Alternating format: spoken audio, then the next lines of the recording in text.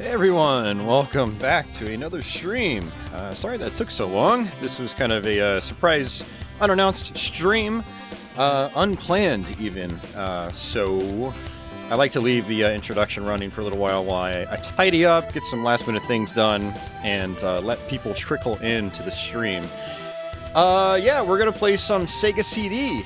We are on my Model 1 Sega CD, which I got actually back in October 2022, and we're actually running that into a Analogue MegaSG, which makes my streaming life much easier. I don't have to deal with RGB cables or anything, or other cables for that matter.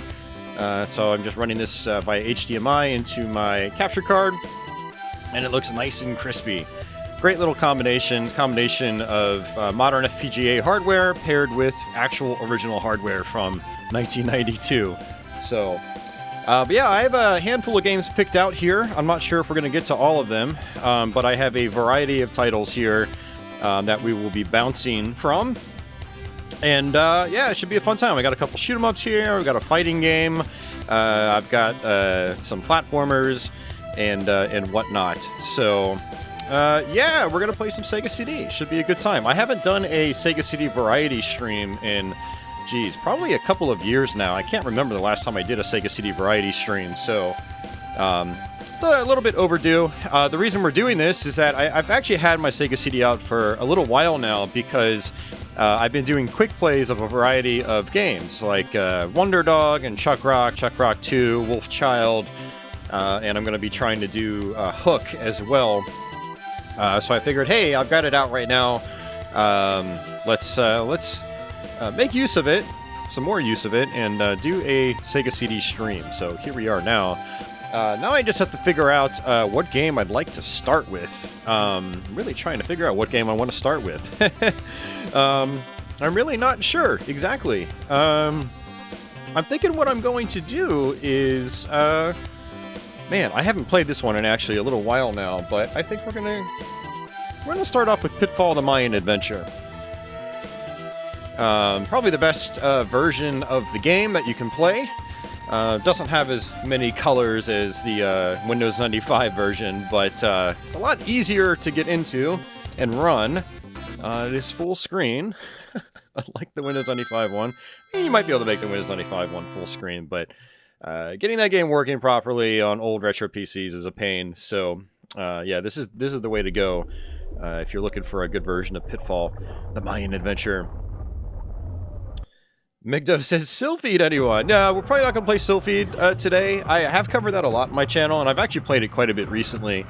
But never say never. I mean, it's always an option. Well, we're going to see how I feel partway through the stream, and figure out what games to play, and see what games I'm in the mood for playing. So, Freddy says, I've heard that Mortal Kombat was pretty good on Sega CD. It is pretty good on Sega CD, yeah. And hey, Black Gift, welcome back. I see Michael, I see Tony, Snoopy Clone, Freddy, Tom, Gotcham, Migdo, Crestline, Juan, and who else do we have out there? We had Aberdeen, we had Ben.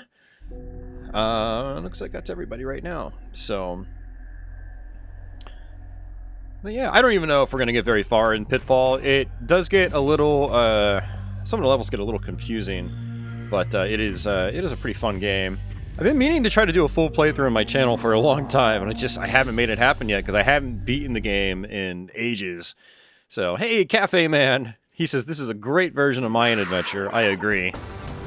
It's the soundtrack. The soundtrack in particular really elevates it past the other versions available. And aside from the Windows 95 version, I think it's the only version with this audio, this CD audio, so it's quite nice. So, all right. So, yeah, Pitfall: The Mayan Adventure. Looks like we press B to jump, we press C to attack, and then we're gonna we tap A to use our rocks and other special weapons. If I remember correctly, I think you have to tap the start button to cycle through your special items. I'm gonna go ahead and just wait for this quicksand here. You can just run and jump over this, but it's safer to just wait for it. Like, jump! Ooh, I almost actually got sucked into it. So, You can also backflip off walls. If you time it just right, you hold like, I want to say it's like diagonally forward. Yeah. Kind of useful here and there. There's a couple items that you can only get if you backflip off a wall. That pickup I just got was a health refill. Your life is actually indicated by the alligator chasing you at the top right-hand portion of the screen. The closer it gets, the wider its mouth opens, and then it eats you when you run out of health. So, kind of a fun health bar. I've heard a lot of people complain about this game being, like, difficult to see what's going on and stuff like that, and I kind of get that, but it's you get used to it. You know, once you learn the level layouts and stuff like that, it's really not that bad to get through. We got these little monkeys on the ground, and we've got these spider webs that spring us around. And there's some health right there. Let's go ahead and grab that, even though I don't think I really need it. I need it a little bit. The alligator moved backwards after I picked it up. Gonna grab some of these items. That's ammunition for my rocks. Your rock is your primary form of attack. You can hold it and charge it. You can also shoot it upwards, too, which is kind of nice. So you do have some control over it. This has a lot of the items from the classic 2600 Pitfall. And they give you points. That's pretty much all they're good for. I don't even think you get extra lives from points in this game. I don't recall getting extra lives from points.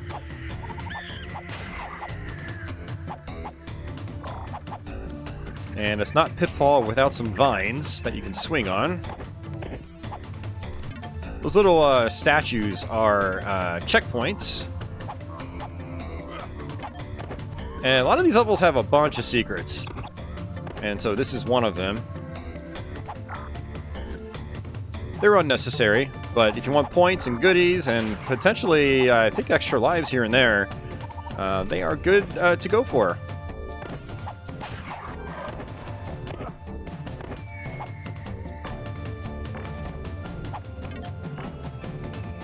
Alright, we're going to be at our boss fight here. Not my favorite kind of boss in this game. It is a... you know, it's like a panther or a tiger or something like that, and it's constantly, or a jaguar, I don't know. Some sort of big cat beast, and it's constantly running at you, and it's very easy to get hit. And if I wanted to, I can actually switch weapons and make my life a little bit easier.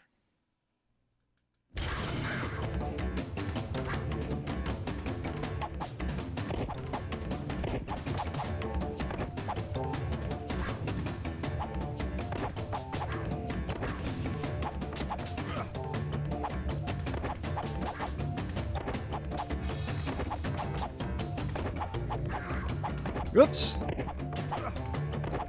Hey, nice. That wasn't too bad. I only took a couple hits.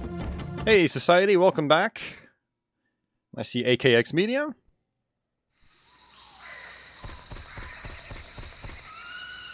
AKX says, reminds me a bit of Earthworm Jim. Well, the animation anyways. Yeah. I think they actually contracted out like a professional animation studio for this game. There was a... I don't remember if it was DF Retro or someone else. Someone else did some kind of retrospective on this game and talked about it.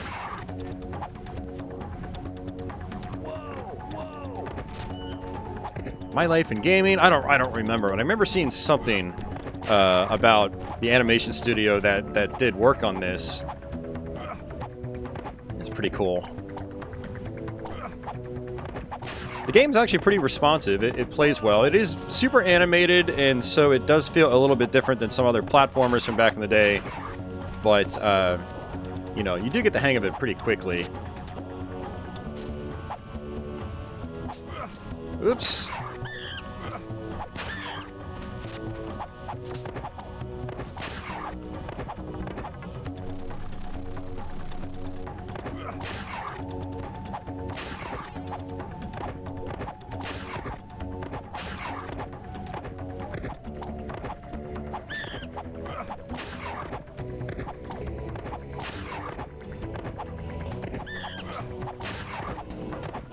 Alright, so you can see the alligator is about to chomp on me.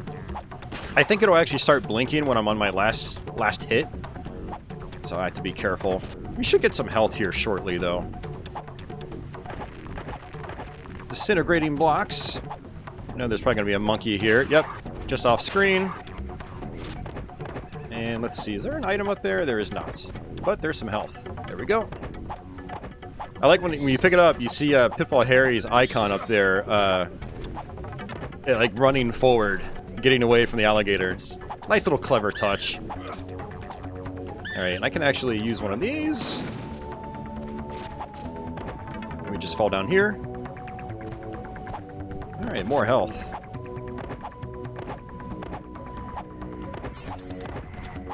Yeah, items hidden everywhere. So you've got this foreground object, or foreground layer. It's actually hiding items, so I jump off the vine and grab them on the way down. Looks like nothing on the left-hand side. It's all on the right-hand side. So definitely lots of room for exploration in this game and just finding goodies. Hey, Timu, welcome back. How are you doing today?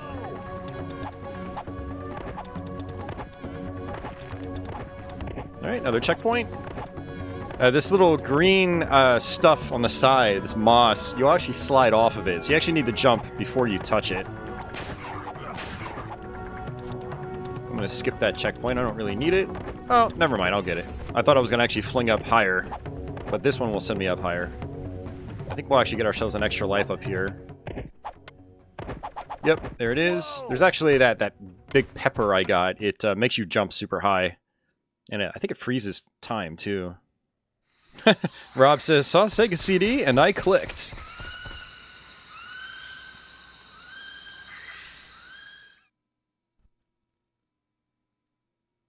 Timo says, I got my first PB in Mega Man X 100% in 2 years this morning. Oh, hell yeah. Congrats, Timo.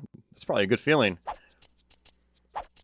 Considering for someone like you who's like a master of that game, like getting PBs probably doesn't happen very often. You've got the run so, like, well fine-tuned.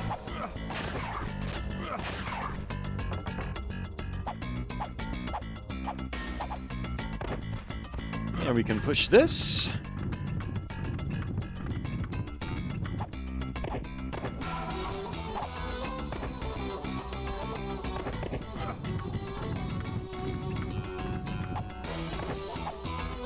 Okay, another checkpoint. I can actually hold back on this to brake, but I'm going to just keep going. Let's go as fast as we can.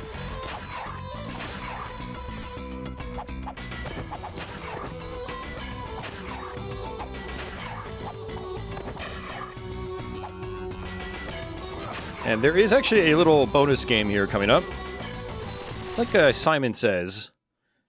You have to memorize the patterns, and if you memorize all of them, I think you'll actually earn yourself an extra life.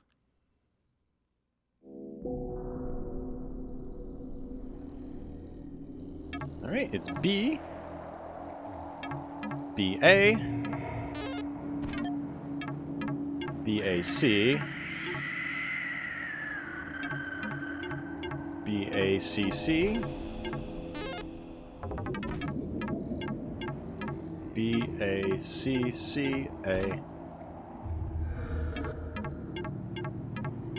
B-A-C-C-A-C,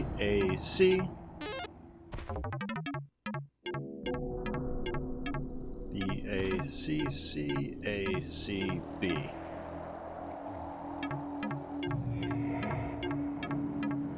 B-A-C-C-A-C-B-A.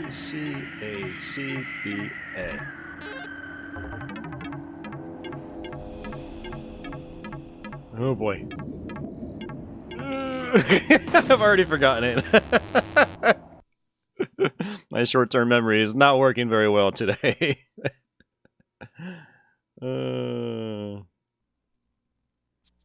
Timu says, I actually kind of like this game, but I play the SNES version, not sure about possible differences. There are a lot of differences. One of the big ones is the resolution is much smaller on the Super Nintendo. So the screen size isn't quite as big. Also, sound effects are quite different, music is very different. This is one of those games I think was actually designed with the Genesis in mind. I think that was like the target platform. I believe so, anyway.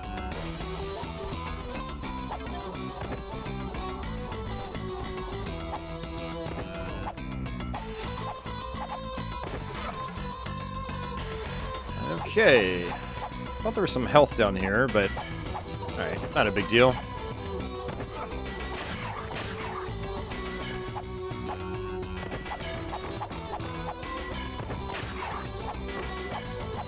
Yeah, just charge up, boom. There we go.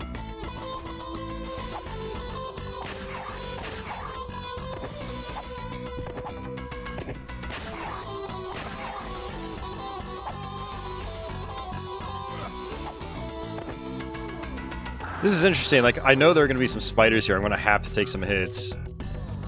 There's not going to be much I can do about it. Yeah. It's okay. But there's some health there, so... Force damage is kind of annoying in games, but if they give you health right where you're going to take damage, then it's not the biggest deal. It would have just been better if the spider wasn't even there.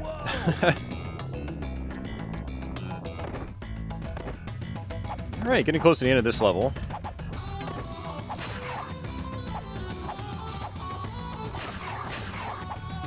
Another checkpoint. We actually have to go to the left, so let's do that.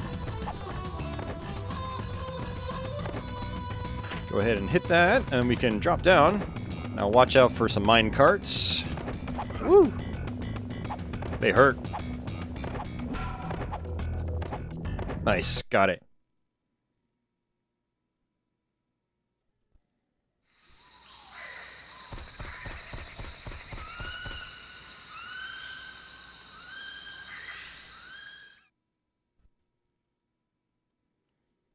Load times aren't too bad in this version. Some Sega CD games did have some questionable load times, but this isn't one of them. Levels are actually really big in this game, so I'm actually almost surprised that it doesn't load more. Alright, so we actually have one of the really fun features here.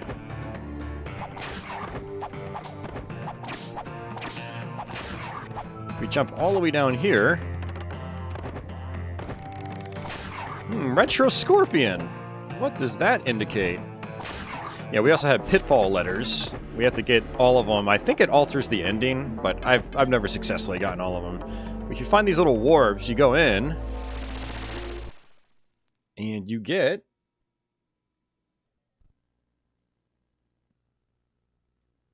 the original 2600 Pitfall.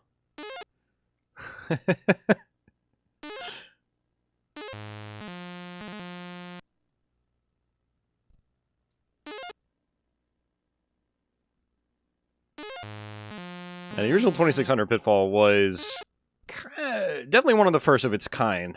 And there are 255-ish screens, I think. Maybe someone like Cafe Man out there can clarify. There's a finite amount of screens, and the idea is to try to get through all of them and get all of the treasures.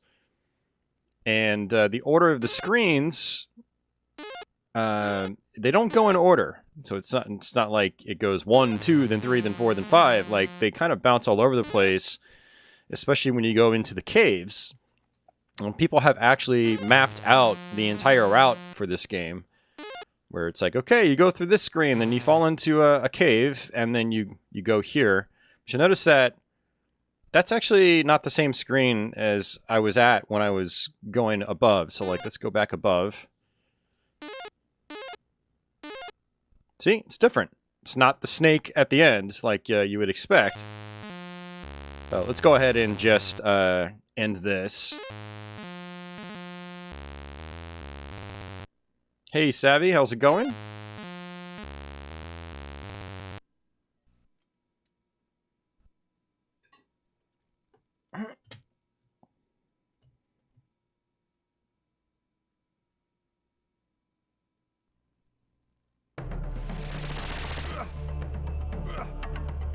Whoa there! I was looking at my phone. It spawned me right on top of the scorpion. I had to check my my phone. My mom had sent me a text message. But okay. So Cafe Man says, I beat her with all treasures, 37 seconds left, 114,000 points. He used a map. Nice. So it is 255 screens on the original Pitfall. Okay, nice, Cafe Man. Now that warp area I went to, there actually are more hidden items behind the warp, but I'm not going to go back to it. It's not really a big deal. Let's continue progressing.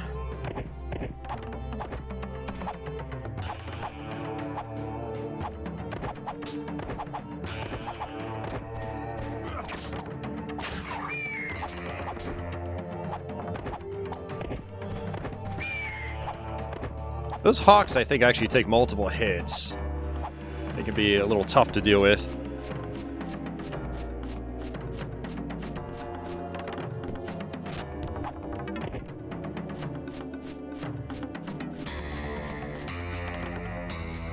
Blackith says, I'm digging the music. Hell yeah. I don't know if I can actually reach that. Doesn't look like I can. I might have to actually hit it from another side, but that's okay.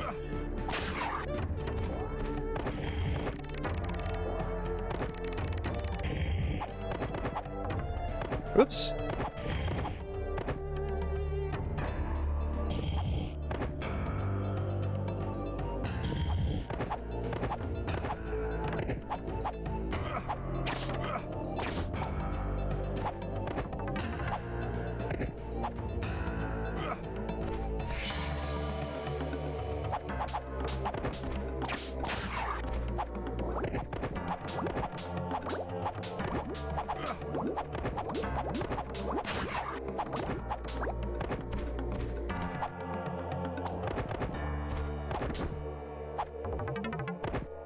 Oops. Bloodsuckers.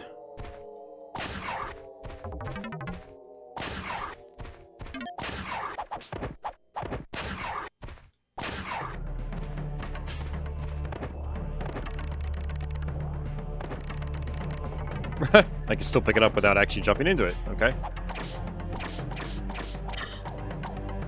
Alright, so these sort of snake robes, you can actually hit them to tame them. But I think they will come back to life. Yeah. And if I hit this, I should open up this door. Yep.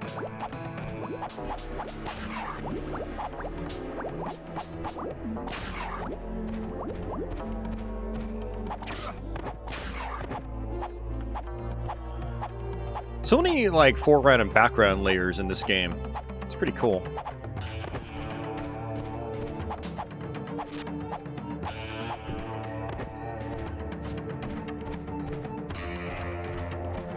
Alright, I'm gonna have to hit a switch for that. I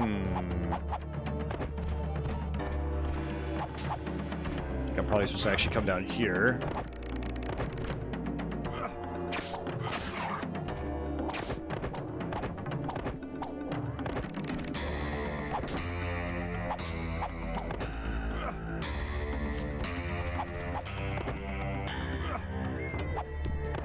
Did I already hit this? I don't know.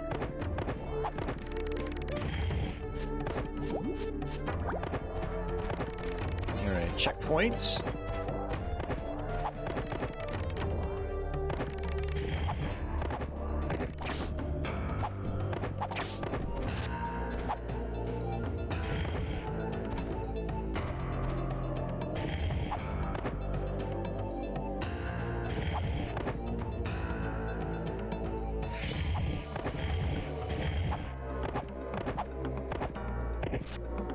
Alright, let's just wait. Jump on the tongues. I'm gonna skip that ring. I don't really feel like I need it. I don't really feel like doing that vertical section over again. Alright, another checkpoint. Looks like I have to go to the left. Yeah, and there was a switch up there I had to hit. Go ahead and smack him. More tongue action.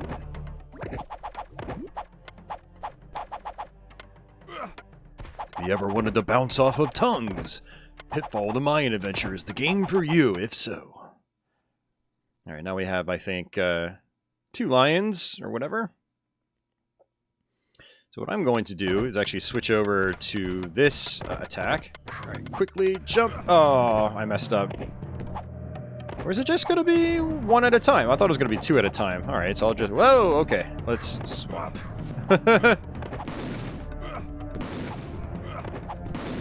Yeah, I wanted to jump up where that one was.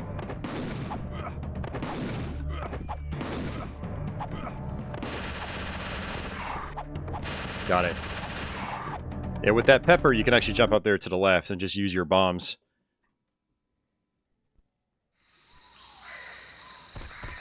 Society says a total of 205 games were released for the Sega CD. He didn't think there was that many. He knows some of them were Sega CD 32X. Yeah, it's only like 5 or 6 Sega CD 32X games. It's not many.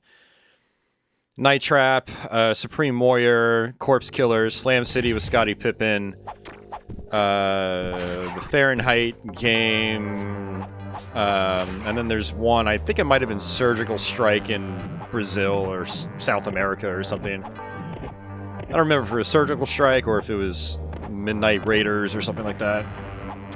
Nice, extra life. Whoa! He says, whoa! I got an extra life!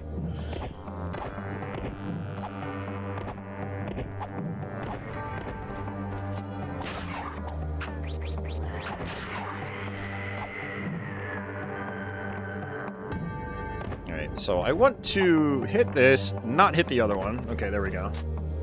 Let's actually go back. Cool. Alright, let's backflip off this wall. Sweet. Yeah, the boomerang's actually pretty good. It like bounces all over the screen. It's really powerful. Oh, you can... Holy crap, I didn't know you could pick it back up and get your ammunition back. Look at that. That is awesome. I just learned something. So normally when you hit an enemy with the boomerang, it disappears and it gets used up, which is, you know, part of the point. You want to do damage to your enemies. But I didn't know if you missed, you could pick it back up. That's really awesome. I love it when games do that. Like TMNT on NES, the first TMNT lets you do that with that game's boomerangs.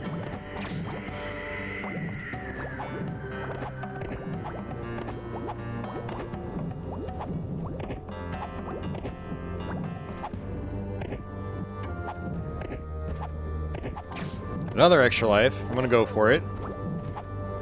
Extra lives are pretty valuable in this game, given that it is a fairly challenging game. The levels are long, there's some leaps of faith. You know, you might end up in endless pits, which there are lots of endless pits.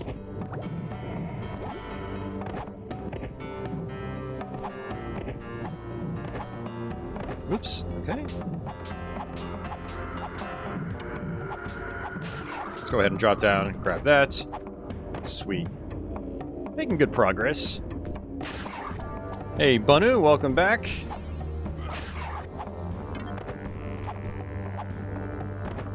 Alright, let's just take our time here. I think we have to... Nope, not jump there, but I can jump into here. Yep, there's a switch. Alright, so I think what happens here is there are actually multiple doors.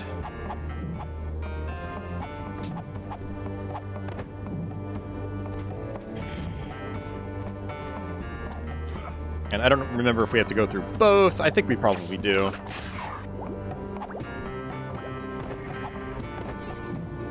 Oh, let's try that again.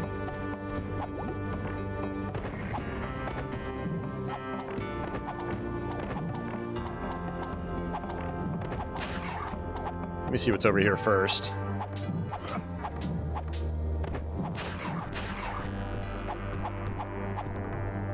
There's probably an endless pit down here. Or some tar. Yeah.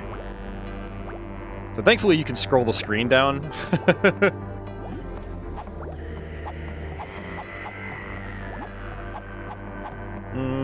I'm not gonna drop down. Let's go all the way up here. I don't trust the drop. Can't see where I'm going, can't see what I'm doing.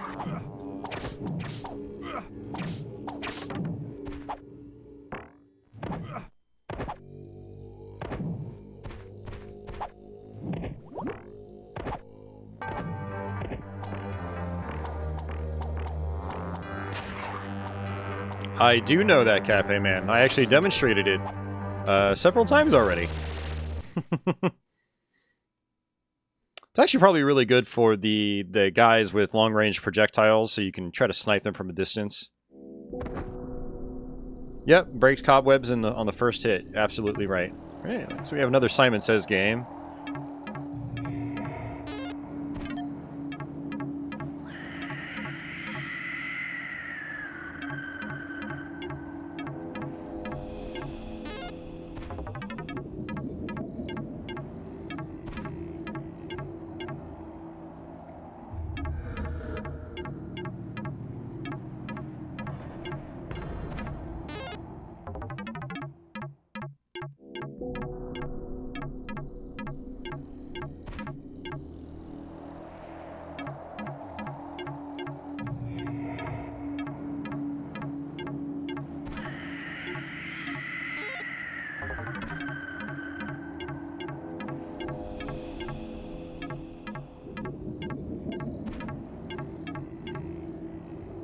Nice, got it. Whoa. So that means we were actually really close to finishing the last one we played. Because if you get the, I guess you get the diamond ring, the next one is the extra life. So yeah, we were really close to the previous one. That was nice. We have 9 lives. I don't think I've had 9 lives in this game in a long time.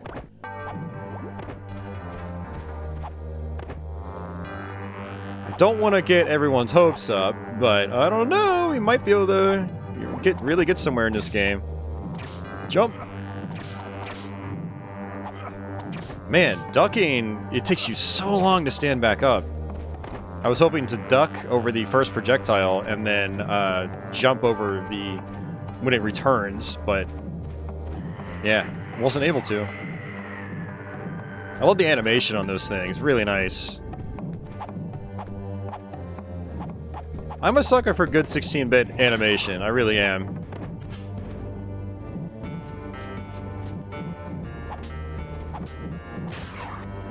One of the keys with this game is taking your time. I think a lot of people try to rush through it, and so they end up just getting hit by, like, everything.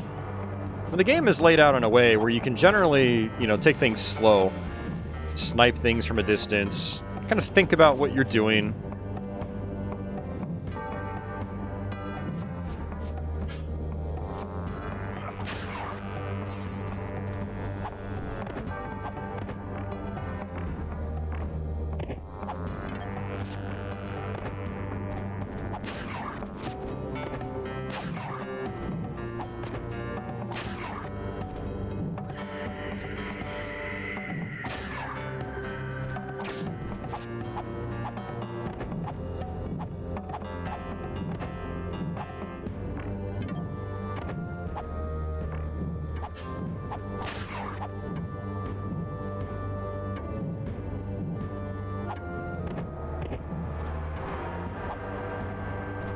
Yep, we're back here again. Actually, this is a different place. It's confusing it for one of the earlier areas I was at. Okay. Yep, flip a switch.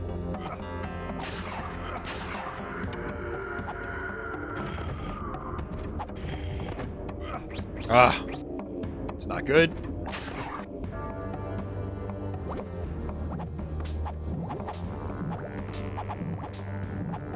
Okay, so I can actually kind of cancel out his attack. That's good.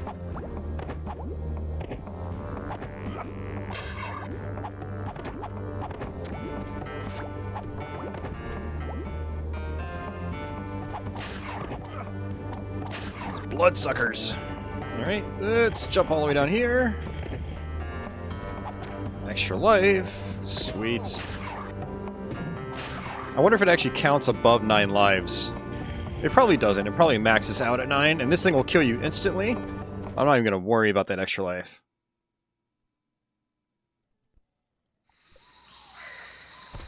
Tony says, that was some really impressive Simon Says playing. Well, thank you. Alright, yeah, making good progress. Now, some of these upcoming levels, though, have a lot of trial and error, and this is kind of where I start to... My runs usually start to go downhill at this point. Actually, this level, if I remember correctly, is not too bad. It's, I think the level after is... One of the levels coming up is like this water level. And Pitfall Harry can't swim, apparently.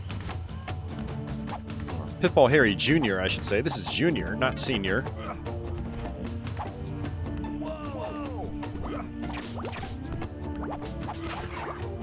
Alright, good. Got a checkpoint, because I'm about to die. Okay, got some health. That's fine.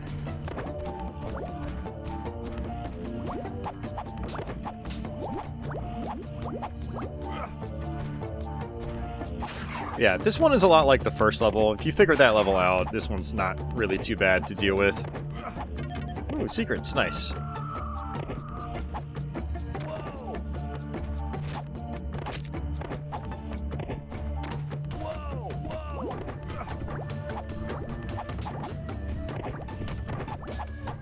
Oh. There we go. Oh, a second one.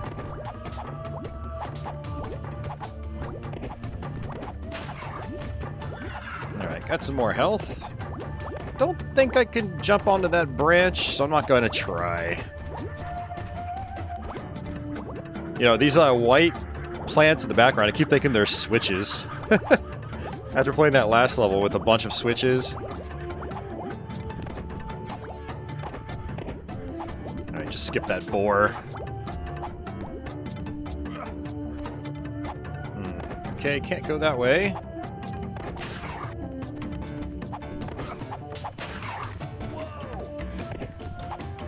This level really likes its boars.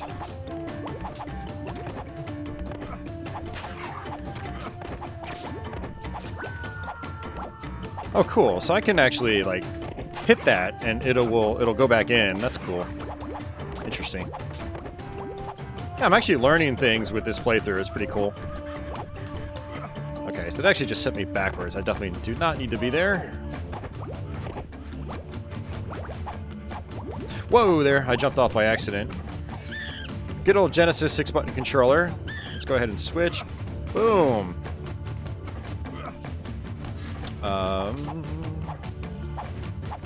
We have to actually go here. This will take us out of this level. Ego asks, what pitfall is this one? This is the Mayan adventure.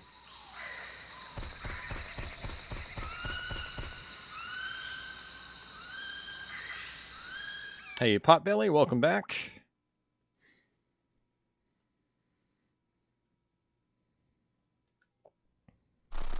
Yeah. Yeah, this is the level I was thinking of. It is, pretty challenging.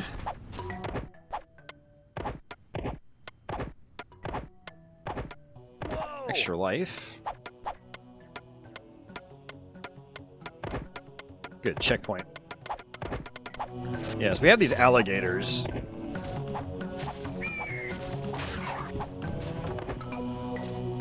Alright, come on, bird, where are you? I guess he's not coming back. Oh, there he is, you bastard. That was cheap. Don't tell me he's gonna keep screwing with me over the course of this level. Ah, died. We haven't died in a while.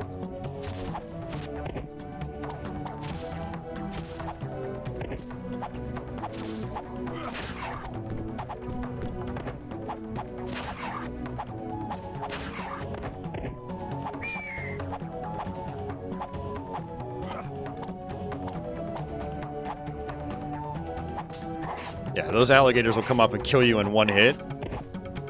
And, splash! And now we also have, alligators we have to jump on, just like classic Pitfall. And it also, I just learned that, it looks like it doesn't... Ooh! I didn't know I was gonna let go like that. So if I make it to the end, I end up letting go, supposedly. I was trying to go for that extra life. But yeah, we just learned that it does not go over 9 lives. 9 lives is the maximum.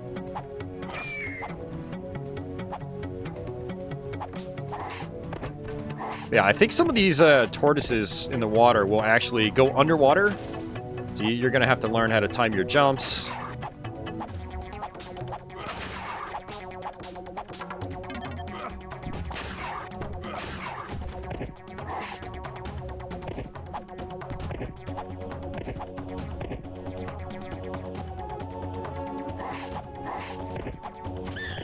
Oh, that's... Okay. Yeah, lots of tricky stuff here. Pepper.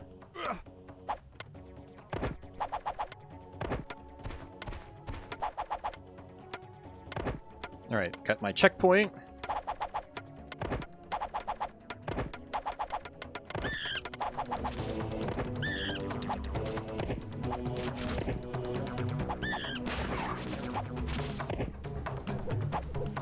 It's supposed to be the end of the level.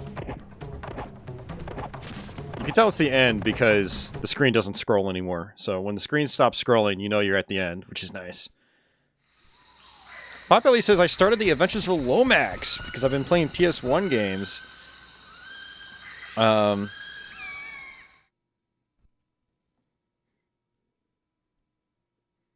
you've been playing PS1 games as they released. Lomax is, I started playing that sometime last year, and I really want to go back and try to finish it. It seemed like a really solid game. Great animation, just really fun platforming. Oh, there.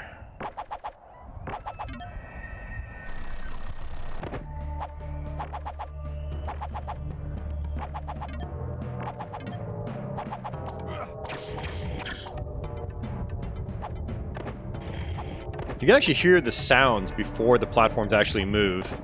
That's your cue.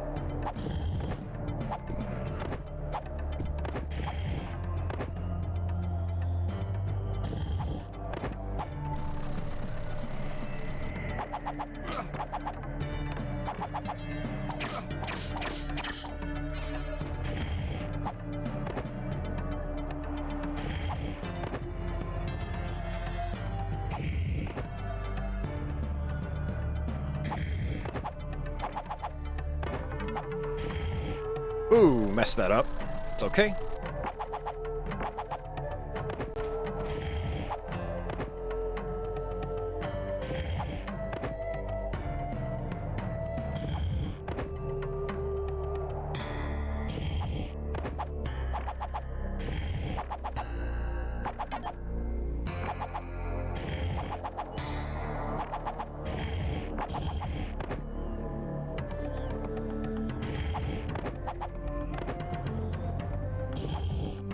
This was Crash Bandicoot before Crash Bandicoot was a thing.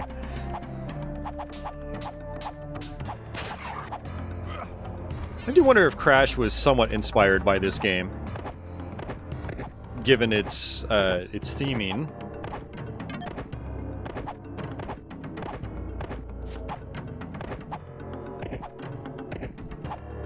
I like how the platforms loop back like behind the foreground, and then they loop back around to the front, the foreground. It's pretty cool. I think I'm gonna skip those goodies, unless there's an extra life up there, but I don't see one.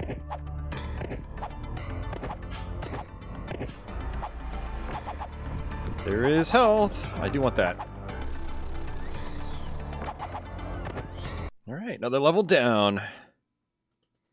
Crestline says, oh, this does have an exclusive level. Yeah, I recall that. I don't know what level is exclusive, because I haven't beaten this game in a long time, so... And some of these late levels are kind of, like, the details are foggy to me. But I have finished this game several times over the years, but not any time recently. I think the farthest I made it was the previous water level. And I do remember these. There's some more dangerous traps in this level.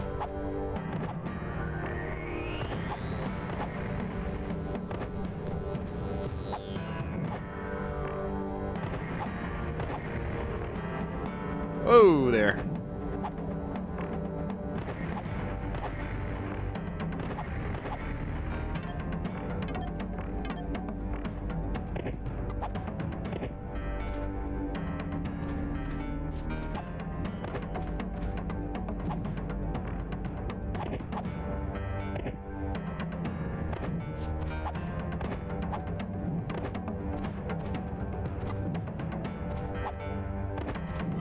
Oof.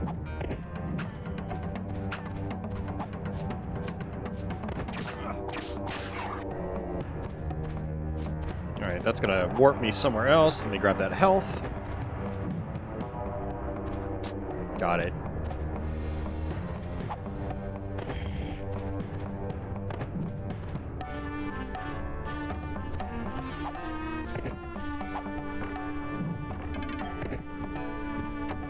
Whew, skip that bat.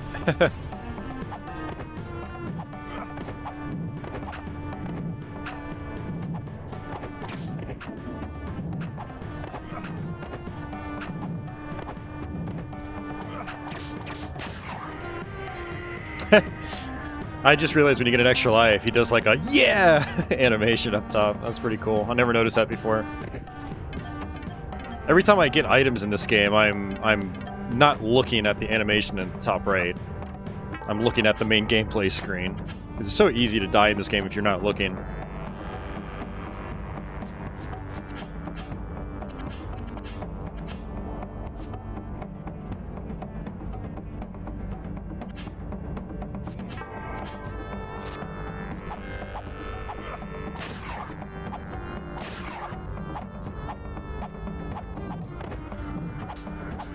Aw.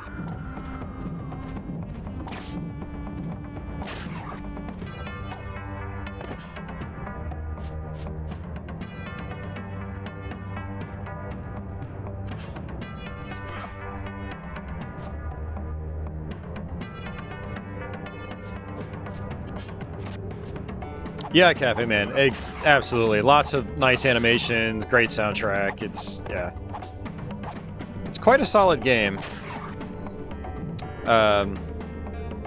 It's one of those I kind of went overlooked on Sega CD for a long time, but I think people are starting to recognize, what a quality title it is. I actually discovered this back in the day just doing my weekly Sega CD buying with my allowance money that my parents would give me for doing chores around the house and stuff like that. This is one of those games I paid, I think, $10 for at, like, Best Buy. I remember buying it one Sunday night and then beating the game like 3 hours later. And I really enjoyed it, and I always went back to it over the years, so I totally mistimed that.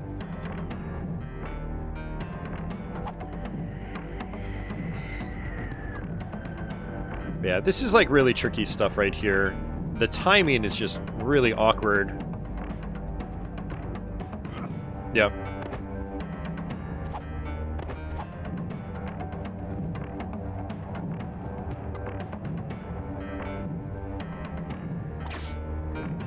Extra life? Got it.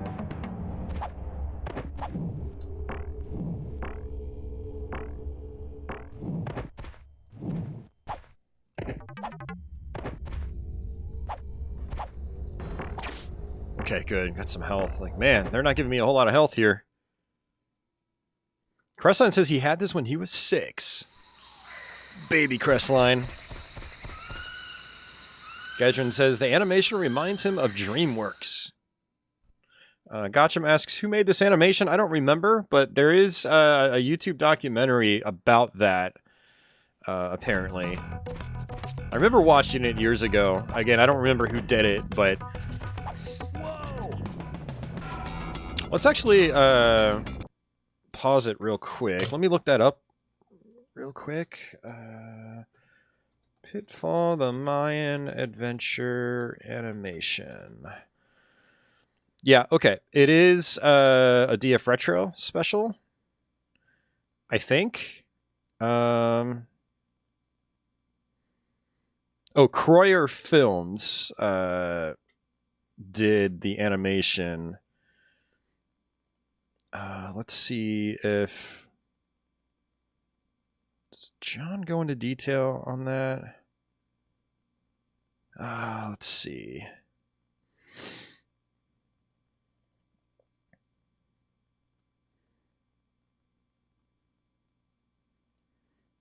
I don't remember if the DF Retro episode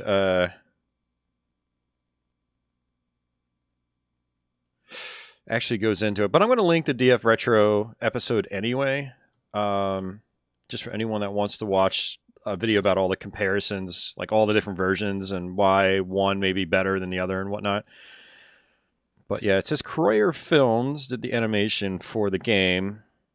I remember there being an actual like YouTube documentary about it. I think they interviewed like one of the main guys and one of the main animators or the owner of that studio or something like that.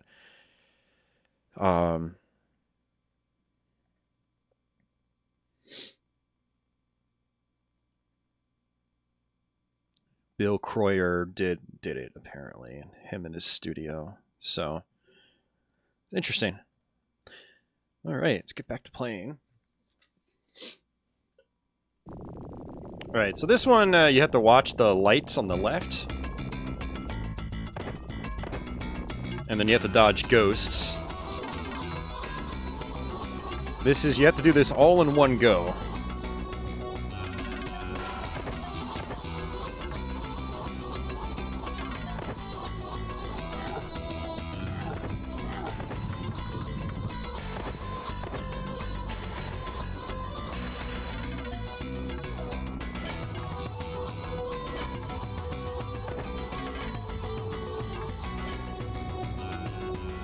This level is a little tough on my aging eyes.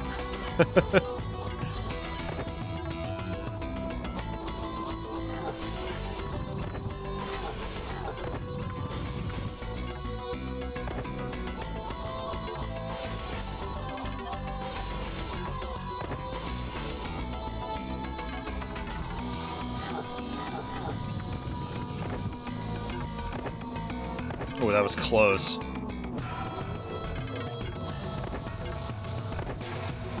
Oh no, I didn't mean to jump.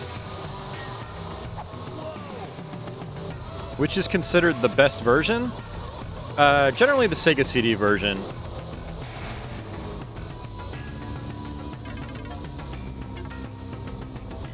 The 32X, Jaguar, and Windows versions have higher color count, so they look a lot more detailed, but they all have various issues that keep them from being as fun.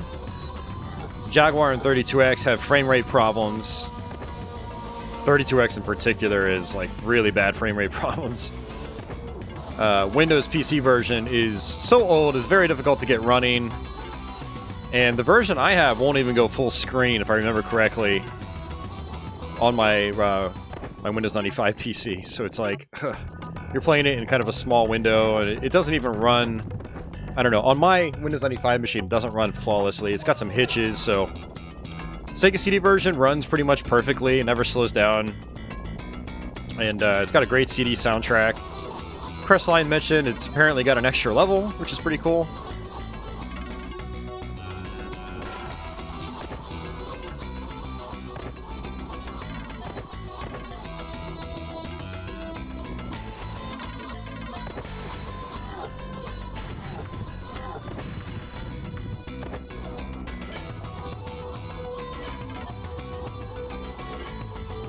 Just realized I can actually move backwards, and I realized I can do that.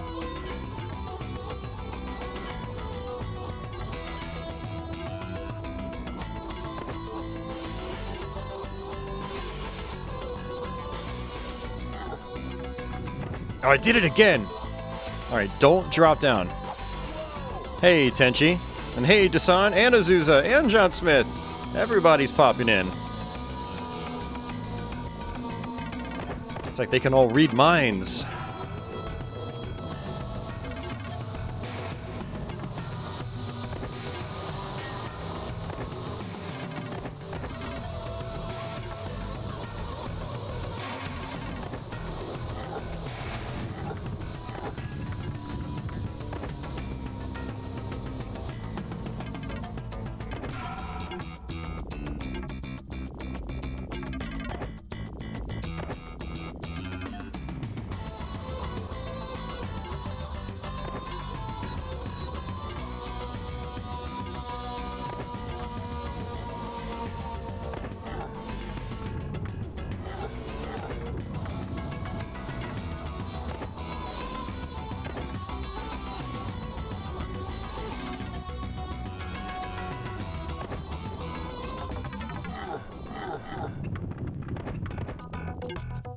Ugh!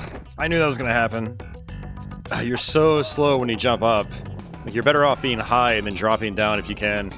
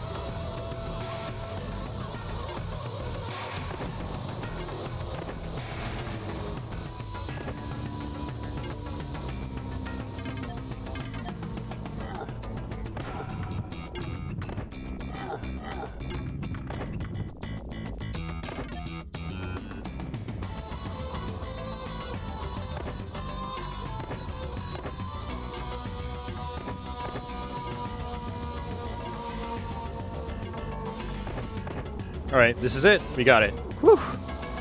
That is a long section. Man. It should give me like 10 extra lives for that. Man.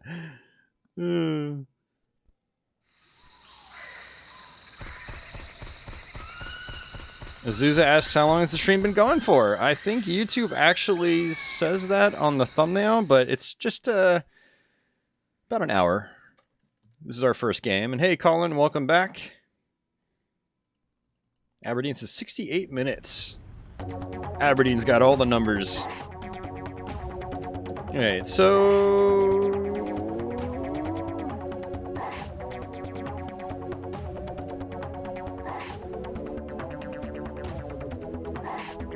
Population is 32x basically can't do 60 FPS in 2D games no matter what unless it's just a background layer. Yeah, I don't know about that. I mean, Knuckles Chaotix is 60 FPS. But it's primarily using the 32x for the sprites. Yeah, I mean, I guess it just depends on how it's used. Homebrew devs trying to do it recently is just impossible. Yeah, I'd have to look more into that.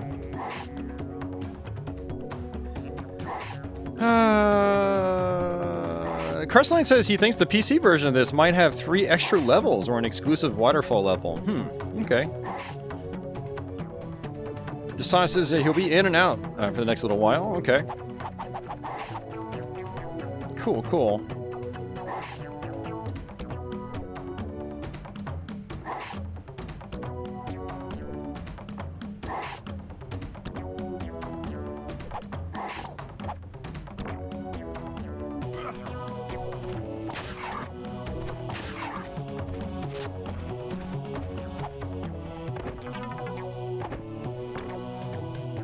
Oh, there.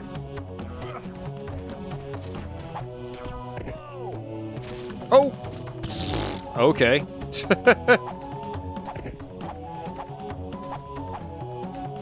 Okay. Trial and error.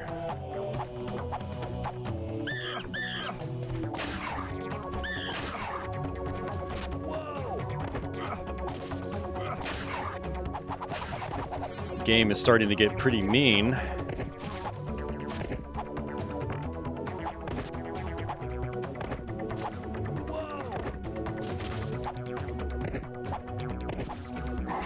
Okay.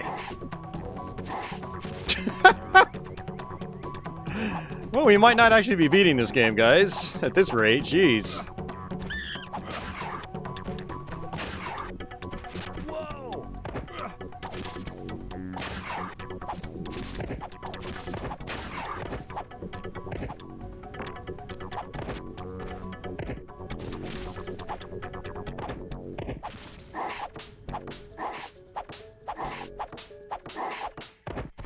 Ah, that is scary. Alright, let's scroll this down.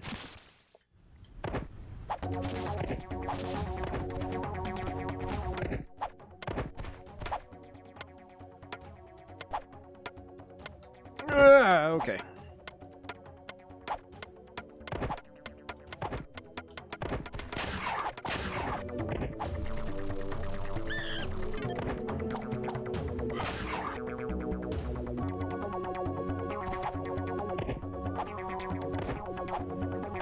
See, now I'm scared to even do anything. I'm trying to take my time.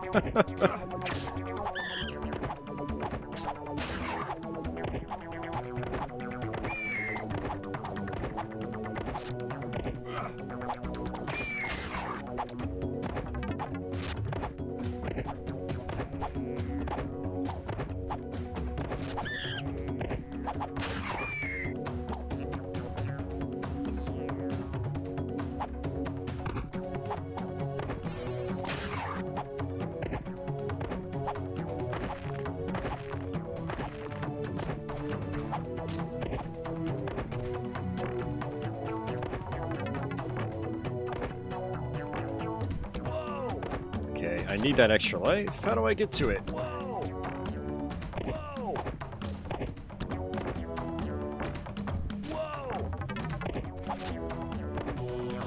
Maybe Maybe like this? No, not like that. Okay.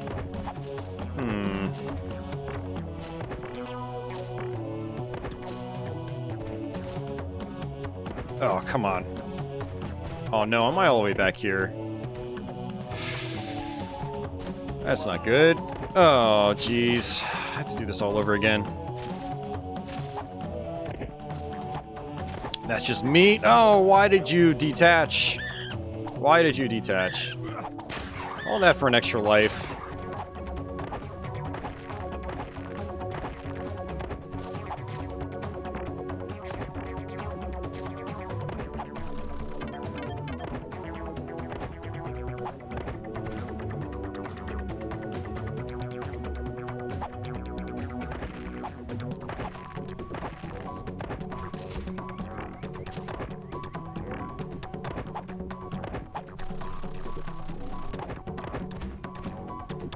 Okay, I guess run and jump this way. Wow. I still hit that guy. Interesting. Whew. Not gonna lie, I don't like this level very much. Whoa. Oh. This level is just mean.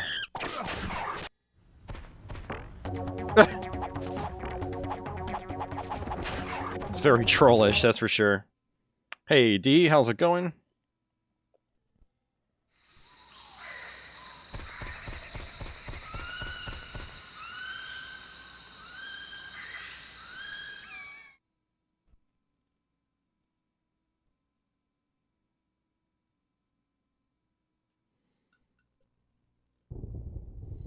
All right. Did I mention this is a long game? Oh, I think we are getting moderately close to the end.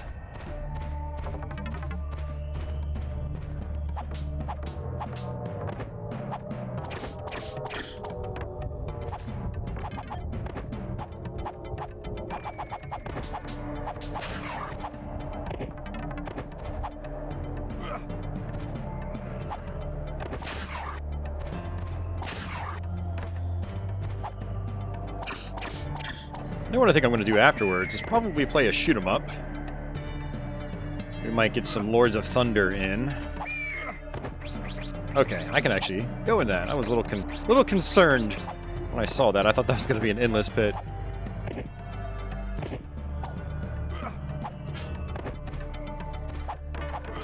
Oops. Did not mean to land on top of that guy. Yeah, now you have to be careful with some of these pots.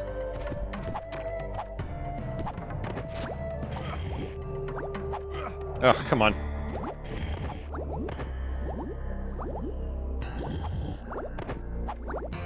Crestline, was that the exclusive level that we just played?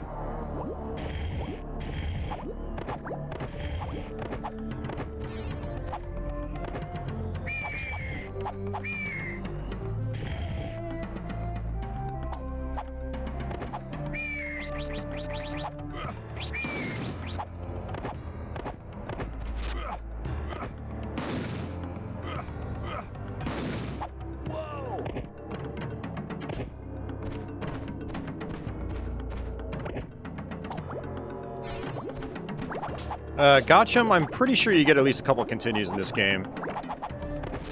I recall something where Pitfall Harry is like looking at a sign with a torch, if I remember correctly. We have 3 lives, so we're still doing okay. It's not the end of the world. The run is not over. Not yet. Pressline says this should be the second to last level. Okay, cool. Well, we're gonna push forward. I mean, if I can beat the game on stream here, that would be awesome. Since I've never actually done a full playthrough of this on my channel.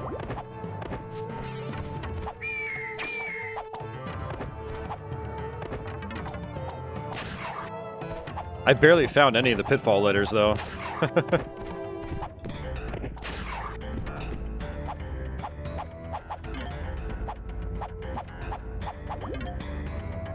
You know, they should really re-release this game. bring the Windows version to modern systems, you know, with the high color count and all that good stuff. I don't think I can actually get up there.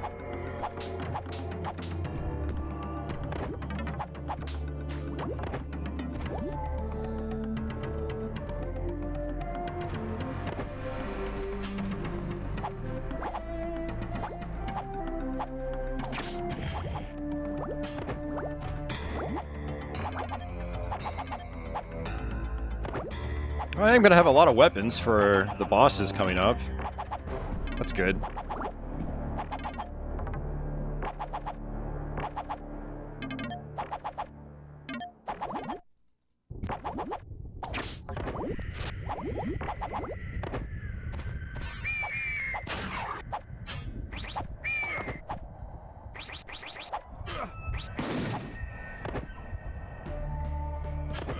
Oh, that was cheap.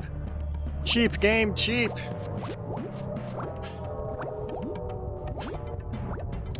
Crestline says, yeah, the last level you played was an exclusive, as well as the second temple levels. Okay, those might also be in the PC version as well. Gotcha. Thanks for the clarification, Crestline. Because I so rarely get this far in the game, I have no idea what's exclusive or not. And also, this is the primary version I've always played. Like, I've beaten the Jaguar version a couple times, but I've mainly just played this version, so this is just what I'm used to.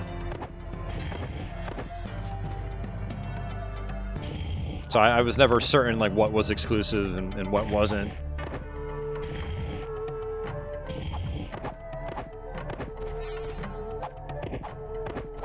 Whoa! Getting lives, guys.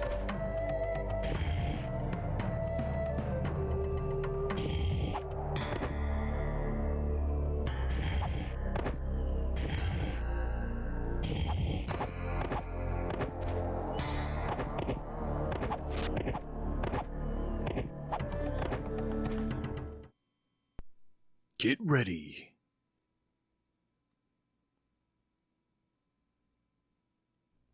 Fight. Round one. Fight. I think this guy actually turns into a big dude, yeah. Just like that.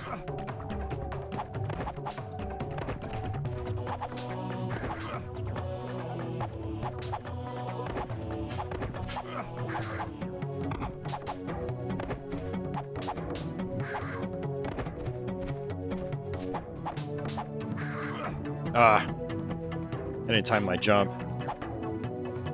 Any games I have discovered through these variety streams? I mean, yeah, always Azusa. I mean, it's kind of how things happen. Not as much on my YouTube streams, because I generally try to play games I'm already comfortable with on YouTube. But yeah, I've discovered a lot of games through streaming in general.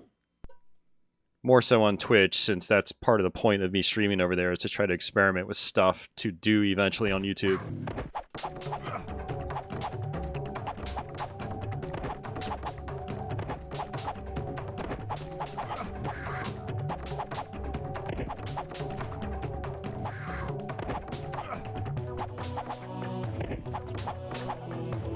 Oh.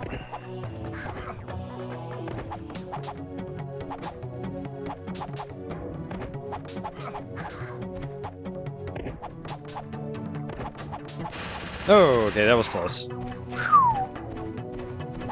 Hey, Mike. Turn my speakers on. Oh, sorry, I was too late. Sorry, Mike.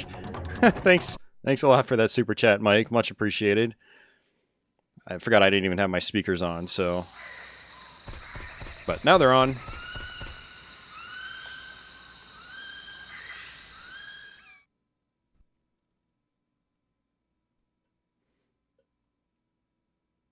Gold bars and crocodiles.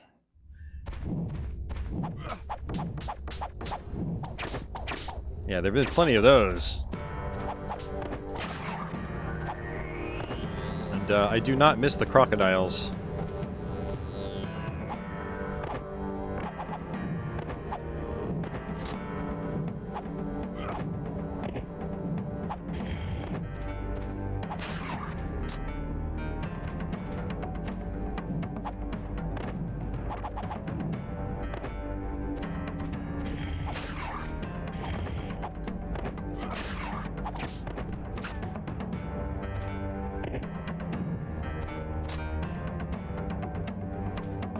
Hey Mario, welcome back.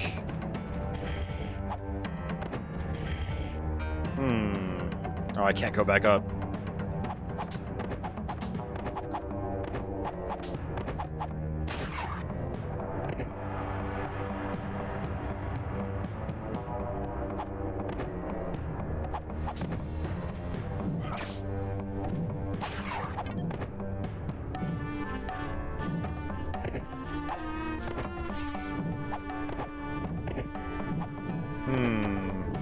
Alright, just go with it.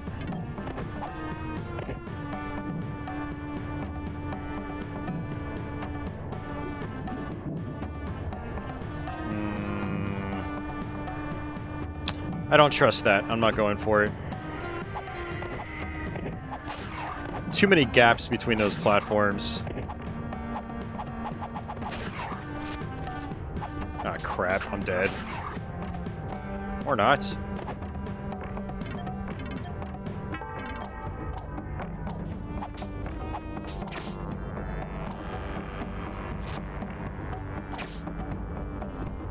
Okay, there we go. Woo! Society says, I saw that they released Cadillacs and dinosaurs for the Sega CD, then read further that it was just a subpar rail shooter. Yeah, it's not great. Oh, that's not good.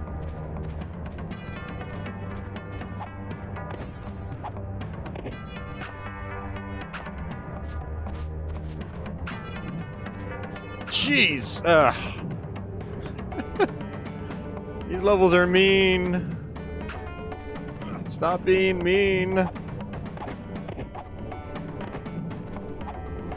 Oof, jeez. You're a little too mean. Especially for this late in the game. It's like, I've been playing for a while now.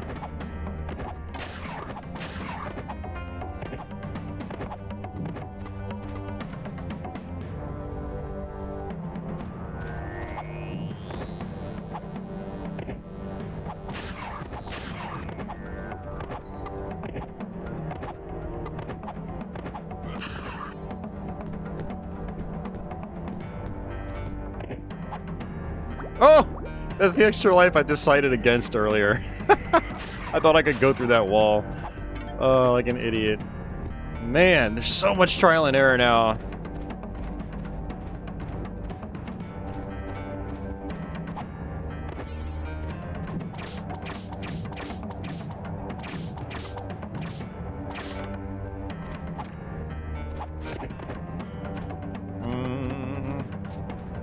It's just to go this way. But I don't see anywhere I can actually go. I guess they just want me to hit that switch. Oh, come on.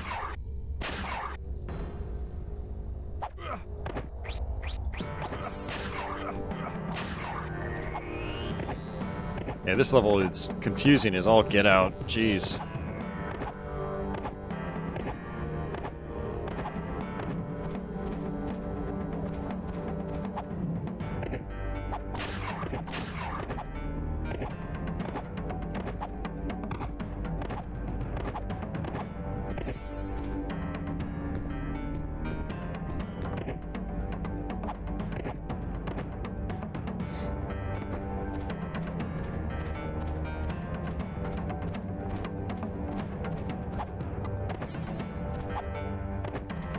Wonder if it's gonna respawn. Let's see.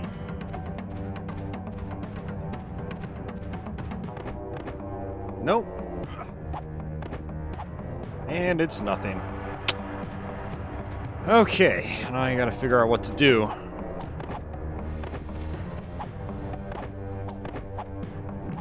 Oh, okay. Had a feeling it was something like that. Hidden spring.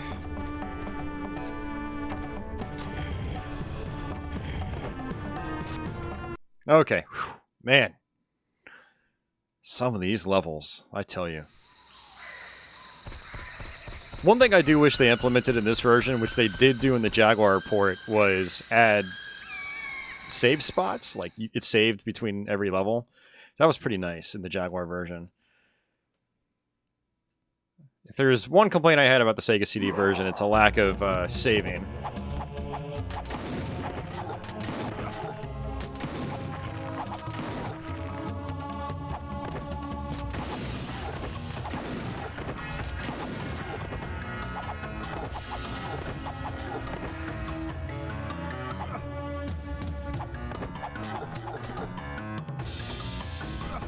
He just sucks me in.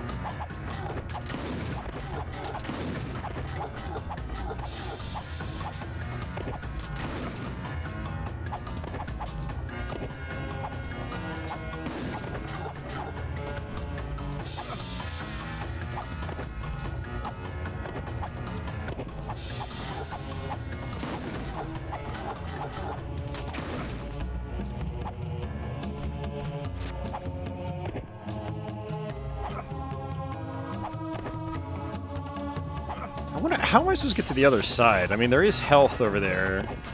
And the tongue thing doesn't come out.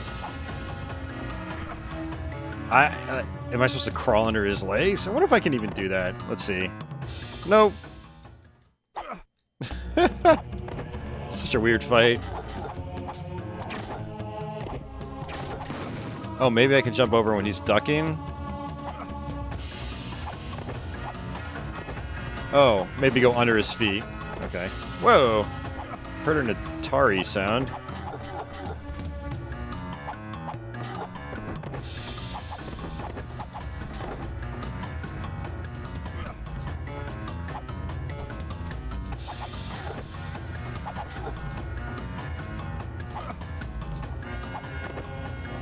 Ugh.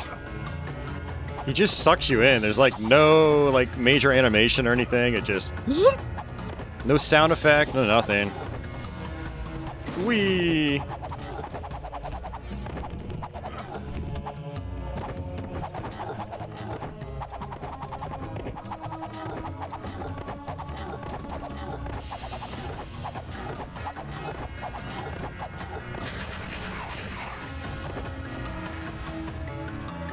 Okay.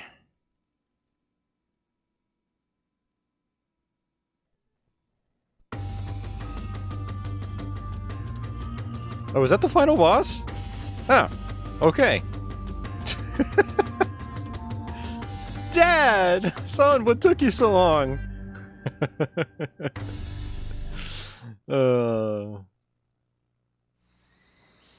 One of the best endings.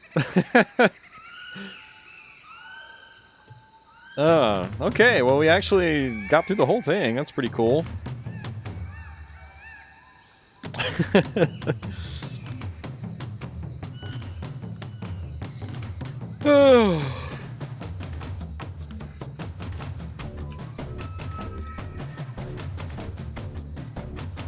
The end. Thanks for the GGs, guys.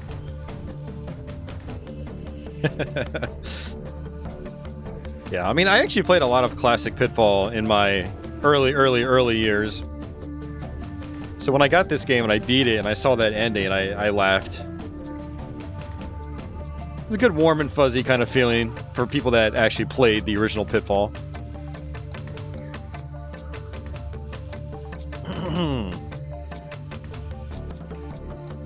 Cafe Man says, if you get all the Pitfall letters, it's the same screen with the congrats. That's it? Wow. Okay. I'm kind of glad I never bothered to try to do that. I am curious where all the letters are, though. Like, they're clearly very well hidden.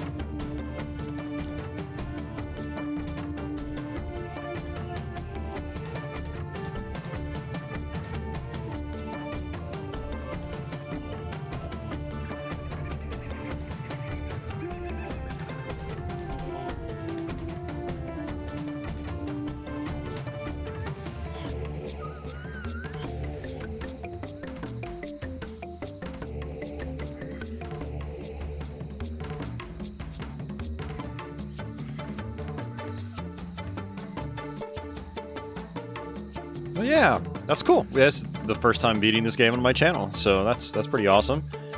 Good way to start the stream. It took us an hour and a half, almost. An hour, I'd say probably an hour and 20. We probably started actually playing about 20 minutes in.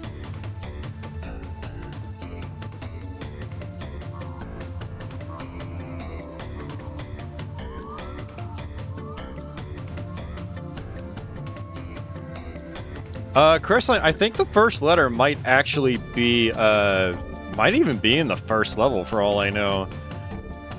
Or the first waterfall level, because I had the I, which is the second letter. It seems like you get the letters in order for what it looks like. Or did I get that in the, maybe I got the I in the Lost City you're talking about. I think that's like near where the warp is, now that I think about it. Yeah, original animation by Kroyer Films.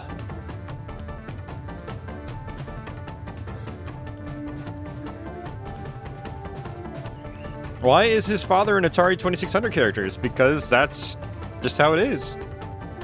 Pitfall originated on the Atari 2600. That's the joke. It's meant to be funny. Cafe Man asks, have you played Pitfall: The Lost Expedition? I have not. No. I remember when that came out, but I never heard much about it. Cafe Man asks, or says, I enjoyed that one too. Okay. If I ever see that cheap, I might have to check it out.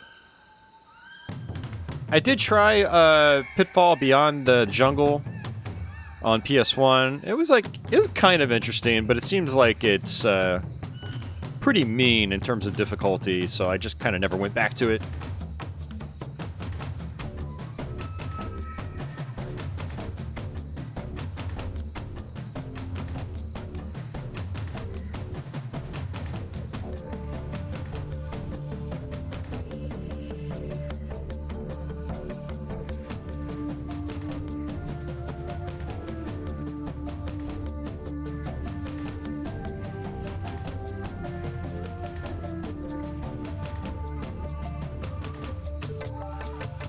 Sound de low, Media Lads.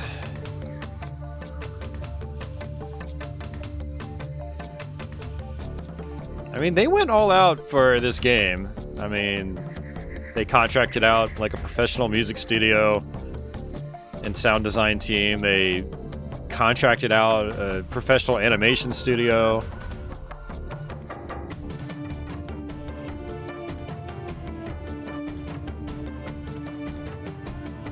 Chrysalis did a lot of stuff.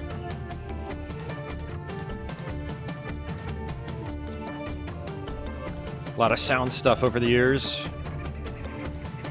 It's a big project.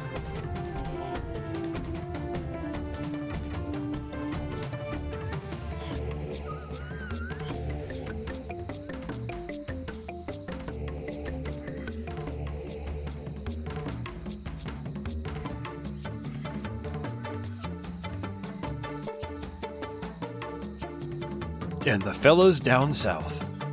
I don't know who the fellas down south are. They must be some good fellas. To be continued. I wish. It would have been cool if they made like a 2D sequel on the PlayStation. That would have been sweet. Alright, let's actually hit reset.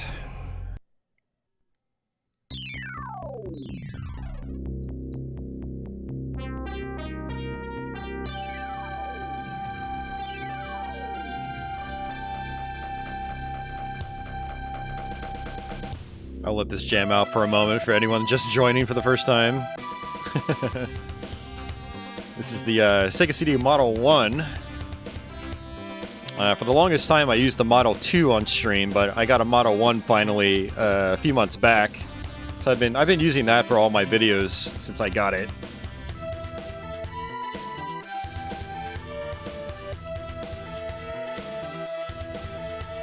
It's got a different music theme. It's also got different, like, bouncy animations. It's kind of cool how the different models actually have different patterns here It's pretty neat. Basically, the screen is showing off the sound hardware capabilities as well as the scaling capabilities.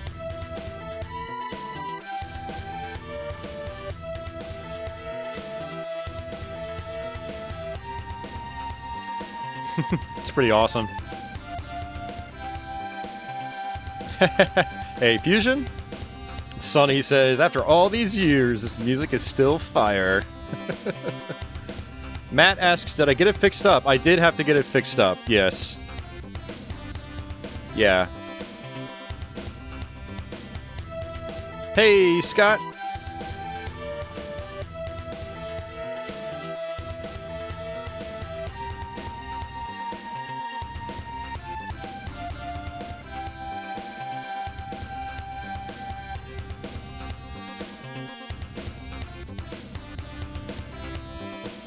For anybody wondering, this is actually what the CD player screen looks like. It's quite different from the Model 2 CD player screen. Which actually surprised me. I assumed it would have had the same player screen, but apparently not. You click CD-ROM, and we will go to the game. So we're going to play some Lords of Thunder. We will do a run through this. This shouldn't be too difficult. I actually did a playthrough of this just, like, I think last week. Just for fun, on my own time.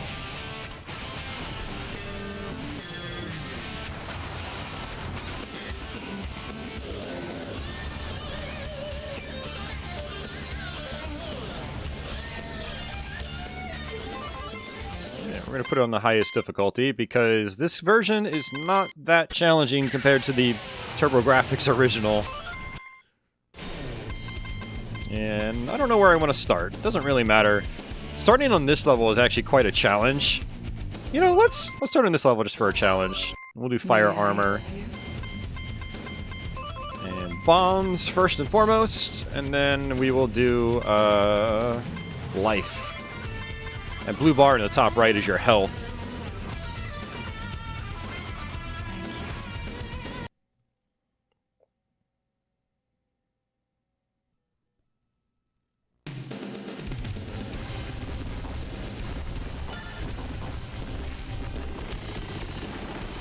Now this is a shoot 'em up.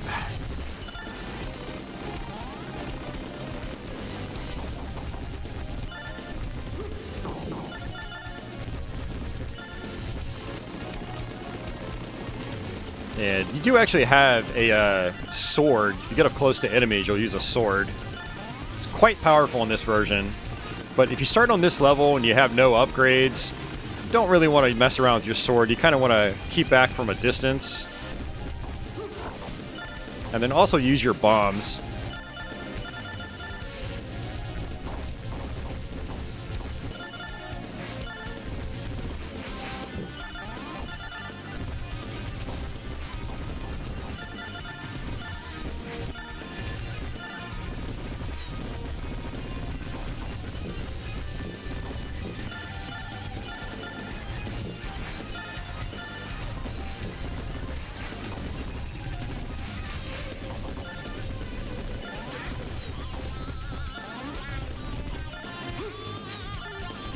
Every time I take a hit, I lose weapon energy, so I'm not upgrading my weapon.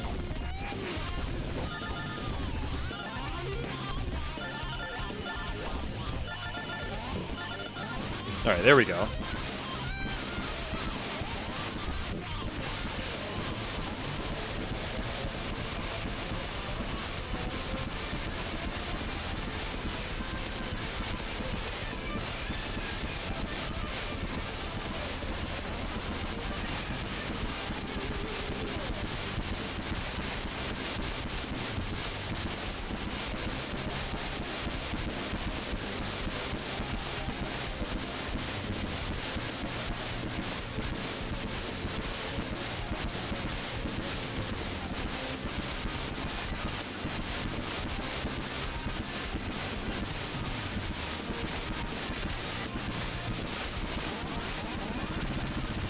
Alright, now we're in business.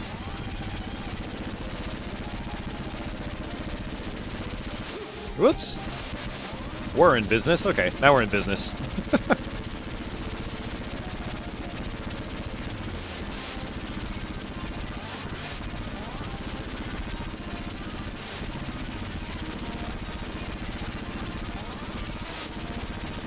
And we're close to the boss fight. So by picking up all these little, you know, blue and red crystals, we get to buy stuff in between levels. So once you get, you know, somewhat upgraded in one level, and you get to the end, you beat the boss, you come out with money, you should be able to stay upgraded for the rest of the game. But that first level can be kind of the hardest when you first start playing this game.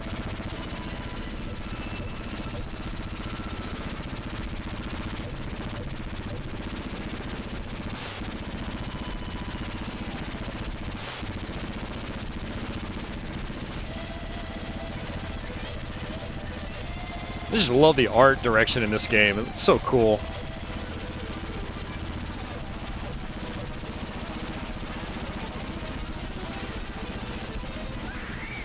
There we go. Thanks, Aberdeen. Yeah, the last time I played this game, I started with that level with a different weapon, but it's a way of challenging yourself in the beginning. Go with wind armor here. Yeah, but now we can actually buy a shield, so I will do that. Always want to buy bombs.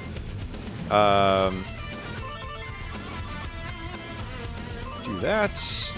And that's pretty much it. Have I ever beaten Android Assault? Yes, many times. Yeah, Android Assault is a game I used to play a lot. I discovered that one back in the 90s, along with Lords of Thunder. I bought them both around the same time.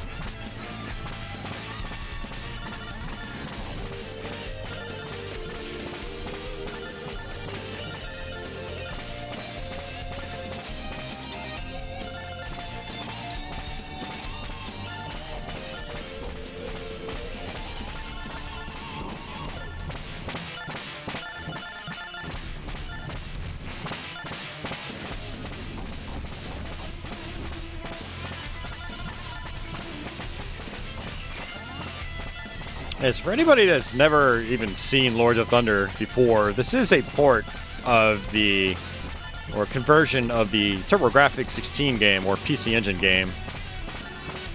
And there are quite a few differences. The core level layouts are roughly the same, but your weapons don't do as much damage on the Turbo version. There are some different transitions between areas in this game, in this version. Sound effects are quite different.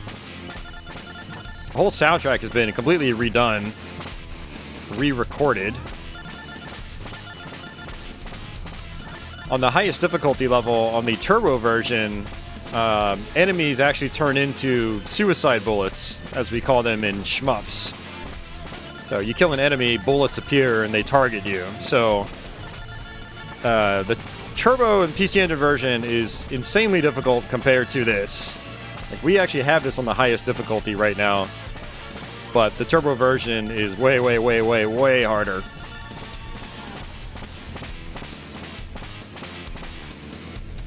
Being able to beat that version is actually pretty impressive in my eyes. This one, not so much. But this is still a super fun game. Doesn't really matter which version you play if you just want a good time. Hey, Dasan, welcome back. Yeah, just in time for a good one.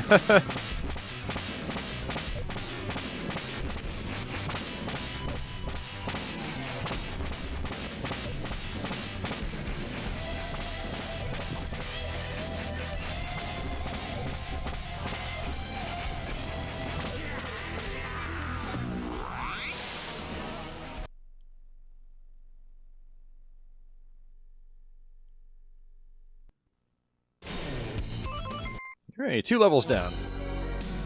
I am going to go for this weapon here. Yeah, why not? May I help you? Yes, you may help me. And I don't really need anything else. I've got 2,000. Let's go for a elixir. It revives me if I die. I don't normally have enough money for both a shield and an elixir.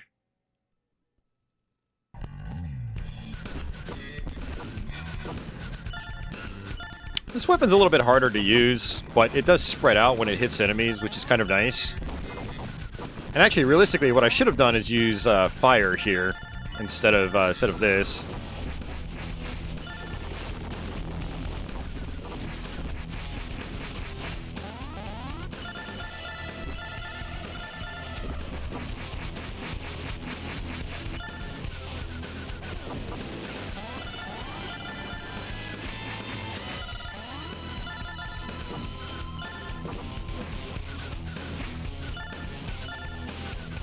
Yeah, so like this part in the TurboGrafx version, it's actually completely black on the other side of the waterfall, and the screen fades in. It's a really nice effect that is completely missing in the Sega CD version.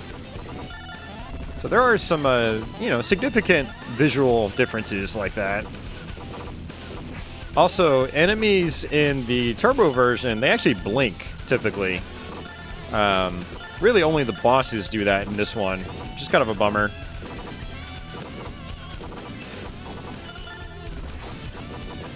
I like it when enemies blink, and shooters in particular, because it lets you know that you're actually doing something. Yeah, it's a good visual indicator. Oh yeah, look at that quality slowdown. There are a lot of objects on screen, though. This game tosses around a ton of stuff, so can't complain too much.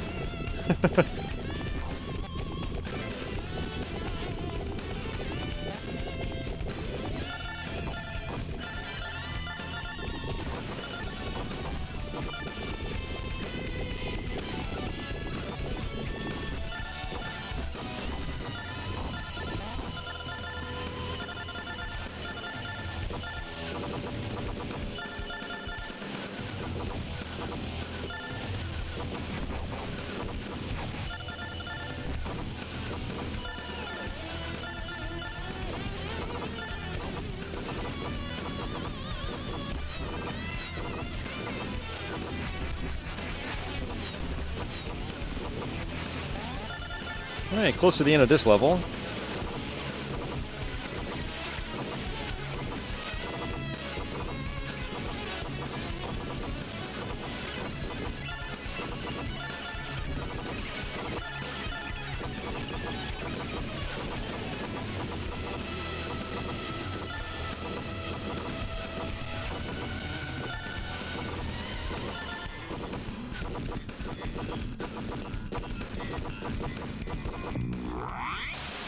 Alright, boss time.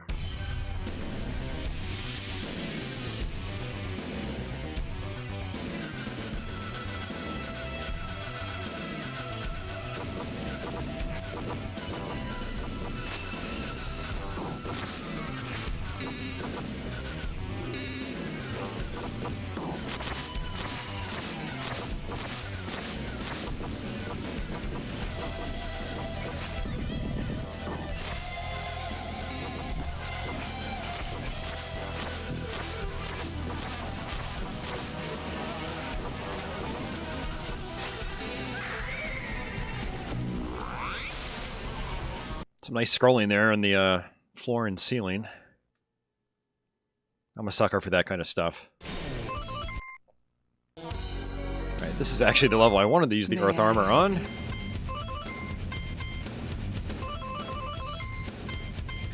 Alright, there we go.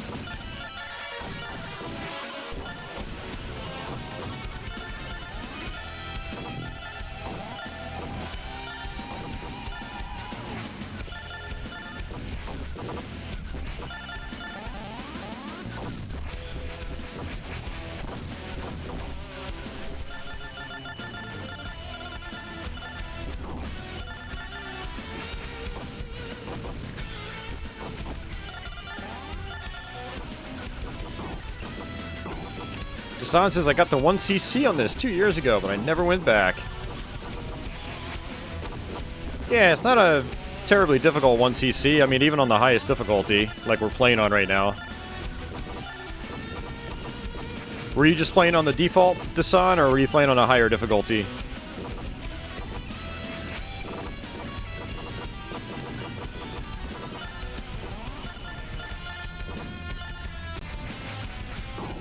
Yeah, this is one of those shooters where, like, I just play it because I just think it's fun. Like, I don't really think about, like, oh, this is like a, you know, significant challenge or anything like that. It's just a good time. I think all the levels are really well designed. And, you know, they're quite varied in terms of the obstacles you have to deal with. The soundtrack is killer.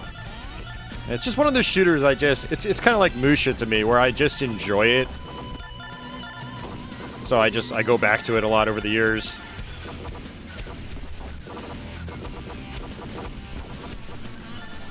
You do think you cranked it up to hard after beating it on normal? Okay, I would say go back to it and just skip hard and just go straight to super. I mean, as you can see, it's not that difficult. I mean, for someone like you who's experienced with shmups, like it'll be nothing. So.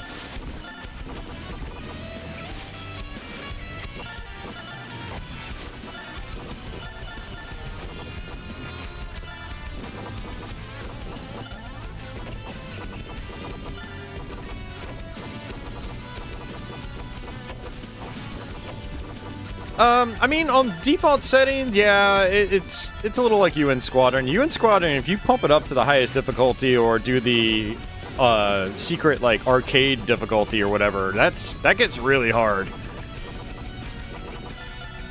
But yeah, if we're talking, like, default difficulties, this is a similar level of difficulty. Though I will say, this doesn't have a major difficulty spike like UN Squadron does. Like, that second-to-last cave in UN Squadron is pretty brutal. That's a major difficulty spike. This doesn't really have anything like that. The last level in this game is definitely the most challenging, but it's still not that far above and beyond like the rest of the game. At least in this version. In the TurboGrafx version, it is different. It is a lot more challenging. Ooh, that was fast.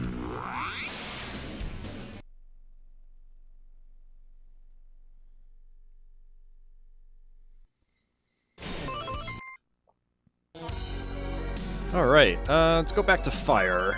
May I help you?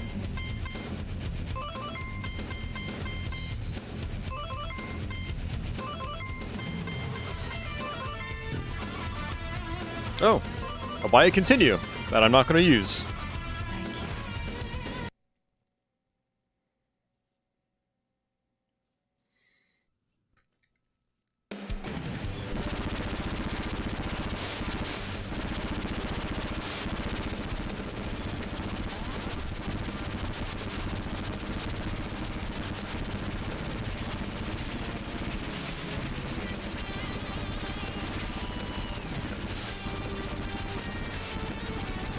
Thank you.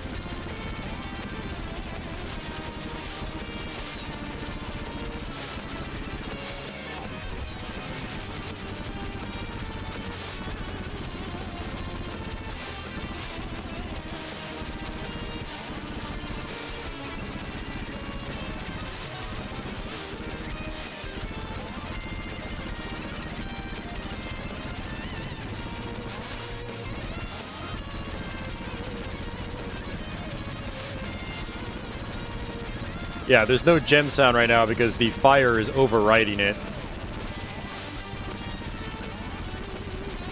Society had mentioned there's no gem sound.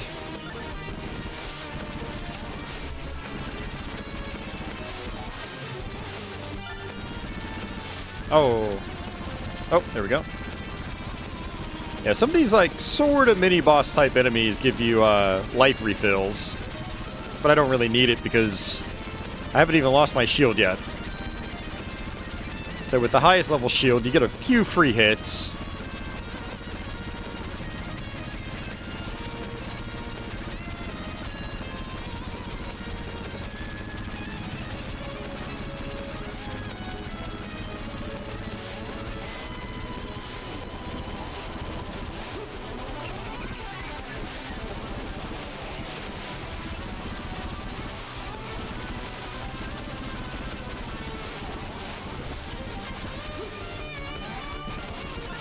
And there we go, I've lost my shield.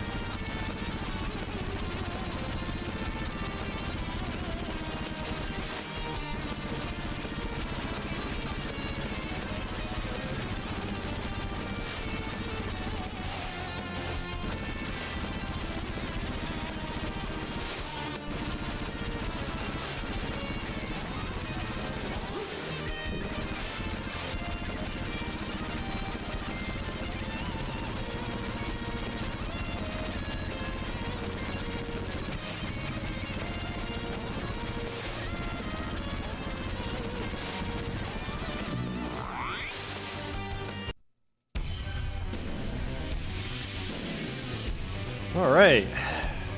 This guy's got a couple of tentacle arms you can try to destroy, and then you want to hit his core in the middle.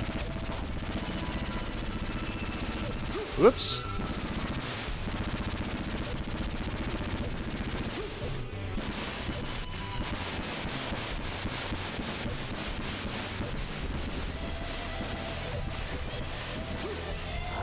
Alright, just gonna use my bomb. Not having a very good fight here.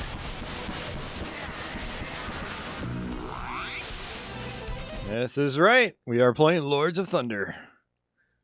Welcome to the stream, Leafo.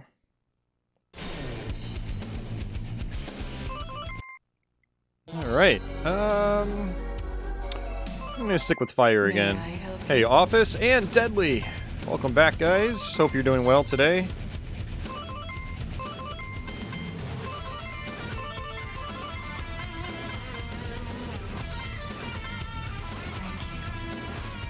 Alright, this is our second to last level, then we're at the final stage.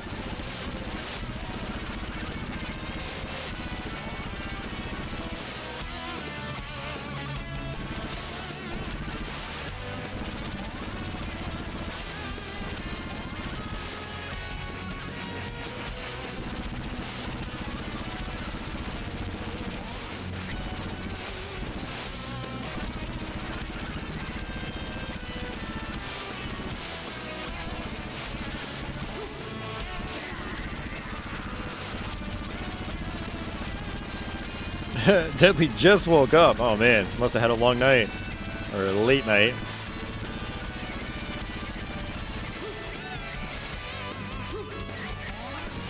Okay, that was sloppy.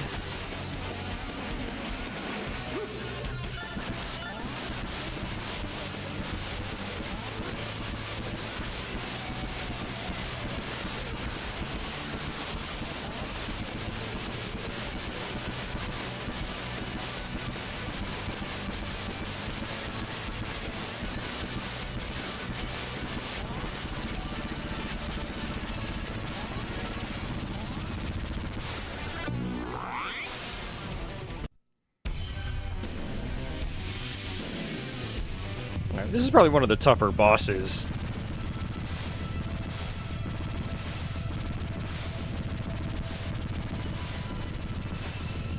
You have to hit it in its mouth.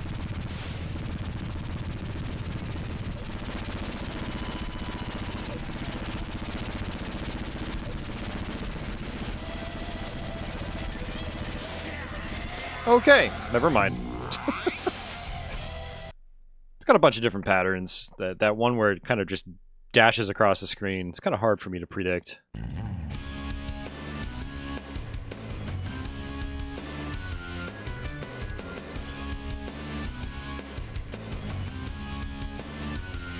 Deadly says his friend and him went out last night. Nice. It's always nice getting out, doing stuff on a Saturday night. Duran had defeated the 6 Dark Generals and protected the 6 continents of Mistral, but the High Priest Sornval had been successful in the construction of the Dark Tower over the Seal of Deoric. With this tower to magnify his force, Sornval will be able to resurrect the evil god Deoric.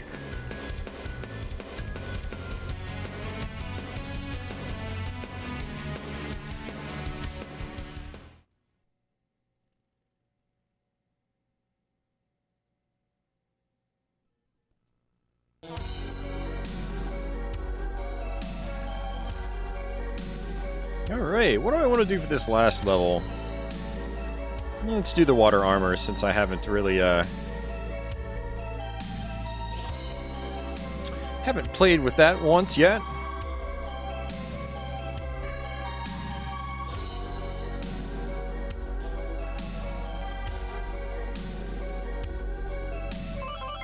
May I help you? Alright, go ahead and use a shield.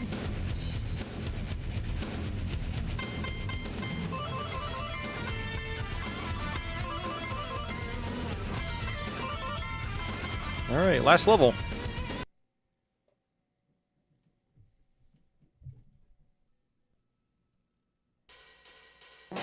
Hold on a second, guys.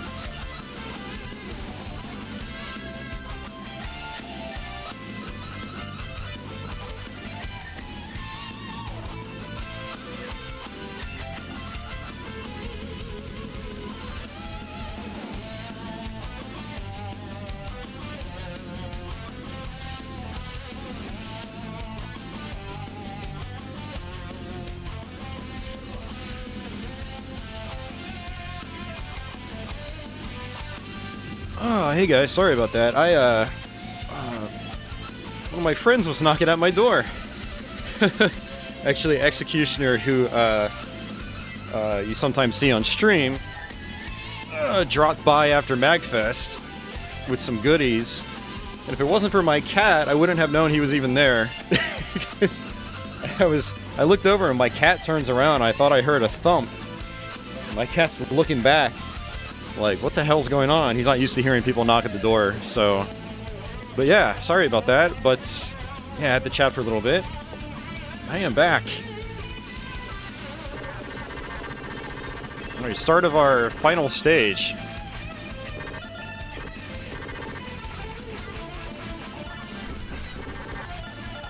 Yeah, the cat was the doorbell, basically.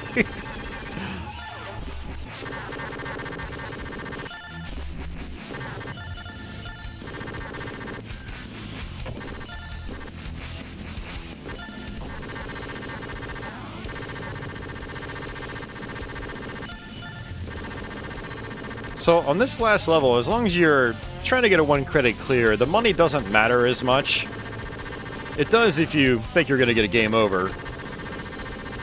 But after the main level itself, you end up beating a boss, and then it goes to the shop screen again.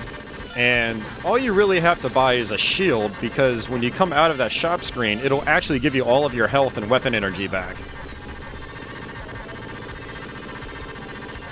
Yeah, I don't think it gives you a shield, and I don't believe it replenishes your bombs either. So what I'll do is I'll buy a shield, I'll buy bombs, and then I'll just save the rest of the money.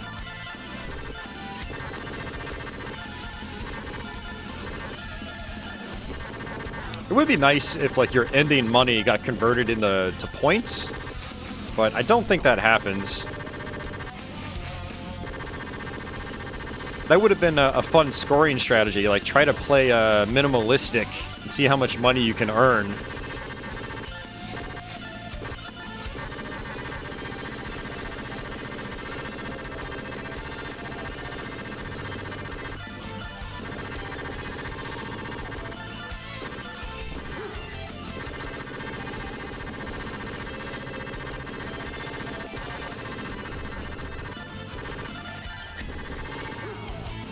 Oh, man. If you don't get this part just right, it can wreck you pretty badly.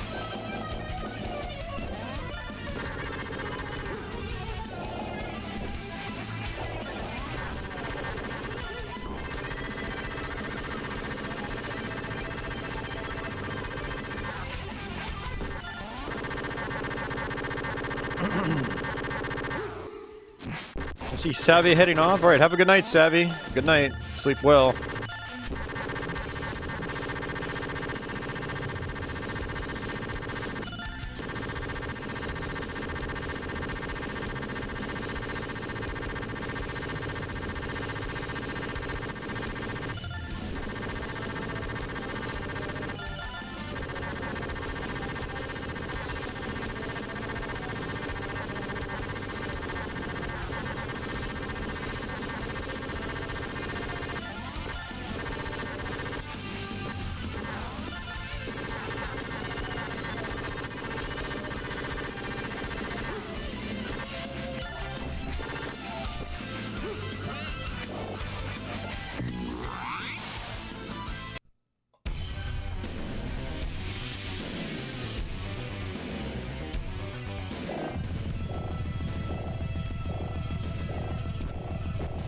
Alright, this boss can be a little tricky. Unfortunately, I don't really have great power-ups right now.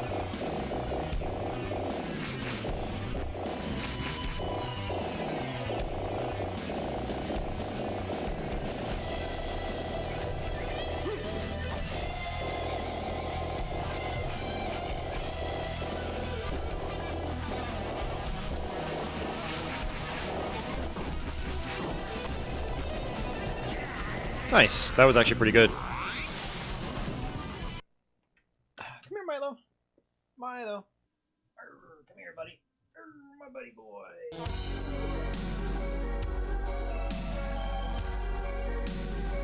Alright.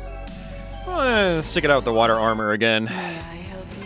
Alright, so I'm going to buy a shield, and I'm going to buy my bombs, and then I think that's all I need. I think it's going to give me my health and energy back.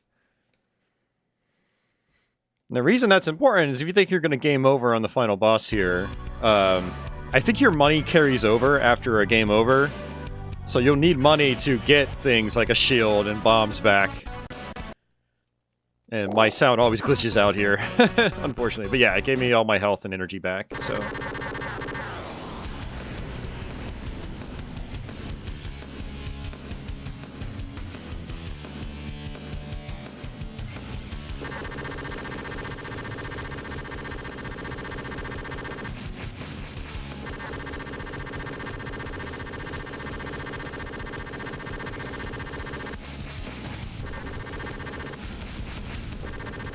Alright, that's phase 1. I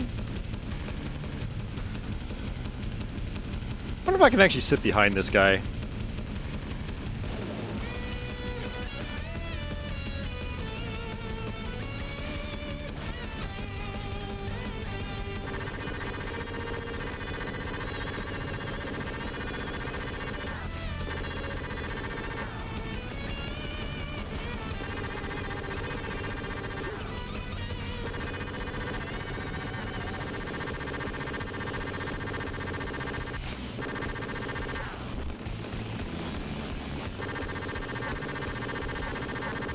Alright, phase 3.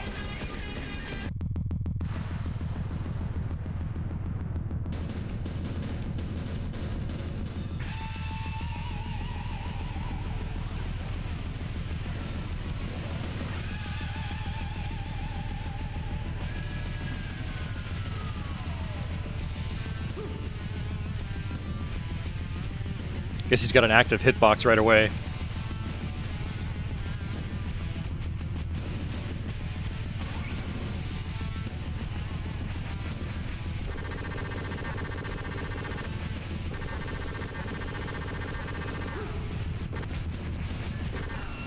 Oops.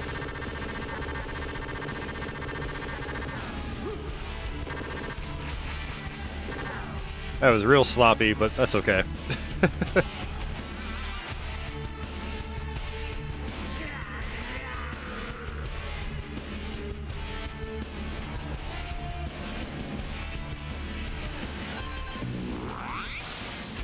Oh, I think your leftover money does get converted to score. Ah. So that's interesting. You could try to go through the game, like, minimizing the amount of stuff you actually buy, and then build up as much cash as possible and convert that over to score. I don't know why I never noticed that. And here I was, like, theorizing what it would be like if money got converted to score. Like, that would be a great design choice. And it's like, oh, it's always been there. I just didn't realize it.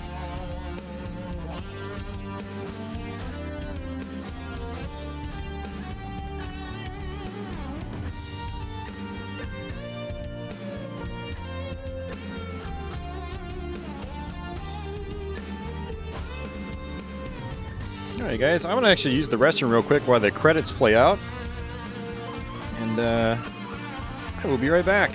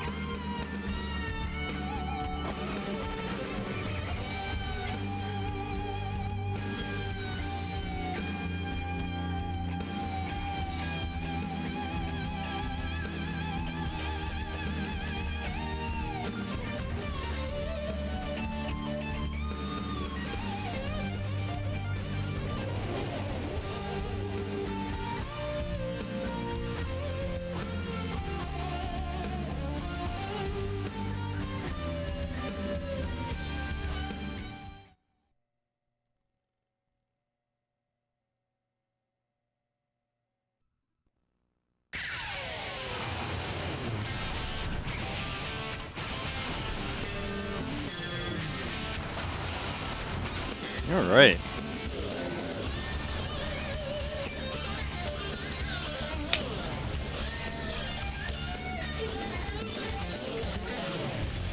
Gotcham, I think the TurboGrafx version was 93. The Sega CD version was a couple years later.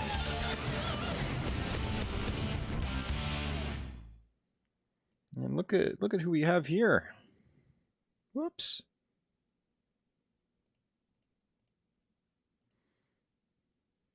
Hey, Milo. What you doing, Milo?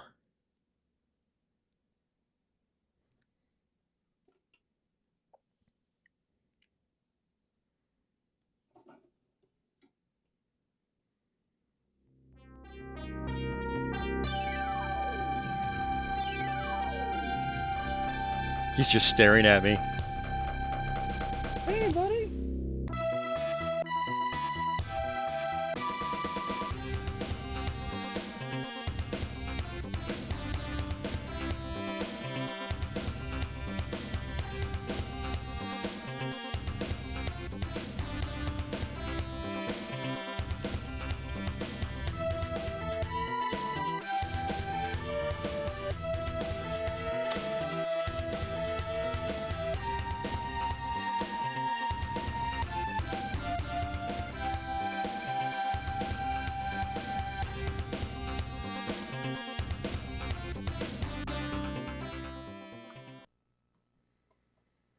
I like that the audio fades out slowly there. I think on the Model 2, I don't think it fades out. I think it actually just like cuts hard.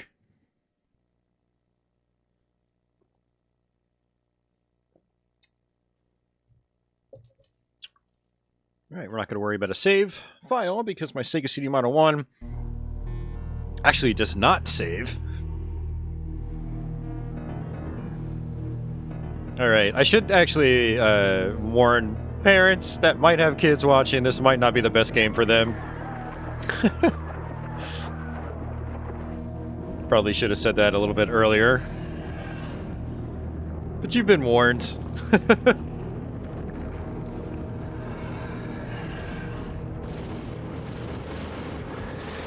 This is just one of those like must-play Sega CD games for me. I always have to play it when I do a Sega CD stream. From the first seconds of time I've come. Born of human spirit, I travel throughout space and time to ensure the protection of all mankind.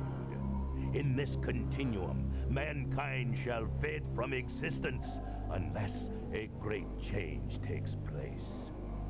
I am the instrument of this change, for I am the eternal champion.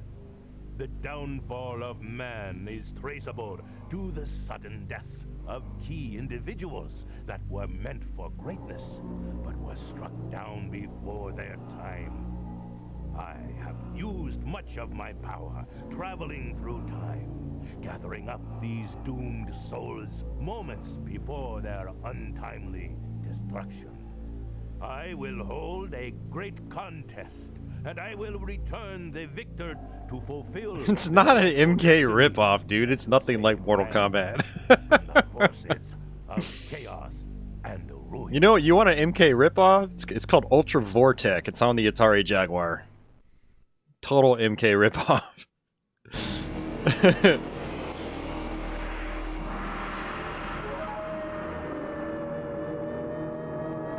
It has violence, but it plays nothing like Mortal Kombat.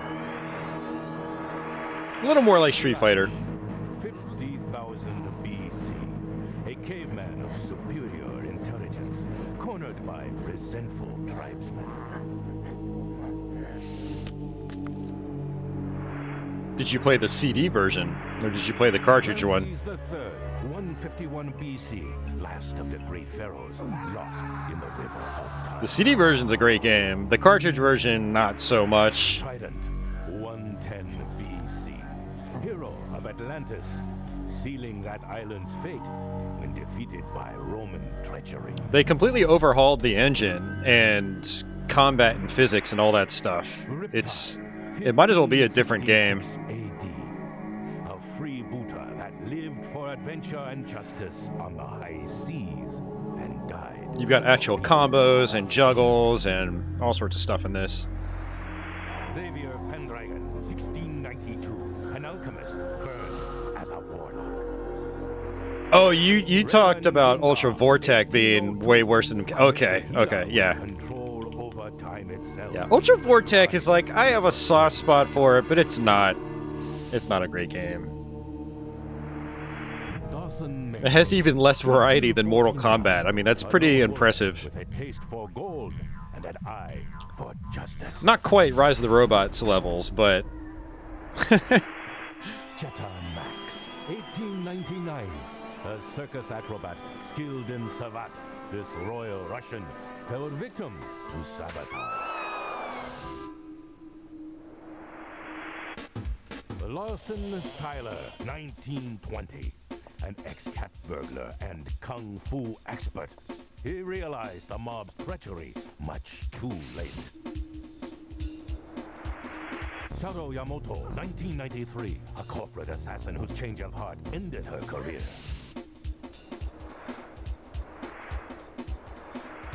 You used to love Rise of the Robots as a kid. That was in the 2 games a year days. A scientist turned cursed vampire by a virus of his own creation.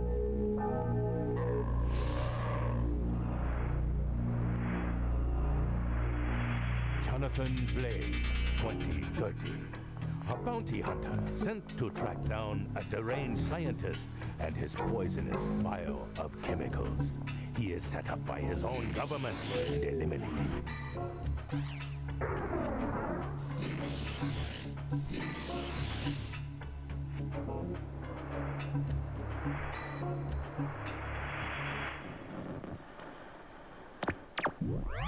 Rux Coswell, 2345. A destructive combination of man and machine killed to ensure a winning wager.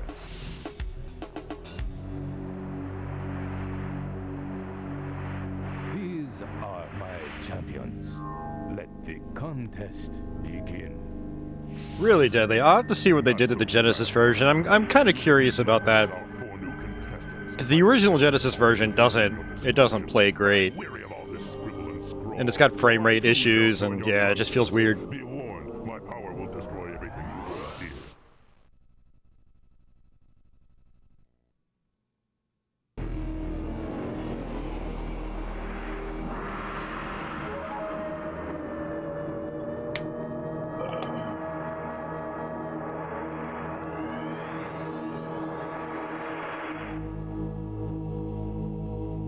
Yeah, Desant, you know, Nostalgia Nerd, who's UK-based, did a video on Rise of the Robots like a week or 2 ago. Talks about like the development and the press hype and then the press disappointment. Like, it was one of the worst reviewed games ever. So it wasn't even like it was shredded to pieces like right when it came out. Hey, Executioner.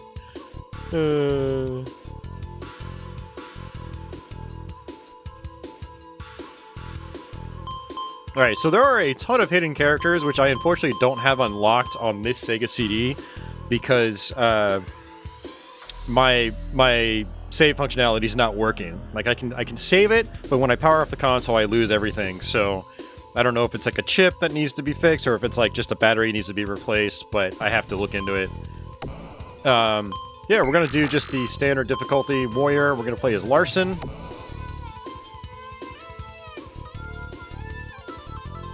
Executioner, are you talking about the Genesis version? We're playing the Sega CD one. The AI in this is really not that bad, honestly. The Genesis version, on the other hand, is like, ugh. Yeah, the AI in that game is just brutal. He says, yeah, I saw it. I don't really like him, but that was a good vid. Yeah. I like his content, but man, I cannot watch him play games. I'm like, I want to unsubscribe. I want to unsubscribe. I want to unsubscribe. When I was like watching him like mashing buttons on arcade cabinets, I was like, no, stop mashing. There's no reason to mash. Like, my OCD was getting triggered like crazy. Oh, man. Yeah, there's just some people on YouTube, I cannot watch them play games. It just grinds my gears so much. You're talking about CD? Okay, I'll have to look into that one too.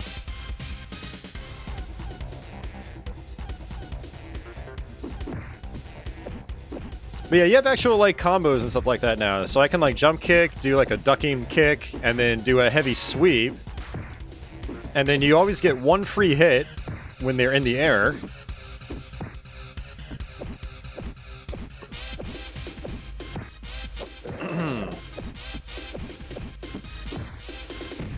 I don't know why this isn't feeling super responsive right now.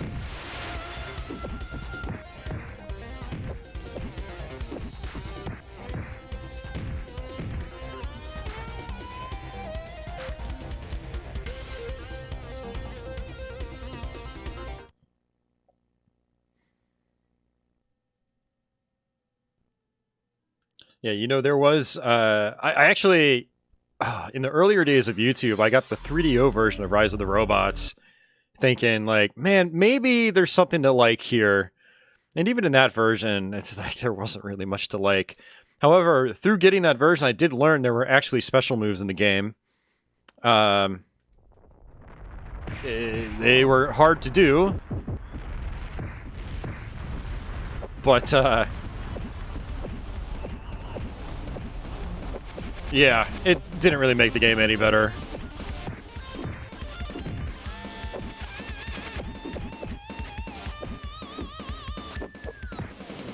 Yeah, one of the gimmicks in this game is having like this yin-yang, which kind of limits the amount of special moves you can do.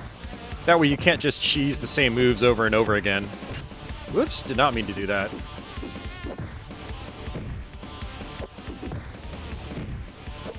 So that was one of the things that like Eternal Champions kind of did a little bit differently than some other fighting games at the time.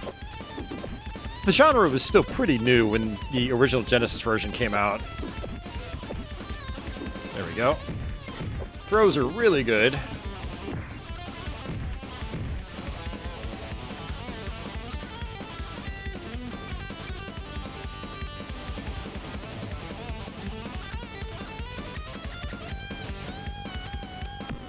Oops. Larson does have like a reflect. You can reflect projectiles back.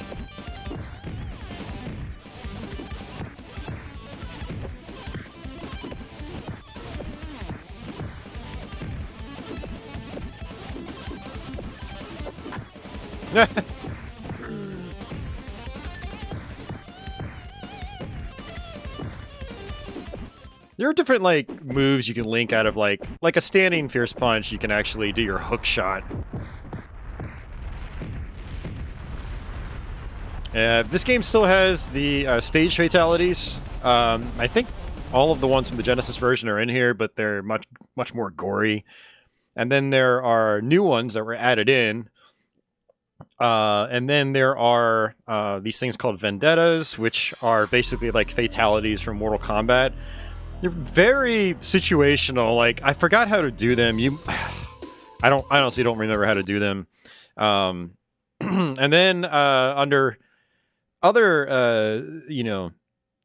situational moments, it's you'll activate like full motion video fatalities, and there's just a lot of content in this game. It's interesting. A lot of replay value. Xavier has always been, I think, the hardest opponent for me, at least with Larson.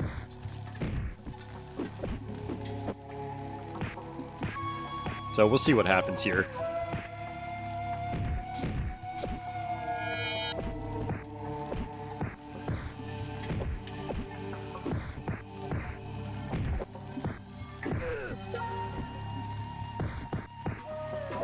I messed that up.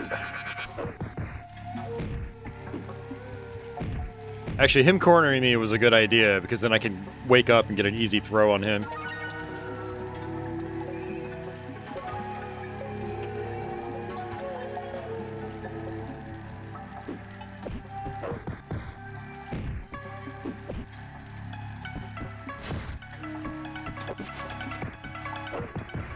Jeez. Tell me something I don't already know.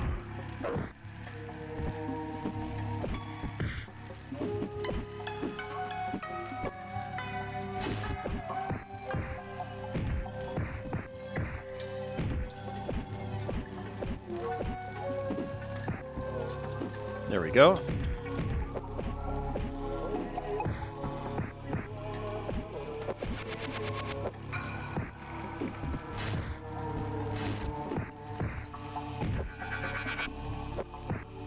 Okay, sweet. I really like the lightning fatality here, the lightning bolt. I don't know if I'm going to really be able to show off any of like the overkills or stage fatalities. But so the character I'm playing as, he has a lot of charge moves. So think like Guile from Street Fighter. You hold back for a second and a half or 2 seconds, press forward and punch. Medium punch does his sai. He throws the sai across the screen. And I try to throw that and have enemies run into it as they wake up. Just like if I'm throwing a Hadouken in Street Fighter. And you also do chip damage in this. So, you know, I try to force it, you know, into them as they wake up. Just to do a tiny bit of chip damage. The hook can be pretty decent, but, you know, a lot of times the AI tends to just block it. I'd rather just use the sai because I recover from using it a lot faster.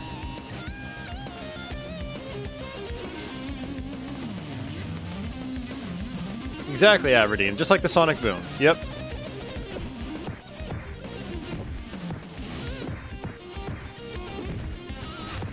Oops.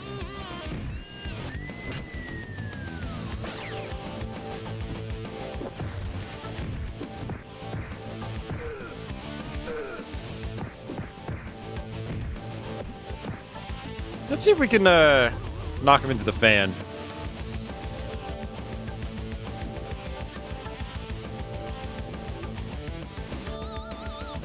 Come on. Come on.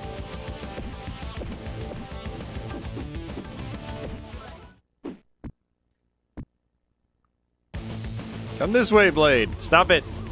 Alright, you're being a dick. Stop being a dick. Oh, look at that. We're gonna get one of the other fatalities. Sweet. I've totally forgot about that one.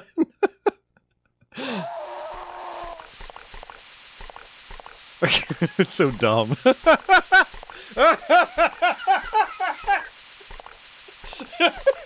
I forgot that even happens. Oh my god. I forgot that even happens. Oh. The thing that makes me laugh the most about these fatalities is that somebody actually had to animate them. Some of them actually get pretty gross, especially for the time. It's like, wow, someone actually had to draw that? Yeah, that was funny. Hey, Leo.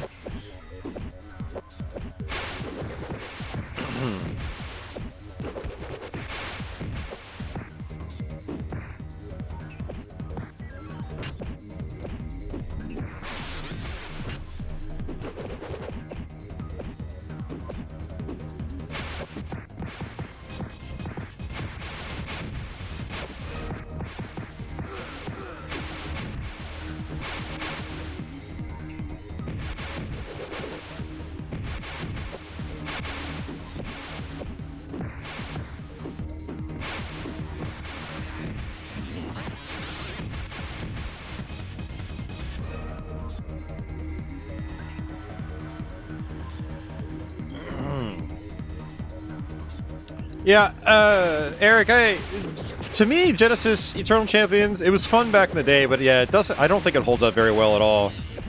The CD version, on the other hand, is quite solid. Probably not up to the level of, like, Street Fighter 2, but it's still, you know, quite solid. The fact that they basically, like redid how the combat works, you know, to make it feel better and add combos and, you know, light juggles and stuff like that really changes, like, just how enjoyable the game is to play.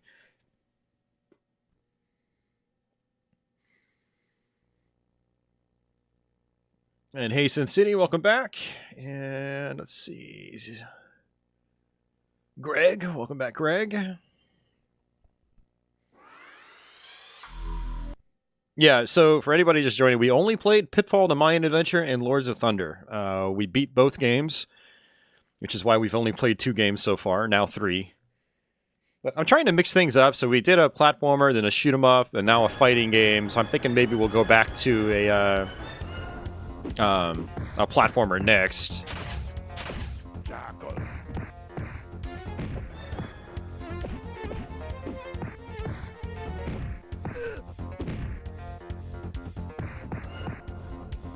You can actually link that into your roll move, but I was trying to just do like a standing fierce punch, but it didn't let me do that. No Shadow of the Beast 2, Aberdeen. I don't know what I'm doing in that game, so...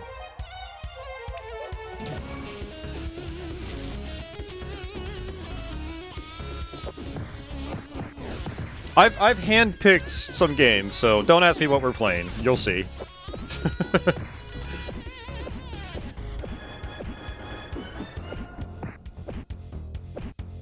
We're playing tried and true stuff tonight that I really enjoy.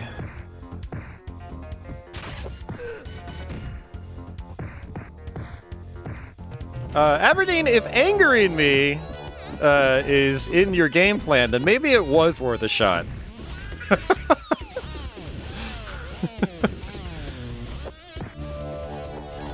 Ah.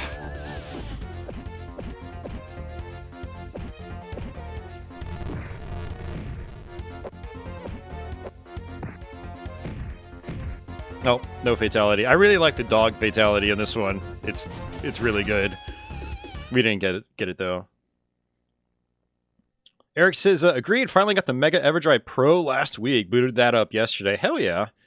You forgot how different and better it was. Unfortunately, it was only available to a tiny audience. Yeah, it's a real shame that only a tiny audience got to play this. This was my first Sega CD game. I got it with my Sega CD for a birthday in... it was 95. I think it was 95. April 1995. I begged my parents for a used Sega CD from Funko Land. Didn't really ask for any specific games, so they came home with this and Sewer Shark, Prince of Persia, and Batman Returns. So I basically had like 4 games with my Sega CD. And so, yeah, I played the hell out of all of those games. And we'll be playing all of those tonight, except Sewer Shark. But yeah, I got to experience this back in the day. I played the hell out of it, and I've always gone back to it over the years.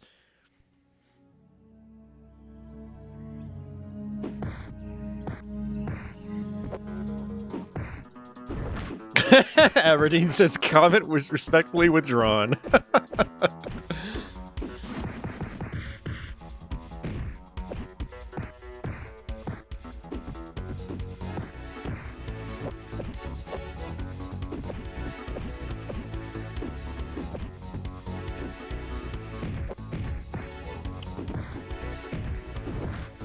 Yeah, one of the other things about this game is the soundtrack was like right up my alley too. It had 90s style dance music, but it also had just other weird stuff, and then it had like hard rock and heavy metal. It was pretty cool.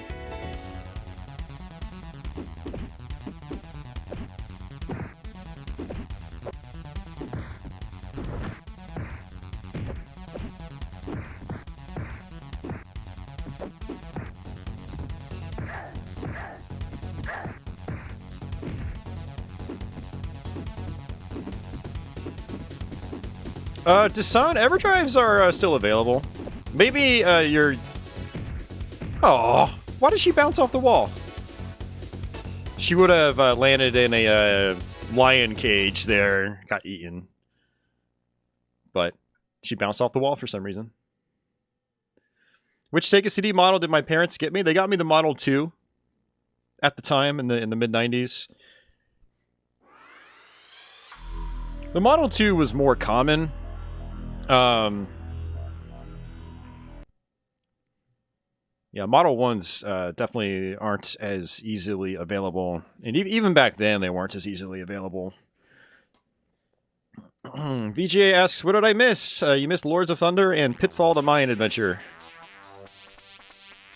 So Dasan, for us here, like Stone Age Gamer has a bunch of EverDrives.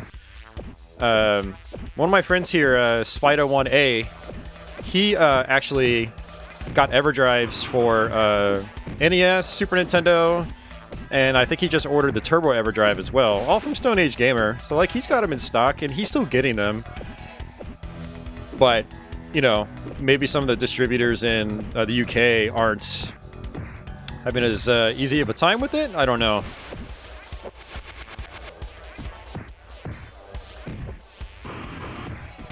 I'm not saying there's like no effects from the Ukrainian war, but they're not completely out of stock everywhere, so.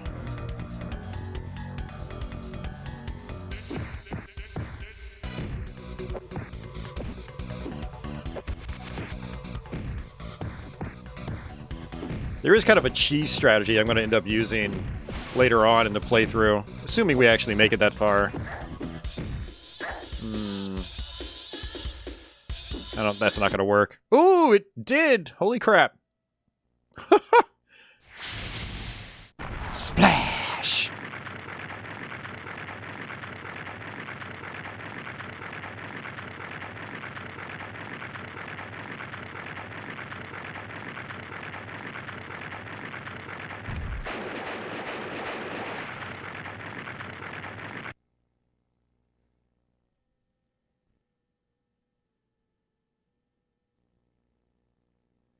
Yeah, the shooters and the RPGs and the core design 3D stuff, yeah. Yeah, there's a good amount of variety on the Sega CD, thankfully. I do wish there were more shoot-'em-ups, especially when you go through like the TurboGrafx and PC Engine CD shmup library. You're like, ugh, why couldn't the Sega CD have more of these? But the ones it has on Sega CD are quite good. And, yeah, you've got several fighting games on it. You've got... you know, a few driving games. It's yeah, some other weird stuff, which is kind of interesting. Even if you you chop out all the full motion video games, it's always an interesting library. So the cheap strategy is if I get close to the character and just use this. This attack does chip damage. Oh, the Riptide does some. She's super fast. There we go. Finally. But yeah, that attack does chip damage. So what I'll end up doing is like cornering certain enemies later on. Ooh, she threw me. I was trying to throw her.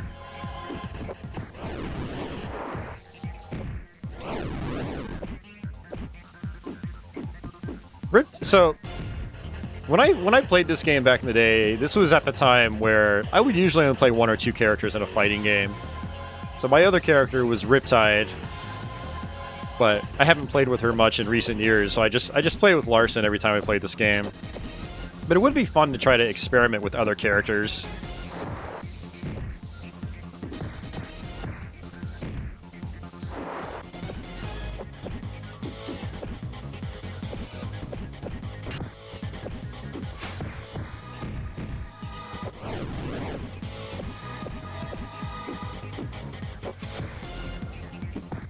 Ah.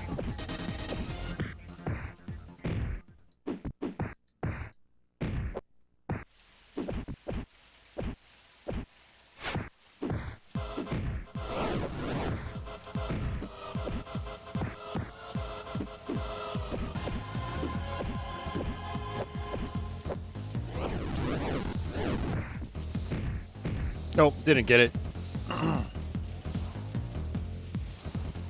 Deadly says, there's enough on the Sega CD to make it a great experience. I would have liked to see more beat-em-ups on it, but it has some. Yeah, I totally agree, Deadly. More beat-em-ups would have been great. I mean, it's got Final Fight. It's got Streets of Rage and Golden Axe on the 4 and 5 packs. It's got Ultraverse Prime, which apparently isn't very good. And it's got like one or two in Japan. I can't really think of any other beat-em-ups on it. But yeah, that is definitely a genre I wish we saw more of. Even like a CD version of Streets of Rage 2 could have been really cool. Final Fight CD is obviously awesome. We are going to play that. We might actually play that next.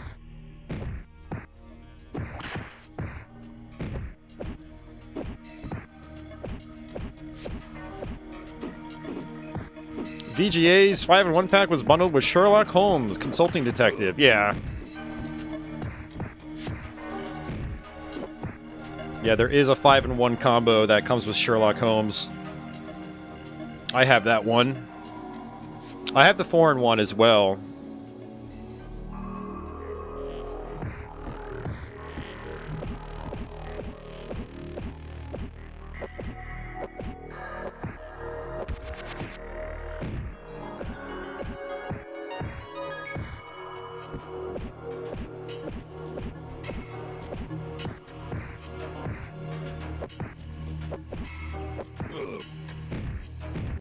Oh, got it. Okay, cool. Hey, Mike, welcome back. Aberdeen asks, is there a stage fatality for every single stage? There are 2 for every single stage.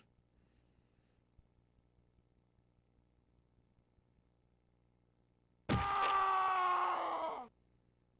somebody had to draw that.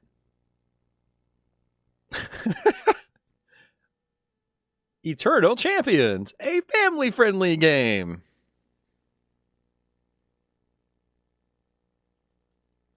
Mike asks, has anyone played Experts? It's a spin-off starring Shadow. I have, and yeah, I didn't really care for it very much.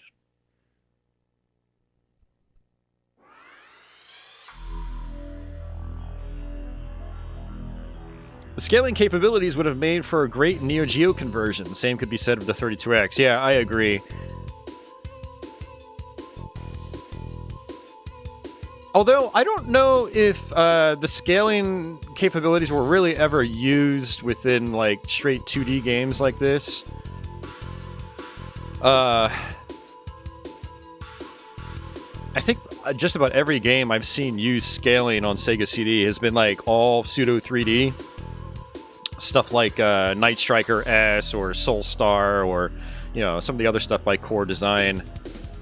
But I don't know if I've actually really seen quality scaling using the Sega CD scaling hardware in like a 2D platformer.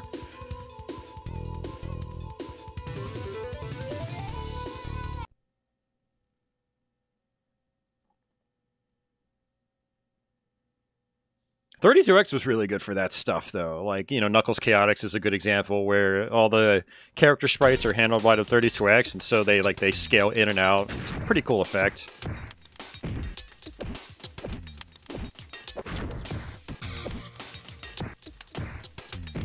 There are a couple of Neo Geo fighting games on Sega CD. We got Samurai Showdown and Fatal Fury Special. Ooh. I didn't even know I could do that. It was ducky medium punch to ducky medium kick to fierce kick.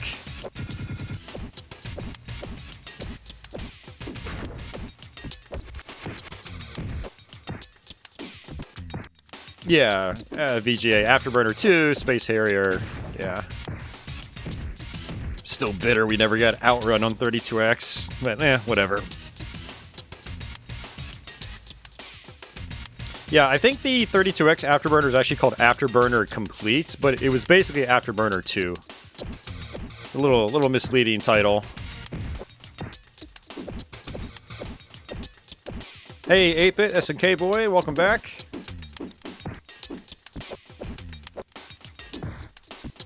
Yeah, Soulstar definitely looks really nice. I never got into it from a gameplay standpoint. It is something I want to really try to get into, but once I get to those like free roaming levels, it kind of loses me.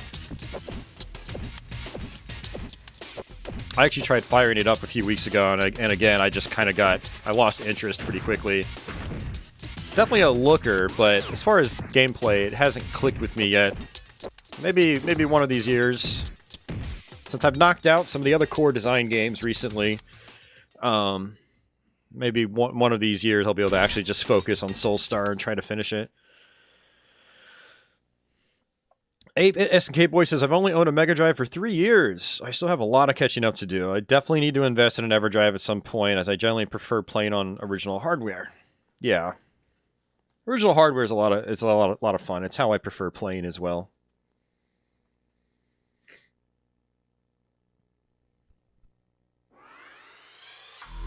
Always wondered what Cosmic Carnage would have been like if it was complete and well made. Yeah, I don't know. I have a soft spot for Cosmic Carnage. I don't think it's the worst thing ever, like a lot of people do. Like, you know, some of the other, like, some other fighting games we mentioned earlier are like Kasumi Ninja on the Jaguar, or Fight for Life on the Jaguar, or Rise of the Robots that Dasan was forced to play growing up as a kid. You know, it's not that kind of level of garbage, but I've actually learned how to play Cosmic Carnage. You've got some interesting moves. It's got some interesting visuals with the scaling and stuff like that. I do wish the combat was much more fleshed out. And I like a lot of the soundtrack. Like, I think the soundtrack is actually kind of kick-ass in Cosmic Carnage. But I do wish the game was just better made overall, more fleshed out. You know, give the devs more time to make it. Could have potentially been, like, really good.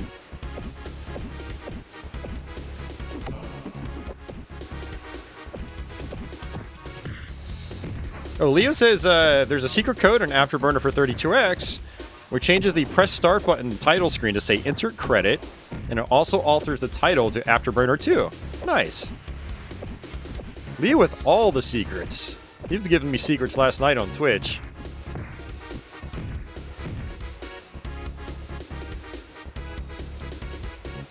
Brutal Paws of Fury. You know, the Sega CD version of Brutal is, I think that was like the intended platform for that game. I played it on a few other systems and it feels like it's unplayable, but the Sega CD version is actually playable. I don't know, I might have to put more time into that game just for fun.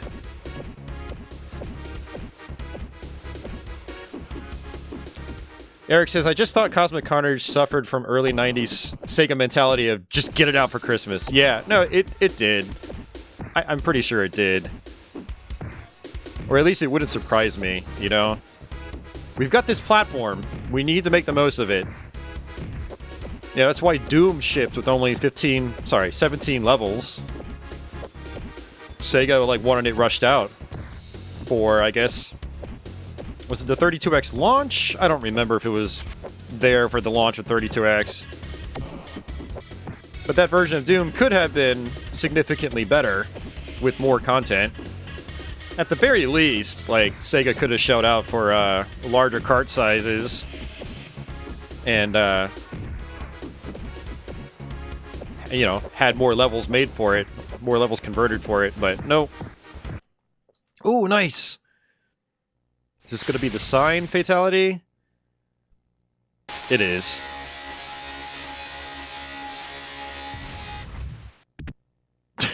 I haven't seen that one in a while.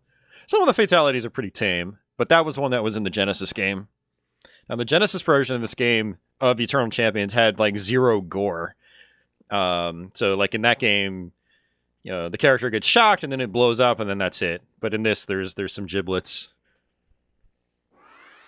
Yeah, no, I agree, Dasan. Doom 32X isn't bad. I enjoy it for what it is, but I guess the whole point is, like, it could have been better. But Sega, being Sega, you know, had to rush it out. Cosmic Carnage is kind of the same deal, from what we can tell. You know, there was actually quite a few 32X games I think were just cranked out really fast. Like Metalhead. Metalhead's got all sorts of performance issues, and, like... Even back in the day, I didn't think it was, like, anything to write home about. I was like, man, this feels really cheaply done.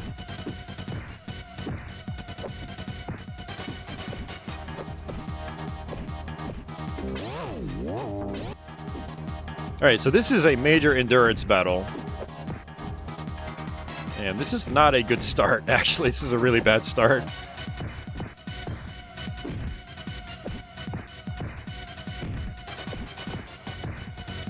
You notice I'm doing the jump kick a lot into my ducky medium kick is because it tends to work really well. The AI tends to fall for it. Now I do get a little bit of health back if I can successfully do this.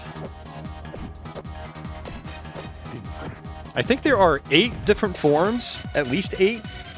So this is like a really long boss fight. And unlike the Genesis version, after this, you have to fight the Dark Eternal Champion. Also, in the Genesis version of this game, I think there's only 4 or 5 forms, whereas this, it's like 8 or 9. So, they heavily increase the amount of times you gotta fight this guy.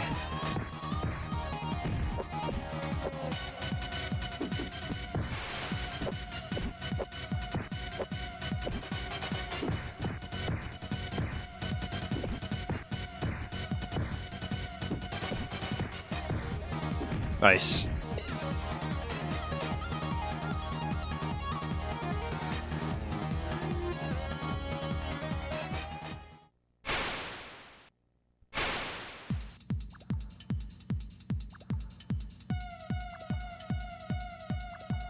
Hey, Feeling Shred, welcome back.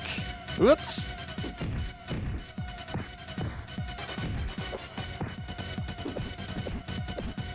Do I know what other games this company made? Yeah, this was Sega Technical Institute, I'm pretty sure. They made a lot of games. I think it was Sega Technical Institute. If I beat the game, I guess we'll find out. We'll get a credits roll.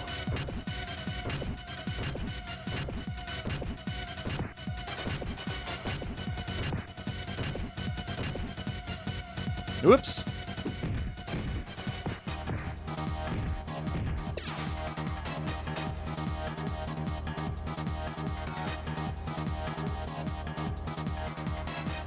Mike says, I prefer the 16-bit fatalities over the ones in the modern Mortal Kombats. Yeah, I'm there with you too, Mike. Yeah.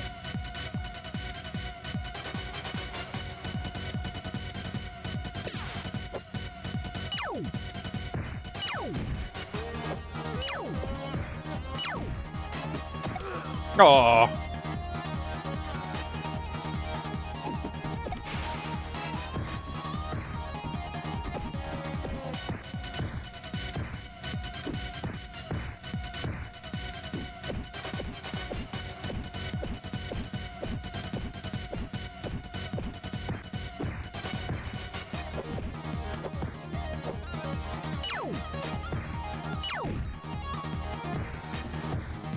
All right.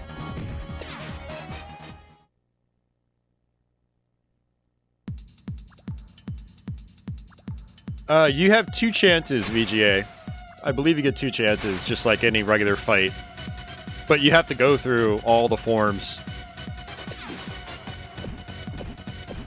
Like I said, it's an endurance battle.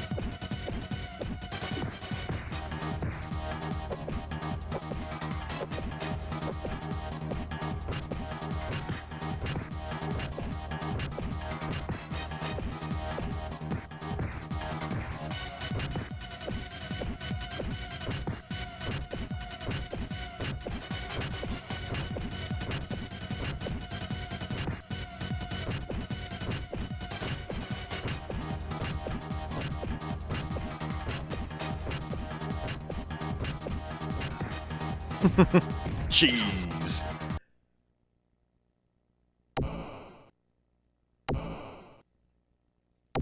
Yeah, now it's 4 more forms. So this was Sega CD. This was added to the Sega CD version. Genesis 1, I think it's just those first 4 windows and his first form, and then that's it. I mean, it's kind of overkill, but I mean, they really want you to work for it. Also, if I lose, I get the bad ending, and you see Larson die in the end. But regardless, you end up seeing... Actually, I don't know if you only get this if you beat the game, or if it's just going to show it anyway, but... when you beat the game and you get your good ending, it goes and shows everybody else's deaths. That's a little morbid.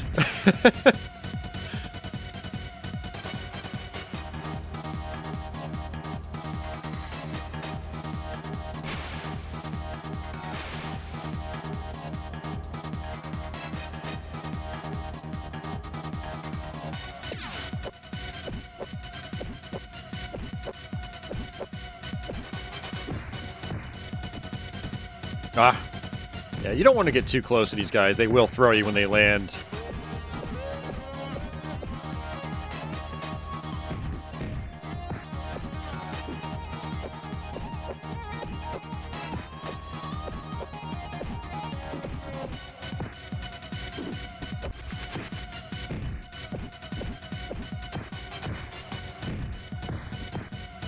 Alright, cool.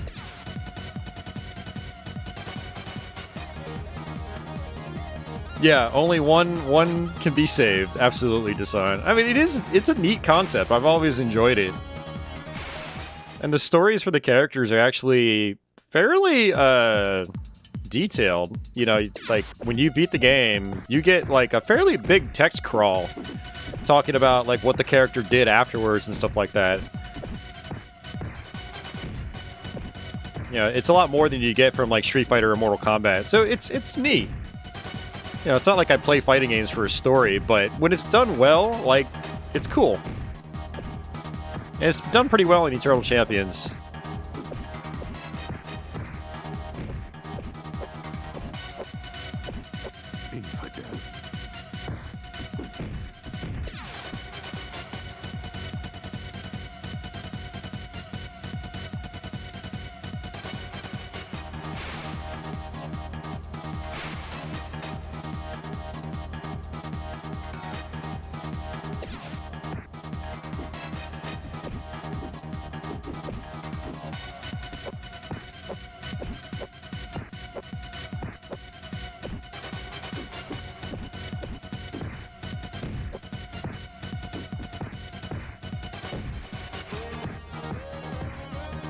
Ah, keep trying to do my Fierce Punch afterwards, but it's not working.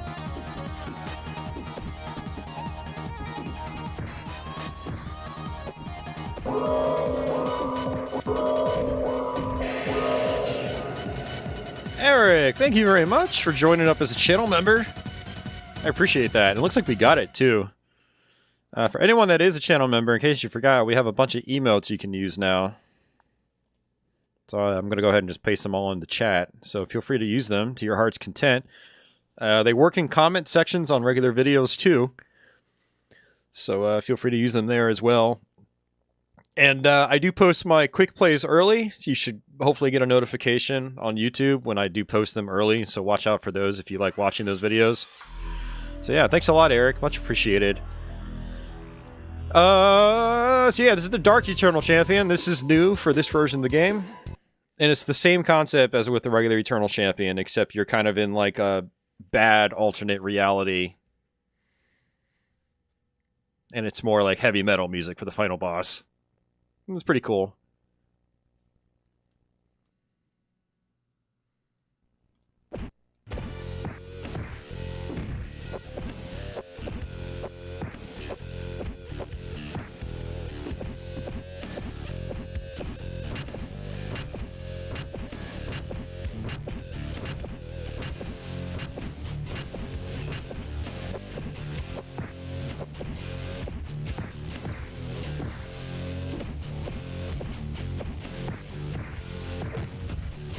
Nice.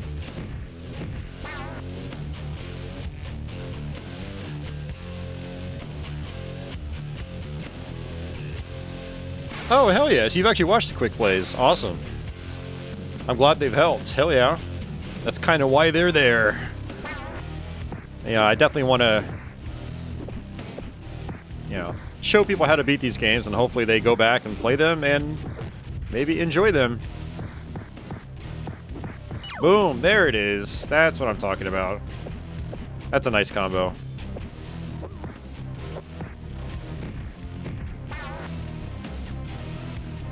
Oh, and it looks like, I think maybe from that combo, my yin yang turned infinite for a short period of time. I totally forgot that could even happen. Hey, Chevy, welcome back.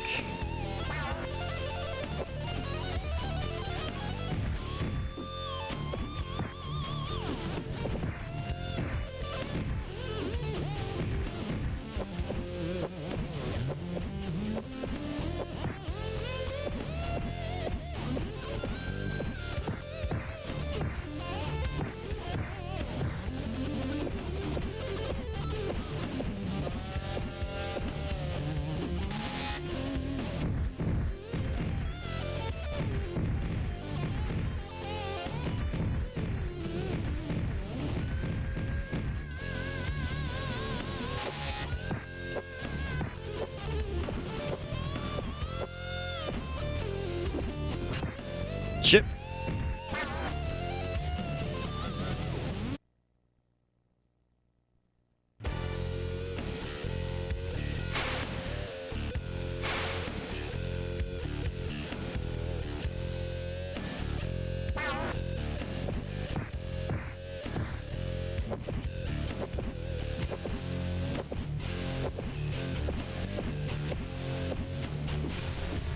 Whoops, I did not mean to jump. My hand's getting really heavy with this D-pad. Ha ha ha ha.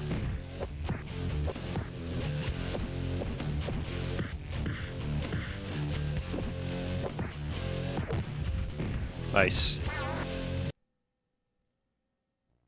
Man, was that the first 4 already? Jeez. That was quick.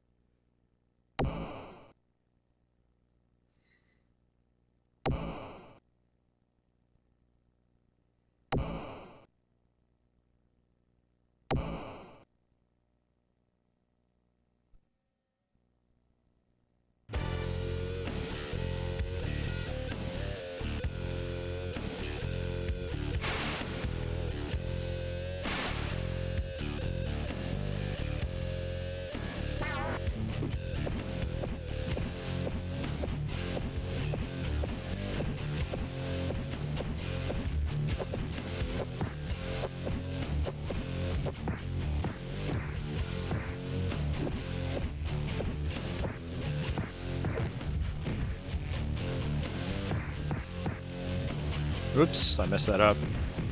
It's okay. Okay.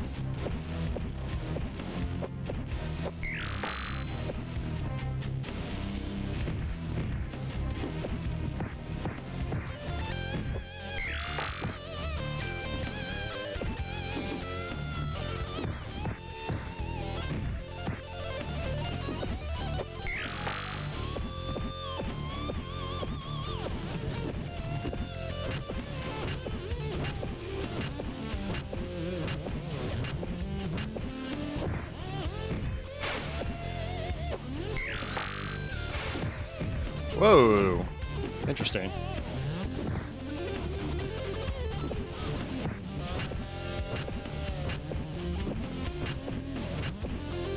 It's cheese for the win.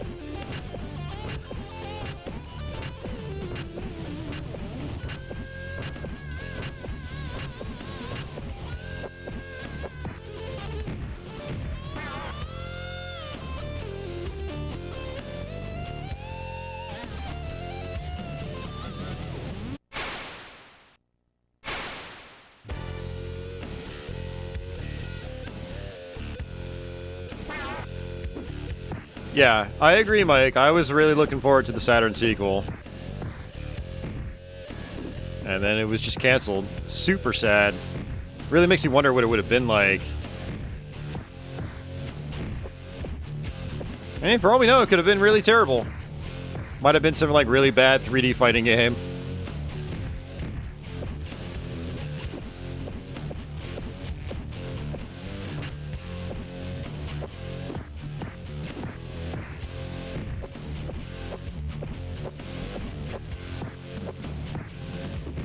Oof. It's getting down to the wire.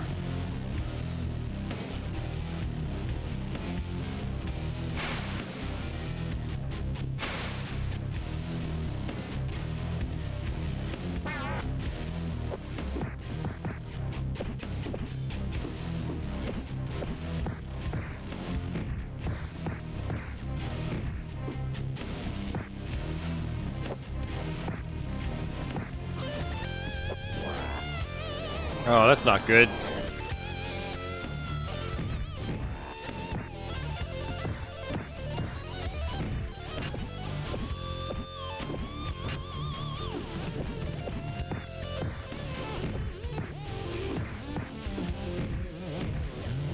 That's it. We got it. Ah, we get the good ending. Woo! Hey, Zankton, welcome back. I mean, Cafe Man, if it was a 2D game with, like, 32-bit quality graphics, 32-bit era quality graphics, then, yeah, I would have been... that would have been awesome.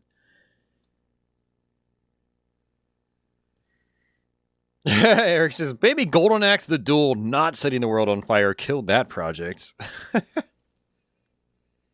I heard that, and I don't know how true this is, but I heard that Sega wanted basically Virtua Fighter to be their flagship fighting game series, and that's why they canceled Eternal Champions.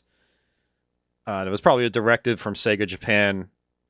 From what I understand, that's what happened with Eternal Champions. Wouldn't surprise me. You have won the right to return to your life. Live long.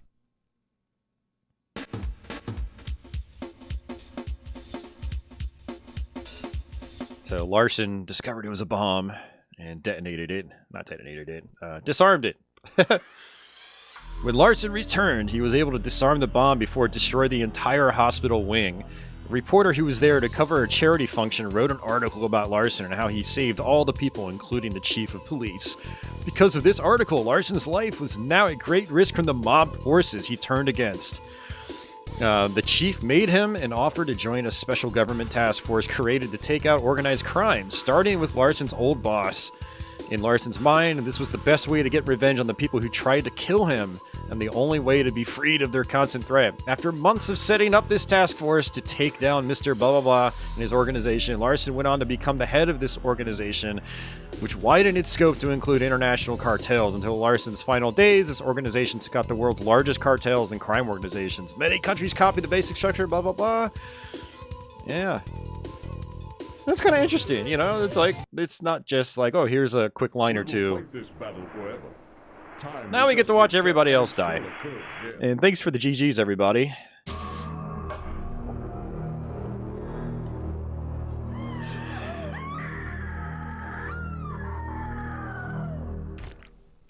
Splat. It makes a little splat sound.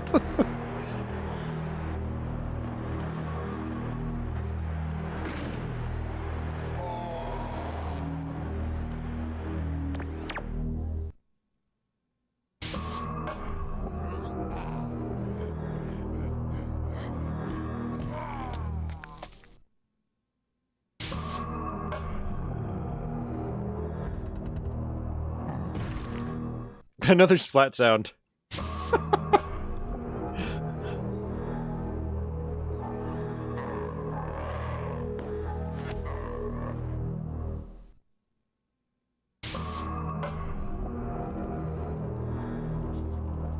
Yeah, unfortunately these are pretty tame, but it was cool at the time.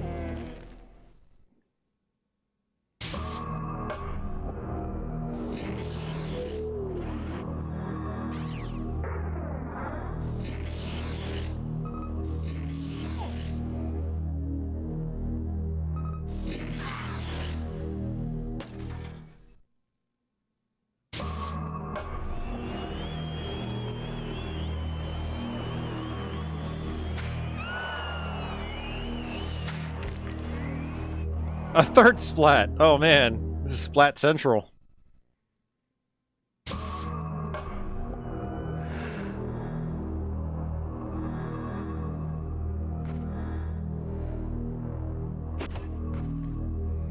Oh, they should have used a splat.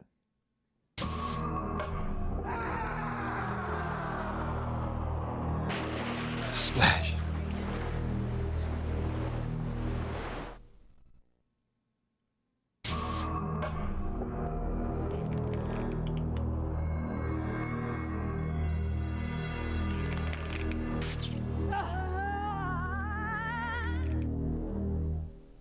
That's actually a pretty cool one.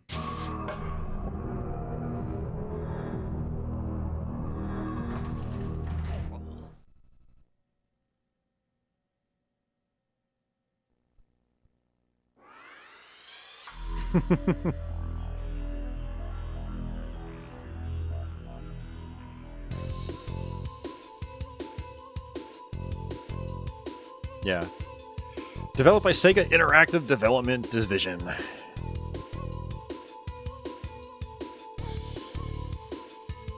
It's basic. I think that was basically Sega Technical Institute. I think? I don't know. Maybe it was another studio Sega had, but yeah, it was Sega in-house.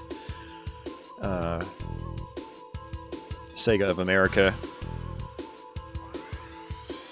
There's one of our other characters. Yeah, so there's actually a lot of hidden characters in this game. I have earlier playthroughs of this where I played it on my Model 2 and I had everything unlocked. If you guys want to check those out, see all the bonus characters, that's, you know, I have streams of that. It's pretty cool. There's some alternate extra stages too. You get the jungle level from the Genesis game. You get Washington, D.C.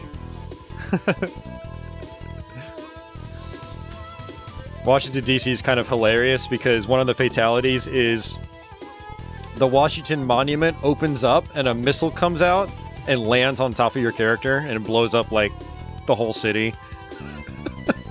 It's so dumb, but it's great.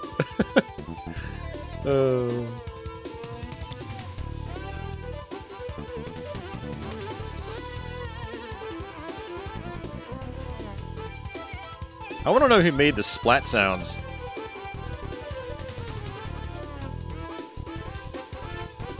Yeah, some of those voice actors, they've done, like, lots of other stuff. I've seen... I don't know who it is. I need to find the actual name up there. But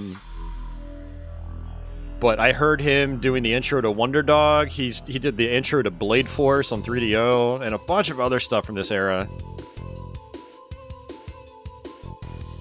Society, this was Eternal Champions CD. Challenge from the Dark Side. The CD actually doesn't stand for CD, like CD-ROM. It stands for Challenge from the Dark Side, for anybody that ever reads and someone says Eternal Champions CD. And I guess the Dark Side aspect is actually the Dark Eternal Champion.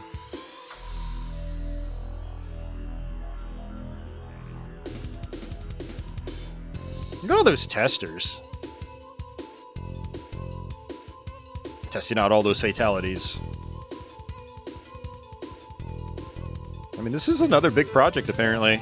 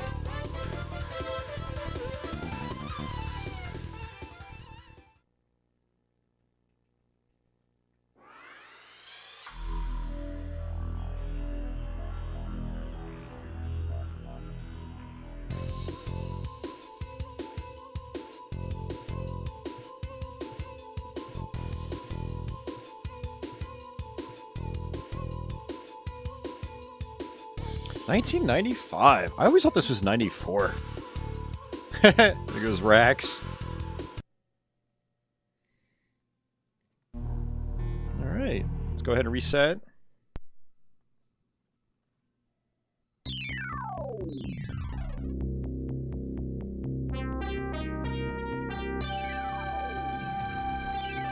Yeah, that's interesting. The box says 1994, but the game says 1995. It's very interesting.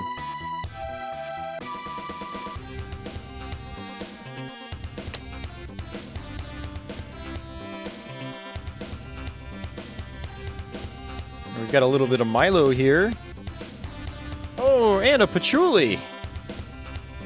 We've got a patchouli.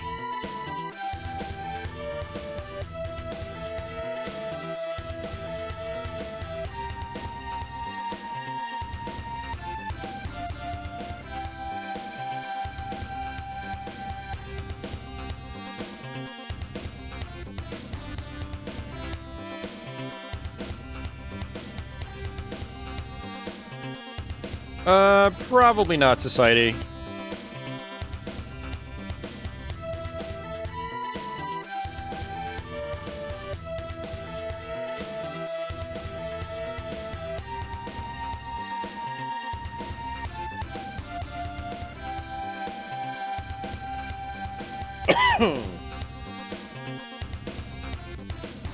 Let's see. When did Eternal Champion CD come out?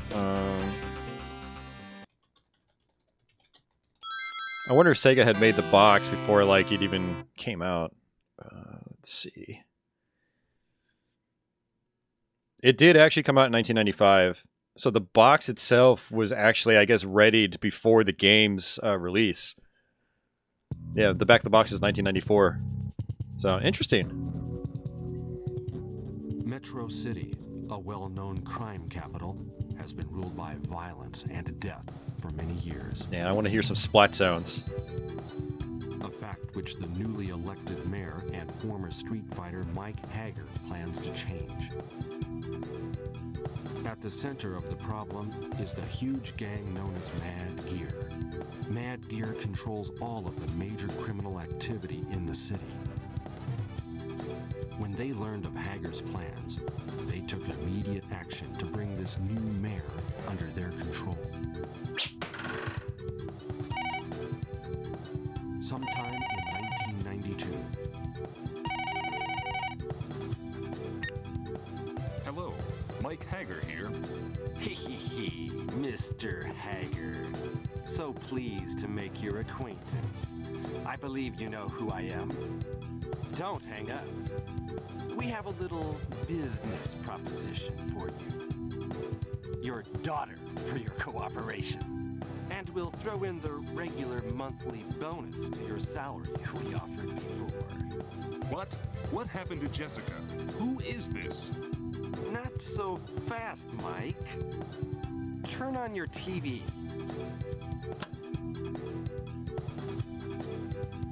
You son of a...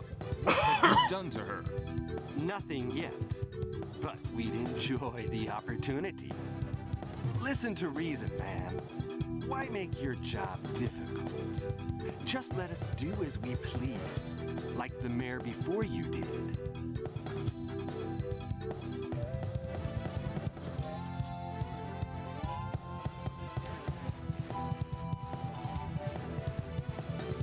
Guy, Jessica was kidnapped.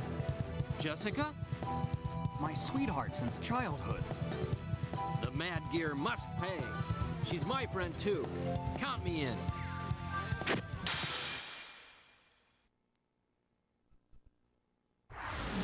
Alright, Final Fight CD. Yeah, pretty cool version of the game. I actually had this one back in the day as well. What we're going to do is just leave everything on default. Not defaults completely. We're going to change the extra lives to more how it works in the arcade game. We're going to leave lives on 3. And we're probably not going to get very far in this game. It's Final Fight in just about any incarnation is quite challenging. CD version is definitely tough. Not as tough as the arcade game. Slightly tougher than the Super Nintendo one. Still hard. And this has the level that was the industrial level that was cut out of the Super Nintendo game. So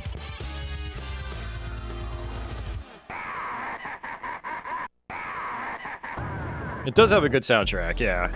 Yeah, the voice acting's not great on the intro, but a lot of voice acting from this time period was kind of crappy. There's much worse. But yeah, it's definitely not going to win any awards.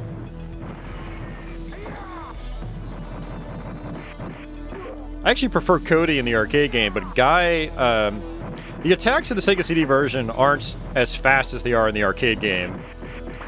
So Guy is the fastest character here. And he's got the highest reach. Or the longest reach. So, yeah, I do prefer using Guy in this version of the game.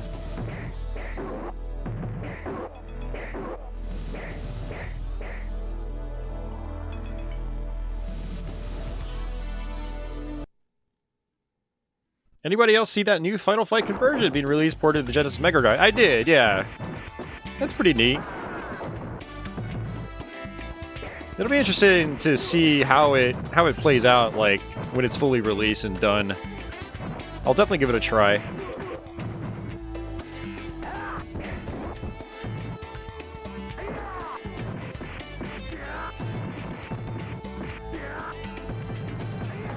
you hold up while you're attacking enemies, you'll actually end up throwing them as the final hit of your combo.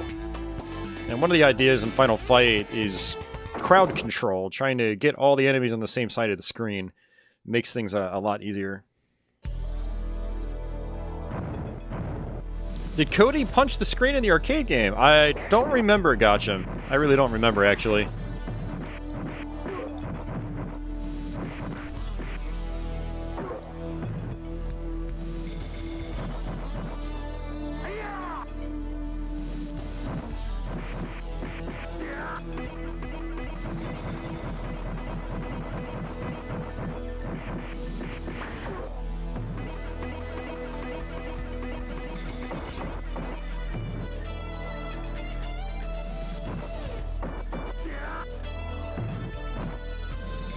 Deadly says, no, Cody does not smash the screen in the arcade one. Okay. I'm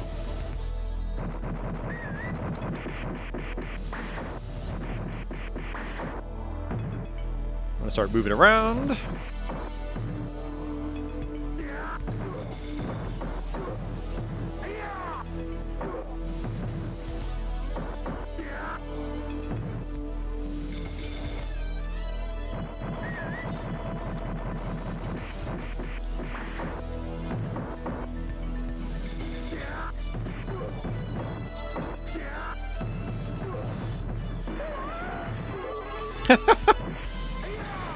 Nice.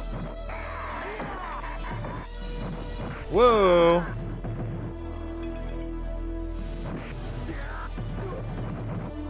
Sweet. Now my personal goal whenever I play Final Fight is at least get through the first level without dying. If I die in the first level, especially at the boss, I get deflated.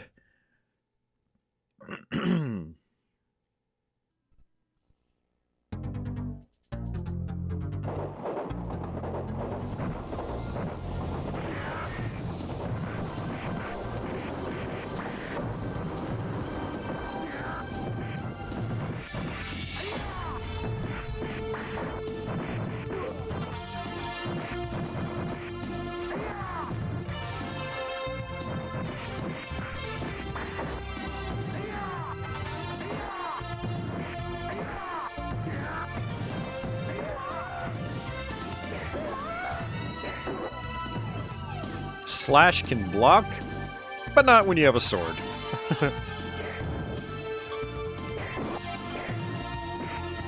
Ah, that's not good.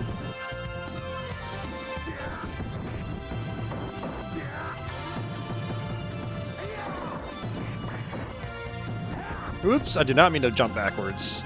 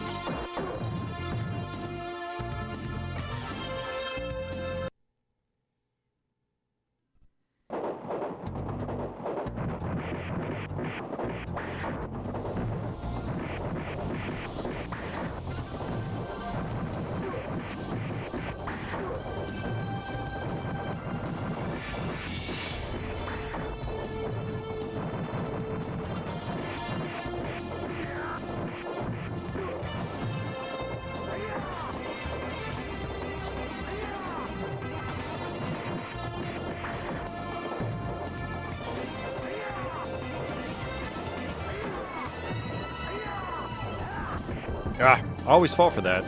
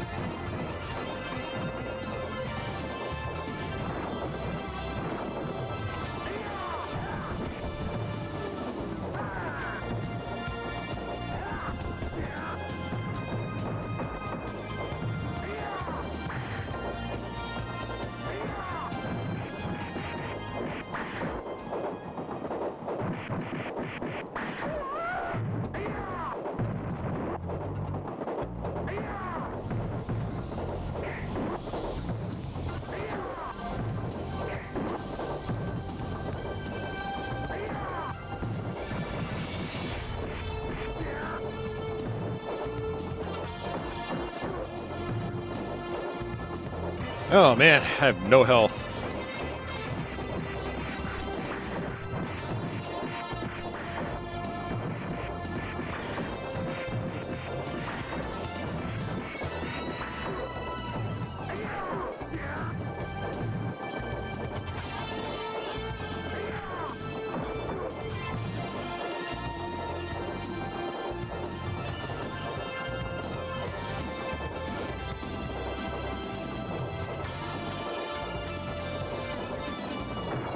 Oh, okay. Timeout trick does not work.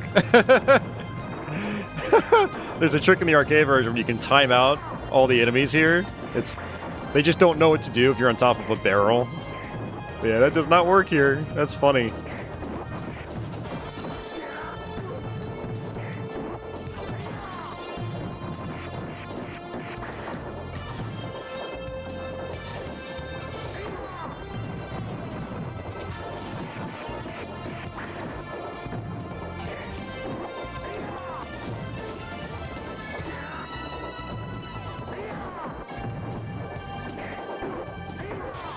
Woo!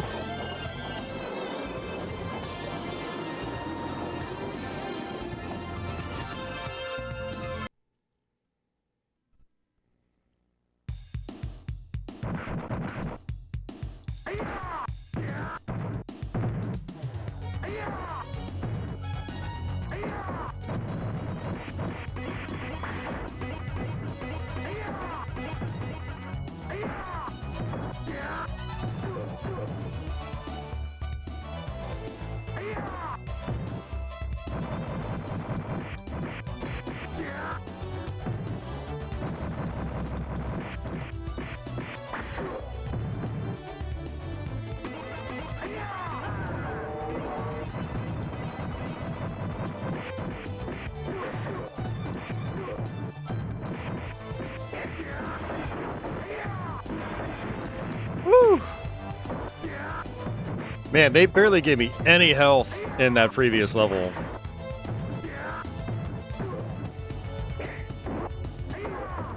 So in a lot of spots in this game, the item drops from barrels are basically random, as far as I'm aware. Now, some are always the same. Like, there's always a big chicken here, thankfully. But the barrel drops from the train itself were just really bad. Normally, I get much better drops.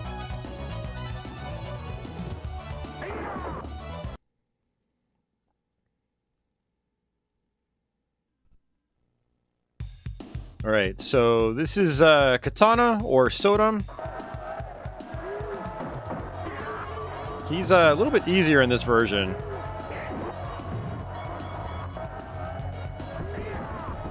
When he delays his recovery, that's when he's going to dash at you.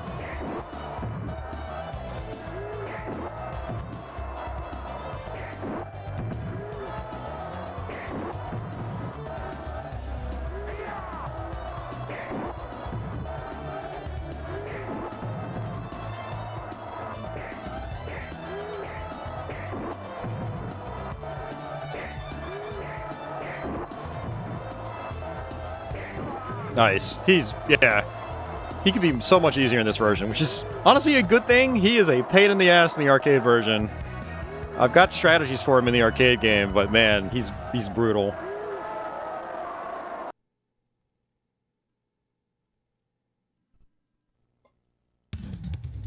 Alright, we want the pipe in this one, because you attack so slow. In the arcade game, I just punch it. But in this, you definitely want the pipe.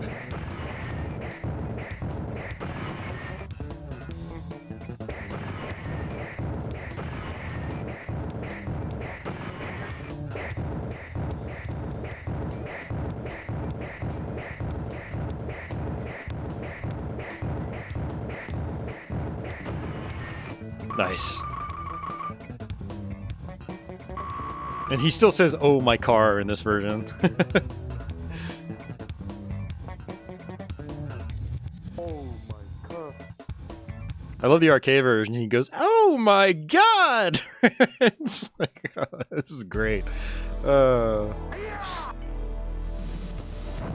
I had the arcade version, I had an arcade cabinet of Final Fight for a couple years, so I got to play it quite a bit. It was great.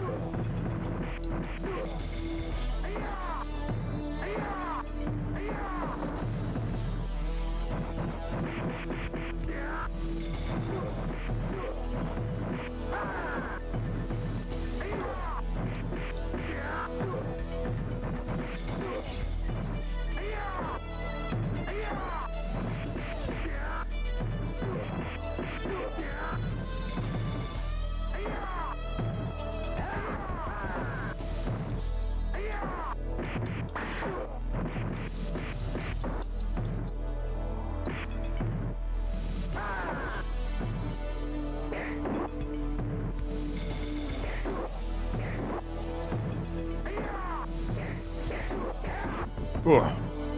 Yeah, attacking these big Andors with a weapon is kind of risky.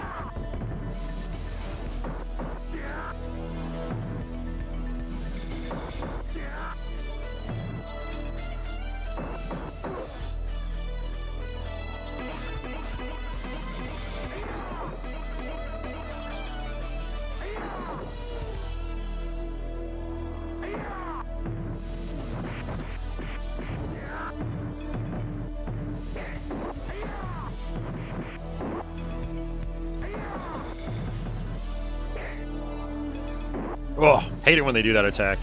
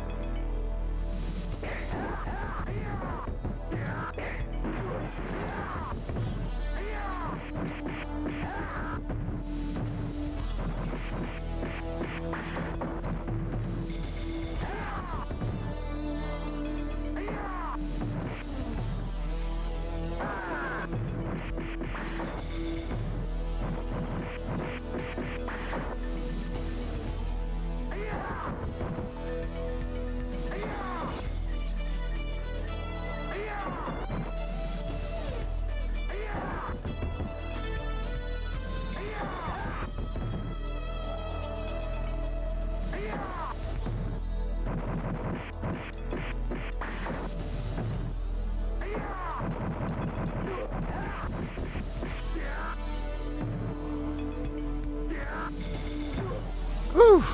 Cutting it close again.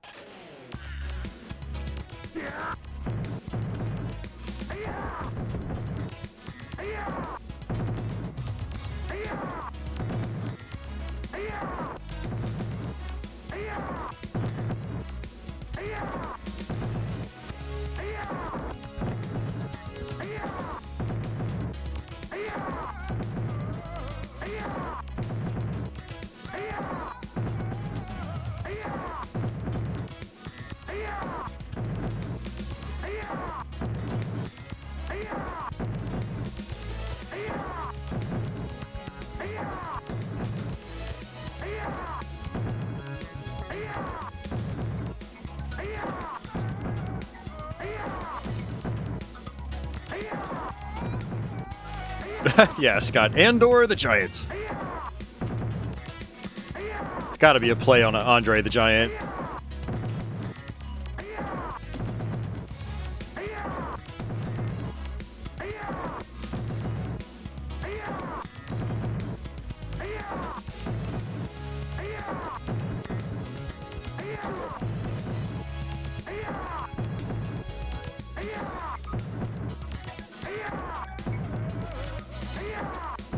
Every version of this game seems to have a different strategy for this part. I do the jump kick strategy in the arcade game, but I think on Super Nintendo I might use like the swords or something. It's like every version of Final Fight has slightly different. Oh my god, that's no health. Why was that not health? Ugh. This game does not want to give me health. It really does not want to give me health. Whoa! Oh, that was garbage. What did I get hit by?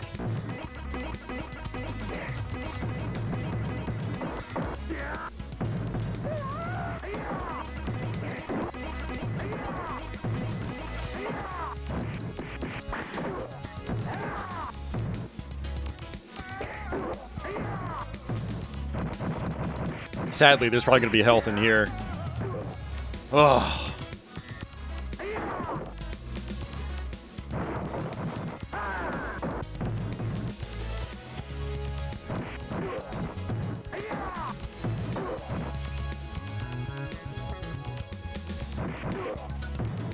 Gonna slightly inch the screen over. Ah, I have to get it.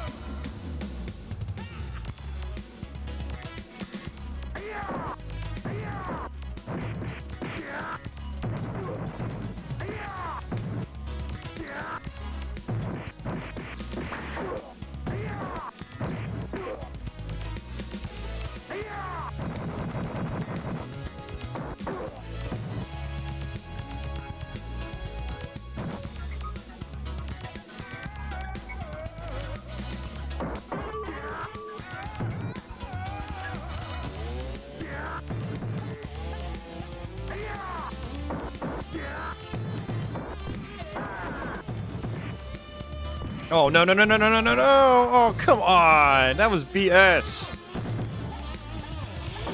Ugh.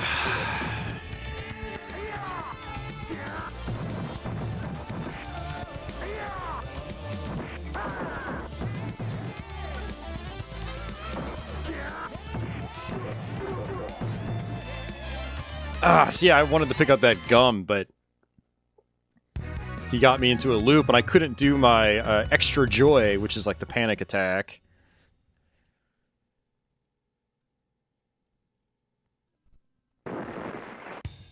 Alright, so there is a gimmick here where you can squeeze yourself through the flames. I'm not going to do that.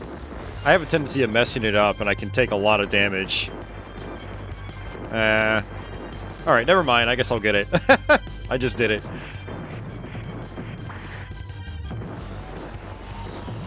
You can let the fire do the damage for you.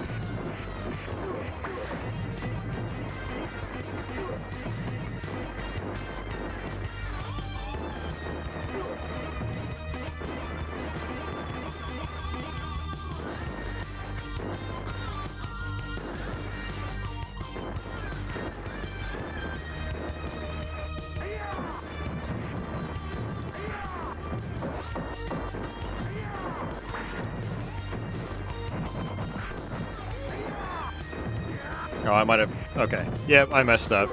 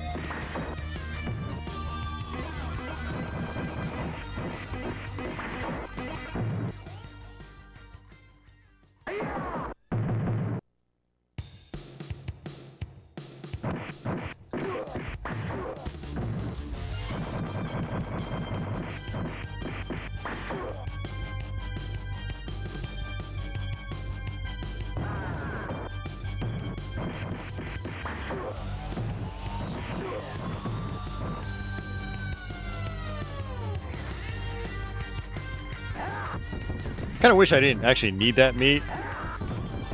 Because if you pick up meat, or any health pickup really, if you have a full health bar, it gives you points instead. And points lead me to extra lives. You know, every 200,000 now is an extra life. 100,000 for the first, and then every 200,000 after that. So 300, then 500, and then it'll be 700 for the next extra life. Oh, Seb, Half-Line Gamer, what's going on, man? And 90s Gaming Guy, welcome back, guys. How are you doing? I've been focusing on the games. I haven't been looking at chat that much. I apologize. Final Fight is a game that needs your 100% undivided attention. Especially as you start getting farther in like this. We're probably not going to get much farther. This is a tough level. But I'm glad I made it this far. A lot of times I don't even get here on 1 credit, at least.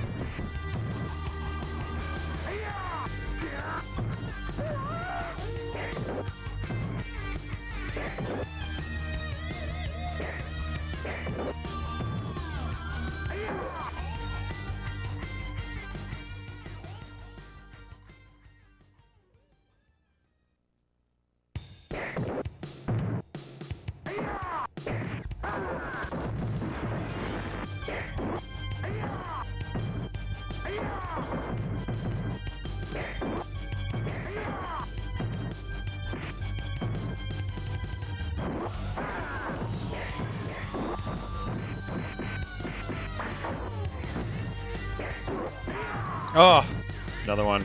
I should have survived this section. Ah.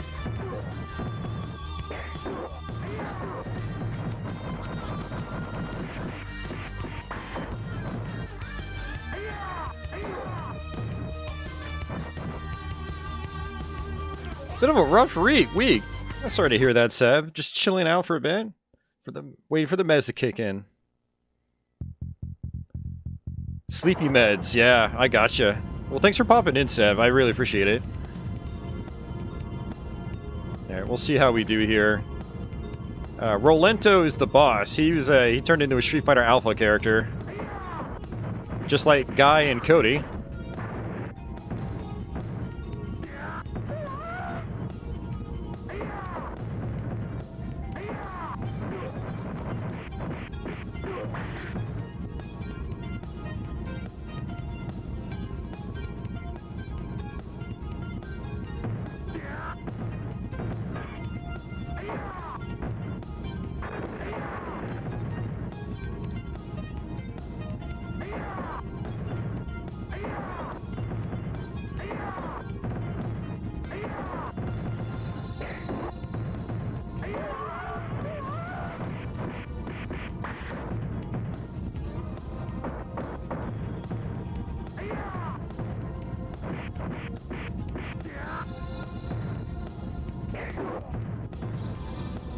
Swish!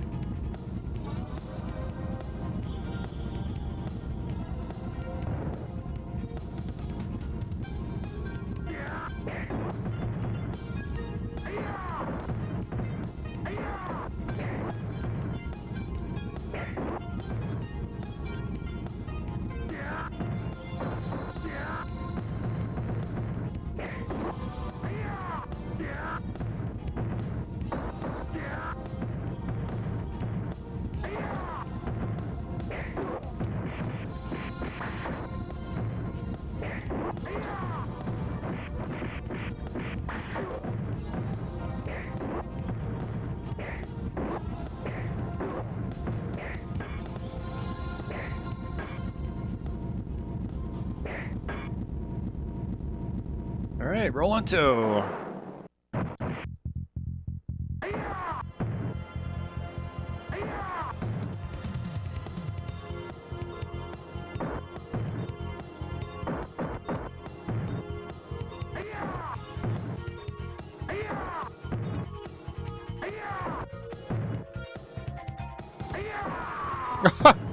He didn't even touch me.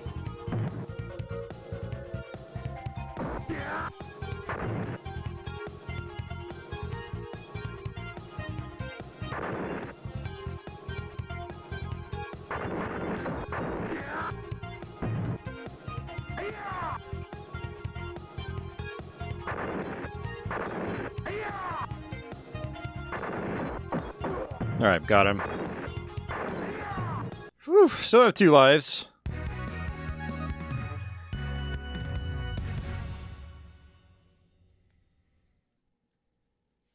Gotcham, yes. Final Fight is the same universe as Street Fighter. Yep.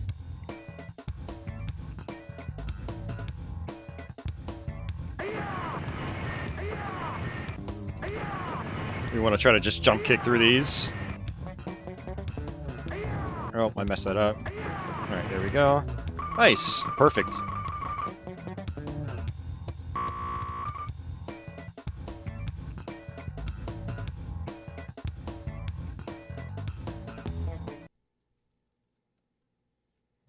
Yeah, like Eric said, this game's original title was Street Fighter 89. I'm glad they changed the name, though, because this was nothing like Street Fighter.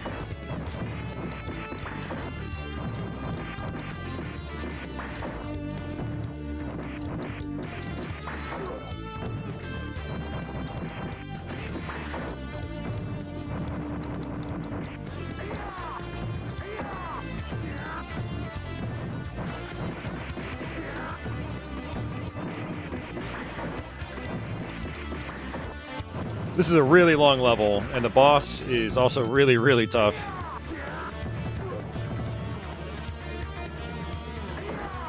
I haven't heard this remix in a long time, because I don't usually get here. Hey, Internet Junkie.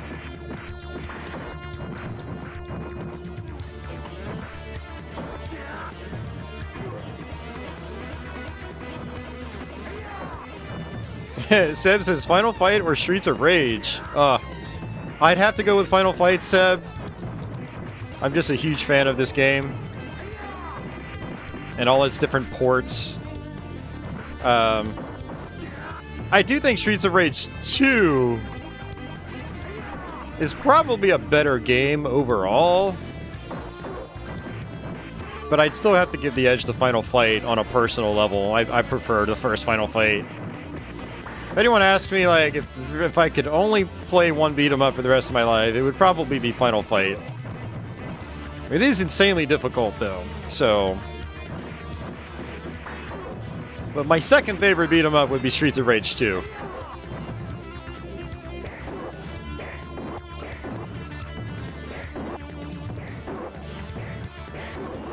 The Streets of Rage series is great, though. Even Part 3. I like that all 3 Streets of Rage games feel fairly distinct. And they're all high quality. Can't say the same for the Final Fight series.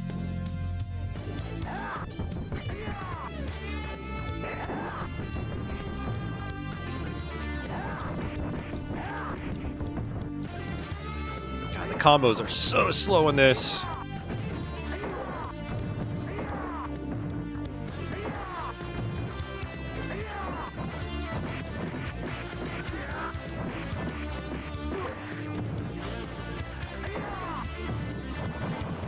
Man, who dresses like this anyway?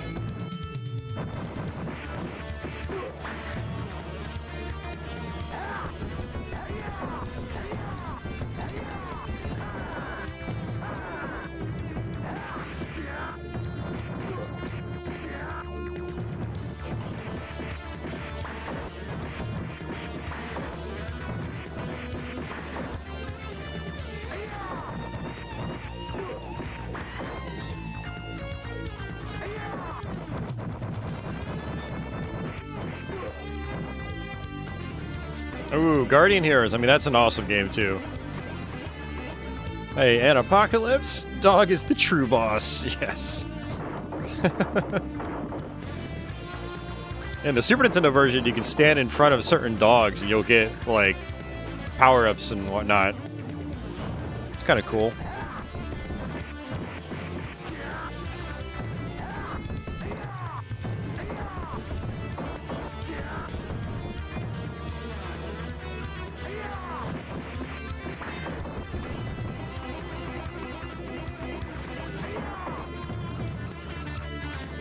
Yeah, I agree it's a better home game. I don't know about the replayability thing. That depends on your tastes. I mean, the base difficulty in Final Fight is a lot harder.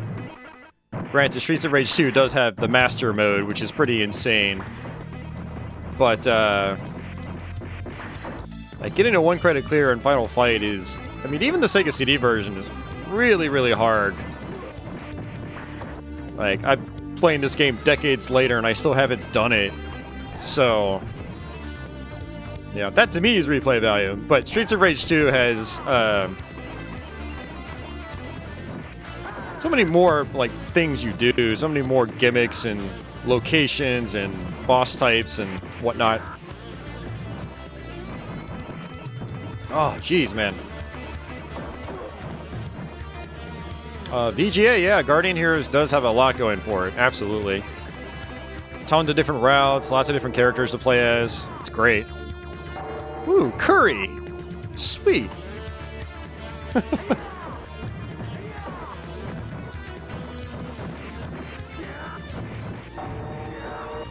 Whoa, there.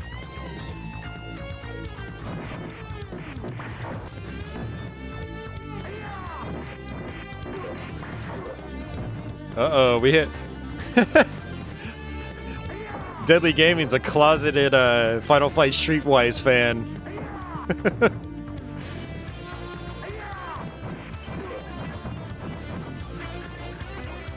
Yeah, no, like Leo said, Guardian Heroes is best played on Xbox 360 now.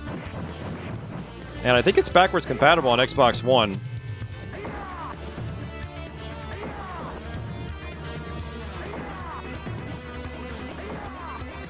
I still haven't played Final Fight Streetwise. I've always heard it's so bad. I never bothered.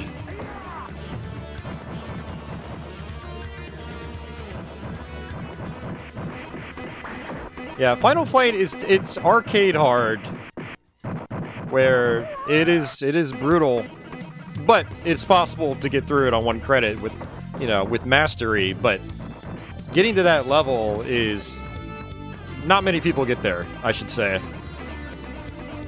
and I'm not there myself.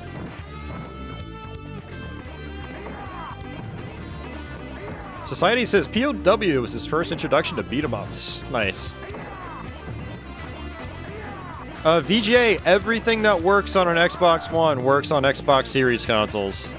Every Xbox One game is backwards compatible. So if something is backwards compatible on Xbox One, it works on Xbox Series consoles. That's how it works.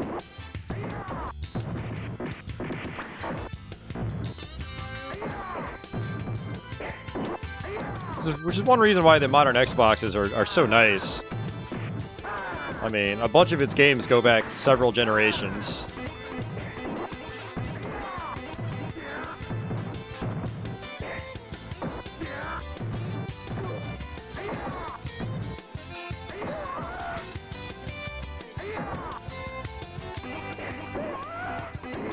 Ow.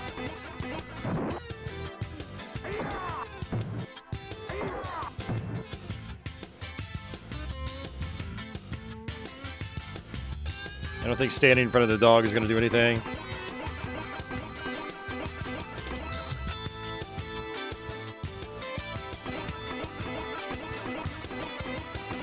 Yeah, I don't think it's going to work.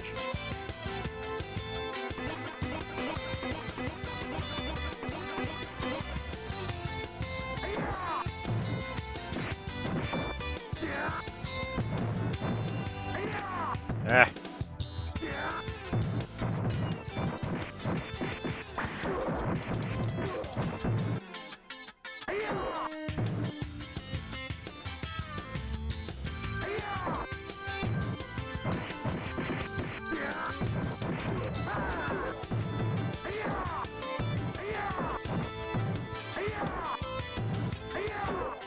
Getting close to another 1-up, I think.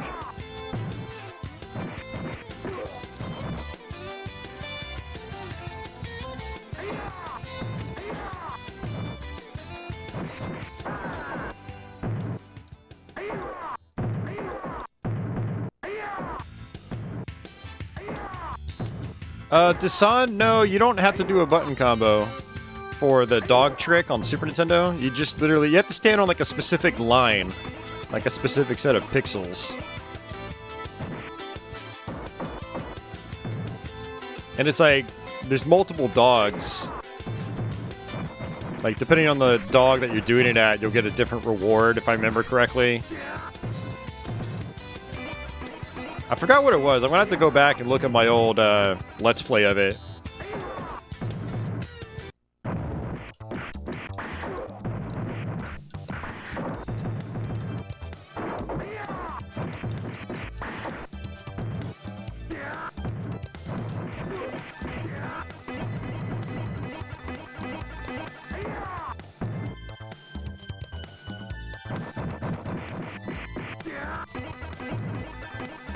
Yep. Did I get another extra life? I can't tell.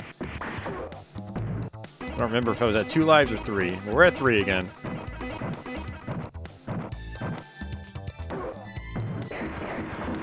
Oof.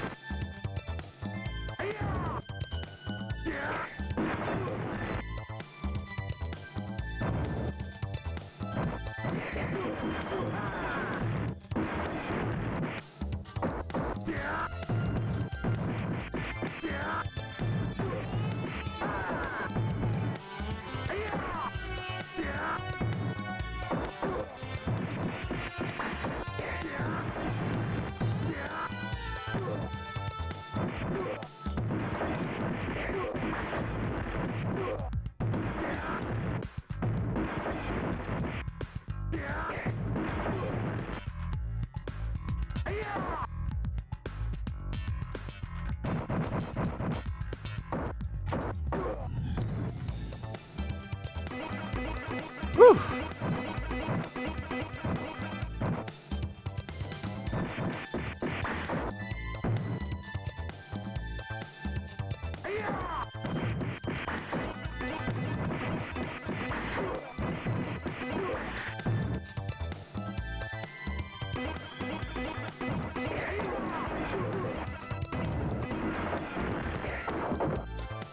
Man, a lot of meat.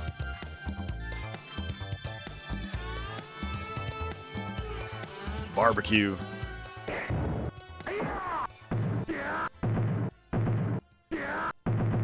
Getting close to the boss fight.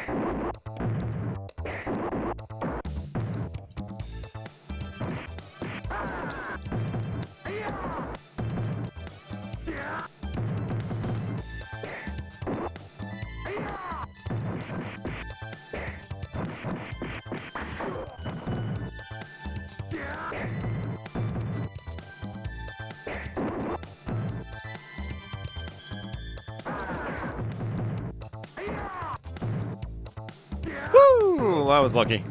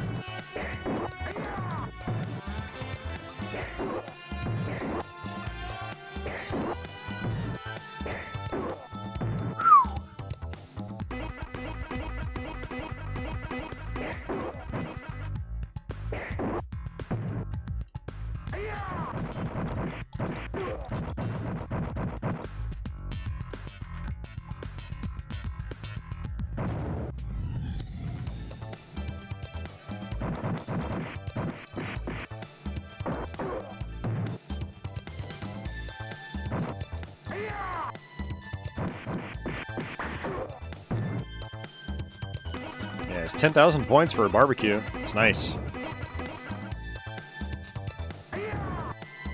That's a knife. Can't tell if that's a knife. It's being blocked. Alright, I need to hurry up, actually. I'm taking too long.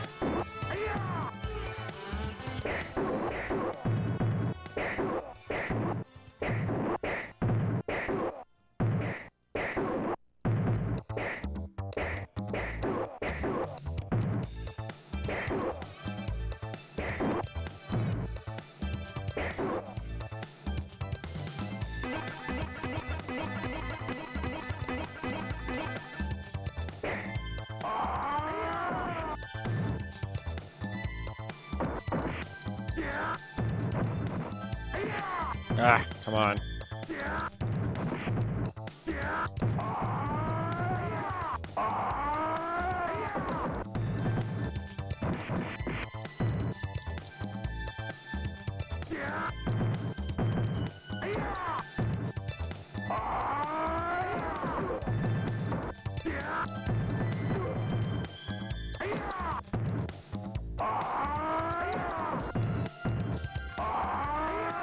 Ah. I should get my time back. Oh, I'm not gonna get my time back. Are you serious? That's garbage. I'm gonna end up losing another life for no reason. Oh, that sucks. Dude, that is BS. We could have had that for just losing one life. Why doesn't the time reset when you die? Oh. That was so lame.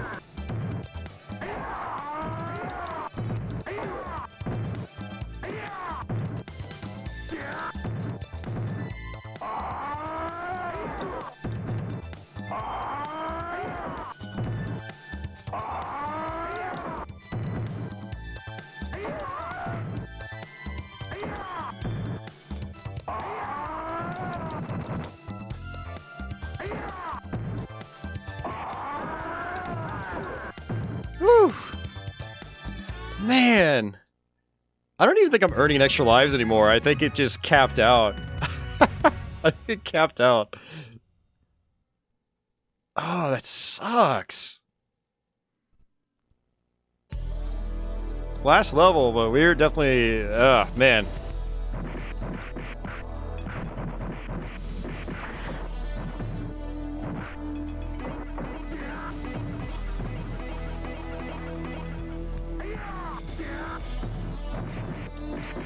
That's what I get for taking too long on that level.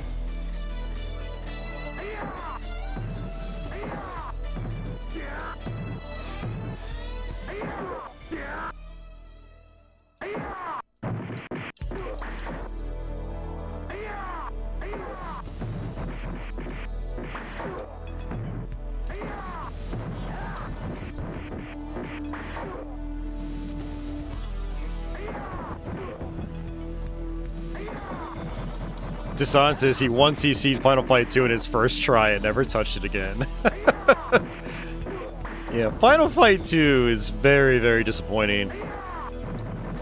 I have a Let's Play of it from years ago, and I had to really force myself through it. It was not a good experience for me. Oh, come on, dude! Ugh, well, this is it, guys. I mean, there's not much else. I mean, I guess I can continue. I should have a couple of continues at least. We're here. We might as well just see how far we can go with our amount of credits that we have. Yeah, agreed, Dasan. It's really dull enemies. dull stage design. It's too easy. But even if you crank up the difficulty, I think it's one of those difficulty increases where it just makes enemies tankier, so it just takes longer to kill them. And so it doesn't make it any more like exciting or tense, you know? It's just like, oh great, now it takes 5 times as long to kill this one enemy. Like, that's not a great way of increasing difficulty. For Final Fight, the original, like, arcade game, the difficulty increases were, like, you know, more enemies on screen and stuff like that, I'm pretty sure. Of course, with the Super Nintendo Final Fight games, they had hard-coded, like, character limits, unfortunately. Yeah, Super Nintendo 1, I think... Oh my god, why is my extra joy not coming out? Super Nintendo 1, I think it had a hard-coded limit of, like, 3 enemies on screen. Sega CD, it's about 4, maybe... I don't even think it ever goes up to 5 enemies on screen in the Sega CD one. I think it's just 4 at a time. Maybe a 5th if, like, the boss is on the screen.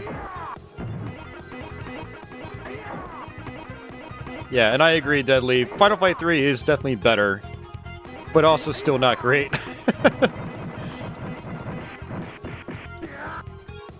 Poor SNES really got the shaft when it comes to beat-em-ups. Unless we're talking Turtles in Time, I mean, that's an all-time great.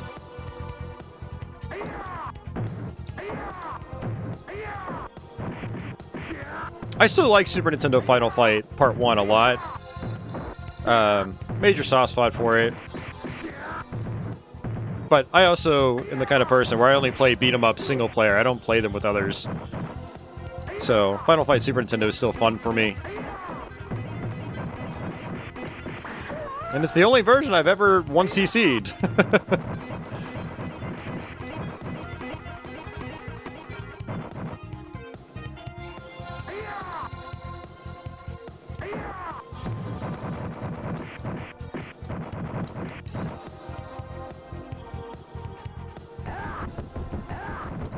Ah!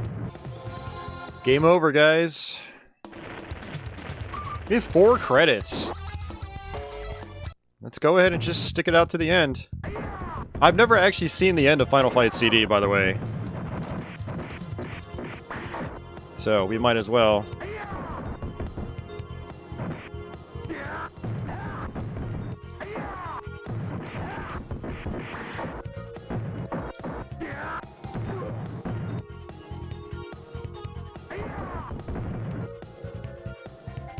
Yeah, I never even successfully credit-fed my way through this game back in the day. I generally don't credit feed when I play these arcade games. I always try to see how far I can get on 1 credit.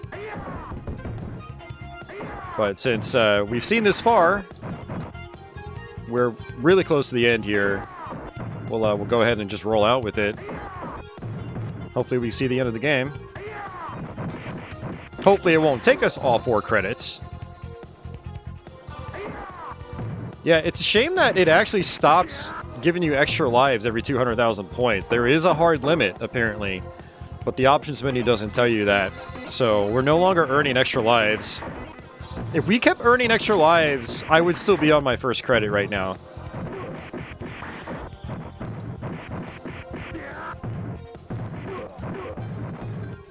I think the arcade version might be the same way. Like, you can have it set to 100,000 for the first extra life, and then it's every 200,000 after that. To a certain degree. Like, it eventually just stops giving you extra lives. Which is a bummer.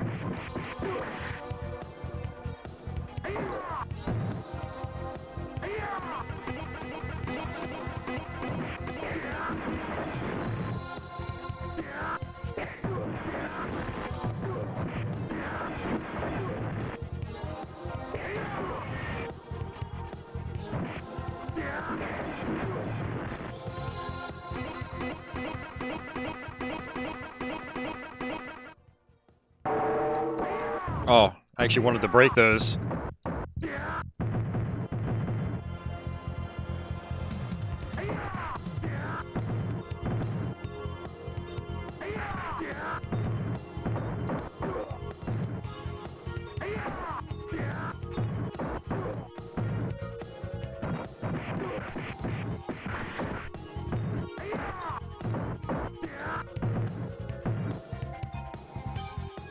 Alright, see you, Carl. Have a good night.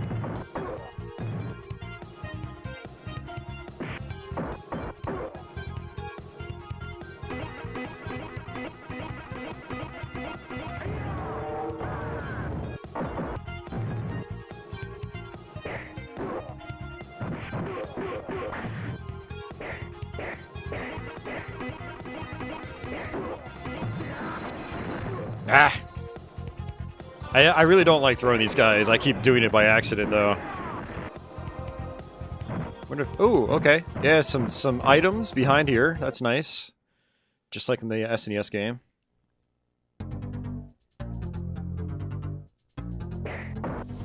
Ow.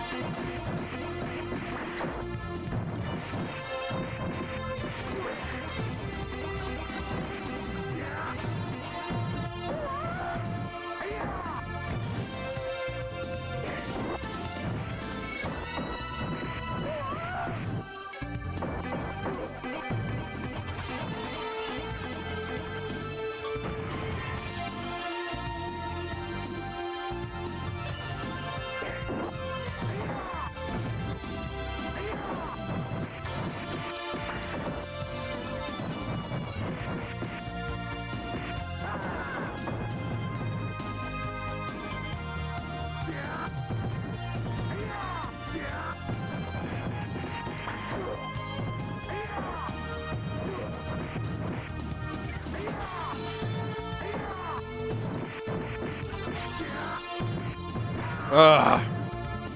Might have been able to use my extra joy if I was fast enough, but I wasn't.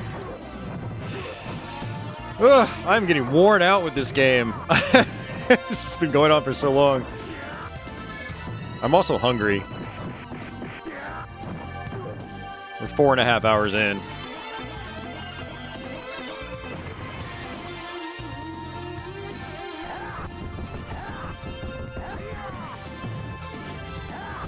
Ah.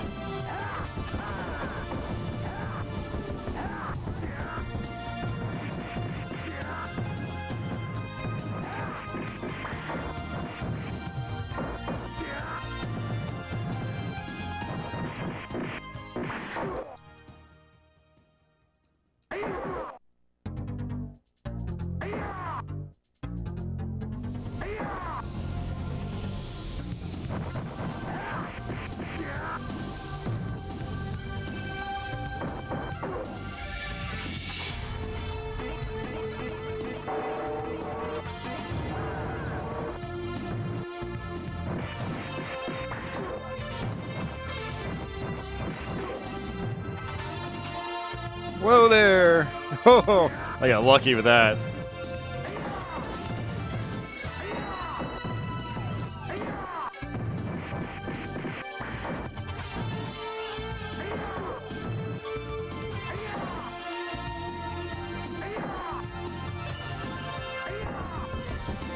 Society says, go have a pizza.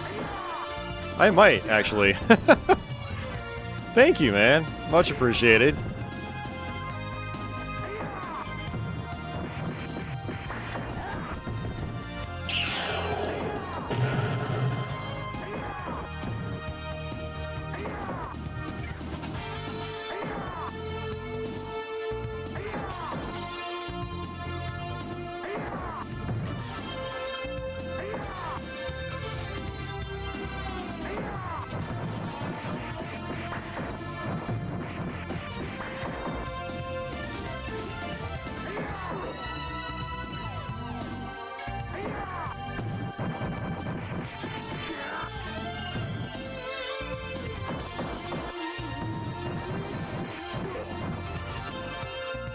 Man, pizza sounds so good right about now.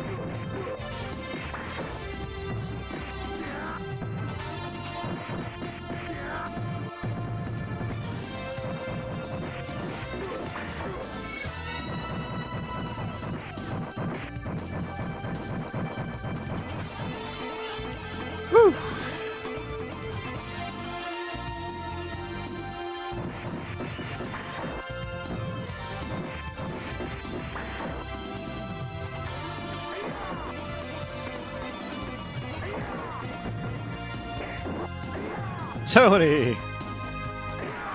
Thank you, sir. Get you some good pizza while you're at it.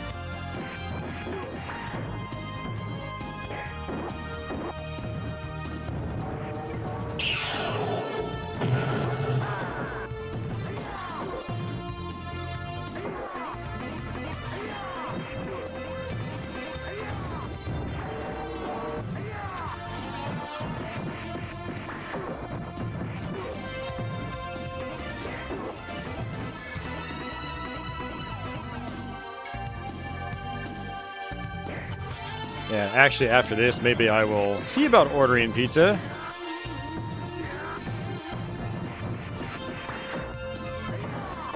Maybe not even pizza. Maybe I'll just do like Grubhub or something. I haven't done that in a while.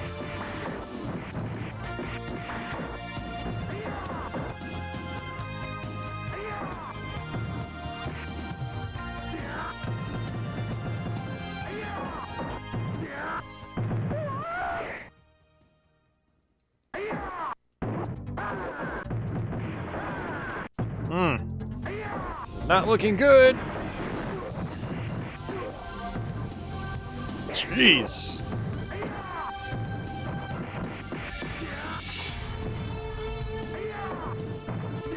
No problem, Tony. Thanks for watching. Thanks for the tip. I really appreciate it. Both you and society, much appreciated. Alright, this is the last stretch.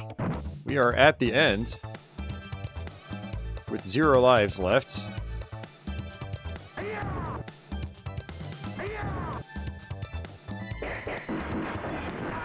Oh, it still hit me.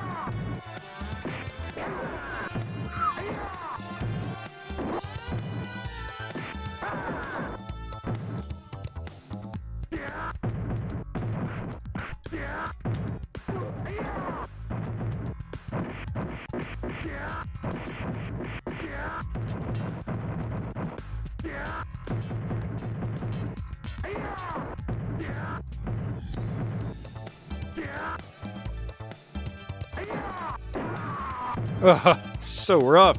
They're staggering the enemies so much that it's hard to get control of them.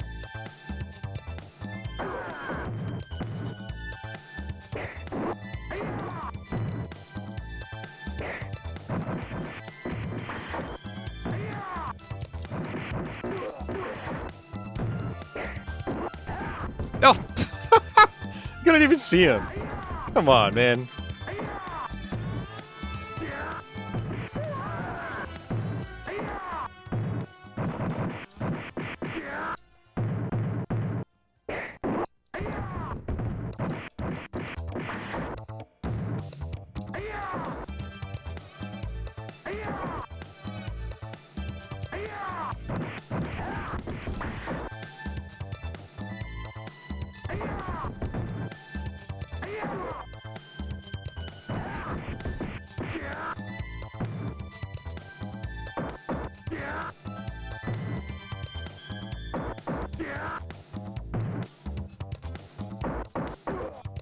Ooh.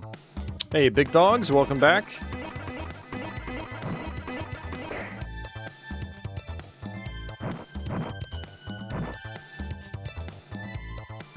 Alright, very last stretch. I'll take that, thank you.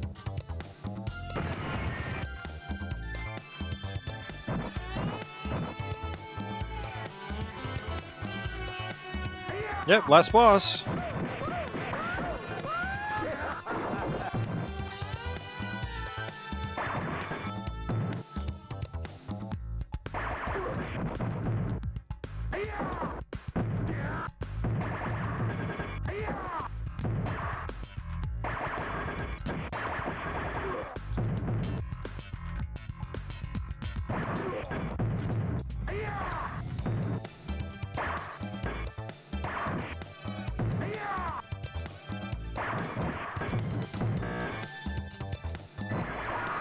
Ah.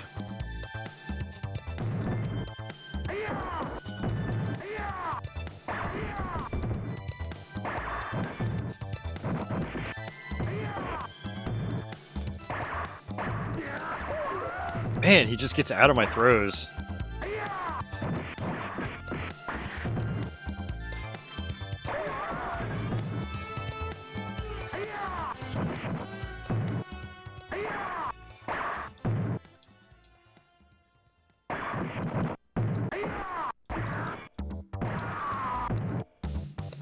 Oh, isn't the trick like I have to just do a punch combo on him? It's been so long since I've been to this final boss.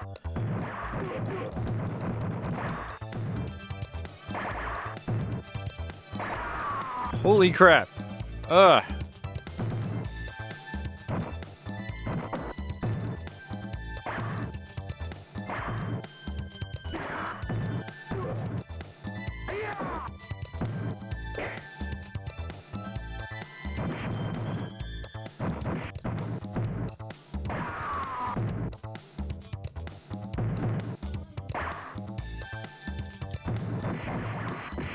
Yep, there we go.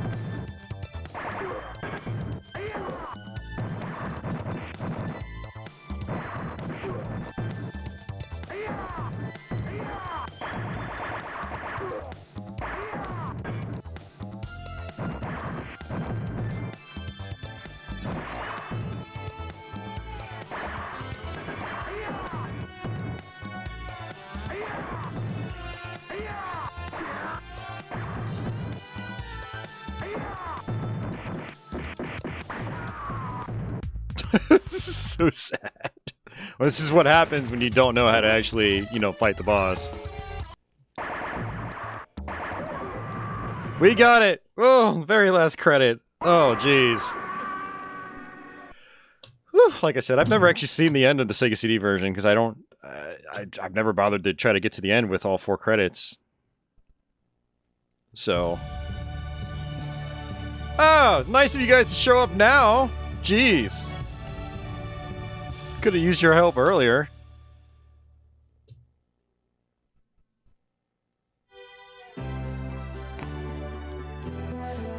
Oh, Father, I was so scared. I'm so glad to see they didn't hurt you. I'm so sorry, Jessica. I thought I'd lost you like I'd lost your mother. I'll never let anything bad happen to you again. I love you, Father. Duh.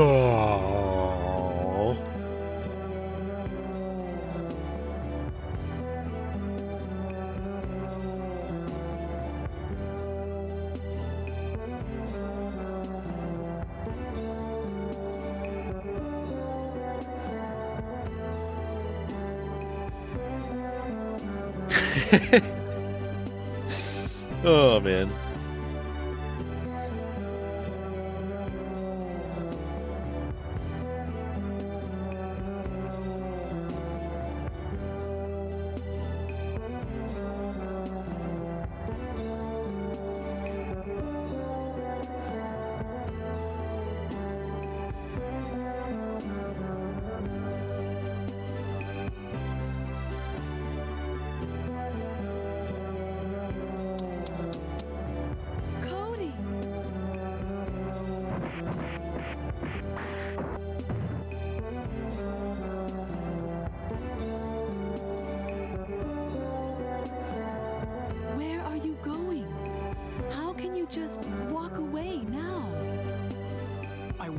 here with you, Jessica, but I can't.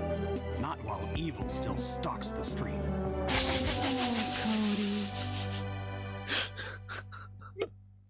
Not while evil still stalks the streets. Oh man.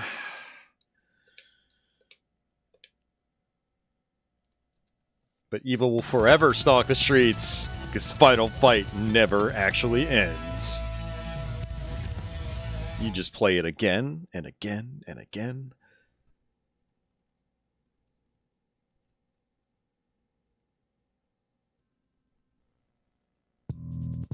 Woo, yeah. So actually one more thing I think I wanted to show off here was that there is a time attack mode, which is kind of cool.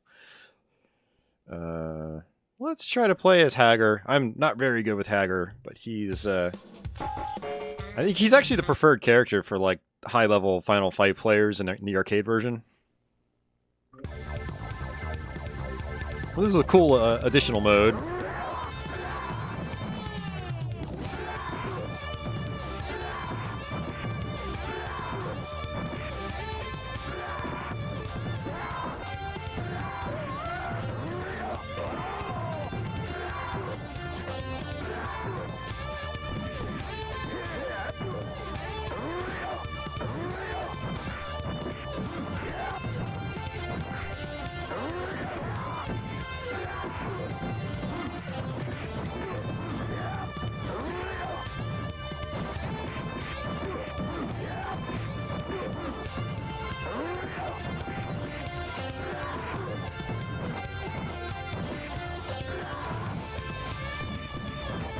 Oops.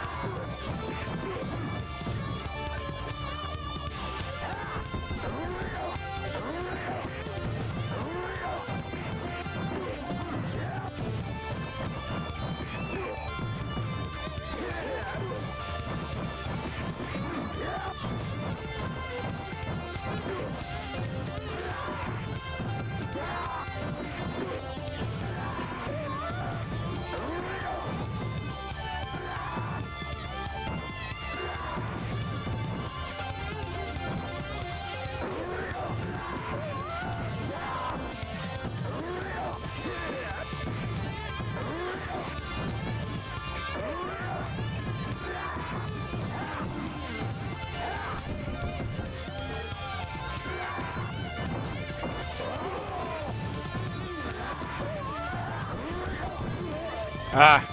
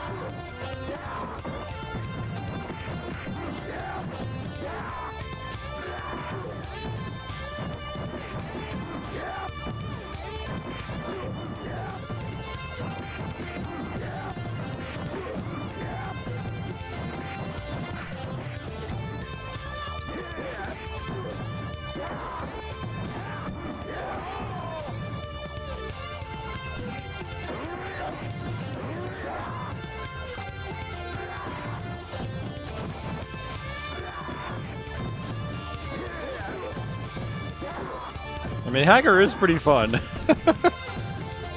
just wreck guys with him.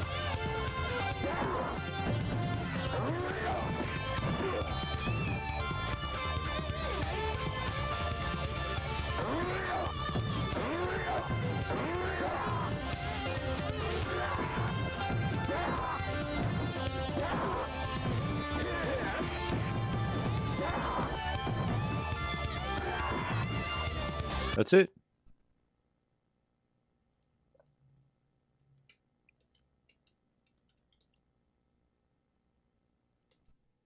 Let's try it again. There's actually an alternate stage as well. There's like a bridge level. We'll try it with Cody. Yeah, I really should try to get better with Hagar because like that's apparently the way to play if you're trying to 1cc the game.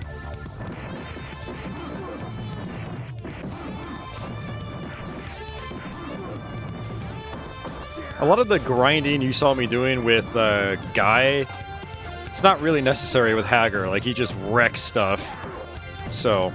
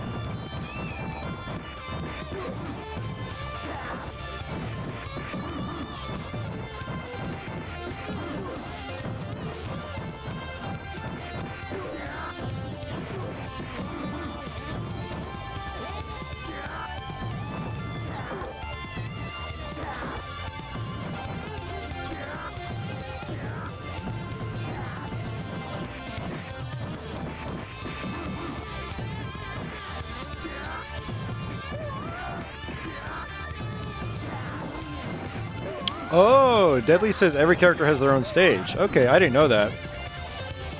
Thanks, Deadly. That's pretty cool.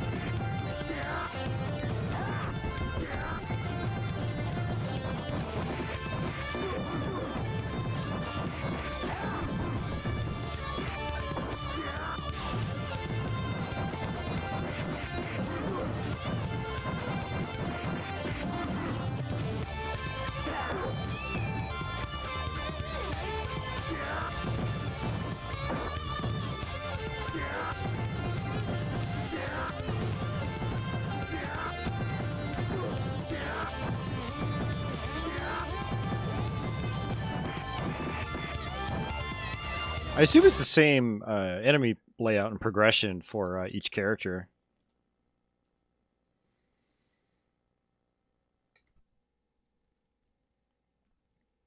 Mike says the world needs more beat-em-ups. I agree, Mike.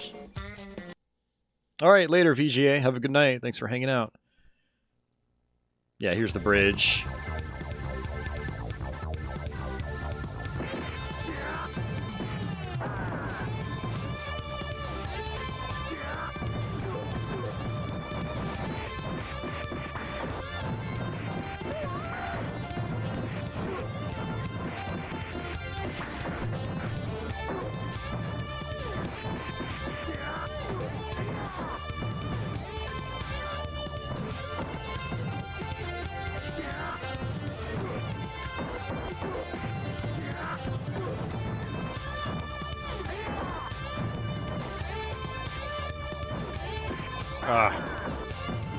Hate it when I get surrounded.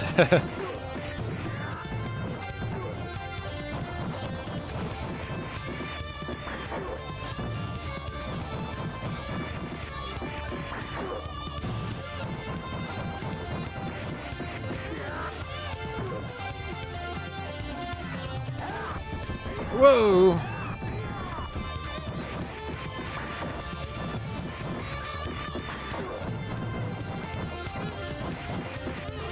Yeah, I just noticed that too. The cars are completely still. They should have just had no cars, actually, because, you know. changed the stage to make it look like it's the middle of the night, where the roads are empty.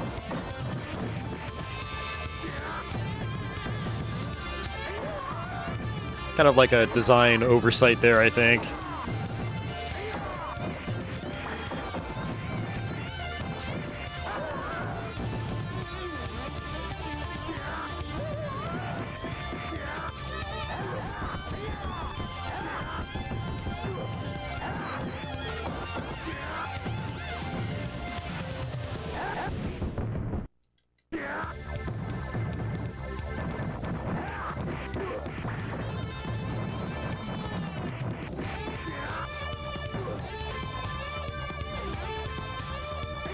Yeah, they're all parked to watch the fight. Maybe that's what it is.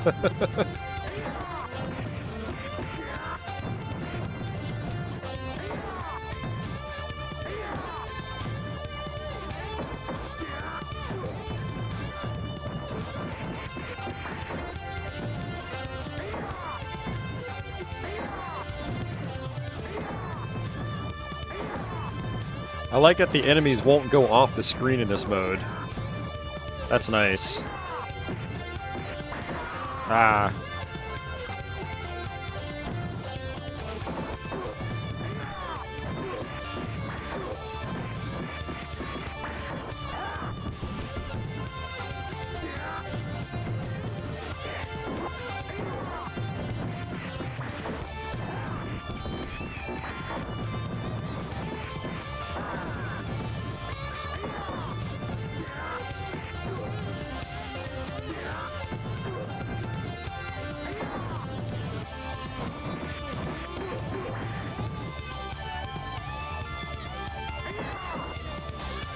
Man, such a good version of Final Fight. But yeah, that's the time attack mode. It's pretty cool. Nice little bonus.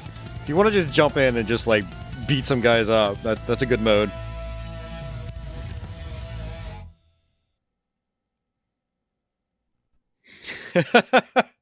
I can suspend the disbelief for the unmoving cars, but that boat creating a wake in the water despite not moving is just too much. Immersion has been ruined. Metro City, a well-known crime capital, has been ruled by... Oh, he's including the time attack mode in that version? Deadly? That's cool. A fact which the newly elected mayor and former Mike Hager plans to change. Alright, let's go ahead and hit that reset button. At the center of the problem...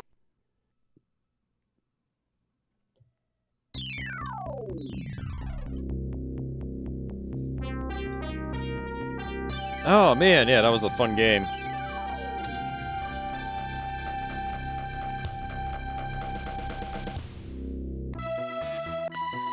Alright.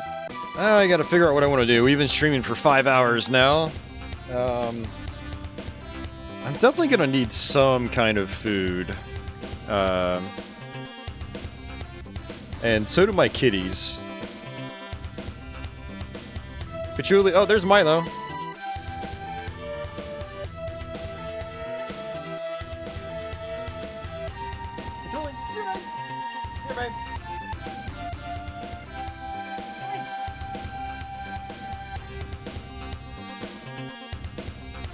Dudley says he thinks it's going to be a survival mode. Okay. I mean, that would be nice, because the time attack mode is really cool, but... It would have been cool if they had a survival mode, because time attack ends. Like, you only have a minute or so, so...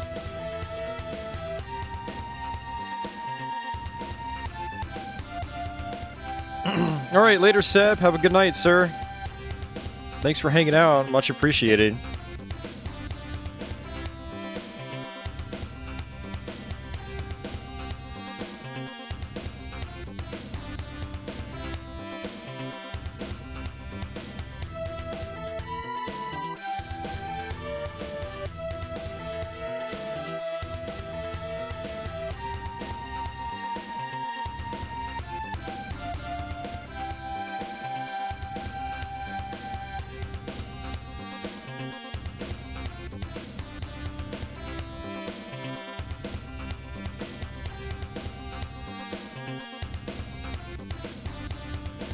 Vendetta by Konami.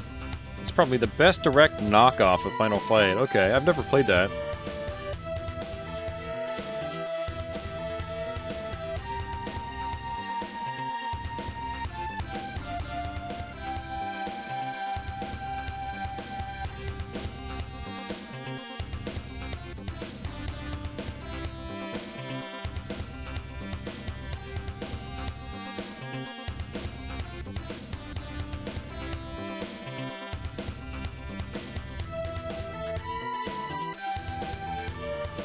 It's a sequel to Crime Fighters. Okay, yeah, I never played Crime Fighters either.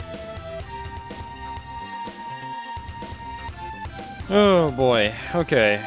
I gotta figure out what I want to do here. See, if I order something like pizza, then it's gonna take a little while to get here, and I really don't want to eat until I'm on break, and I can feed the cats at the same time. Alright guys, what I think I'm going to do is just take a break right now. I am actually not going to order pizza. I have a stress test in the morning that's going to require me to fast for a while and not really eat too heavy. I have to be up at 6 a.m. So what I'm going to do is go feed the cats. The cats are really hungry. It's actually past their feeding time. I'm going to feed the cats. I'm going to make a sandwich for myself. Just eat like a turkey and cheese sandwich or something. So I'll be gone like 10 minutes. And then I'll come back and I'll play some more games. So I'm going to put up a break message, and I will leave the Sega CD splash screen on. And I will be back in about 10 minutes.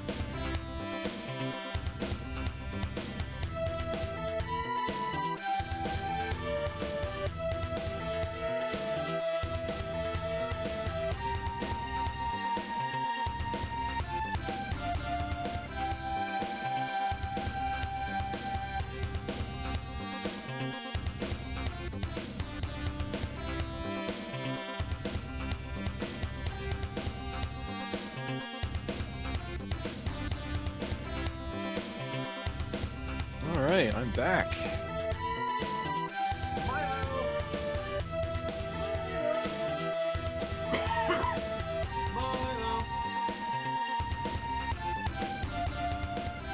My cats are probably going to be a little...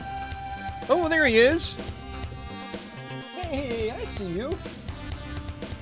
Come here, buddy. Come here, guy. Boy, how is you?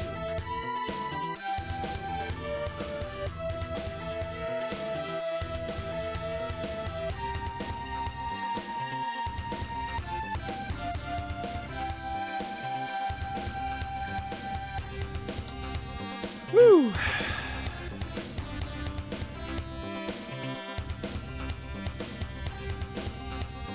Oh, man.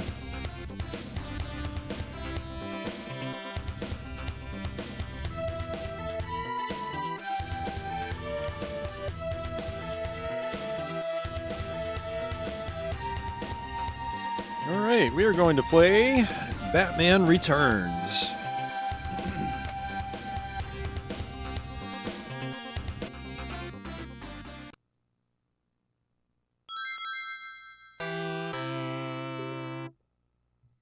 This is a bit of a long one. I don't think we're gonna make it to the end. It gets pretty tough, but we will see what we can do.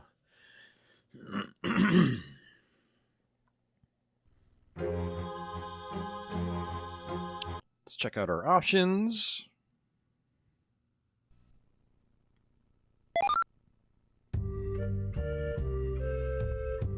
Good morning, Mr. Wayne.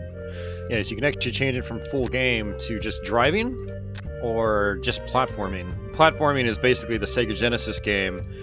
The driving game, it was added to the Sega CD version. And you do have difficulty settings. Just leave it on normal. We're gonna actually pop it on 7 lives. I actually recommend doing that. Cafe Man says, "Ooh boy, it's Sega CD's greatest hits night." I mean, basically, I guess. Yeah, I have played a lot of games that I personally like a lot. They're my personal favorites on the system. Yeah, this game, or at least the driving sections, really show off the scaling hardware. It's one of the first games to do so.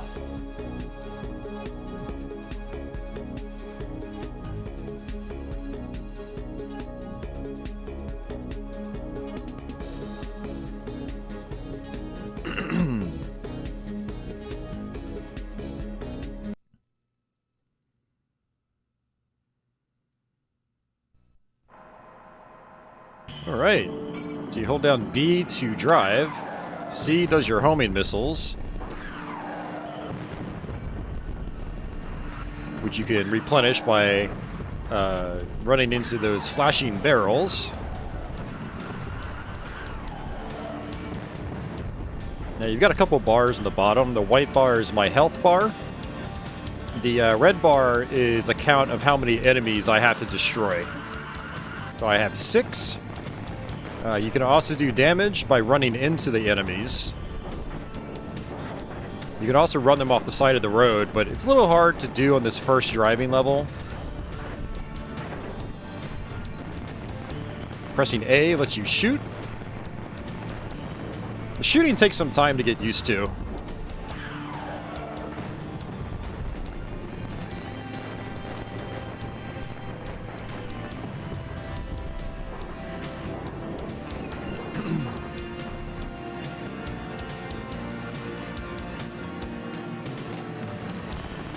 Alright, every driving level has 2 bosses. Or, at least I should say the first 3 driving stages have 2 bosses.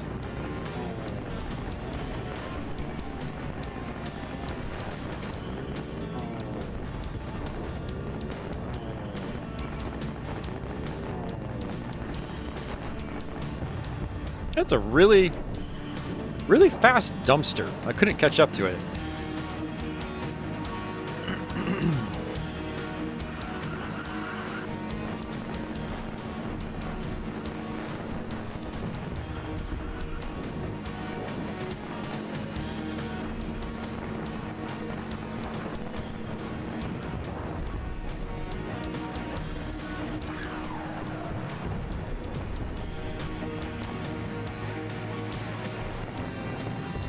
Nice, knocked him off the side of the road.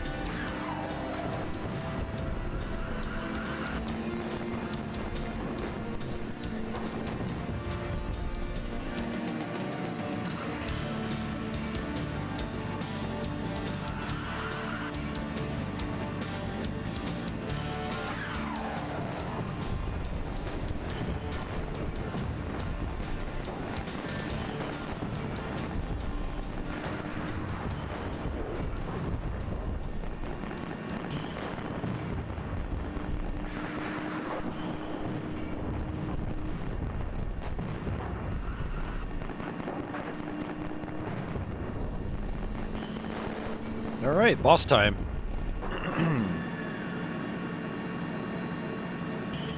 So in this one you need to shoot the core, but you also need to knock the little guys off the ladders that come out.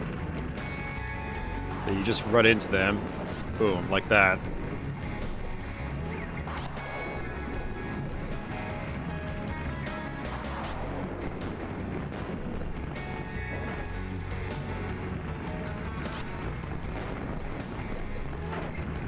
Some clever boss fights in this game.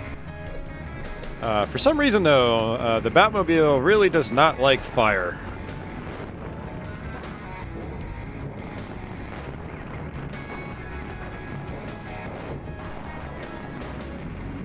Oh, I'm not fast enough.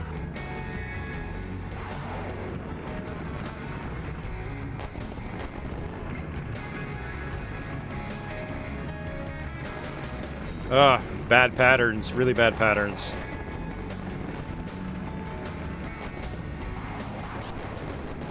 Woo! I barely made it.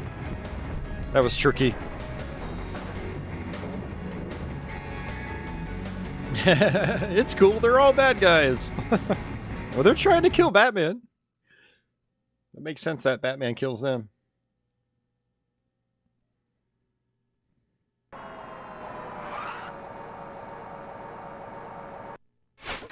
Alright, platforming time. The platforming sections are basically the Genesis game. So you can duck and kick, you can press forward and press kick, you can just punch, you can also jump and punch. Jumping and punching is actually pretty good at certain points. The ducking kick is also pretty good too, it's got decent reach. Holding down A in the air lets you glide.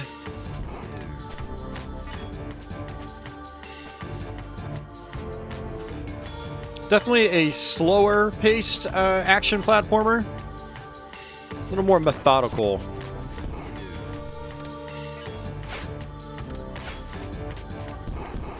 But I've always liked it.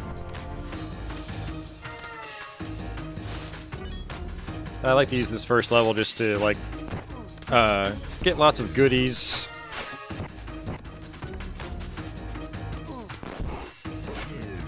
You can also press start to bring up your belt. You have a variety of different weapons. I like to save them.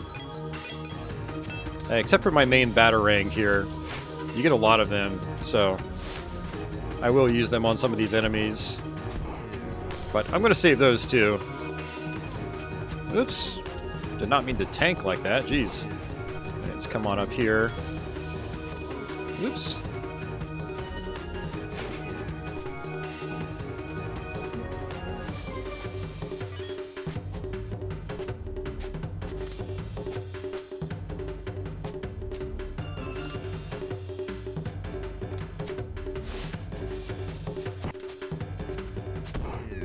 Get some health.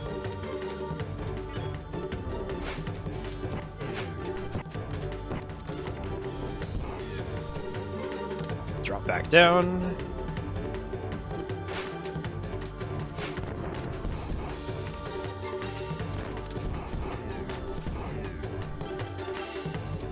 Oops, landed right on top of him.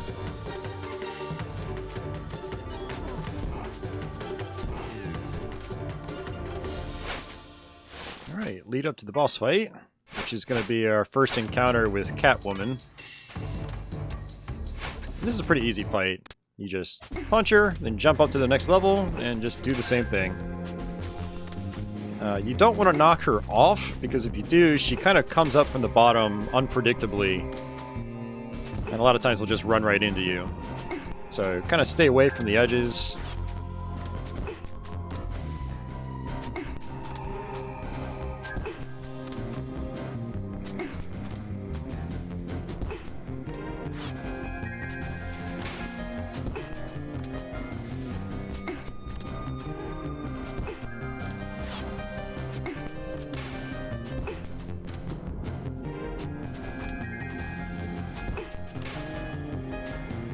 Alright, there we go.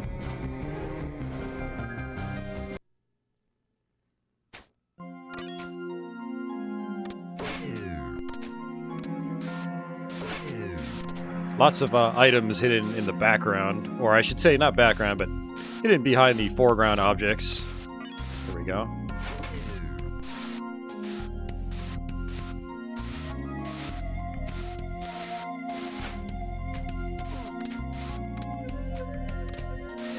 This game's got a great soundtrack too.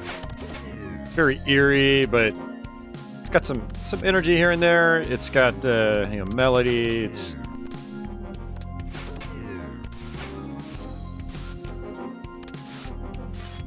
occasionally sounds epic.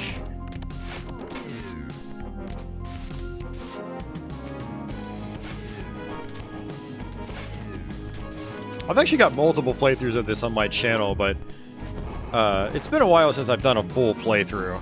I don't know if we're going to be capable of doing that tonight, but we will try.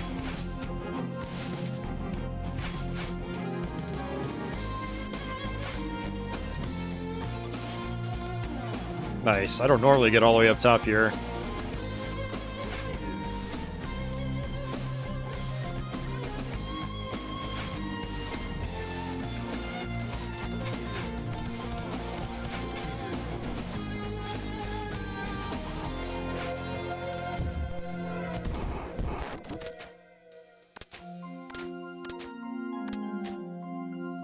Alright, boss time. A lot of bosses in this game.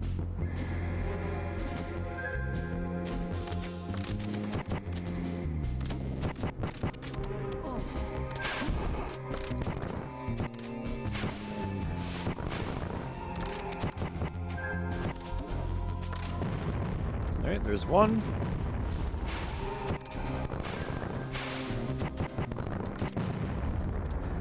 Here's two. Extra life. And another item. More batarangs. Actually kind of nice, your health refills between sections. This game did not do that, it would be a lot harder. I mean, this is a pretty challenging game, it's very memorization heavy. I have a lot of this early stuff in particular memorized because I've played the game so much over the years. This was again in my first batch of Sega CD games as a kid, so I did play it a lot growing up. I never did successfully beat the game until I was an adult, though. I did make it to the final boss when I was a kid, but I never didn't figure it out until I was an adult. Honestly, if I even managed to make it to the final boss right now, I don't even know if I'd be able to do it now, because I don't remember what to do. It is a little bit of a puzzle solution.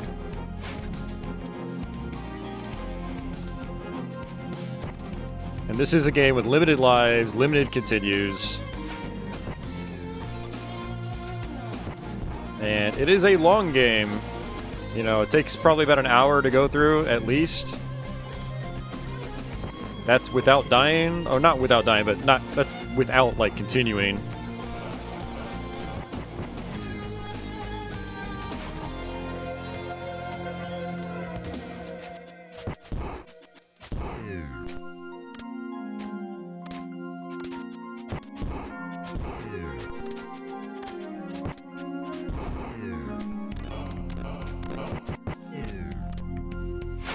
Alright, close to the next boss, which is going to be our first encounter with the penguin.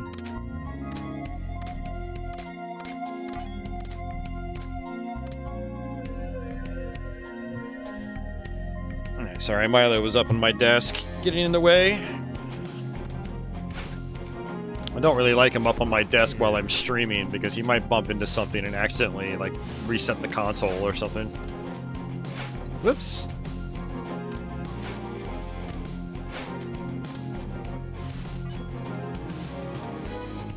Yeah, I'm gonna come all the way over to the right. Try to get some other goodies. Extra life.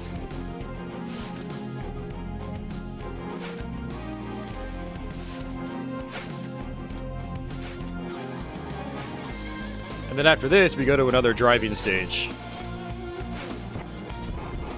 Now, this is something I actually have another stream of, but and I do recommend checking it out if you want to see these things. But there's 3 different endings in this game. You get one if you play the game straight through. You play everything. There's another if you do the driving only, and then there's another if you do the platform only. It's pretty sweet. And if you do the driving only, you get an extra driving level that's not in the full game. And there's also an extra boss, or I can't remember if it's like the sewer driving section. I can't remember if the boss is still there in the driving mode. I don't remember. I thought there was some other variation, but it's kind of interesting. A lot of replay value on this one.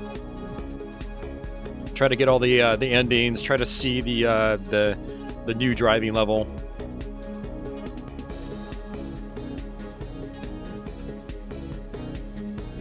Although I will say the final driving stage, if you on driving only mode, is like it's it's absurdly difficult.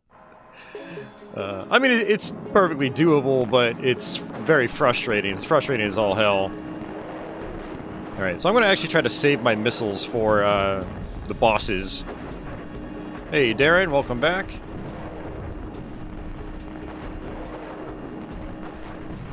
Yeah, this game is grueling to learn, but once you learn it, you can get through it pretty consistently. I had some commenters a long time ago on my old playthroughs basically saying this game was impossible, and I'm like, no, it's definitely not impossible. It's a lot to learn.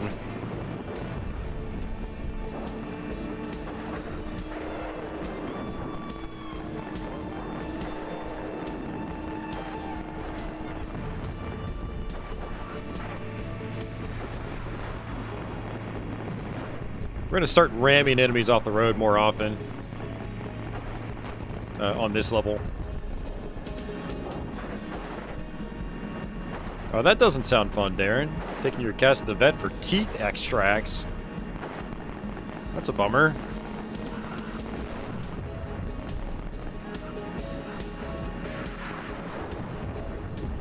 Yeah, when you slam them into something off the road, you kill them instantly. It's nice.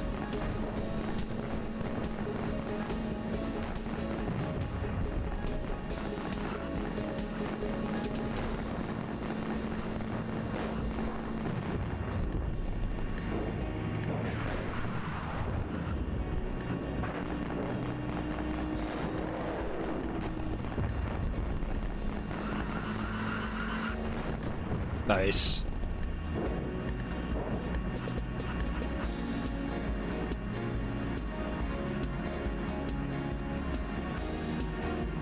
I don't really know what you're talking about, Matt. I don't really see a need to be so negative about it. I think the game's designed fine for what it is. The driving stuff is really fun. You learn the mechanics. But, you know, I definitely get that idea with other games, but I mean, I've always thought Batman Returns on Sega CD was designed fine. You know, if we said the same thing about Cliffhanger, like, oh, they can't, you know, good scaling, but they can't design a good game. That is, I would totally agree there, but Batman Returns is solid.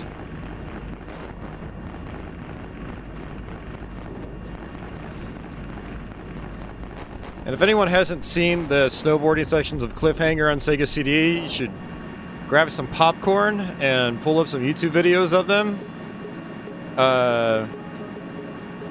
They are absolute insanity. Yeah, the driving itself is actually really awesome. Being able to slam into enemies to do damage, being able to slam them off the side of the road. It's good stuff. Like, it feels good to play, which is what you want.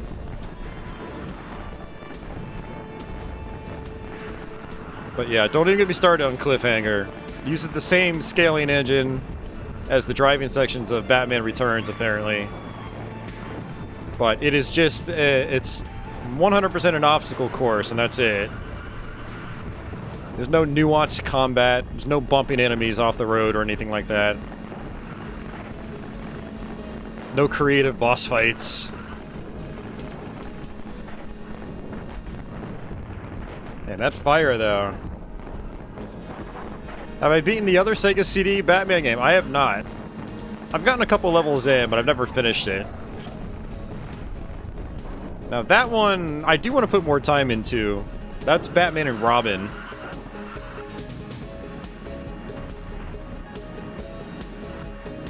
And its scaling is actually much better than this, but it is a much newer game. It's a couple of years newer. I don't even know if it uses the same engine or if it's a new one.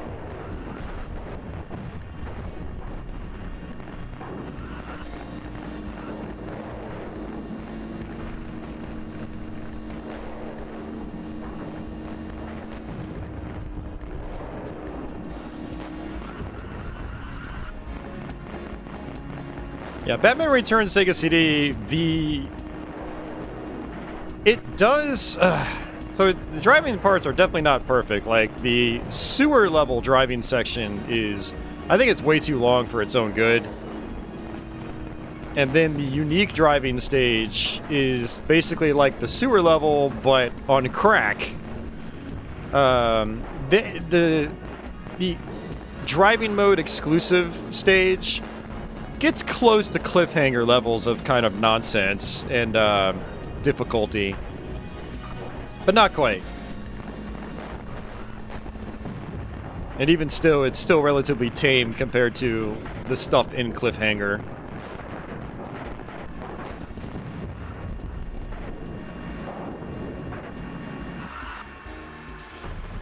Cafe Man says, I find the Adventures of Batman and Robin harder than this. Yeah, well, Batman and Robin is only driving. And so they have to mix up the types of gameplay in that mode.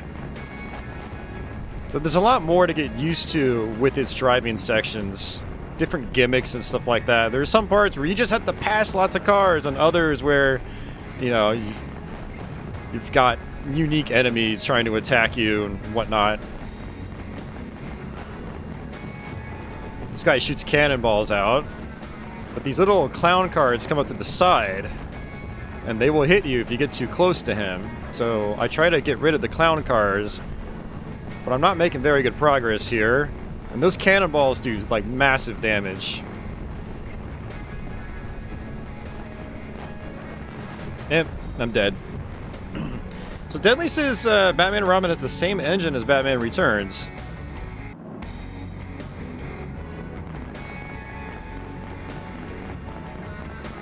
Yeah, it must be, they must have, like, tweaked it and enhanced it, because the Batman and Robin runs a lot smoother, much less slowdown.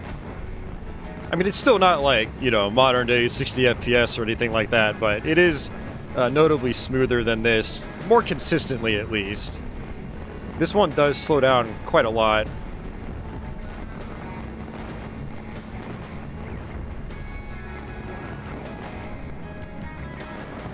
Still trying to save my missiles. I don't want to use them just yet.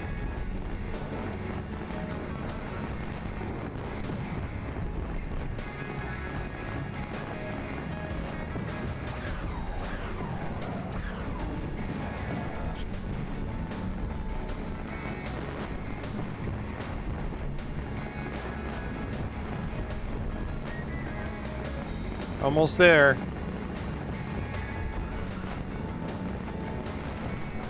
Got him. Woo! Nice.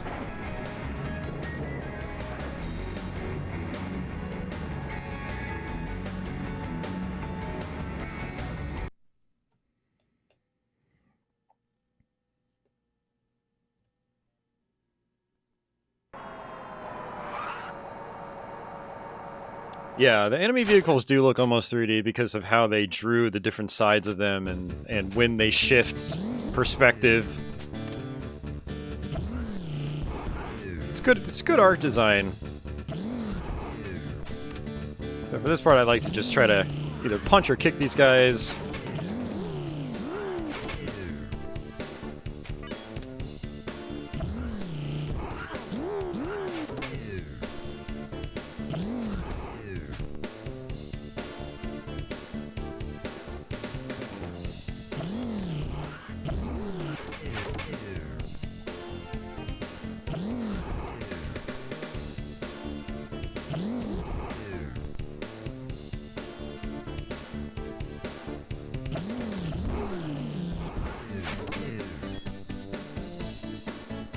Alright, so one of the reasons I saved my equipment is for this boss. I want to use this, which is a homing projectile.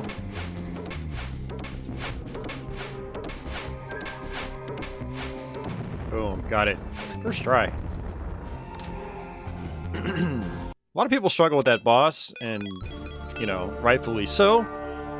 But if you save your homing projectiles, and you have enough, you can just kill him without even having to go up and punch him head on. So there's lots of preferred strategies at various points in this game, and it's kind of about learning those strategies to make the game easier.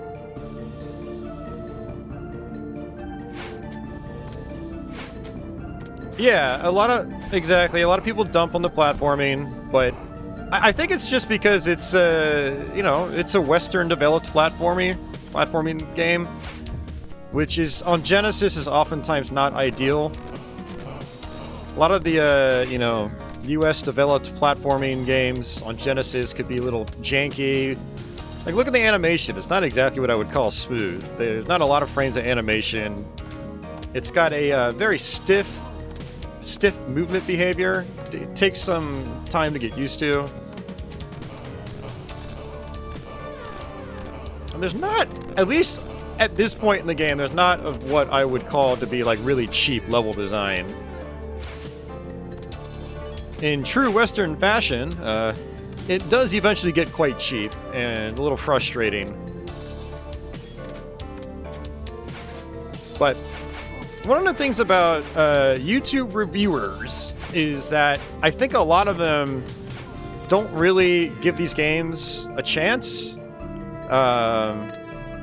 Like, they get a level or two in, then they're like, okay, this is my judgment call on it, and that's it.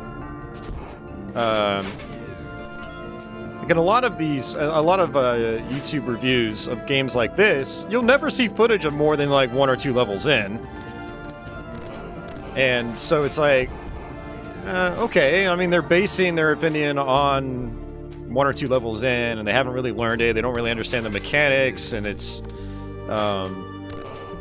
yeah, they're just like, I just don't like it, alright, next game.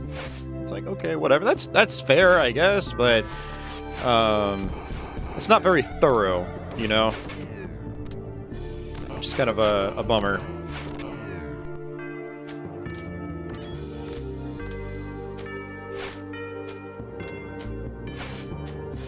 I do want that health. Hey, Cedar Valley! Alright, let's try that again.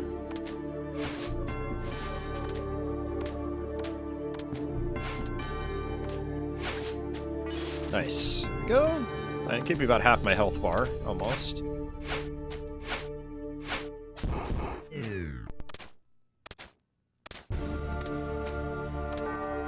Hey, Vornak.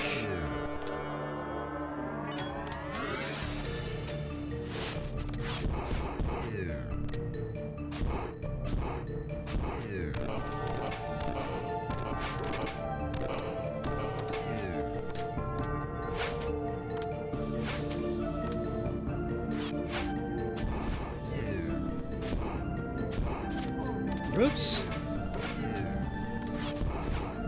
Alright, I'm not really sure how I want to do this. Normally I have a lot more health when I get here, but I like to use my special... Whoa, what the hell? You are not supposed to come in from behind like that.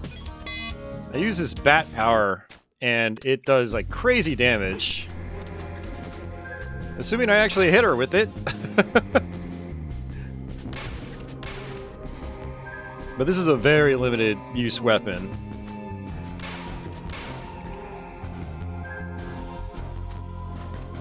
There we go. Go ahead and switch back so I don't use it by accident.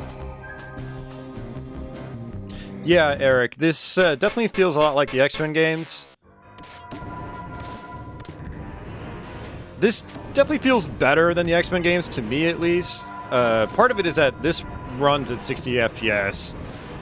The X-Men games like have this kind of subpar frame rate for a Genesis game. It's probably like 30. Okay, got it.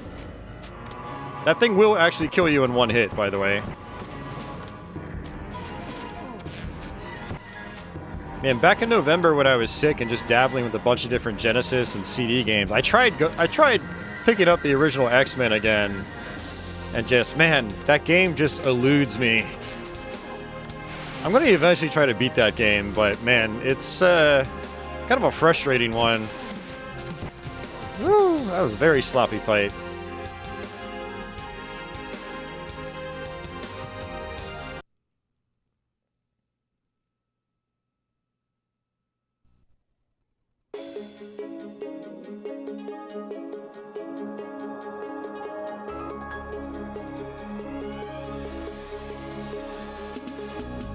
Deadly says, no disrespect to any YouTuber, but I don't watch reviews anymore. They are mostly wrong about a lot of games, or they don't understand how the game should be played.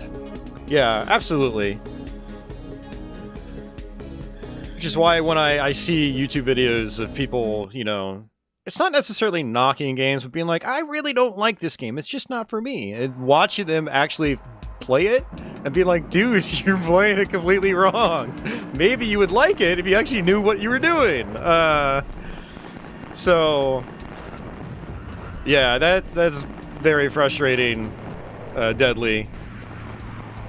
Yeah, it's also a reason why I don't watch a lot of reviews anymore. I don't really care too much about the opinions. I'm very good at forming my own. I've played so many games over the years that you know, I'm good at being able to just look at something and be like, okay, I can probably get behind that.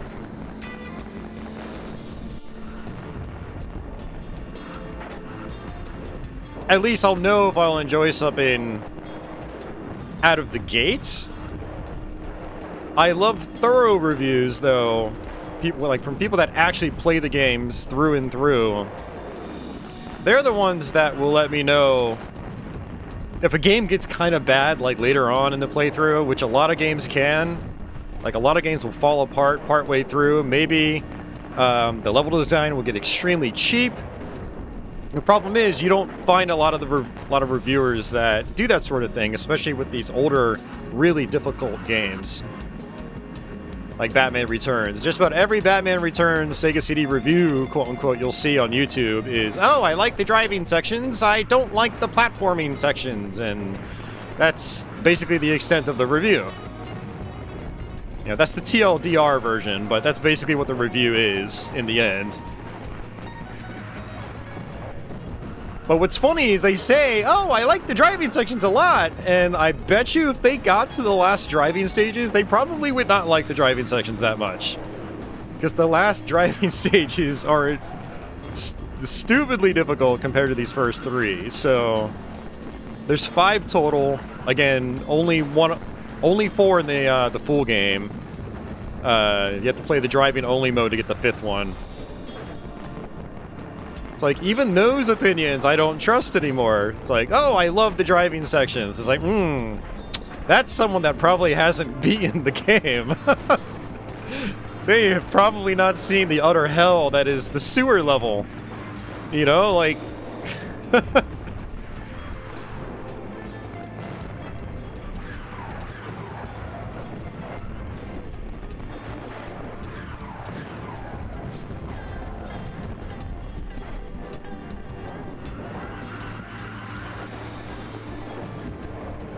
Might end up... Oh, I'm gonna have to redo this section.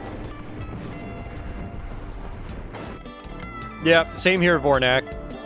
When I was learning some of those core design games back in November, I did just that. Both Chuck Rock 1 and Chuck Rock 2, I had to look up long plays to figure out, like, a couple of sections that I was like, oh, okay, so I'm just doing this wrong. And I figured out how to do it, and I was on my merry way.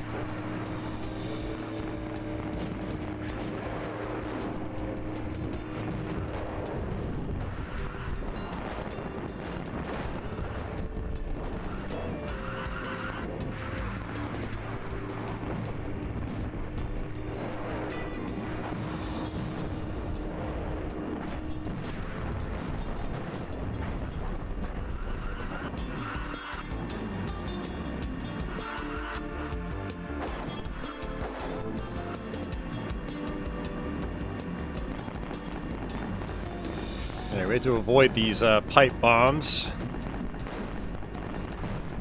Ow, they do a lot of damage too.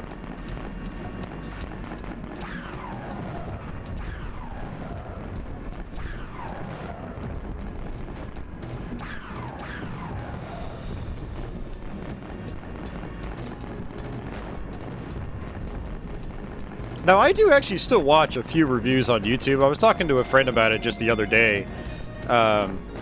But the guys that, the people's channels I watch are very thorough. Like, they go through the games completely, sometimes multiple times, and they get into the nitty-gritty. So they have the full perspective. It's not just, oh, I played the game for 5 minutes, I didn't like it. Okay, next one. I don't watch those kinds of reviews anymore. They don't do anything for me. I'm better off just, if it's like a modern Steam game, or even like a modern indie title, I'll just look up a preview on Steam or something, and I'm like, okay, that's... I know I'll like it, or I won't. I just make my own judgment call. But when it comes to like a lot of this old stuff, I do watch still a couple of channels that really go deep on the games, and especially with games like I've never actually played before. Like Some Call Me Johnny is still one of my favorites. He's been going through the Donkey Kong Country games again, and then he did Donkey Kong 64. I have never played Donkey Kong 64, so watching his perspective on that was interesting. And then as someone that recently beat Donkey Kong Country Returns for the first time, we did a full playthrough of that like a year ago, a little over a year ago. He ended up going through it for the first time, and so it was interesting hearing his perspective and his journey on learning the game for the first time. So, I will watch stuff like that occasionally, but most review content outside of that, I don't focus on anymore. I don't watch it. It's not really my thing.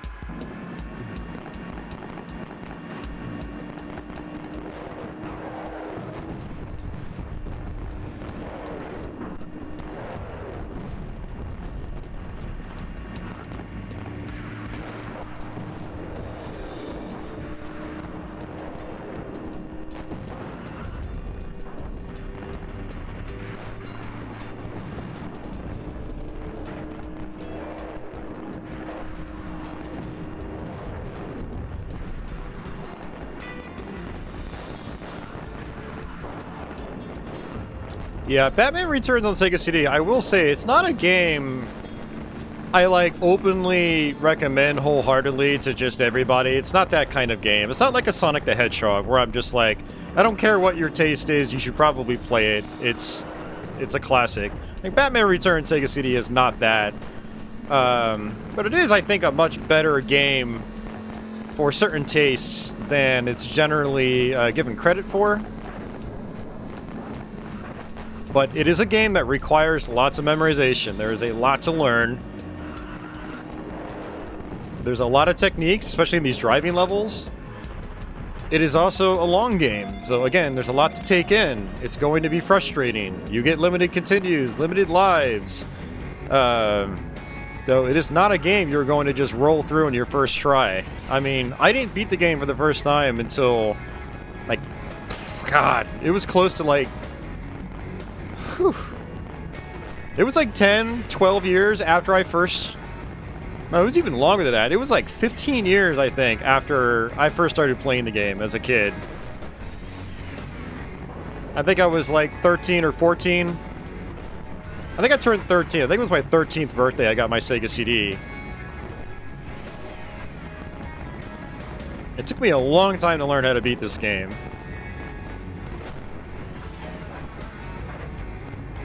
So, you know, it's one of those kinds of games. It's not a weekend rental where you're gonna be able to just beat it in a couple of days.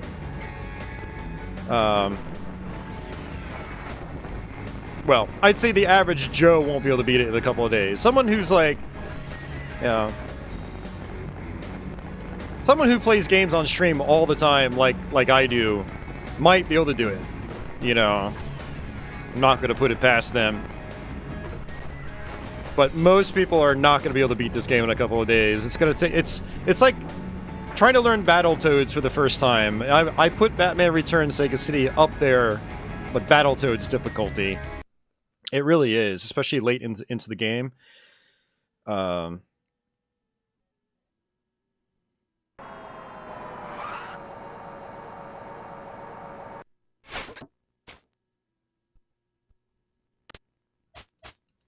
Lewis says, I've been playing Chuck Rock recently, not via a real Sega CD, though. That's all good.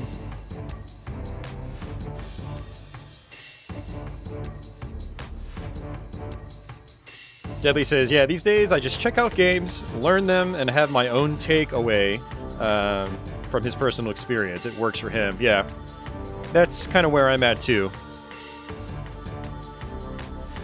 All right, let's go back through the chat. I wasn't really looking at chat there for the most part.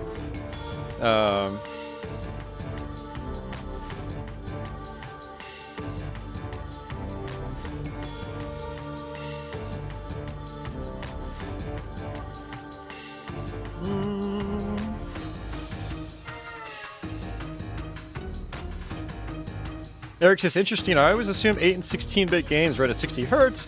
There seem to be the odd outliers. Yeah, frame rates are all over the place on a bunch of games. X-Men 1 is like 30 FPS. I think Chakan is the same way, actually. It was much more common with Western-developed games on the Genesis.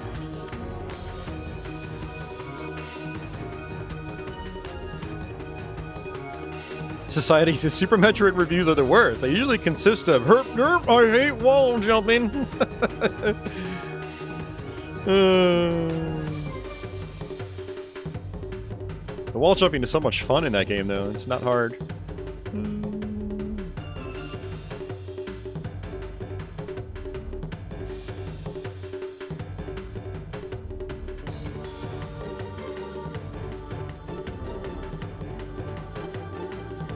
Oh yeah, the first Streets of Rage isn't 60 FPS either, yeah.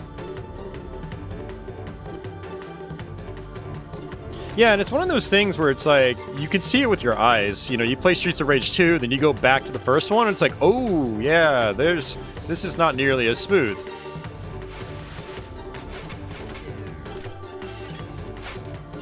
Yeah, there are actually a lot of examples of that on the hardware.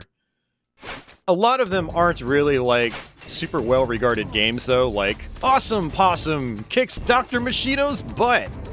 Like, that's a game with a really subpar frame rate on the Genesis.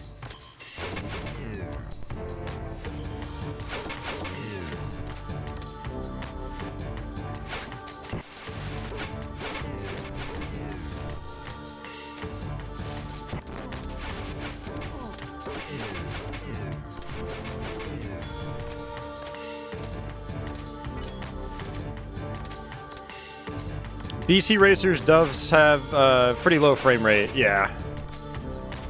It's still pretty playable on Sega CD. I don't recommend it. I don't recommend the other versions, like the 32X or the 3DO. Those get even more choppy, believe it or not.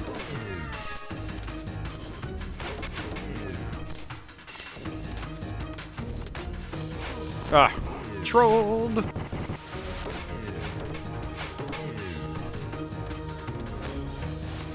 Extra life. Definitely want that. Ah. There we go.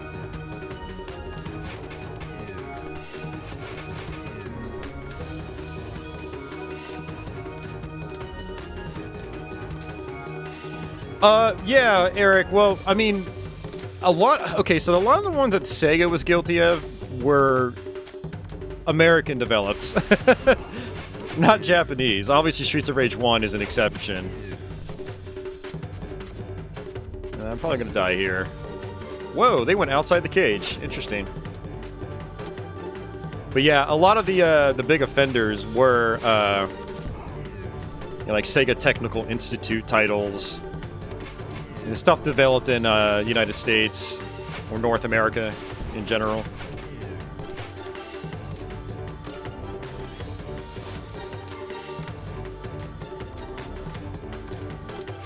And actually, something else to keep in mind is Sega did contract out to a bunch of developers as well.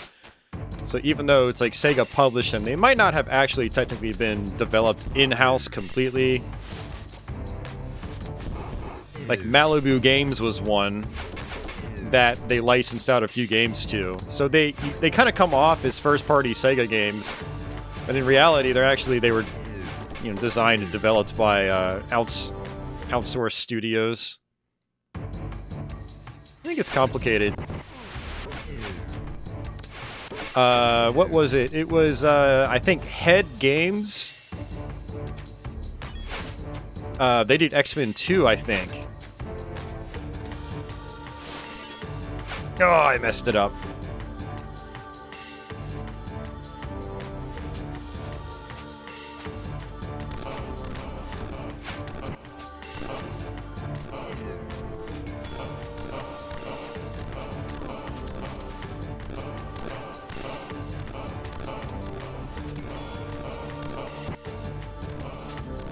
Alright, I'm just getting too greedy here. I don't even know why. Holy crap, how many hits are you gonna take? What the hell? Yeah, there was no point in me doing that. I was hoping there was gonna be like a power-up up there.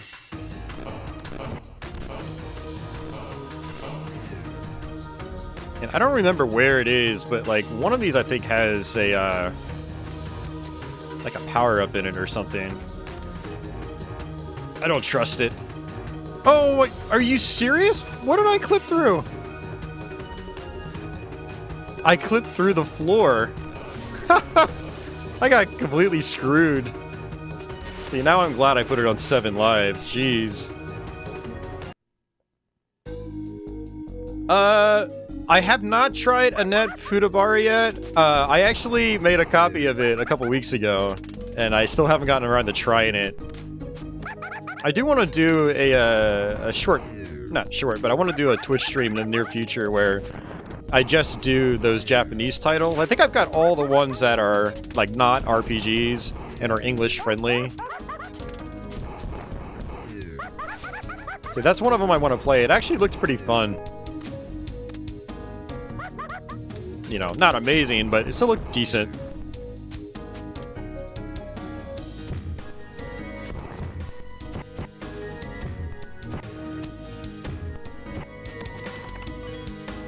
Like, Acclaim is not well regarded, but their Iguana and Sculptured software releases were technically great.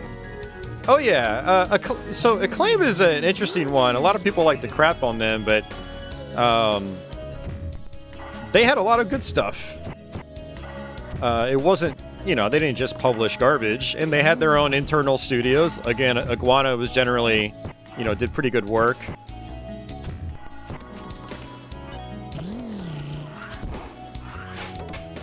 And I mean, Acclaim was also responsible for bringing over, you know, some stuff from Japan as well. Like, you know, they brought over Layer Section, Galactic Attack on Saturn, and Darius Gaiden. Like, those are amazing shoot-'em-ups. Yeah, a lot of publishers, I'd say a lot of B and C tier publishers like that, they had hits and they had misses. I'd say it's a fairly balanced output of games. They've got a lot of junk, but they've got a lot of good stuff too. And a lot of people like to focus on the negatives, not look at like the big picture. And the big picture with Acclaim is there's a lot of great stuff they published.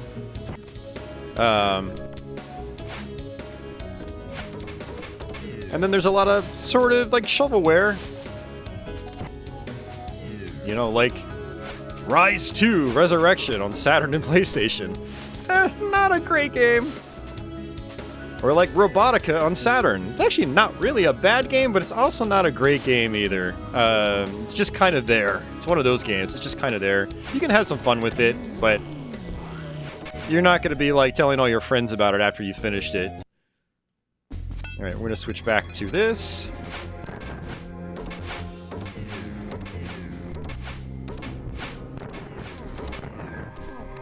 So yeah, I mean, I got a soft spot for Acclaim because, again, they've got some good output.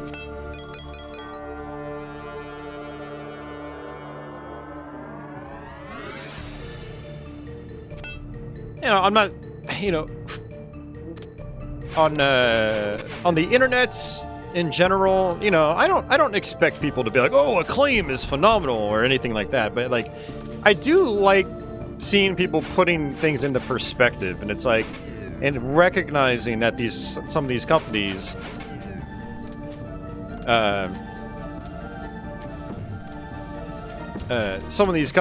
like, are not as bad as people make them out to be, or weren't as bad as some people make them out to be.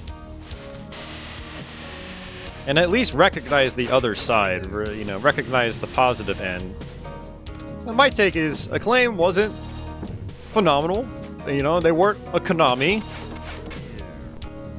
But they also weren't like a US Gold. And actually, even like US Gold had some cool games too. But a US Gold or an Ocean, Acclaim was probably a little more comparable to those companies, but they also had some like really high quality output too, you know? They hit both ends of the spectrum. Relatively evenly, I'd say. So...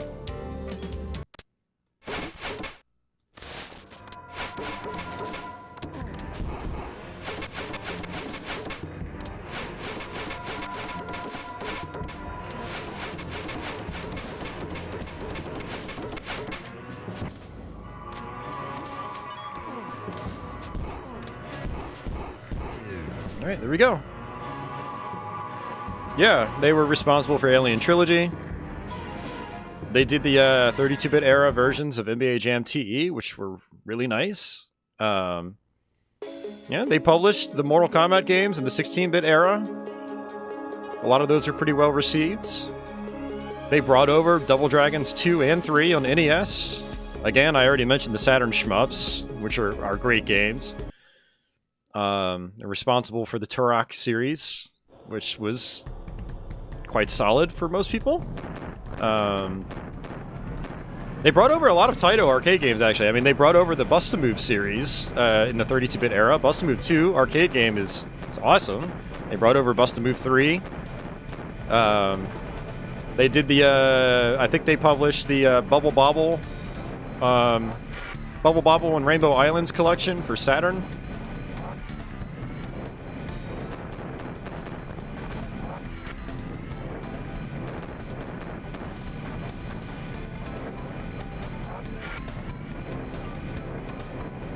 Yeah, so this is the sewer driving section I was talking about. It is very, very difficult. You don't really have any enemies to shoot at until the boss fight. So your shooting doesn't really do much, except for certain doors you have to blast open. It's really important to stay fast here, because your time is limited. but not too fast, otherwise you'll start bumping into stuff. And for anybody wondering, this is kind of what Cliffhanger is like on Sega CD, except right from level 1. There's no lead up to this, it's just crazy like this for the entire playthrough of the snowboarding sections.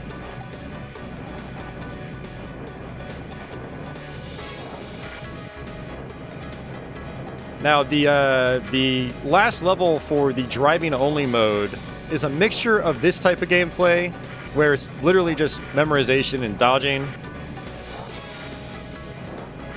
mixed with actually having to destroy enemies, like with the previous driving stages. Oh yeah, Shadow Man. Yeah, absolutely 8-bit. That's a game I really want to eventually go through all the way.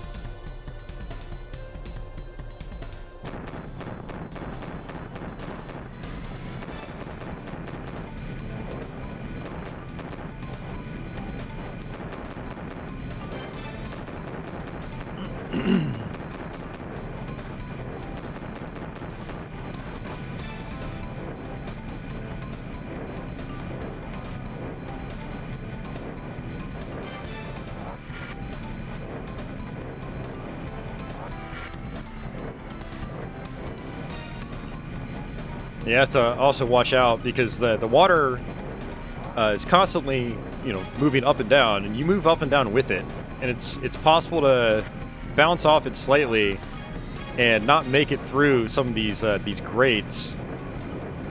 Like if I bounced too high there, I would have hit the top of it, and I would have got bounced backwards. I'd lose time. I'd lose some health.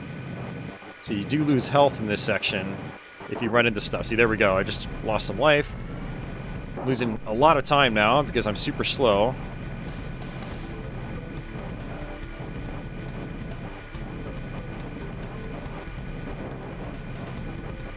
See, and for me, it's like when I read praise of the driving sections in this game on YouTube, I never see people recording footage of this level, which tells me they haven't actually been to this level.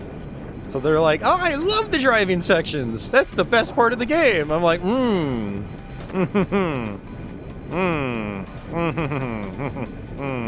I can't trust you.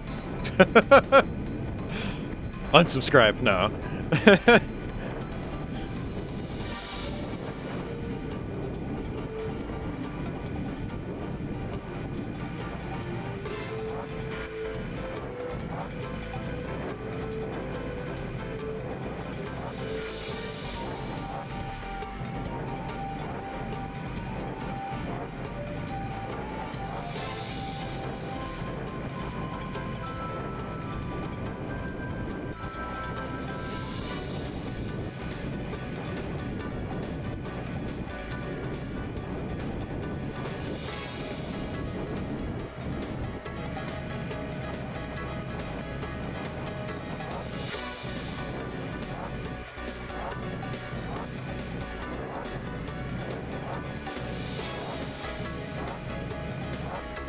Alright, got it.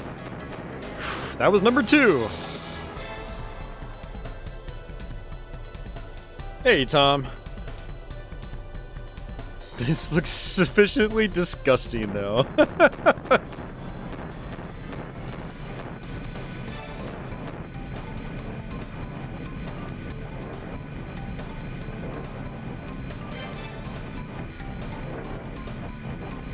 Yeah, so again, for me, it's like, it's a perspective thing. It's like, I totally get having a really good impression of the first few driving levels, but to get the whole picture and to really, like, have a well-formed opinion, you kind of got to experience everything.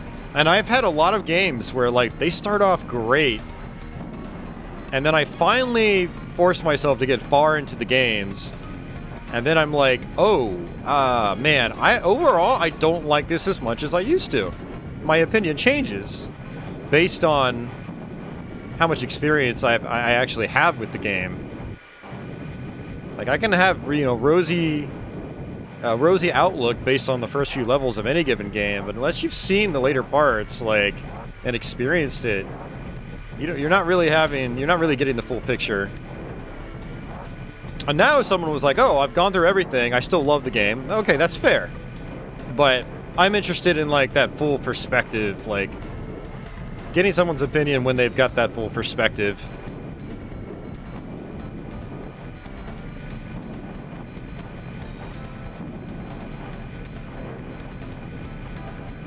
By the way, I'm making this look really easy.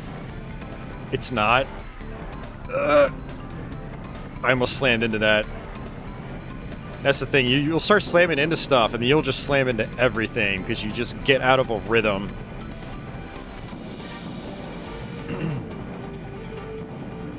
You do have to really pay attention to what's going on, and you do also have to play on your toes, think on your feet, and adjust your strategy on the fly.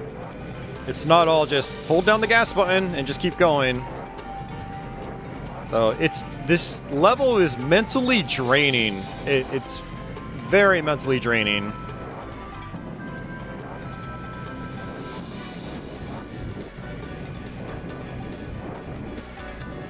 Ooh, that was close. Alright, we gotta be close to the end here. Yep, awesome. Woo, 19 seconds to spare.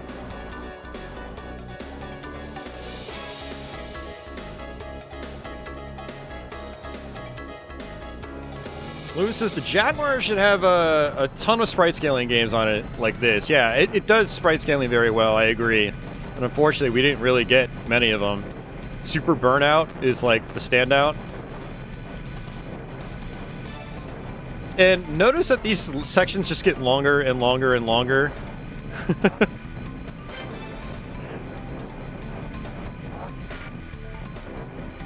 The last level in this stage is like, I think it's almost like 4 or 5 entire minutes. It's insane.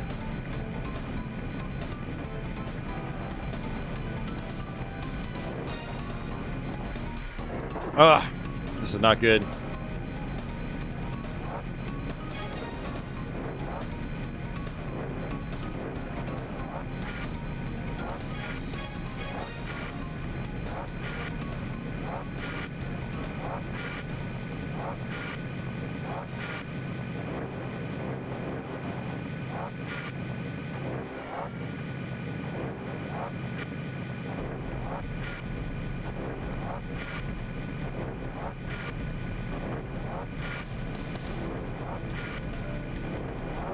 Oh, that's not good.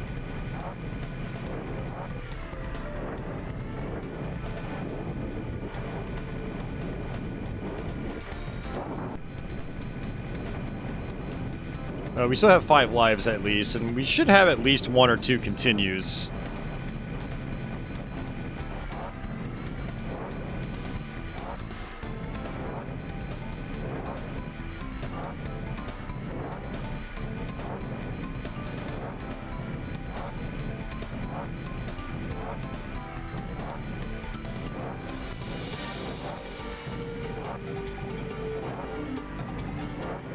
You have to hold down on the D-pad if you want to brake. Oh, nice. Wow, we did pretty well there.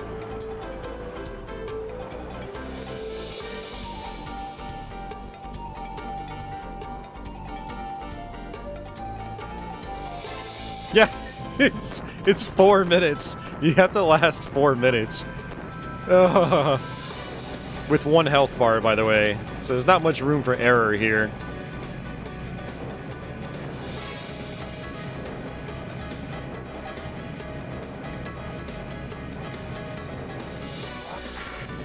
Actually, it's 3.5 minutes. I'm an idiot. I can't do math. Math is hard.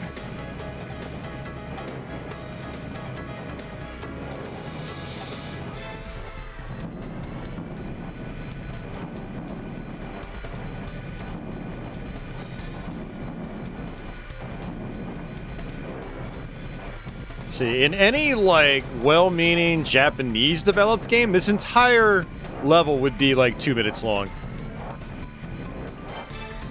Those guys just knew how to pace their games and not, you know, not give the player way more than they could chew.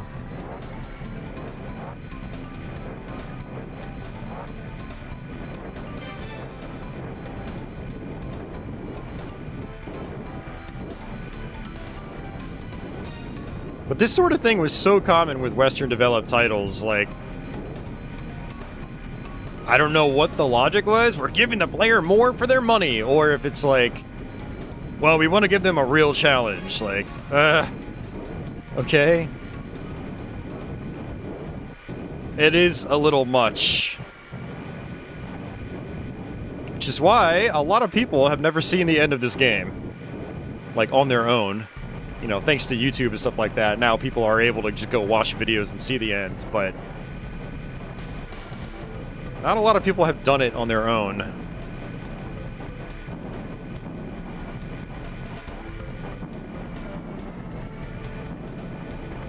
I mean, I'd even argue this is more grueling than Battletoads, because, you know, at least Battletoads' levels that are most similar to this are only a couple of minutes long total. Like the Klinger Winger near the end of the game. It's a quick, breezy level when you know what you're doing.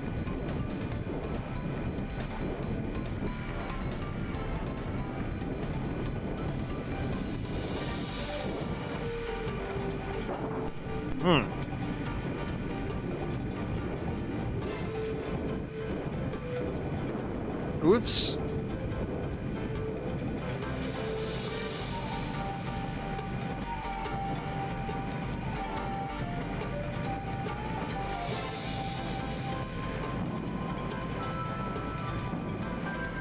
You know what's kind of ironic is Battletoads, the newer Xbox game, basically turned into this. It was a really bad experience for me. I have a blind stream of it where I learned the game for the first time, like, the day it came out. And, yeah. It was not good.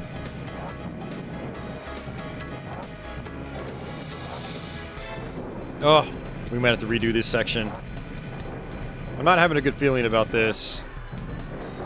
And look at that, you bounce too high, you slam right into it. Whew.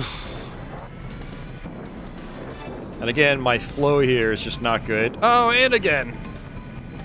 Okay.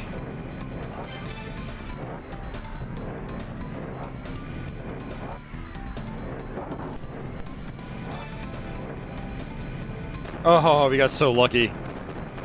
Woo!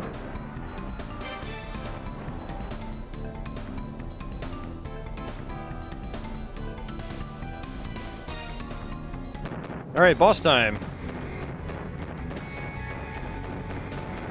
We just need to shoot the middle. Shoot the core! Have to watch out for his eye lasers.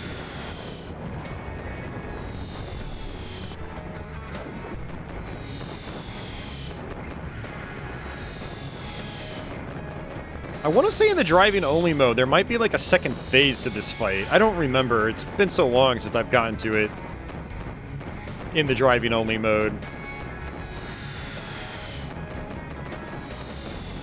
Either that or you have to fight him a second time, and I don't remember. I'm gonna have to go look at my old stream archives.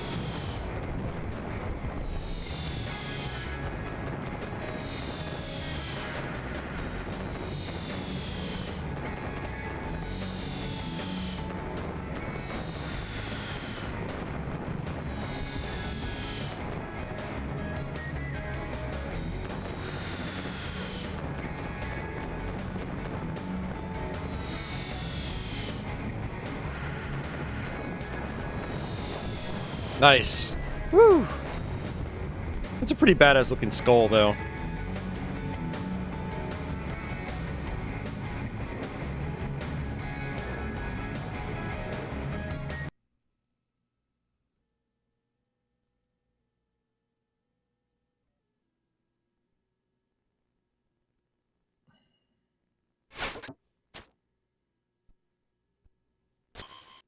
Thanks, 8-Bit. I appreciate that.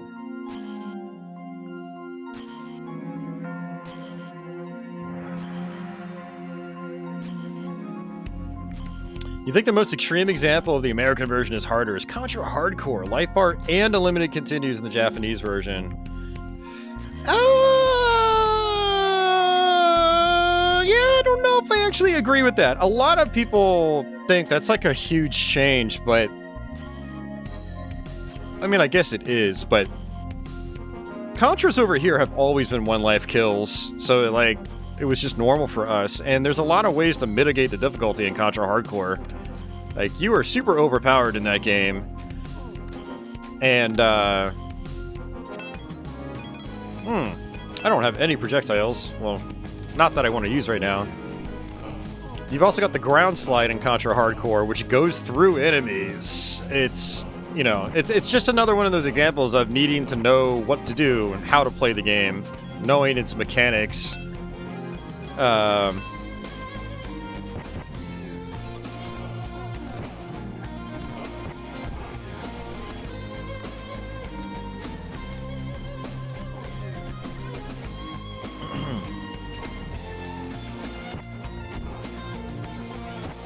But yeah, I mean, those changes are definitely big, for sure. They are big changes. Like, I can't argue with that. But I also don't think that I don't know. A lot of people think Contra Hardcore is like impossible, and it's actually it's a lot easier than Contra 3 to me.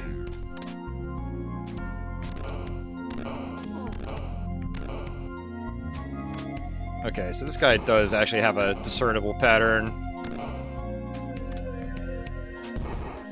One of the other nice things about Contra Hardcore is you have various routes. Some routes might be easier than others.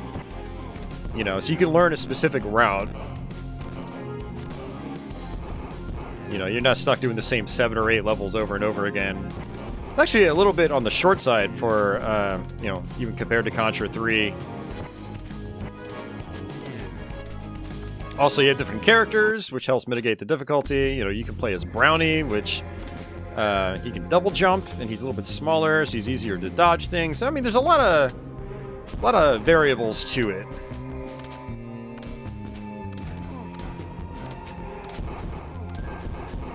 The life bar is in Infinite Continues. It's definitely a good crutch for learning the game, but it's not necessary. Once you learn the game, you're going to end up rolling through it without dying anyway. It's definitely that kind of game.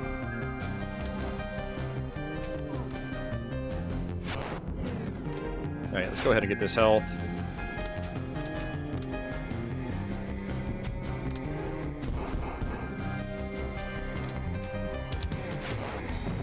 You come to think of it, Castlevania 3 is another noteworthy one that, you know, a lot of people kind of overstate its, you know, increased difficulty. It is definitely more difficult, but it's not like it's night and day difficult.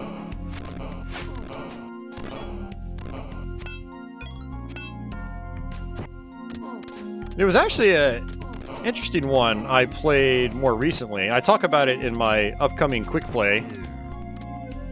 Well, for the channel backers out there, actually, it's available right now. Is Wolfchild. The Sega CD version is so much easier than the Genesis one. And that's not even like a different region game. It's just, for some reason, developers chose to redesign like almost all the levels. And the Genesis version levels are way harder. Much more cheap level design. Like that's a huge difference right there.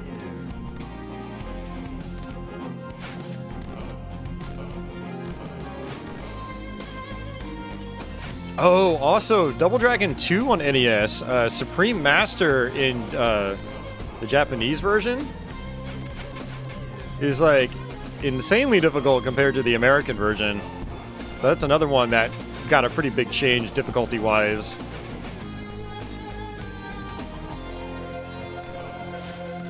I'm out of it right now with this game. My focus is completely gone out the window.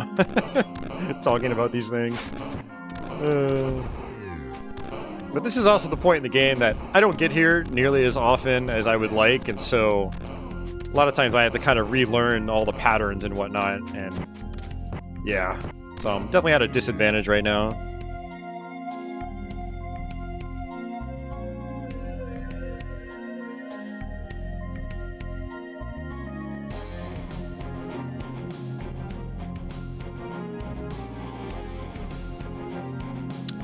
Lewis says Spider-Man vs. Kingpin supposedly changed a lot too between the Genesis and CD. It did. Yeah. Yeah, Mario 3 was made easier for the US, mildly. It was. We actually played through that last week on stream. Yeah, we touched on that a little bit. You know, if you're, you know, Raccoon Suit Mario and you take a hit, you go to Big Mario. Whereas in the Japanese version, you go immediately to Small Mario. So that can make a big difference in difficulty at certain points in the game.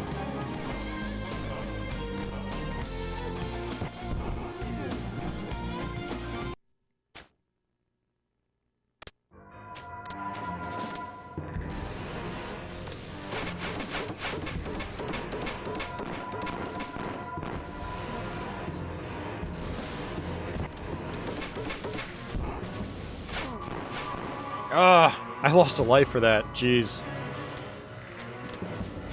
Yeah, I think what I'd normally do is maybe this? Yeah, you want to get rid of that.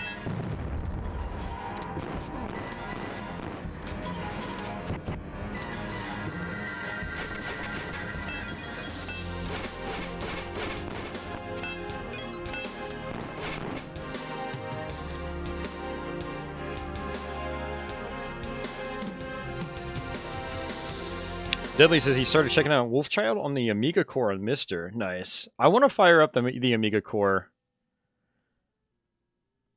I definitely want to dabble with that, Deadly, because there's like a bunch of shmups I want to try, and I still want to do the original Shadow of the Beast. This is the final level, by the way. Although this level requires like hardcore memorization, so... I don't have any regular batarangs, though. Like, this could be a major problem.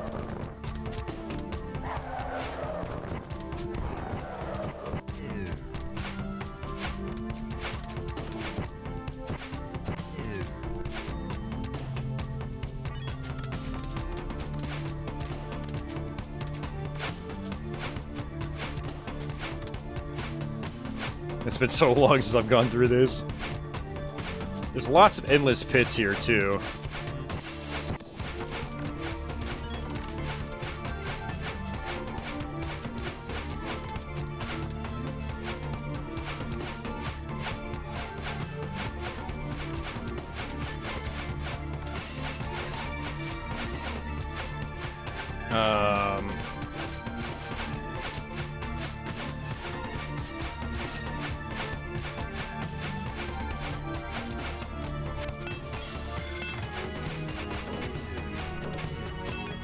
Alright, out of ammo for that weapon. Like I said, not a lot of wiggle room. Oh my god, come on, stop it.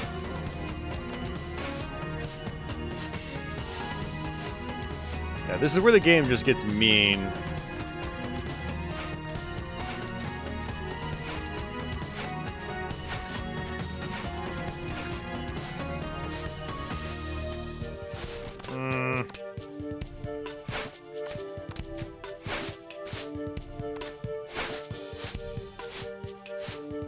Maybe I'm doing this wrong. I don't even remember my route here.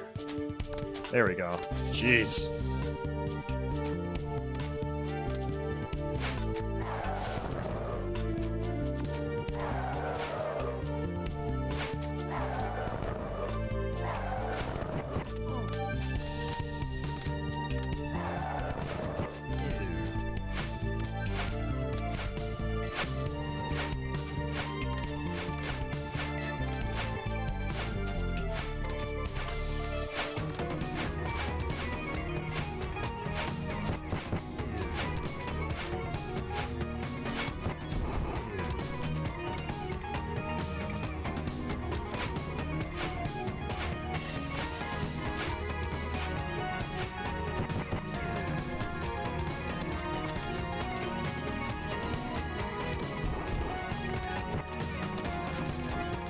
And there's like barely any health. Barely any.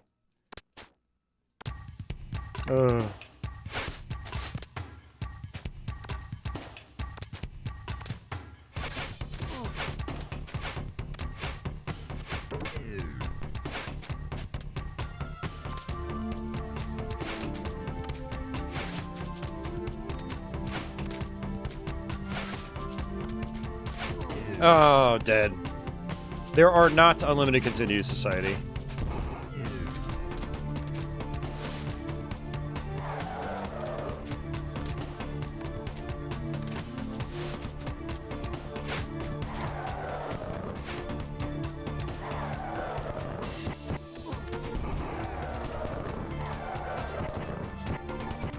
Alright, I think I don't want to go in here. Okay, maybe I do. One of these, like, you go into it, it drops you into a hole, and it takes you right back to the beginning. It's so trollish.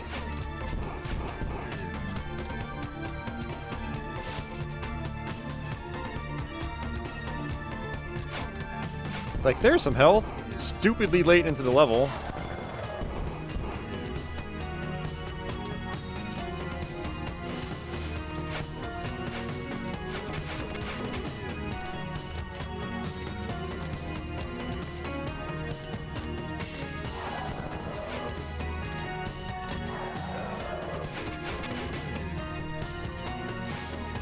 Oh! Dead. At least... No! Come on, man! This is BS. Ugh. Man. Man. We're so close to the end of the game, by the way. We're almost there, and I've got 0 lives. It is rough, society.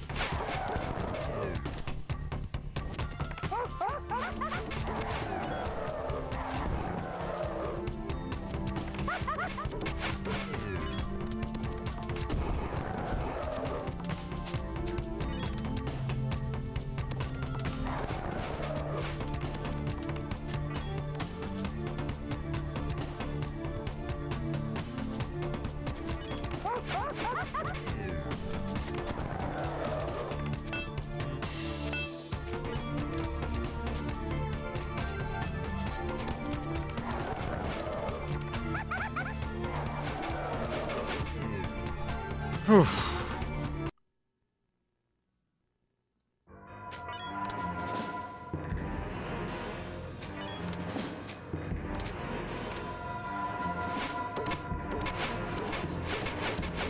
I'm not doing anything.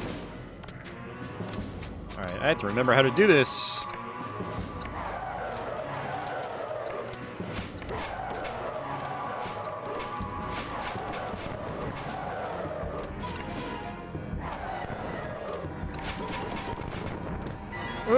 No! Why?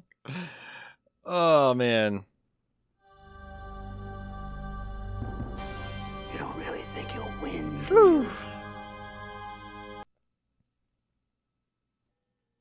MegaSG hard drive image. It makes the core super easy to use. You'll do a tutorial on it, too. Oh, yeah, that would be great, Deadly, for sure. All the way back here. Yay! And I don't have any of my ammo. Any of my ammo that I really want.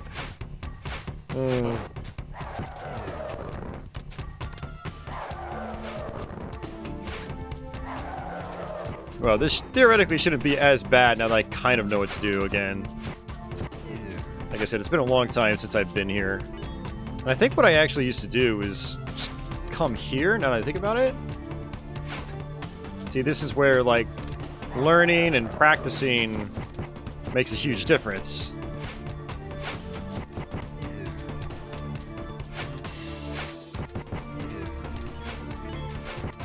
See, much easier.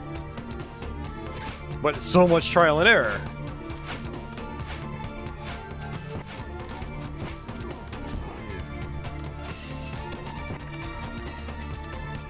And if you're trying to do this the old-fashioned way, without cheat codes or anything, it's tough learning this. It really is.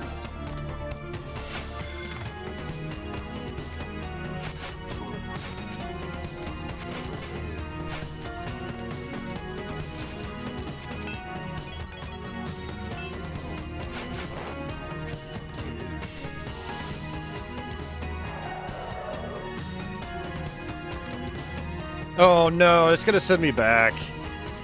I have to do that all over again.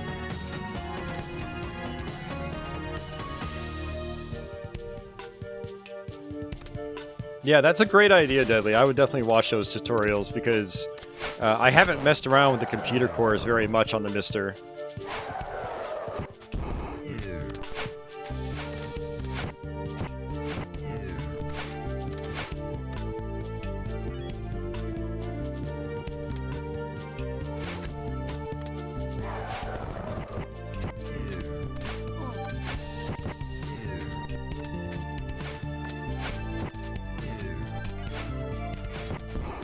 I mean, at least the items respawn.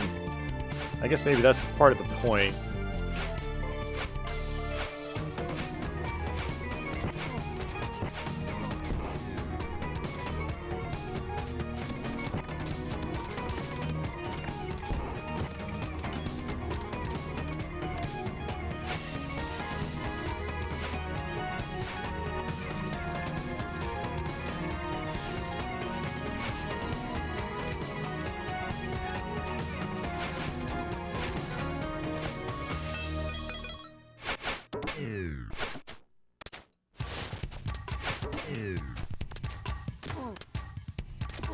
Ugh.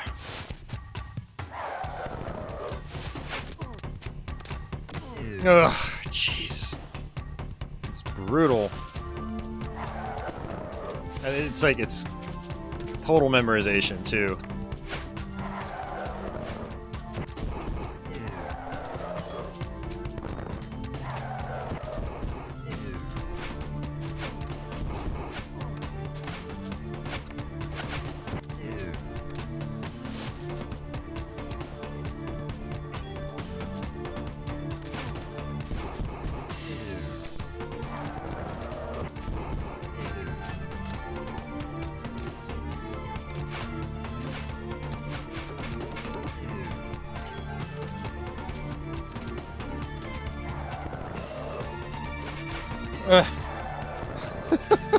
Oh, by the way, ice physics. I didn't mention that part.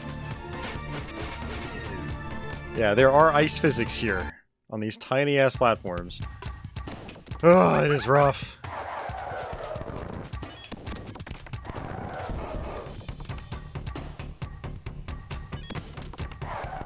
Jeez.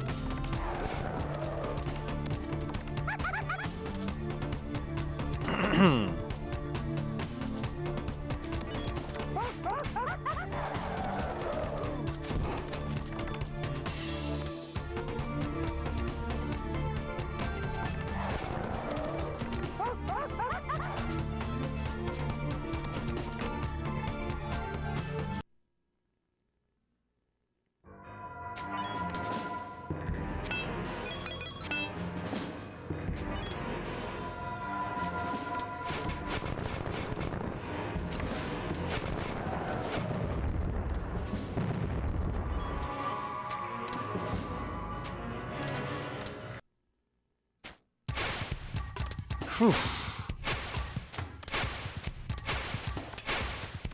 Last stretch, I think.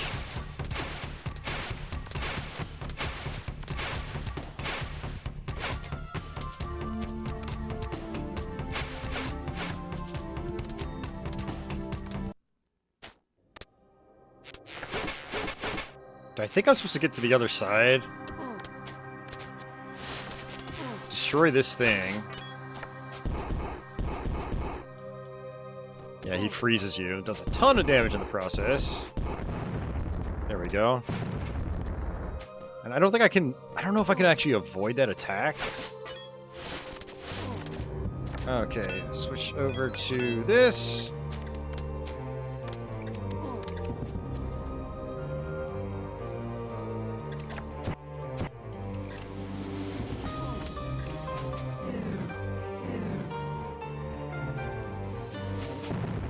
I think we did it, guys!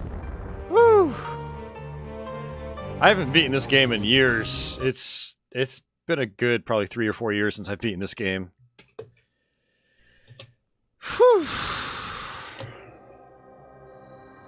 Man, that was rough at the end, having to relearn that level, and I could definitely do it a lot better than that, but ugh. Imagine trying to learn that for the first time without cheats or anything. It's brutal.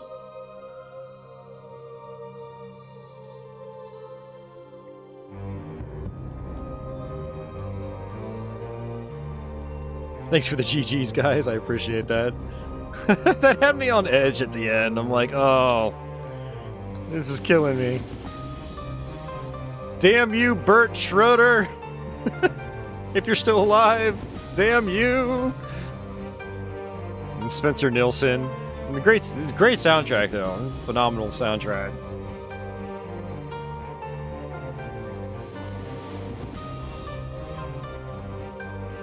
Thanks, Scott. Much appreciated.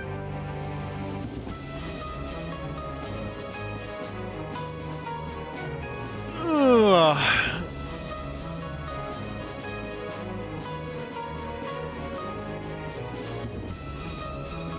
Yeah, Malibu actually did this one too. So it wasn't really Sega in-house, it was Malibu.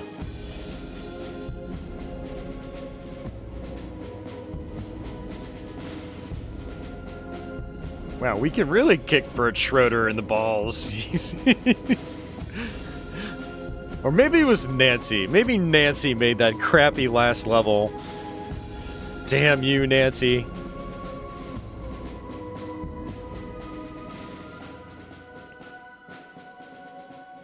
Nancy's like, I didn't get lead design duties. I'm gonna make the most mean level ever.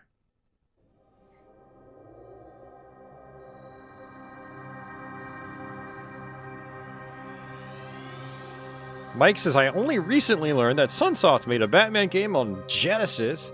It follows the movie's plot more closely than the NES game. Yeah. Yeah, that game is that game's a little rough around the edges, gameplay-wise. I still haven't been able to finish that one. I made it to the final level and I just couldn't do it. I need to try it again. It's been several years now since I last tried. Hey, no problem, SNK boy. Take care, man. Sleep well. Thanks for the GG, Leo.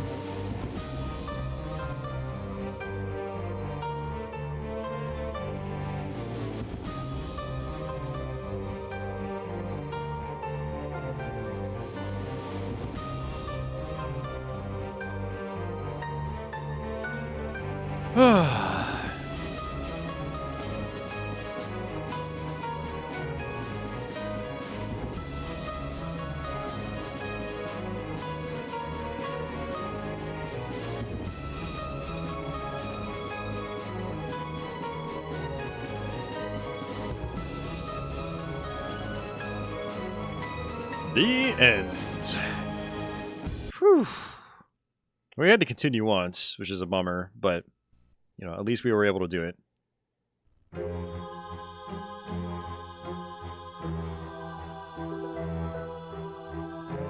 Whew, man. Yeah, that was some craziness.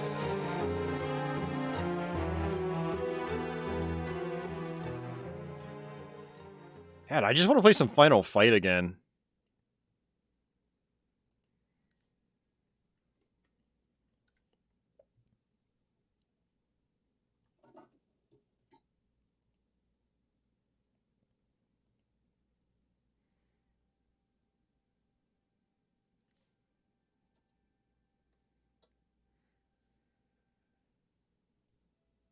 Hey, Lewis, thanks for the super chat. Much appreciated.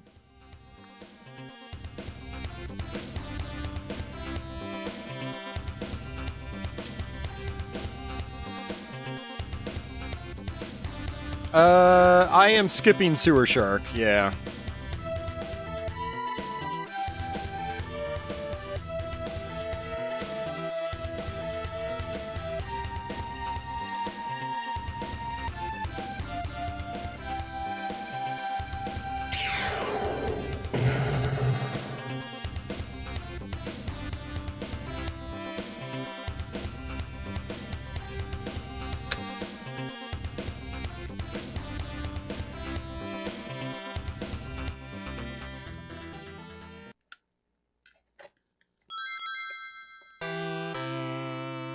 Papa Patchouli. Papa Patchouli. She's staring at me. Hey, Patchouli. You blinking at me? Yeah, that means you're listening. She's listening. You look sleepy, girl. You're so sleepy.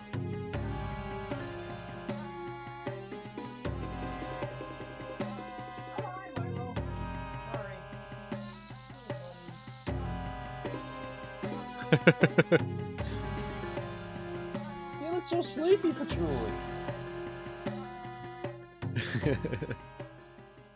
Foolish Sultan. You think you can return to Persia. But you're wrong. Alright, we're gonna skip through this. But yeah, this is Prince of Persia on Sega CD. I did a Let's Play of this many years ago. I did a full playthrough.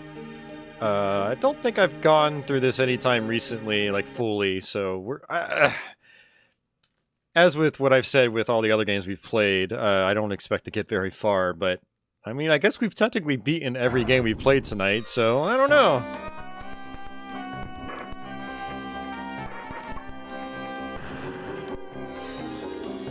Yeah, this is a very early release on the system. You can actually adjust the speed. I can't remember if higher is faster. No, higher is slower.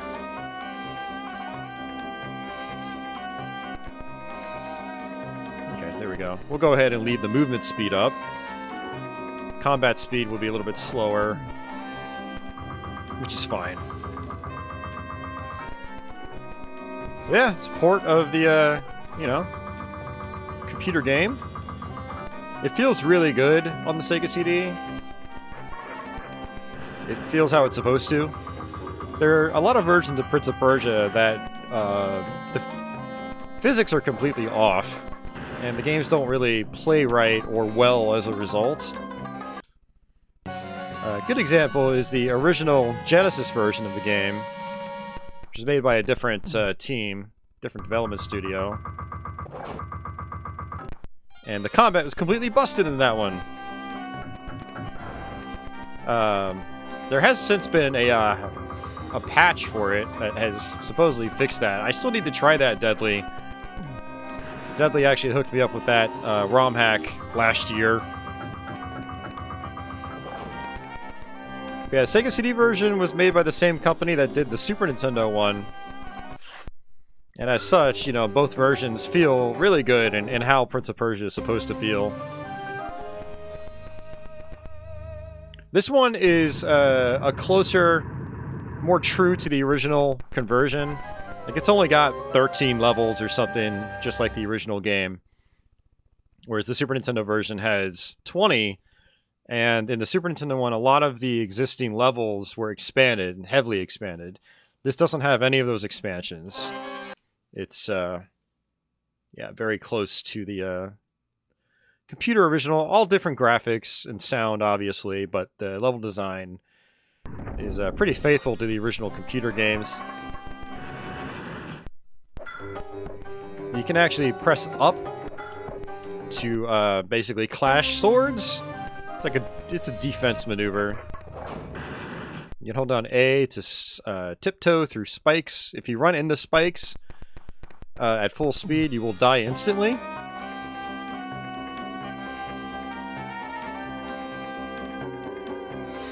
What was the original computer version? Apple II? Yeah, I believe Apple II was the original target platform. And they got ported to a bunch of different computers. MS-DOS, or IBM PC compatibles via MS-DOS.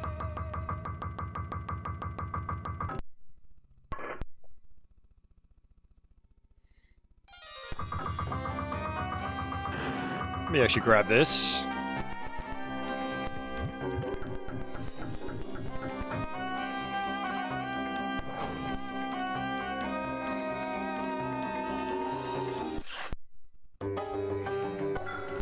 One thing I like to do is try to knock this guy off. You can switch sides. Aww. In other versions, he'll land on the spikes and die. That's a bummer. Alright, these ones with like the yellow flame or the yellow steam is, they will hurt you, so I don't want that. A lot of these levels have hidden areas, though,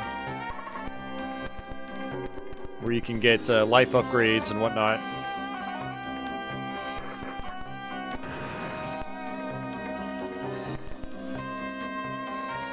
Let's see what we have up here. That's just a health refill. That's just a health refill. Okay, good to know, though.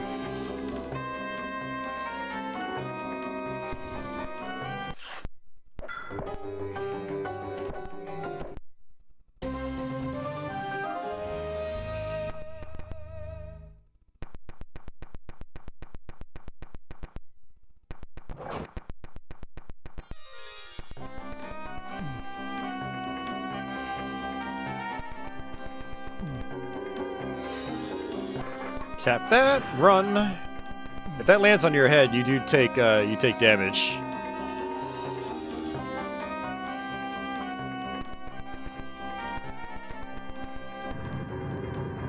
So in Prince of Persia, you do have to like lead into your jumps. You have to press the jump button like several tiles early. I'm gonna come this way just to see what's here.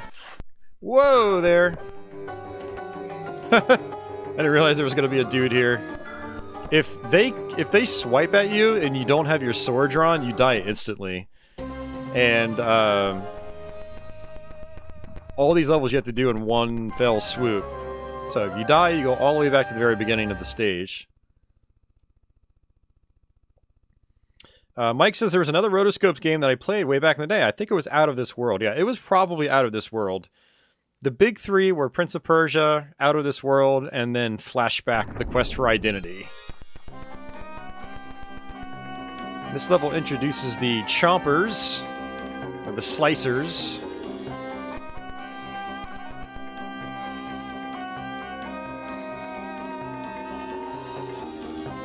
There is a nice secret over here. If you tiptoe off a ledge, you won't actually fall off. Not the first try, anyway. If you try it again and then again, then you'll fall off. So you want to use the tiptoe a lot. You just hold down the A button, then just press in the direction you want to move. As you can see, your character kind of latches onto the, the side of the platform he needs to be if he's close enough. You don't have to be, like, super precise in this game. Now, these things do kill you in one hit. But cool little thing you can do here, you tiptoe up to them, and you just squeeze your way through via tiptoeing. Just like that. It's a timing thing. Boom, got it. Now, let's hope I don't die here getting back.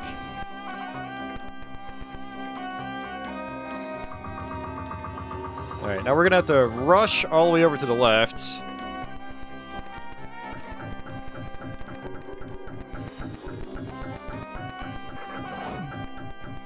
Nice, first try.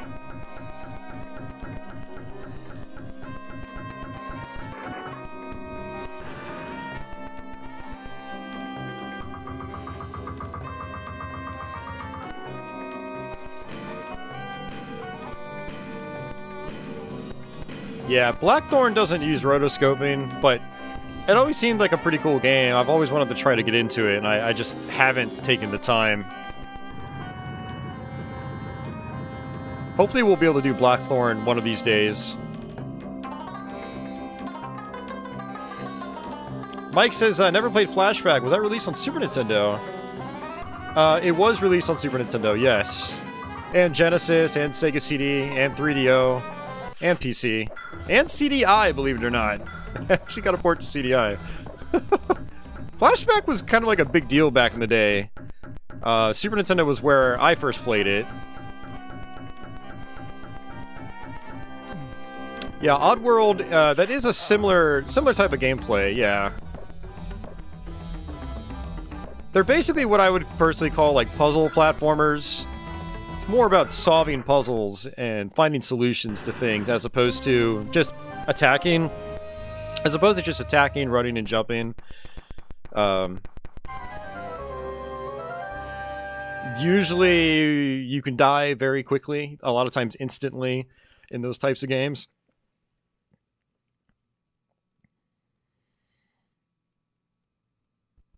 Oh yeah, flashbacks on the Jaguar too. Yep. Yep, you're right, Gary. Yep.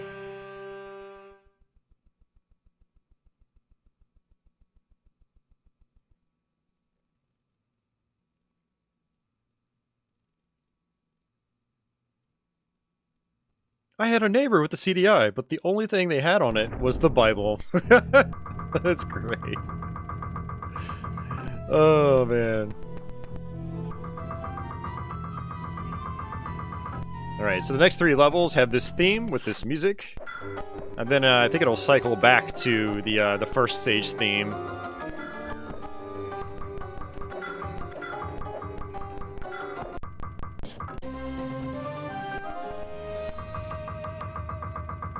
Okay, so I don't want to go this way.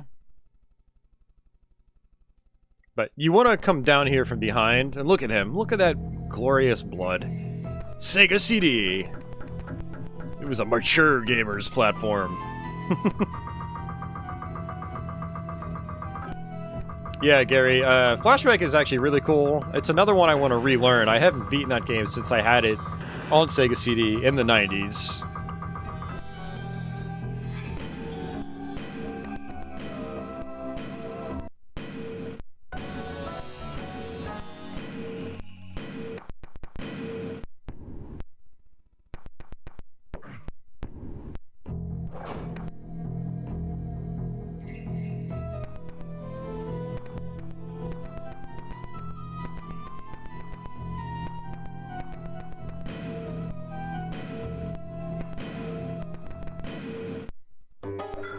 Also, you can push these guys into the slicers.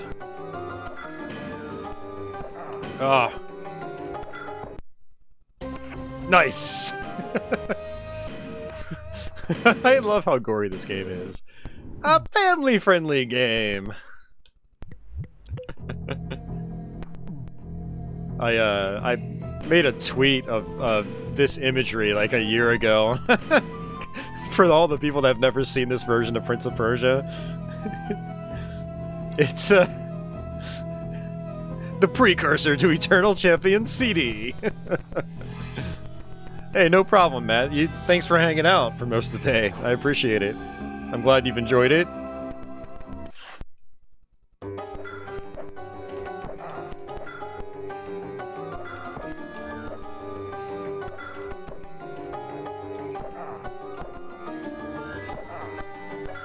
You always want to try to defend. You want to defend as much as you can in this, and I'm not doing a good job.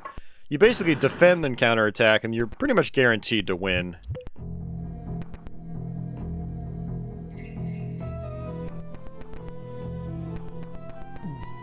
Alright, this is where your clone appears.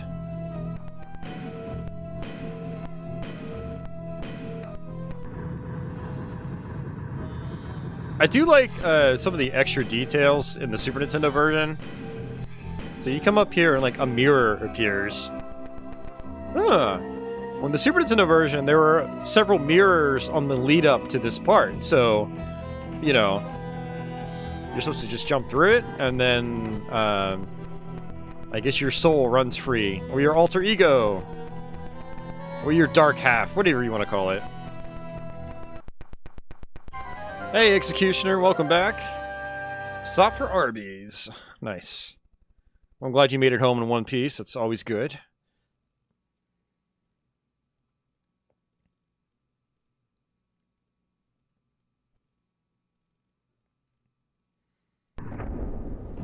Alright, so we're at stage 5. Close to halfway through the game.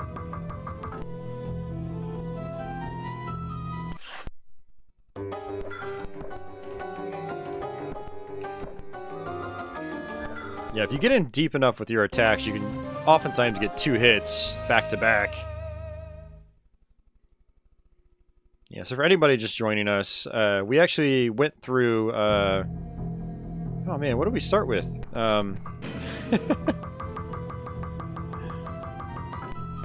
We went through Pitfall, the Mayan adventure, beat the whole game. And then we beat Lords of Thunder. Then we did Eternal Champion CD. We beat that. We went through Final Fight CD all the way through. We beat that. And then we beat Batman Returns. And now we're working on Prince of Persia.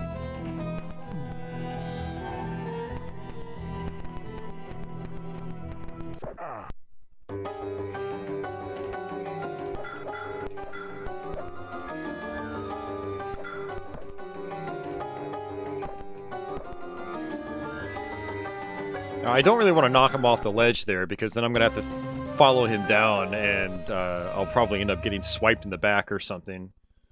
Yeah, I had a feeling that would do that. I think I probably have to pound this.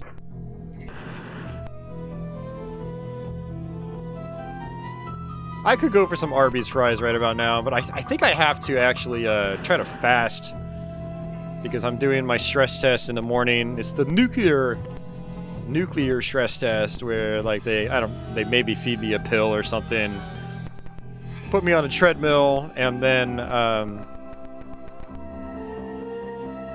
they do a scan on me,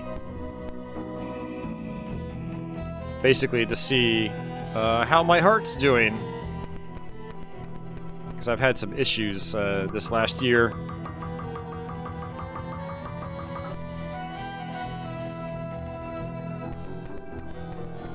Yeah, Mike, I want to eventually go through the Lunar games. I've never done it. But yeah, not good for a variety stream. I don't usually do RPGs on these streams. But they are games I would like to go through eventually. You know, if anything, just to say I have. Matt says, Starblade is a favorite of mine on Sega CD.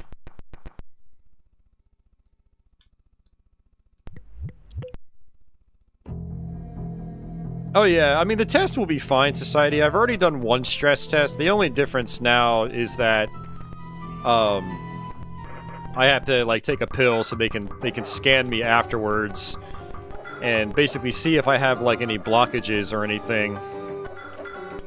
But yeah, it'll be fine. It's just gonna be time consuming. Like, I think they give me the pill and then I have to wait like an hour or two before I can even do the stress test. It's weird.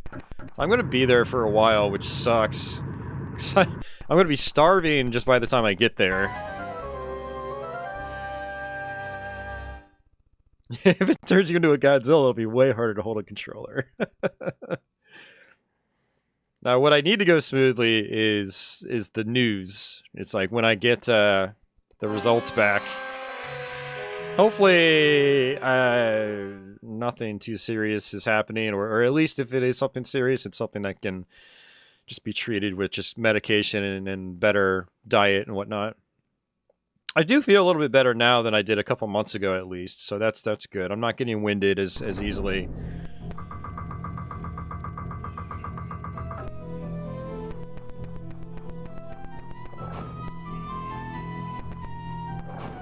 Eric says that Silver Star is very different on Sega CD and PS1. Eternal Blue is closer. Okay, good to know.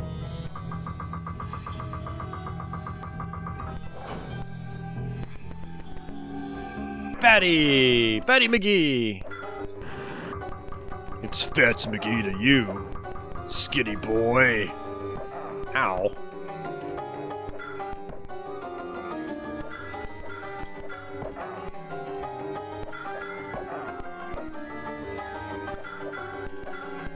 Whee! You know what we need? We needed a Eternal Champion CD splat sound when he hit the bottom floor. I'm disappointed that we didn't get a splat sound.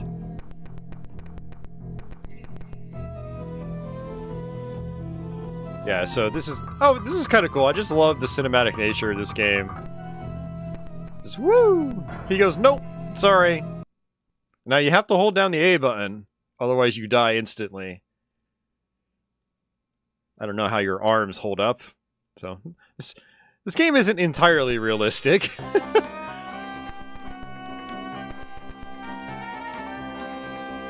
Oh man, it's still pretty cool though.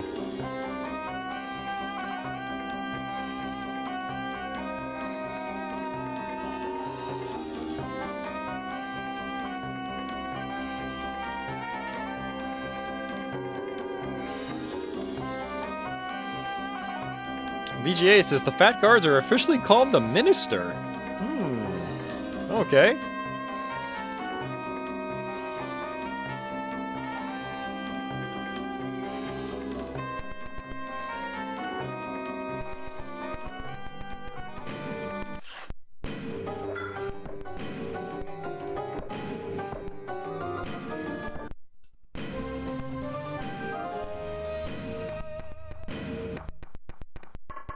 I don't think I wanted to do that.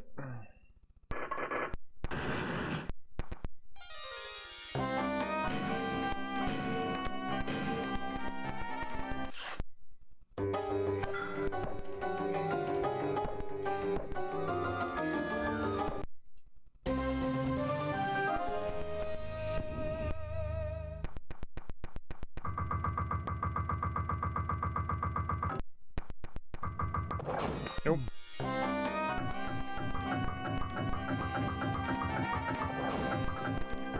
Yeah, now we start getting some really tight jumps. I don't remember exactly where I'm supposed to go. It's been a while since I've done this.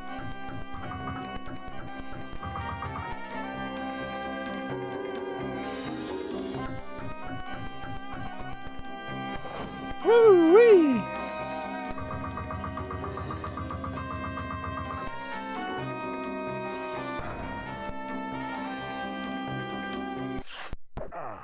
Ah, okay, maybe he'll come down here. Okay.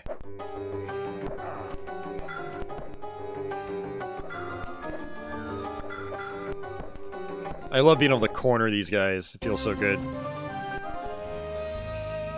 Alright, I really don't remember exactly where I'm supposed to go. Alright.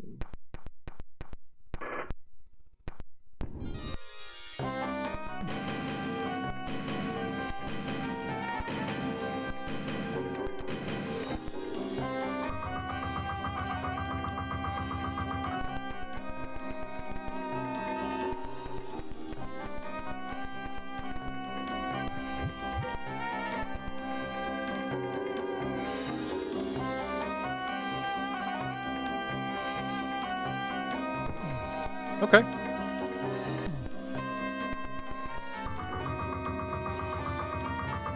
Okay, so I was thinking of a different level here.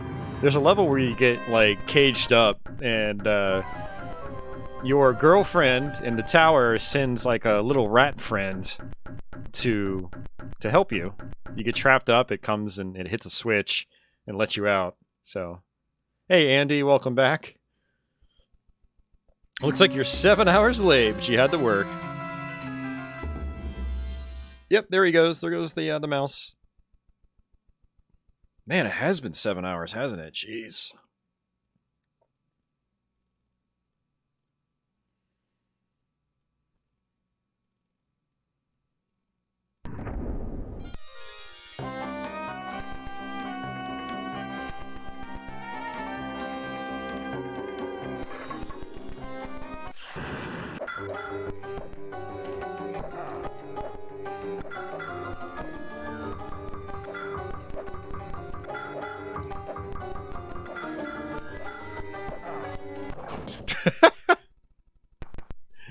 I don't know why that cracks me up.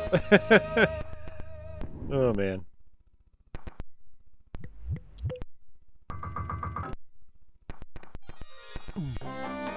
Oh, yeah, I mean, VGA, there are lots of homebrew versions of Prince of Persia now. Didn't somebody make an Intellivision version as well, or something like that? Or someone's working on one?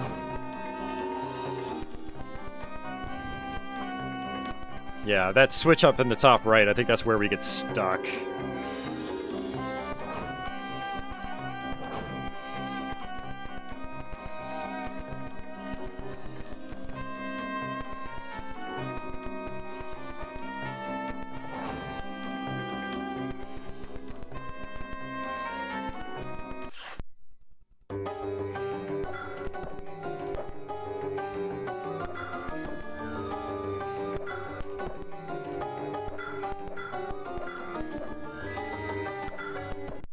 Alright, there we go. Bloody pixels. Just the way I like my pixels.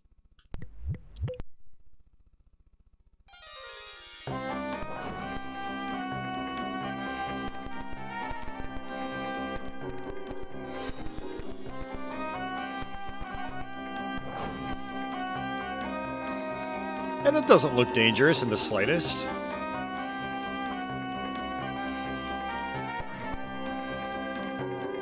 Let's see what's up here. And it's a health refill. Whoa, you gotta be kidding me! That's garbage.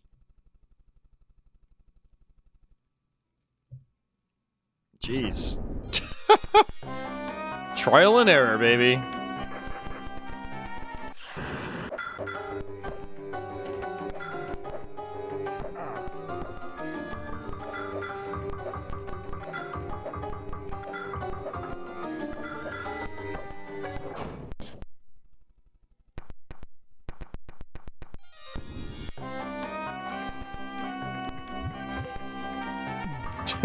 He just earned a raise. Yeah. I've killed how many guards by this point? That guard would definitely deserve a raise.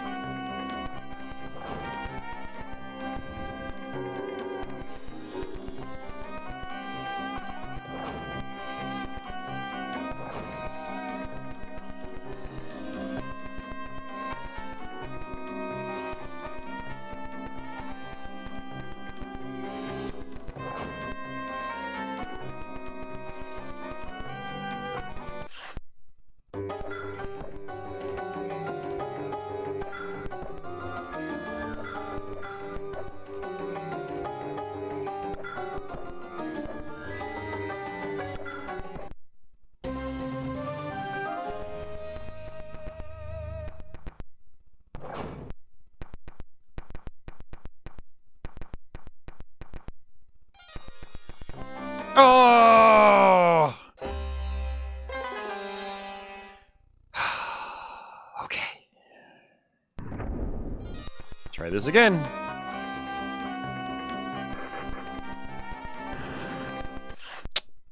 Yeah, I think there's gonna be a Sands of Time remake. I don't know if it's gonna be just like a HD port or if it's an all-out remake, but, yeah, that is apparently happening.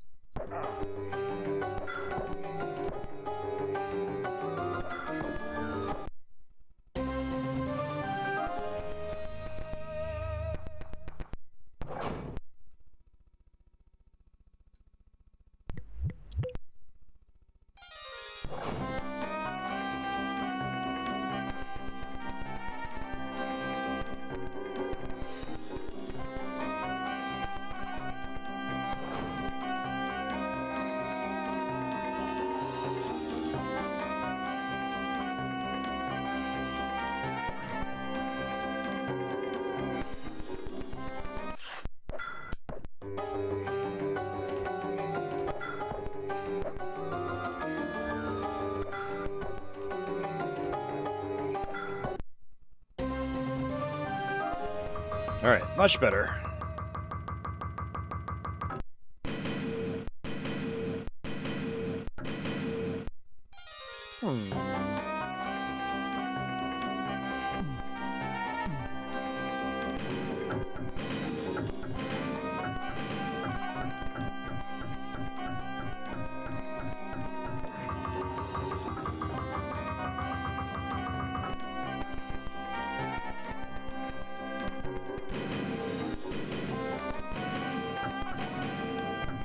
Oh, jeez. Gotta run through multiples. Woo, alright. Wonder what's up here. Let's see. It's okay. I don't need it. Alright, later, Eric. Have a good night. Thanks for hanging out.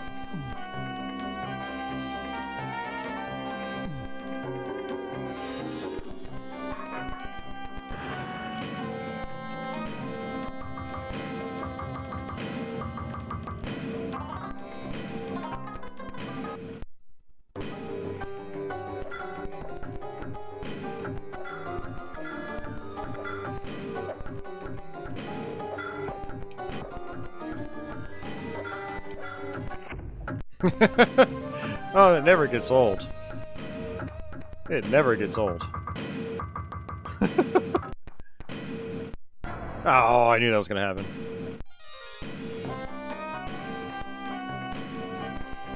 Oh, that was close.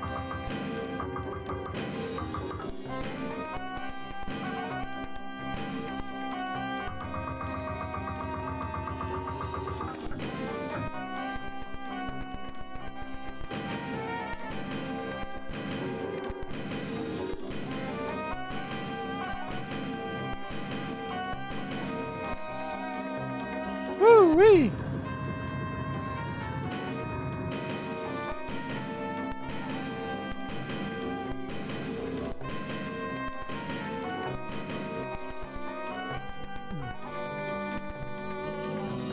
Alright, now we just wait. Phew. Thank you, mouse.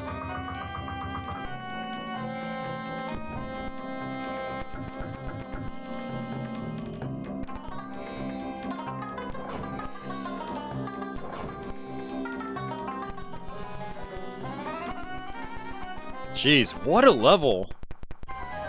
You'd think because it's only basically 2 levels, or 2 floors, that, like, it would be easy, but man, there's a lot of tricks and traps there.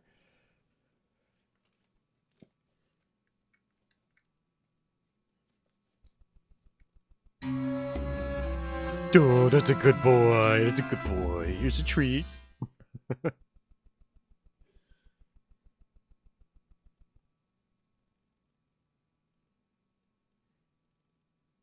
Now do some tricks for me.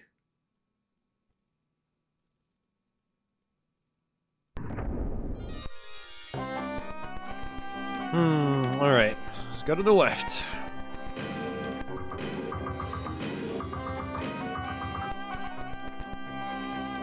Andy says he's back with food.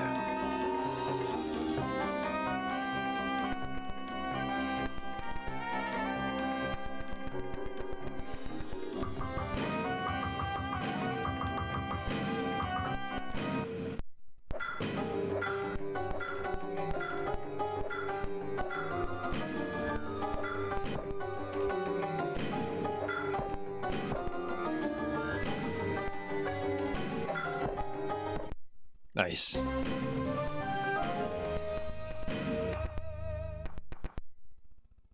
Maybe this just takes me back to the first floor. Yep. Okay.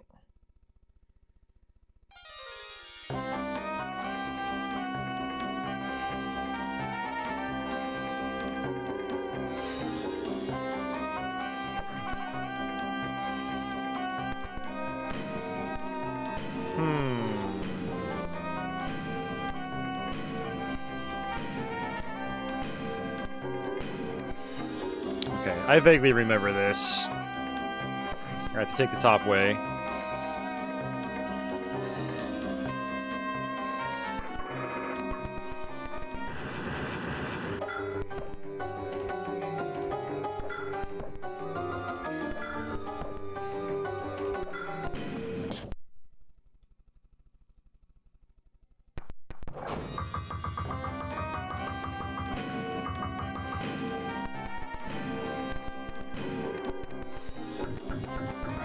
Oh, that was lame. This game is full of like tricks like that.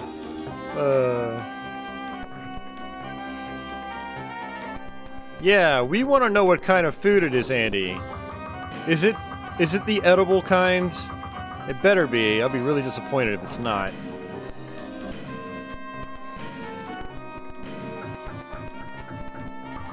Woo. This game is getting mean. Alright, see ya, Gotcham. Have a good night.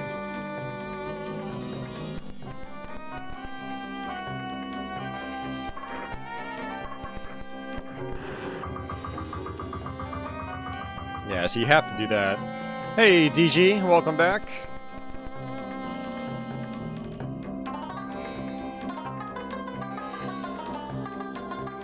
Yeah, it better be food that society likes, otherwise he's gonna unsubscribe. Wait a second.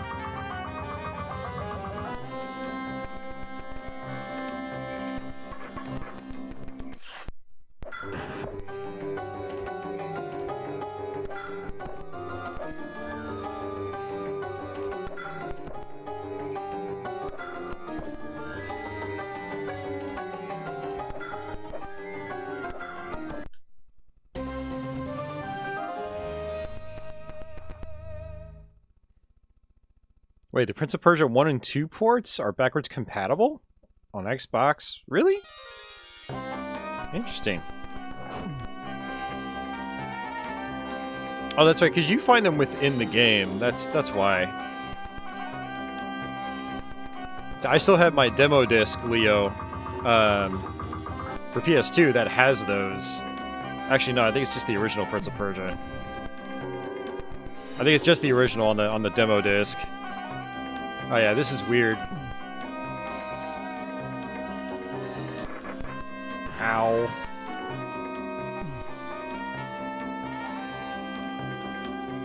Two unlocks by beating the game. Okay, that's good to know.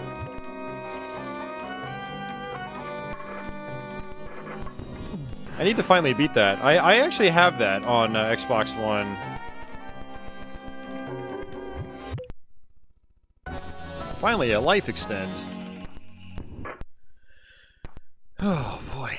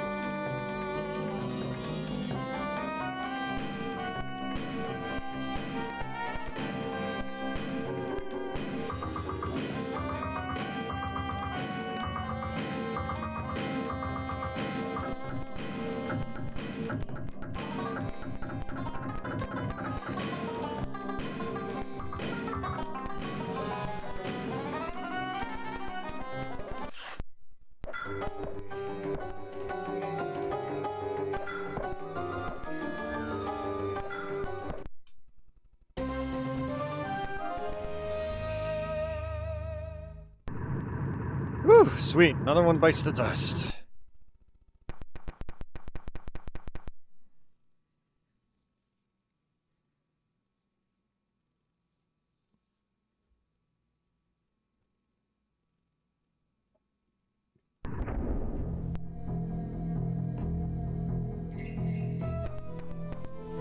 All right. Let's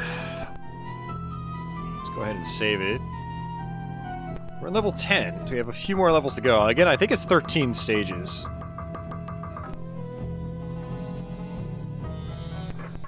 That was scary.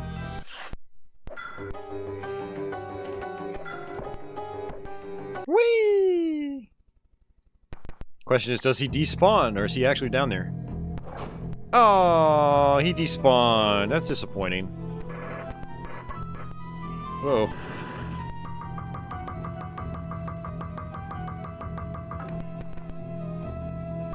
I think what I'm supposed to do is get to the top somehow.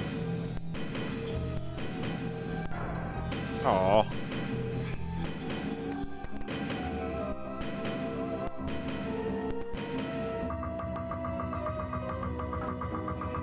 Oh, this is real fun.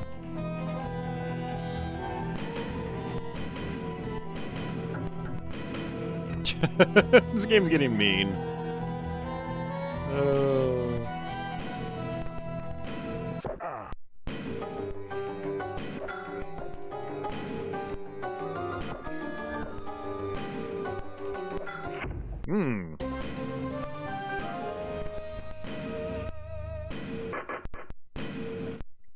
What? Okay. That was interesting.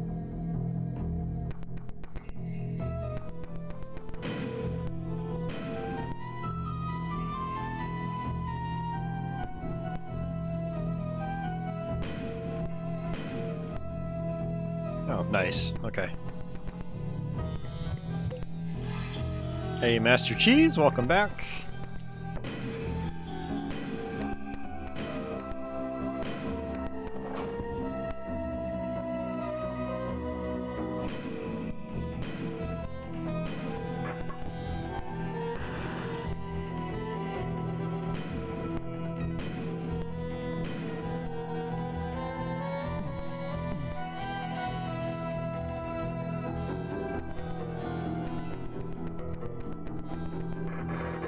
Yeah, here we go.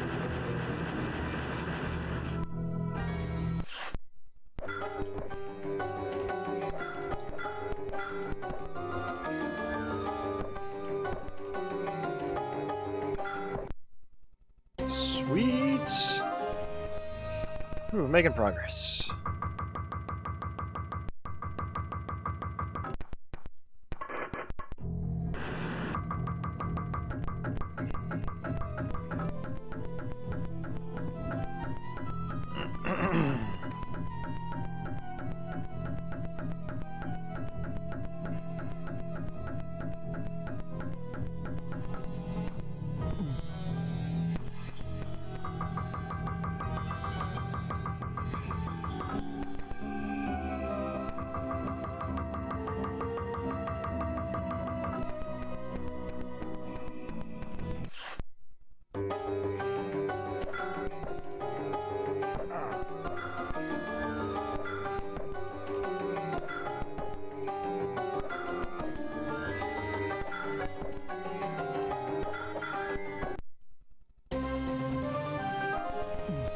Yeah, so I'm supposed to get to the top area.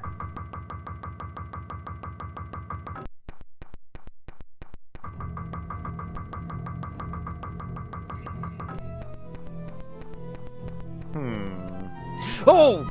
I forgot that hole was there.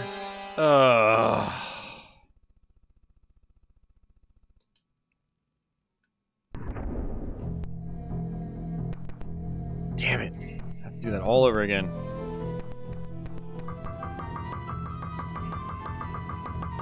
Well, I guess I do want to take the bottom route just to get rid of this guy.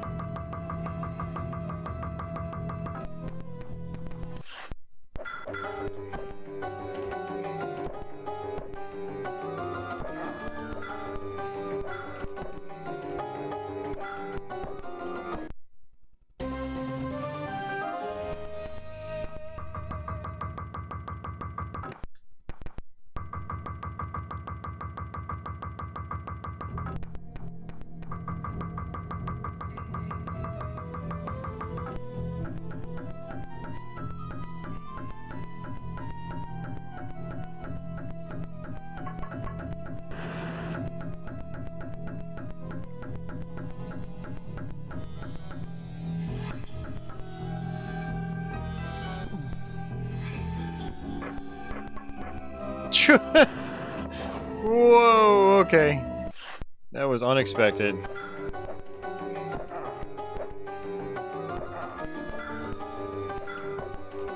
Get out of here. Thank you. Splat. Oh, I almost did it again. Okay.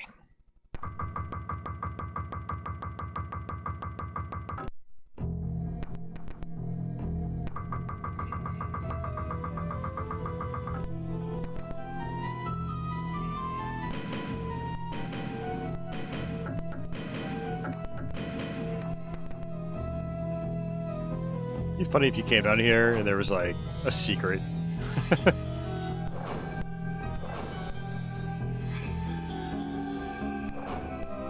Nope. In the Super Nintendo version, there are some illusory walls.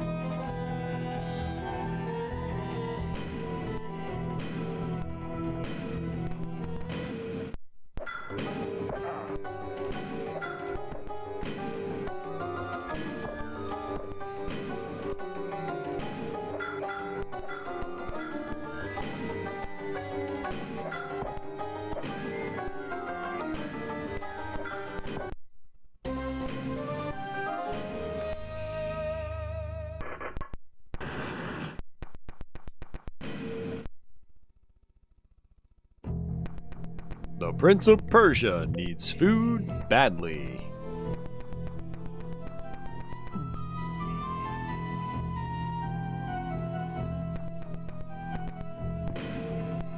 I am, Matt, yes. I actually just posted it for channel backers, so it will be posted to the rest of YouTube on Friday.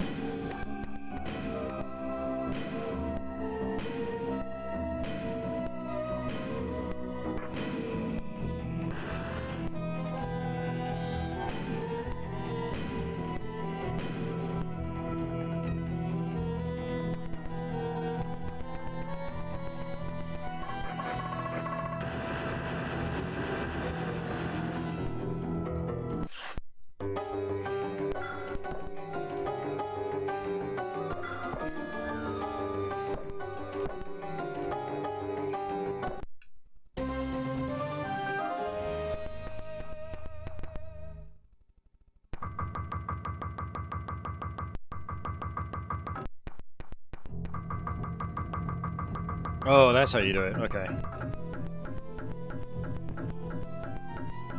Wow, that was an easy solution. I think it's because the first time I did this, I jumped over that switch thinking it was going to close the door. Oops.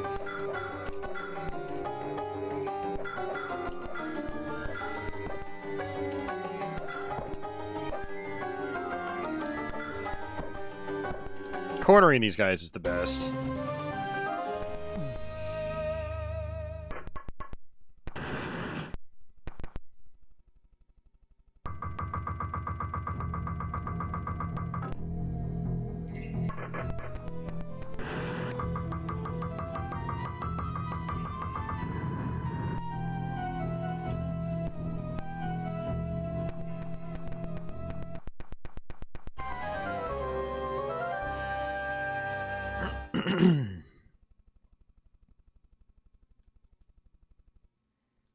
All right, close to the end, guys. That's a tricky level. Remember that one taking me a little while to figure out. Oh yeah, and this one too. It's similar concept to the previous level. If you want to get that potion upgrade, that life upgrade, I guess I have to run across. All right, see ya, Matt. No problem. Thanks for hanging out.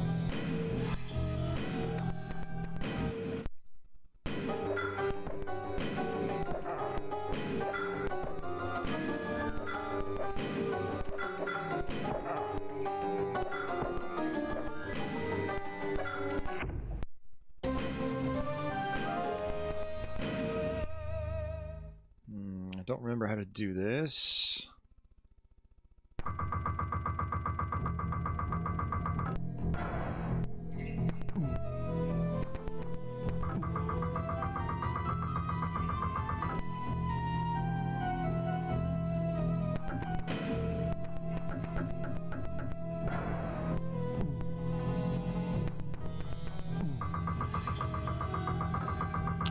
Alright, so I think I'm supposed to go up somehow.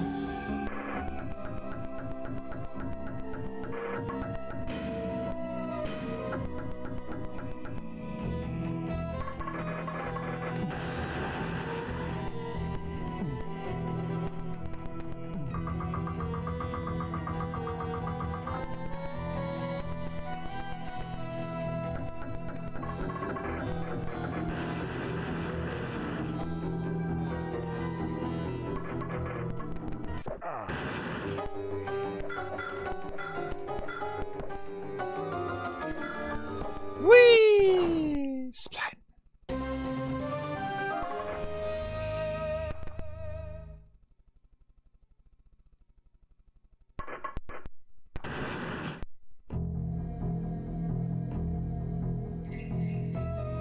Oh, okay. Yeah.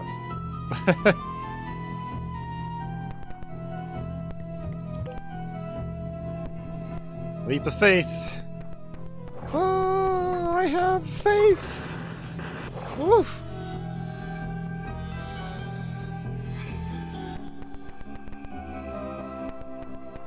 And this game wants me dead.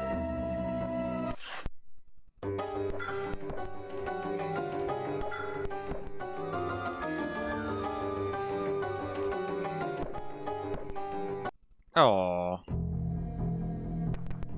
Whee!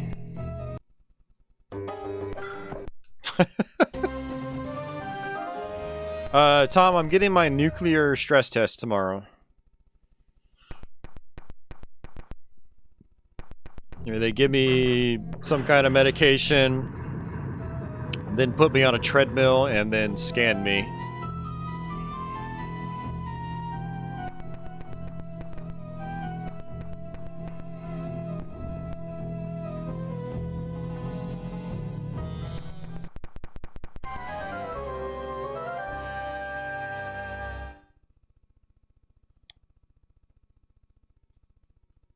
Yeah, I had a stress test a few months ago, and I was only on the treadmill for like 2 or 3 minutes because I was getting winded so easily. But this one, they're gonna, you know, it's a longer It's a longer process, so they end up having me stay there for several hours, and hopefully it's not that long, because I'm going to be waking up at 6. I have to get there by 7:30. I'm going to be starving because I had to fast.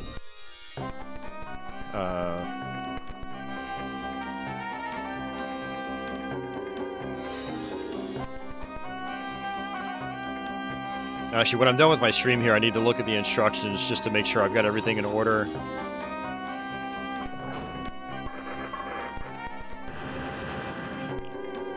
This might be our last level. I don't remember, but we're gonna find out.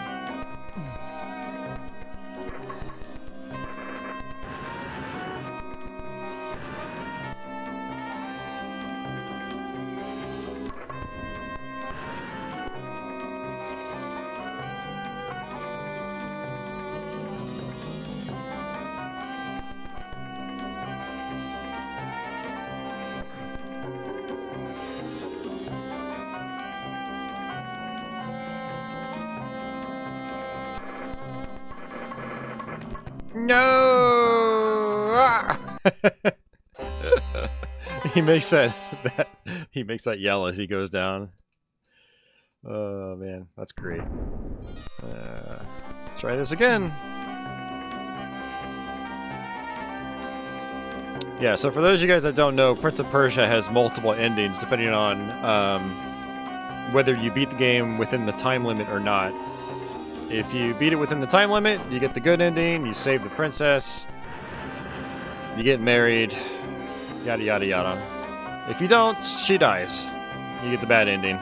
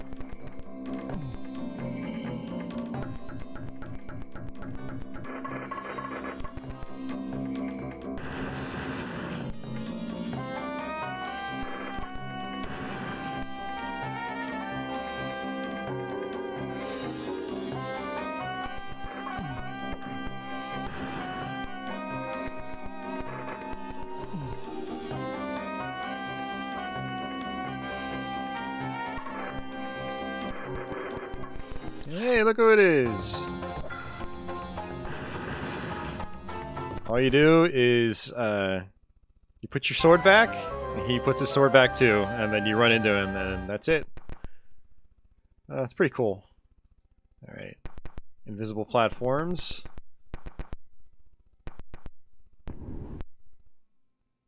Alright, I think we're at the end. We have to fight the Sultan.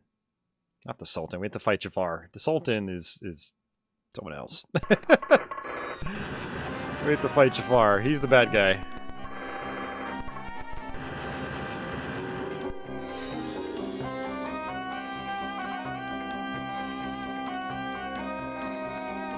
I'm actually kind of surprised we made it to the end of this game too.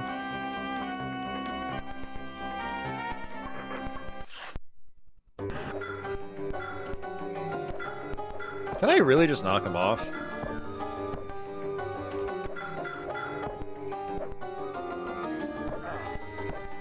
Whee! Whee! Woo! All right. Hey, DJ.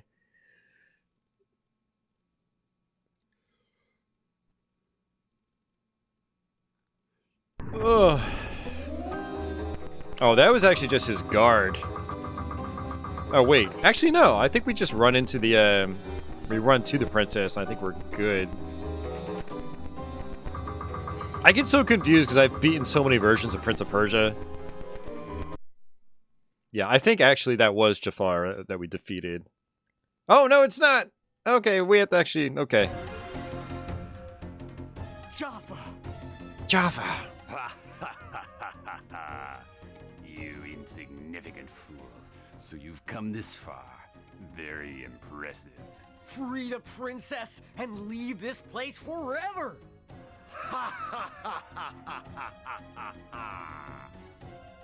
You have the audacity to give me orders.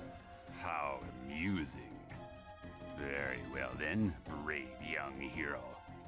But first, you must fight me! I'm ready! Yar! Yar! Yar! He's a pirate now, guys! Oh man, I'm having too much of a good time with this. Oh boy.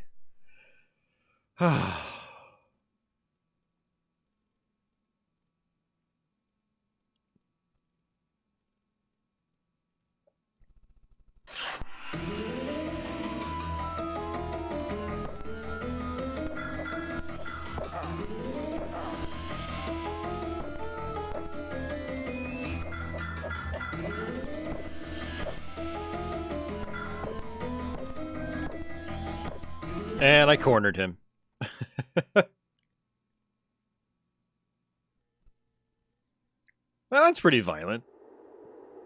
Your stream has been demonetized.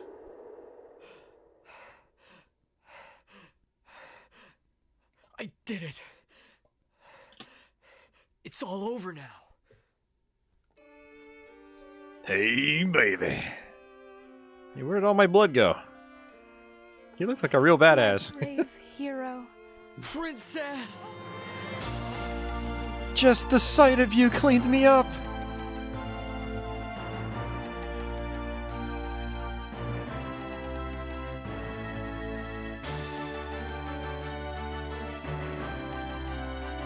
Yeah, it's Prince of Persia, Sega CD. I think this is might be based on the PC Engine CD version. I think that one might have some of the same animations, not full motion video. But I'll have to double check that.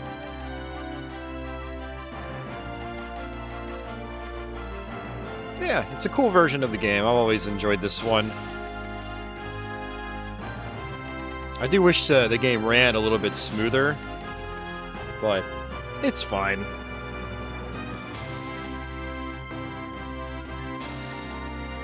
Hey, thanks for the GG, Scott.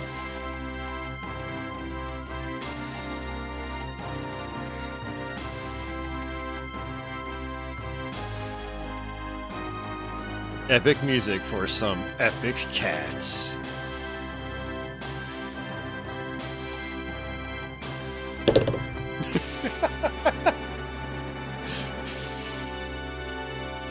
What?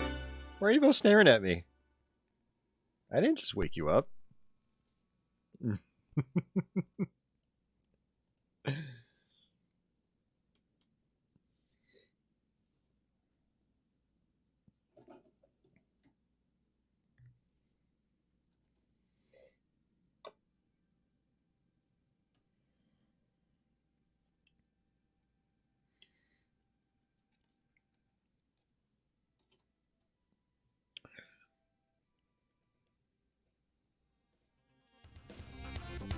Alright guys, I am doing one more game.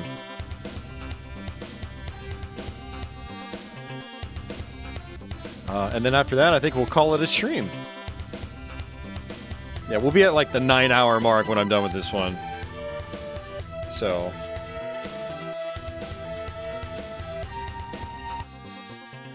But this seems like a fitting one to top the stream off with.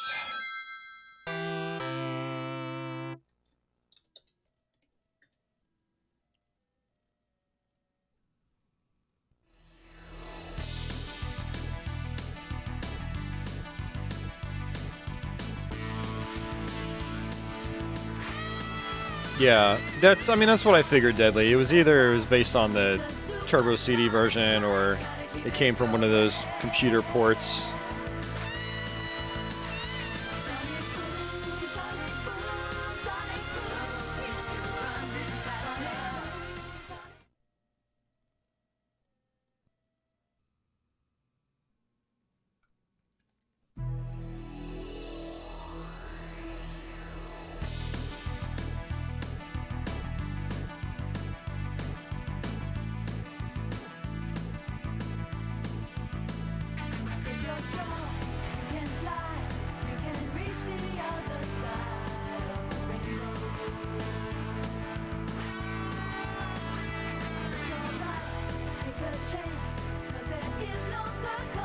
Yeah, thanks for the GGs, guys.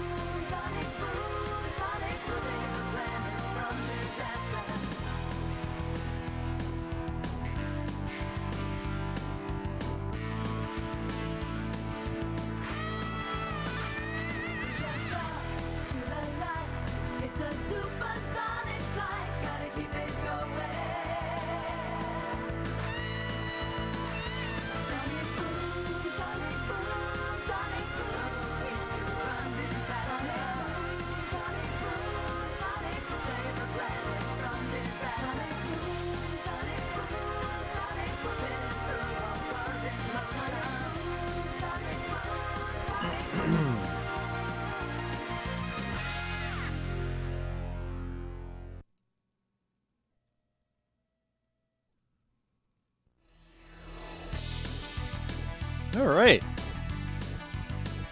Sonic CD. Alright, what we're going to do is, I'm just kind of curious about the RAM data, see what's actually saved after all this time. Huh.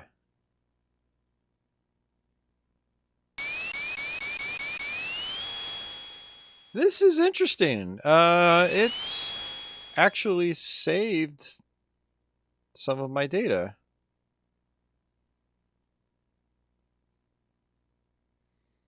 I mean, this stuff is from, like, Leo, you were watching when I was playing some of these, like Formula 1. This was like 2 weeks ago, I think. Or was it last week? I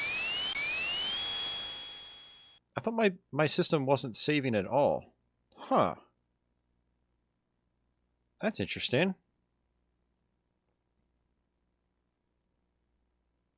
Because my Sega CD has actually been unplugged for a few days at least, so it's had like no power given to it, so that's interesting. I like that you can manage the data within Sonic CD as well. That's cool. The RAM on the left is the I think your RAM cartridge, which I don't have.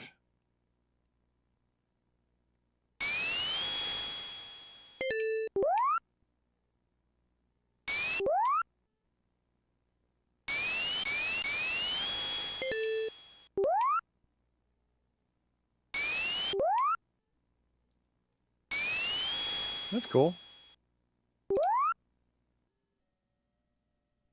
Interesting.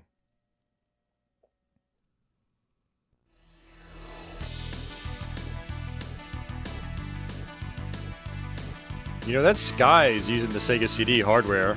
It was pretty cool. Never really noticed that before. Alright. New game. We're probably not going to apply too much effort here. I think I will try to get all the Chaos Emeralds, but I'm not going for the... There's like these machines you can bust apart in the past, and that affects the affects like the basically like the future and the boss levels of the game. It's pretty neat. But just like the first Sonic the Hedgehog, if you get 50 rings and pass the sign at the exit, or at the end of the level, you can jump into a bonus stage ring, play a bonus stage. If you successfully do the bonus stage, you'll get a Chaos Emerald. No Supersonic in this game, but you do get, you get a better ending. We'll see if we can do that.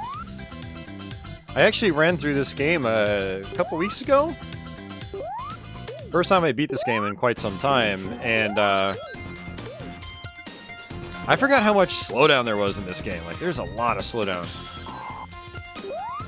It's still, I'd still love Sonic CD, but I've been spoiled by the HD versions that have been available for a really long time. Yeah, we've got these signs. If we build up speed and keep building momentum, we actually will go into the past or the future, depending on the sign that we've picked up.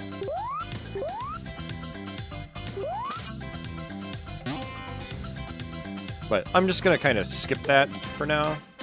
Okay. You also have the super peel out. It's up and jump, and then you can do that. You also have the spin dash, but a little bit harder to activate in this.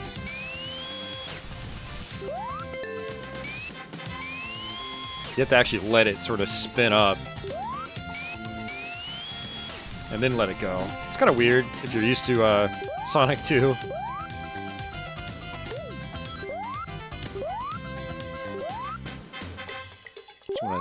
Hey, there's Amy. I think this is the first game with her? Here we go. Bonus ring. Oh, Deadly says Sega CD version is the only one with voice acting and the animated cutscenes. PC Engine version only has the stills. Okay, so the stills came from the Japanese computer versions. Interesting. I figured the Turbo CD version would have had the animation, but that's interesting. Good to know. Thanks for clarifying that for me, Gary. See, those are details I like to know. We need to jump into these UFOs. You are timed. You really don't want to touch the water. You lose tons of time if you touch the water.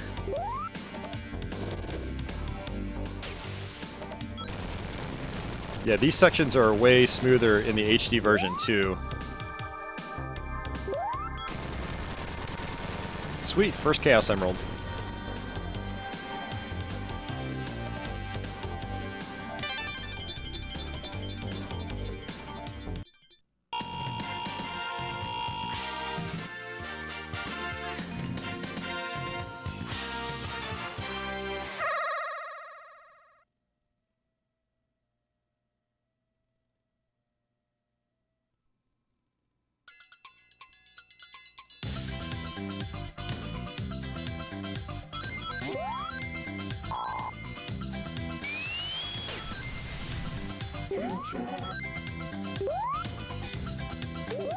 So, just like a lot of the other Sonic games I've played on stream, my goal is just to kind of take it easy, get coins, try to get the Chaos Emeralds, and then just kind of go from there. Whee! Oh, okay.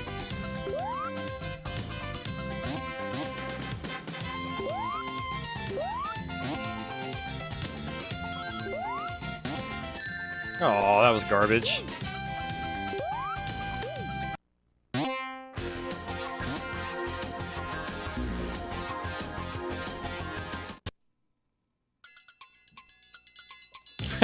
What's worse, Sonic fans or Sonic games?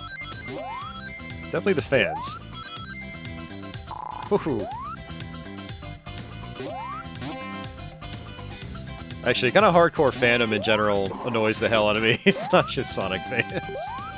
Oh,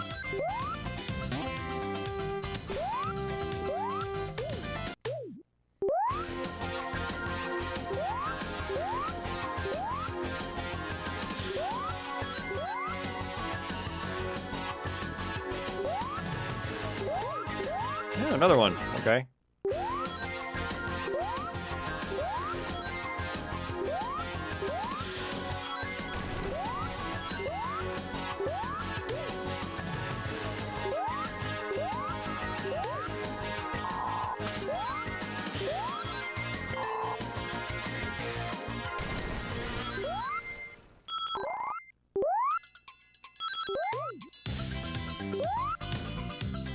Yeah, for anyone that hasn't really seen or heard about Sonic CD much, this American version has a totally different soundtrack from the Japanese one.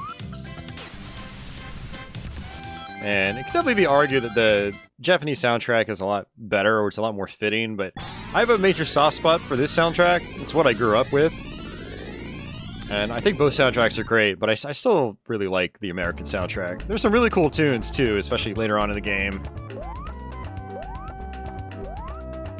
Now, I think these past zones actually still use the original Japanese tunes, because these are generated by the Sega CD sound hardware, I believe? I don't think this is CD audio.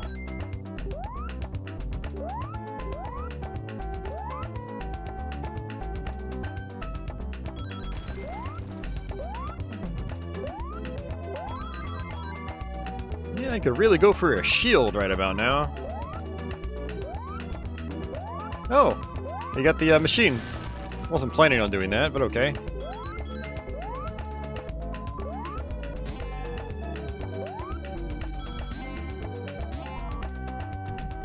Whoa. Okay. Got it.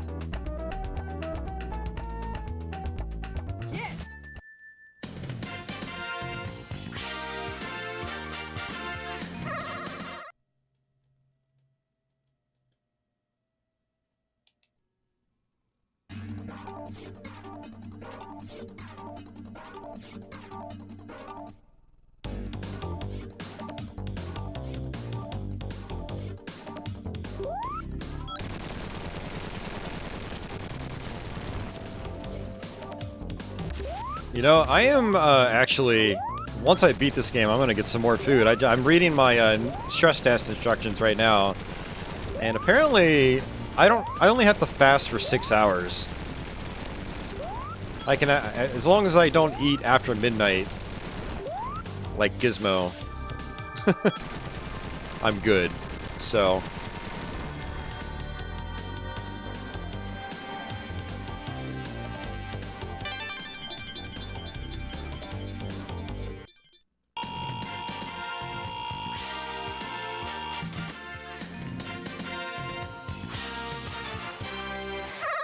DG says a buddy of his had a Sega CD, and instead of playing this, all he wanted to do was play Corpse Killer. I'm sorry. that's depressing. I mean, I get that Corpse Killer was probably attractive to, like, you know, cool, edgy teenagers, you know, but, yeah, Corpse Killer is not a particularly entertaining game from a gameplay standpoint, at least. That's really cool. I didn't know I could just use the invincibility for this fight. That's pretty awesome. I just learned something. Whoops. Oh, nice. Congrats, Andy.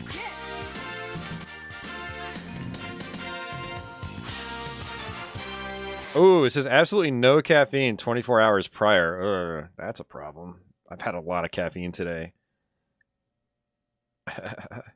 Whoops. Oh well. I don't think it's gonna matter. Hey!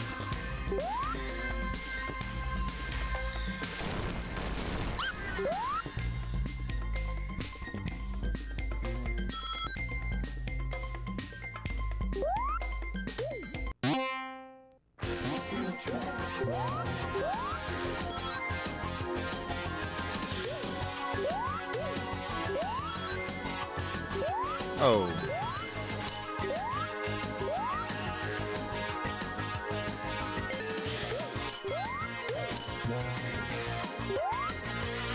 Oh, that was garbage. Hey, we got pinball flippers. Remember when Sonic had a lot to do with pinball? Like, pinball was a part of its thematic design. I miss that. They need to bring back the pinball flippers for Sonic games.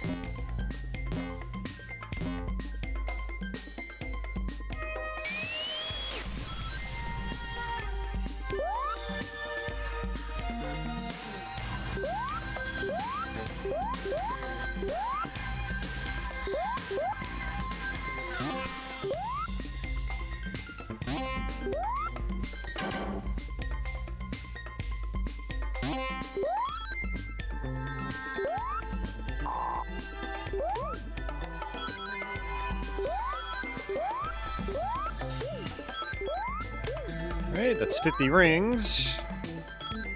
Hopefully we can hold on to them.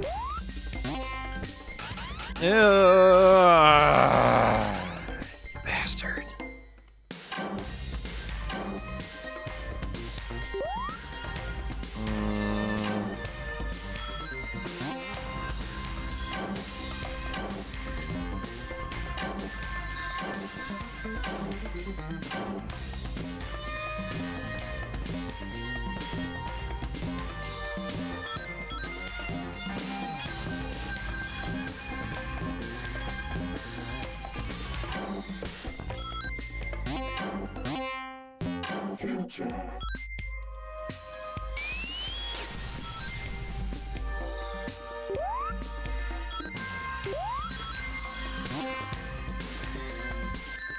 Oh my god! I just can't hold on to my rings to save my life.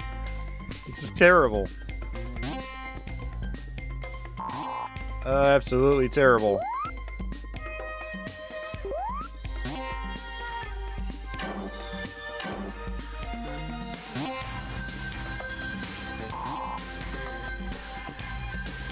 Please give me one ring so I can, you know, survive. There we go. That's all I need.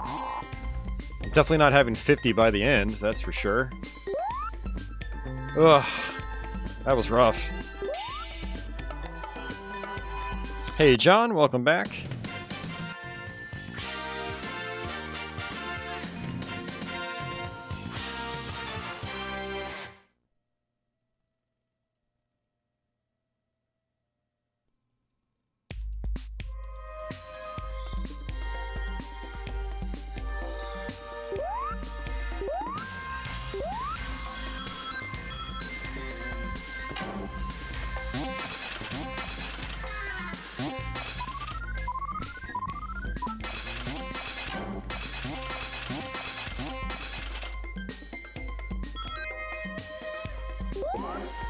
Oh, thought I was gonna land on him. I landed on the spring instead.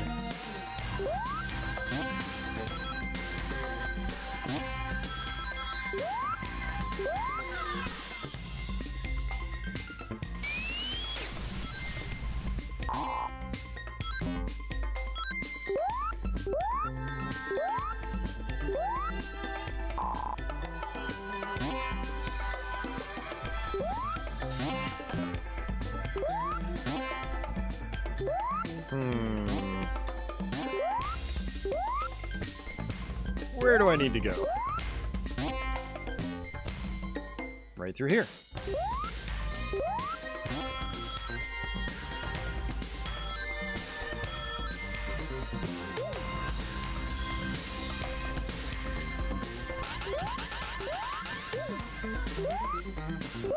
Whoa, where did you come from?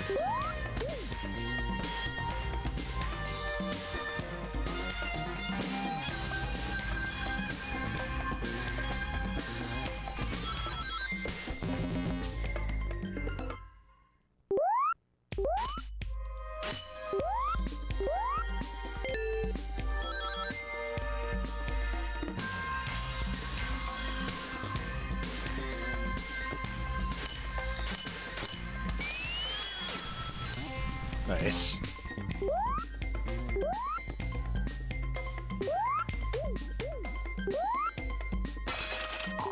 Oh no, I don't like where this is going. Oh. Okay, that's fine, I guess. Okay, is this fine too? I have no idea what's going on. Oh man. That's the thing about Sonic CDs, there's... so much to its levels, like I'm still learning all these new things about it, all these years later.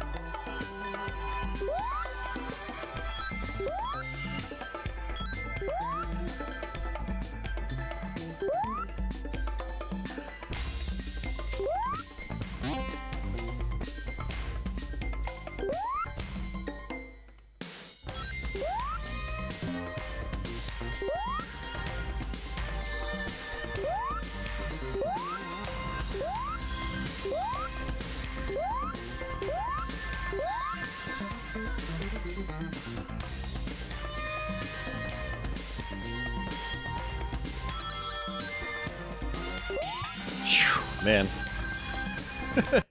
Puts me on edge.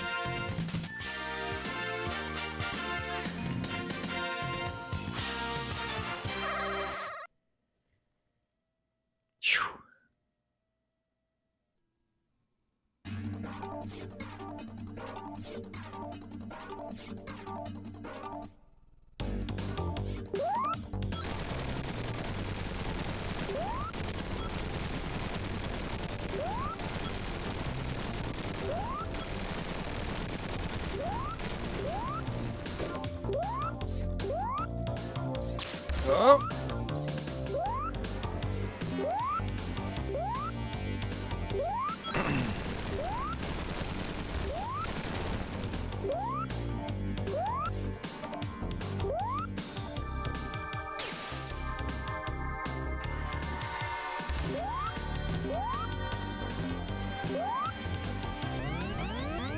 Okay, so yeah, there is a UFO that can give you more time. I definitely want to hit that. Got it. Whew. These bonus stages are pretty cool, but they can be pretty tough too.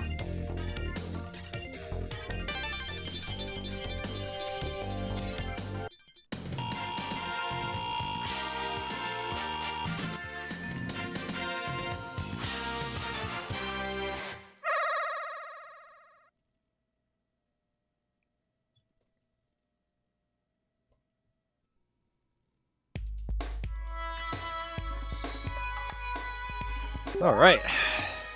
Boss level. That's cool. You actually get to see him down there.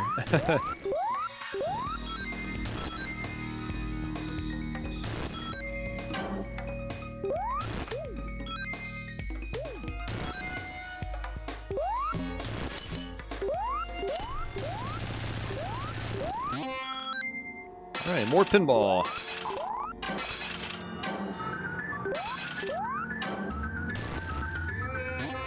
This is the OG Sonic Spinball. Actually, now I'm wondering, did this release before Sonic Spinball or after? I think Spinball was also 93.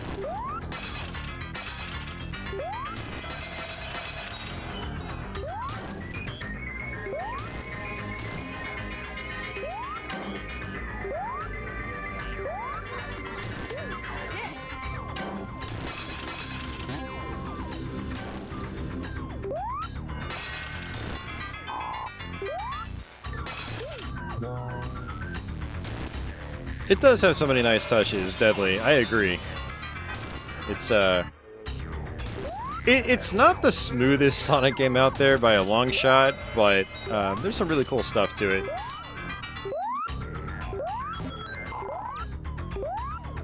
There's obviously a lot of care put into it.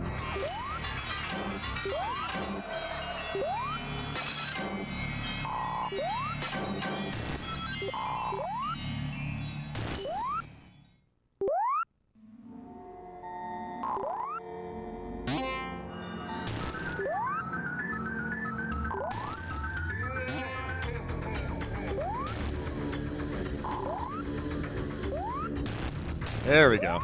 Finally. Jeez.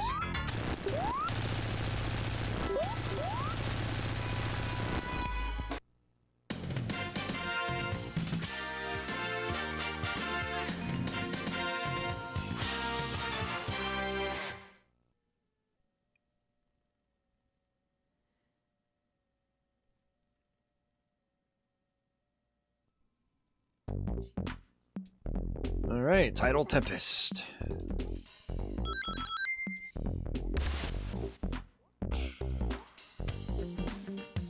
Pretty chill music here.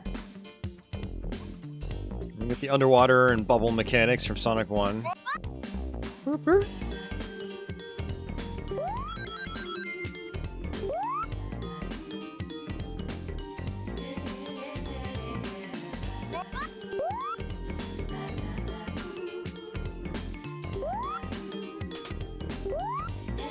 Okay, so Sonic Spinball was a couple months after this.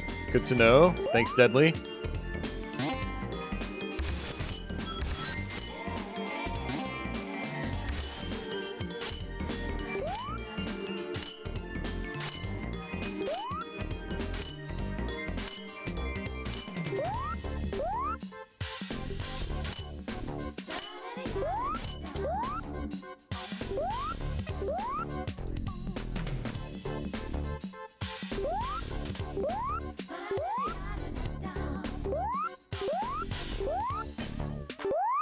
So I'm really not supposed to go that way. I guess you end up from that direction. I think that's the whole purpose.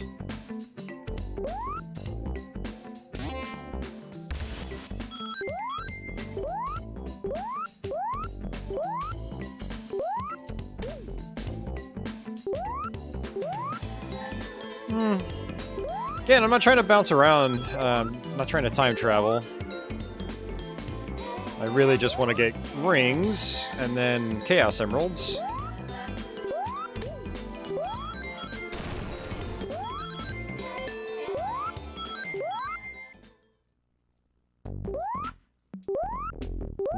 Wonder if I can... Oh, that does nothing. Thought I was clever.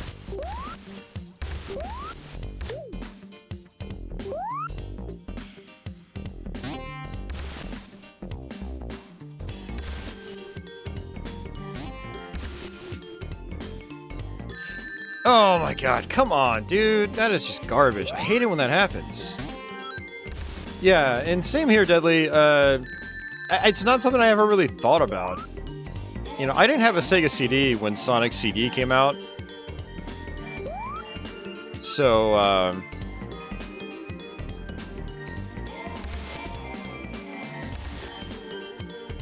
so yeah, it's not something I really ever thought much about. I mean, I didn't even have a Genesis when Sonic Spinball came out. You know, I didn't get a Genesis till '95.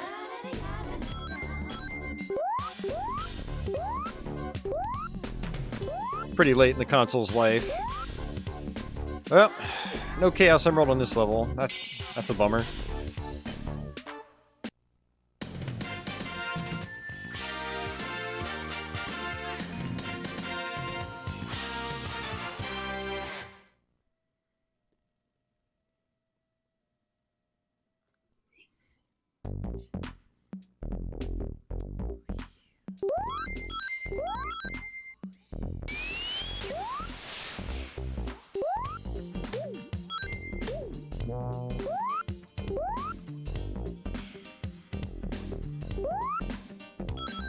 Ah, man, there's so much cheap stage design here, though.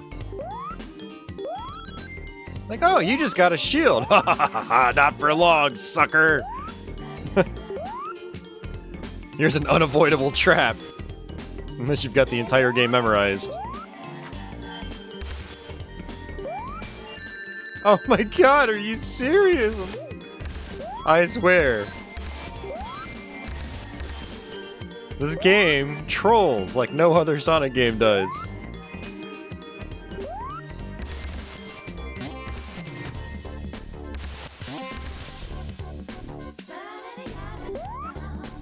Maybe the level design is kinder if I actually time travel. Maybe you get punished for staying in the present day.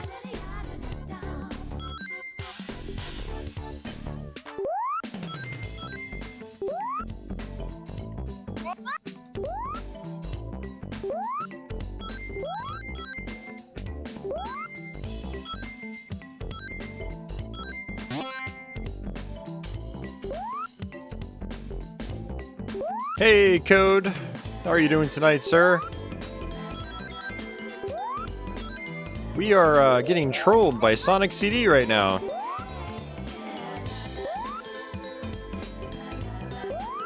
Man, maybe I should have ordered pizza earlier. I thought I had to fast all night, but it turns out I just have to not eat after midnight. Alright, see ya, big dogs. Have a good night.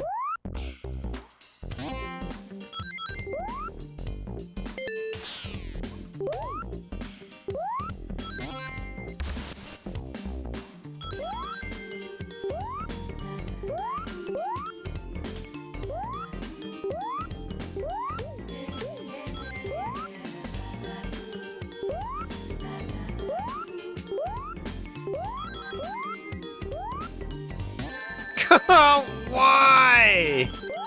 Why? Why? Oh, at this rate, we're not going to get the good ending.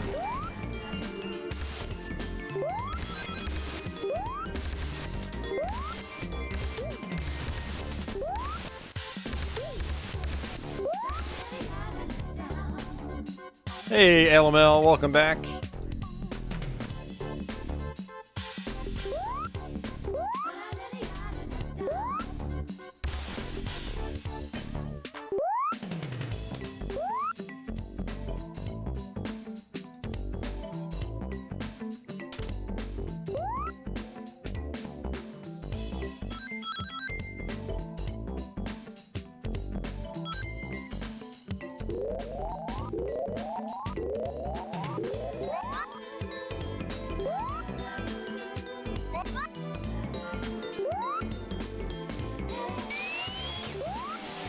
it's not gonna let me go back.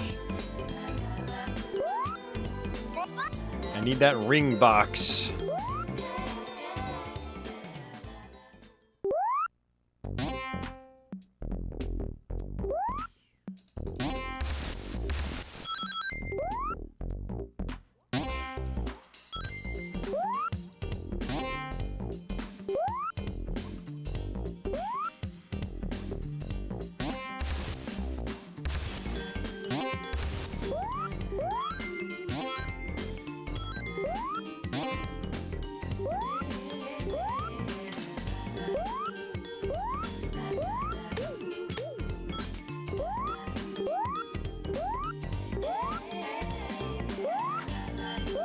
Oh, I got so lucky.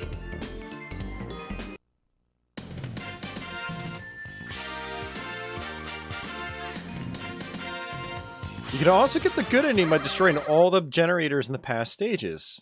Oh, okay, I didn't know that, Deadly. I feel like I did know it at one point in time, but I've completely forgotten. I always go for the Chaos Emeralds. It seems like getting the generators in the past might actually be the easier way. Well,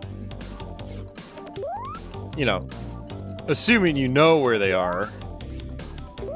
I mean, if there's like a generator super early and you can't get back to it, then yeah, maybe it's tough.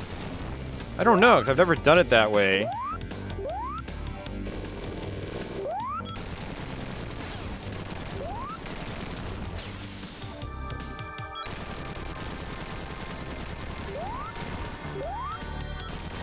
Okay, there's another one.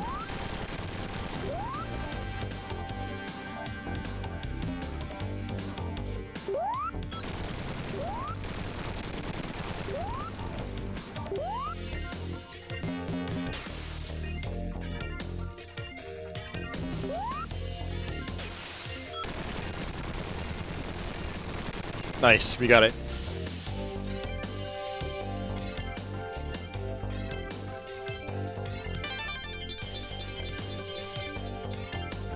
Code says, I like Sonic CD, it's not perfect, but it's a hell of a lot of fun. Yeah, I agree. Same here. That's how I feel about it.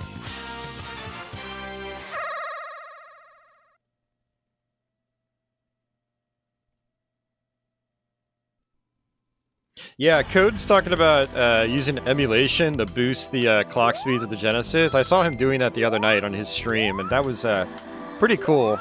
I want to experiment with that myself.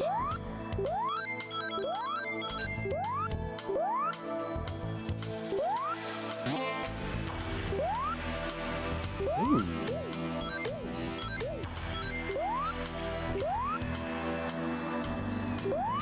Double ooh. Ooh.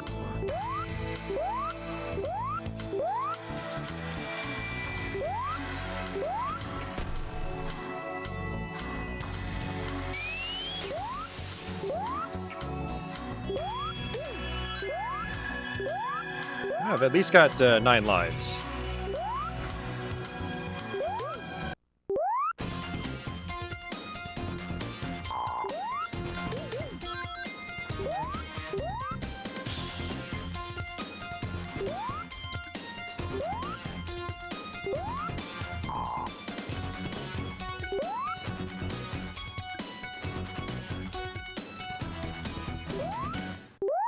I wonder if we just glitched out the game. I don't think we were supposed to pass Robotnik.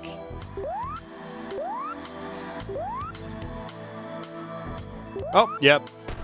Totally glitched out.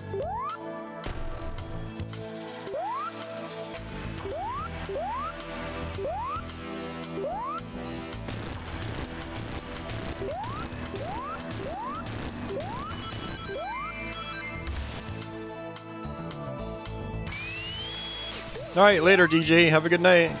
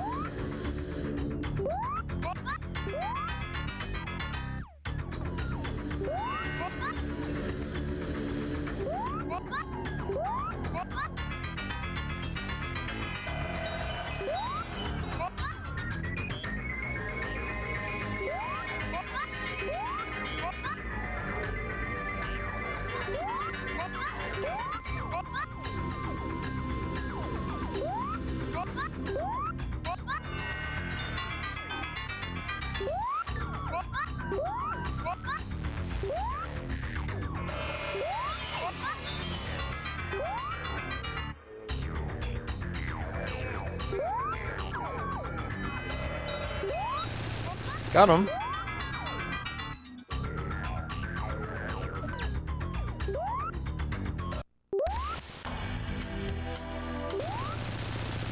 Andy, all you do is you download the emulator, you download your game ROMs, you run said emulator, that's it.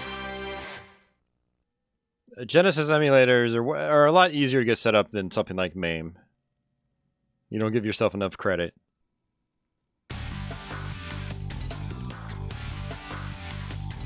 You can drive a car, you can run Blast them.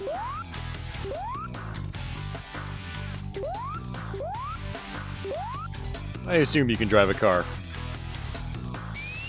Uh-oh. Did not mean to do that.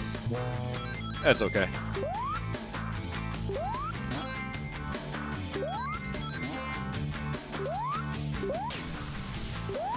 This level's got some interesting mechanics. I like it.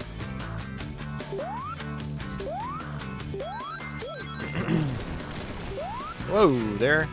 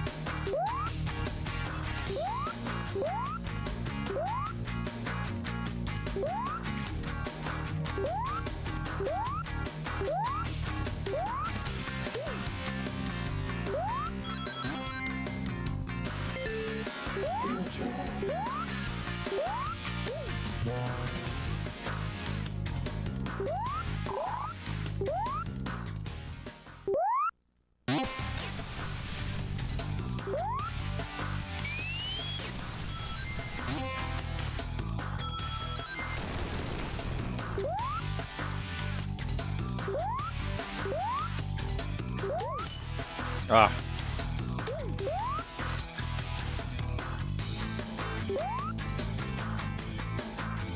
Nice. Another one. Woo!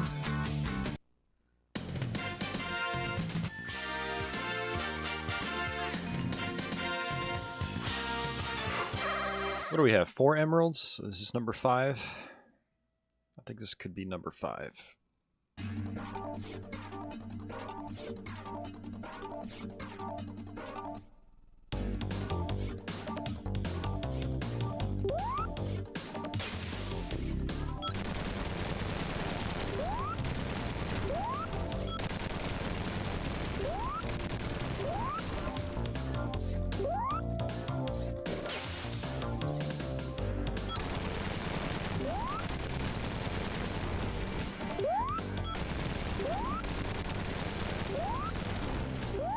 Yeah, this black stuff, it's basically just like, treat it like water.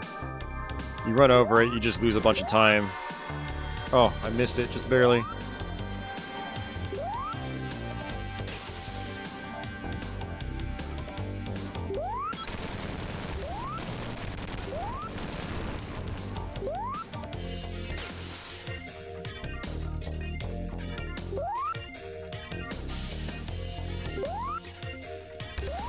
Oh, got it. Nice.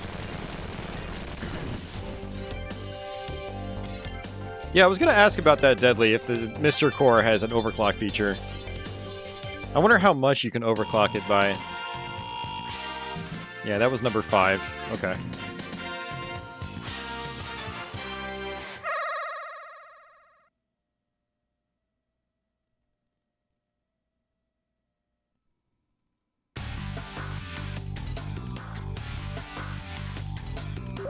Yeah, just like Leo says, emulators in general are really easy to get set up and going for like consoles. You start diving into like arcade stuff and you start diving into computers, it gets a lot more complex. But you want to emulate the NES, it's literally you download the emulator, you grab your ROMs, and then boom, that's it.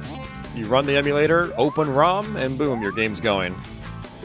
Now there are things like, you know, control configurations and stuff like that, and that's just like any PC gaming program. You're gonna go to your options and see what the options are, then change your controls. Do you have a gamepad plugged in? You know, you want to configure those controls? Yeah, it's not rocket science.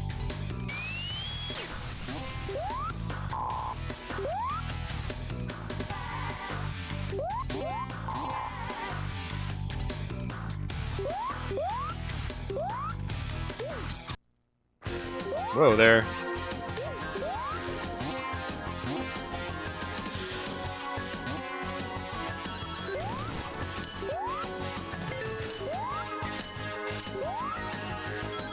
I want those rings.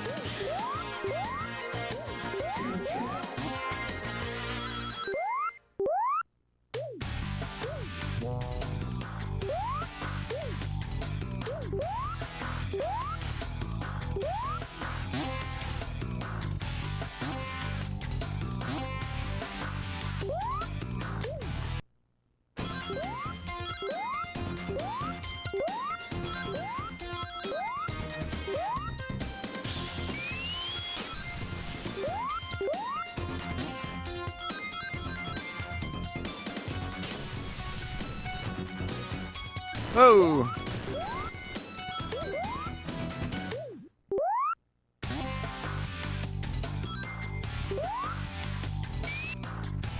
Guess I have to get that.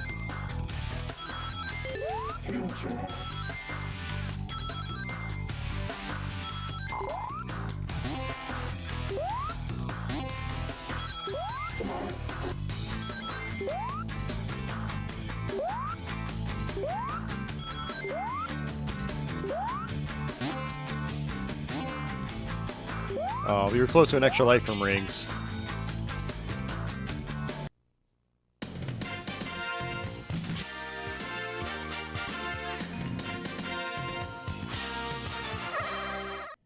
Oh, you're like my brother, Society. His hands sweat like... Oh, they're so insane. He broke my first Xbox controller because of his sweaty hands. I was so pissed. It was the only controller we had, and I had to buy another one. Like, a month after launch.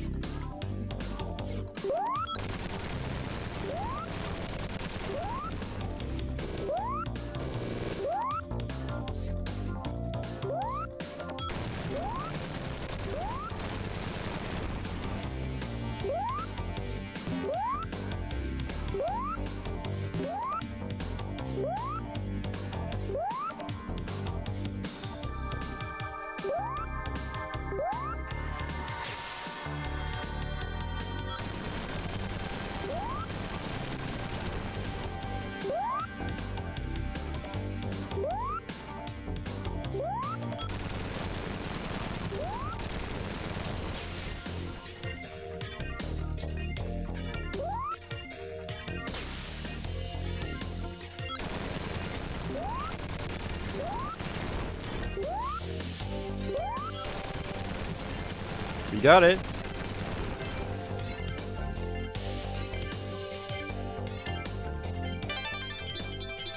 Yeah, that's the big issue with MAME, Leo. You have to have like the correct ROM set, otherwise it won't work. It's weird.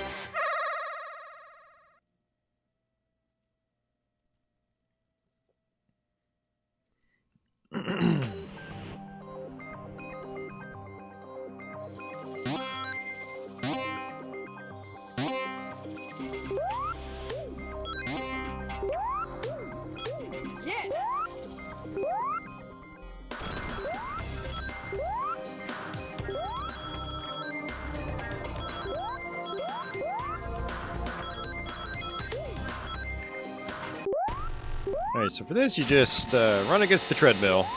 Hey, like I'm gonna be doing tomorrow morning! Timu! Welcome back! Timu says 3-hour streams are his max, personally. Yeah, we're almost at 9 here.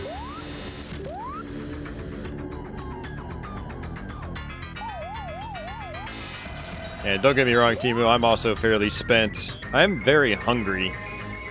I need to get some food when I'm done with this game.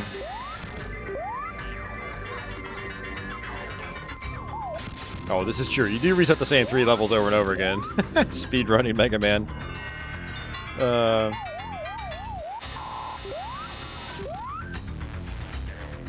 Sounds like me when I used to stream lots of pinball. Especially old school machines. Playing the same damn thing over and over and over and over again.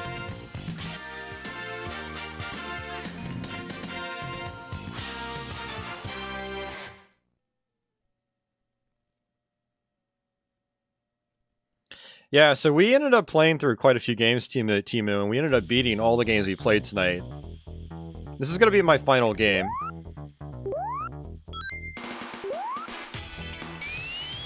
So we started with Pitfall, the Mayan adventure. We went to Lords of Thunder. We went to Eternal Champion CD. We went to Final Fight. Batman Returns. Then Prince of Persia. And lastly, Sonic CD.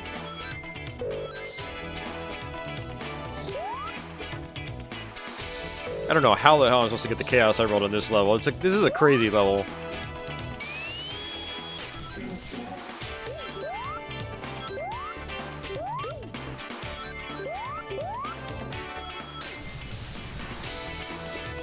I actually didn't want to go to the future here.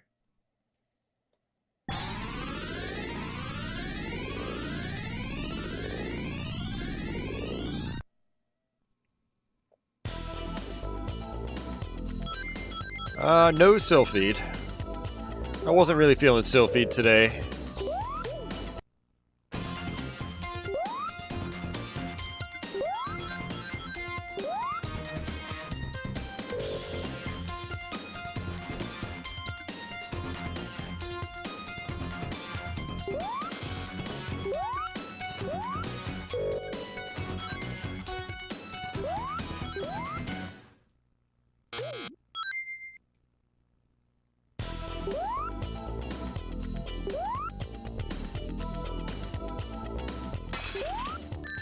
Ugh. There go my rings.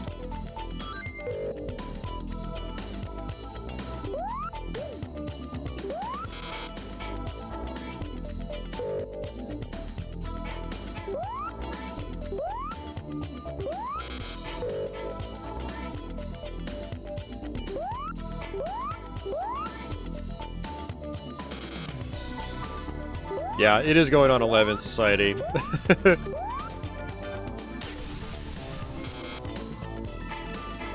I've got to figure out what I'm going to do for food after this because I don't really have much in the cupboard.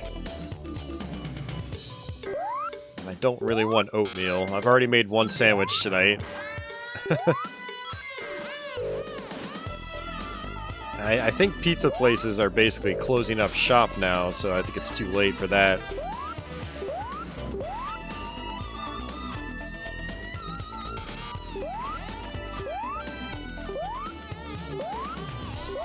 Yeah, this isn't really where I want to be, apparently.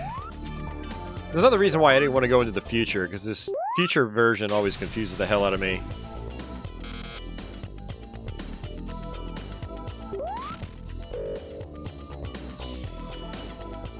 Just drop back down.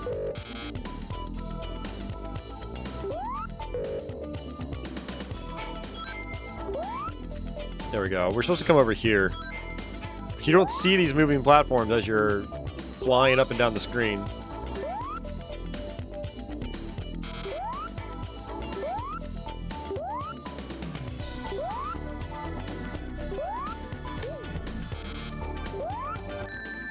I knew that was going to happen.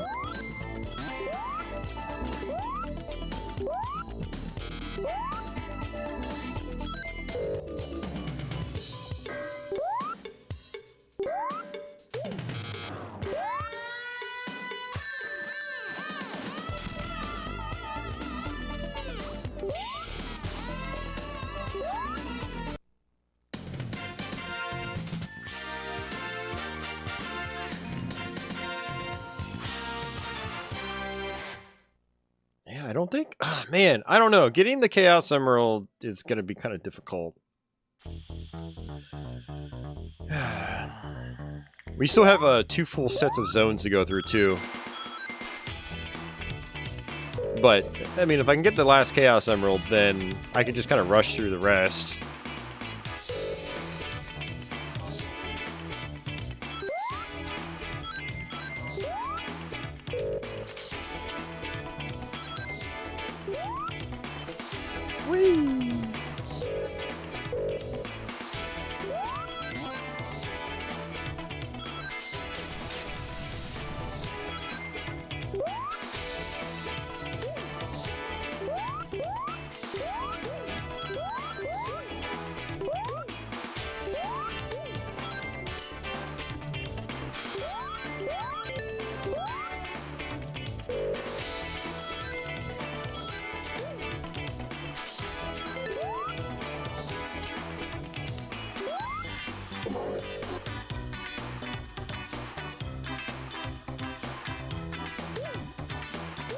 Whee! Back to the past, not back to the future.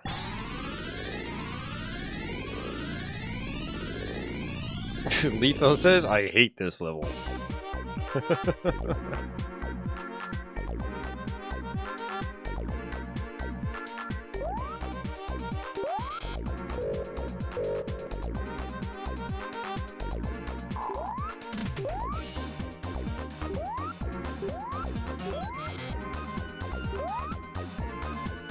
Pretty sweet music, though.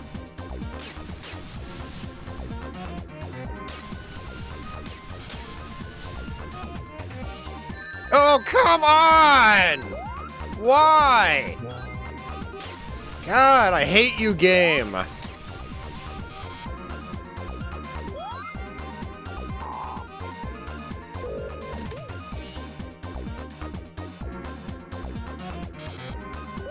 That was so stupid. That has happened so many times in this playthrough.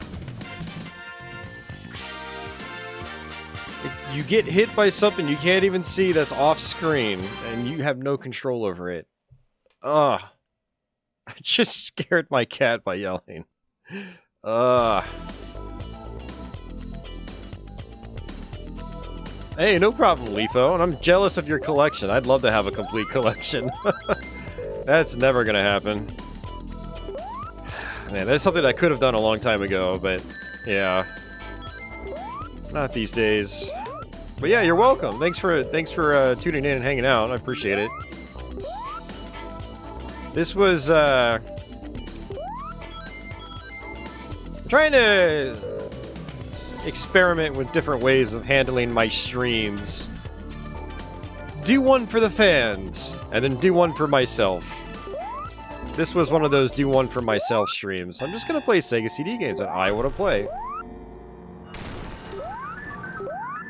But I'm glad others have appreciated it too. But I love the Sega CD. I'm a big fan of it.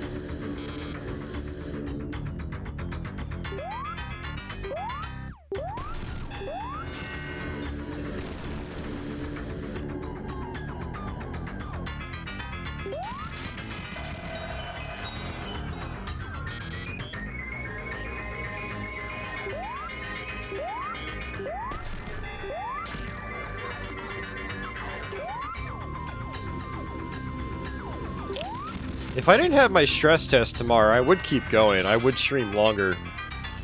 But unfortunately, I've got to wake up in a little over 6 hours. Look at him do a little dance. Do a little dance. Especially with this music, I'd be dancing too.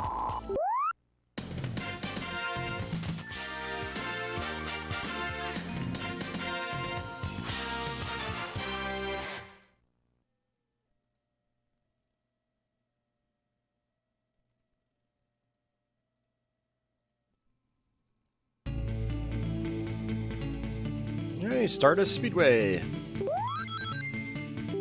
This could be a confusing level too. I mean, that seems to be Sonic CD's MO. Yeah. Make the game as confusing as possible. And trying to figure out how I'm supposed to get that shield. I don't know how to. But yeah, there are definitely some quirks to the level design in this game. You get, you know, the more you play it, you get the hang of it.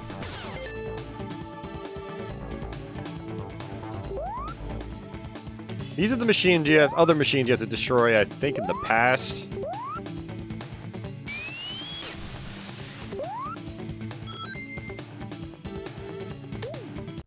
I don't remember exactly what they do.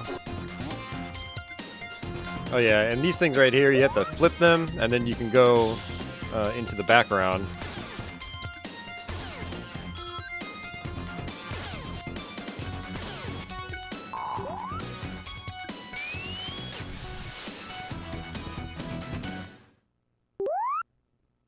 I did not want to do that. I wanted to try to jump over it.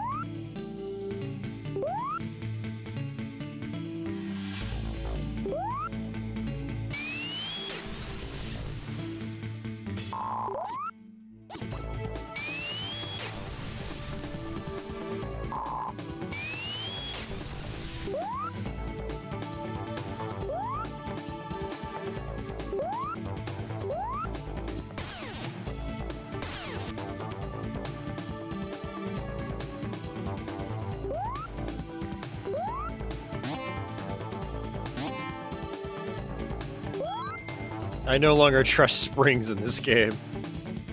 I feel like everything's out to get me.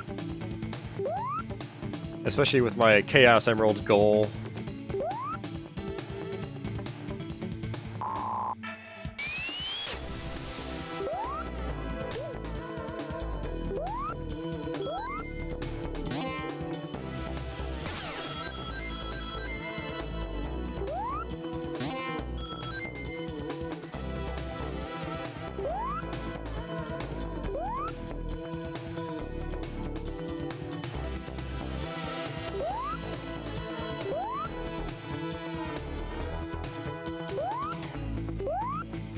Whoa there. Okay.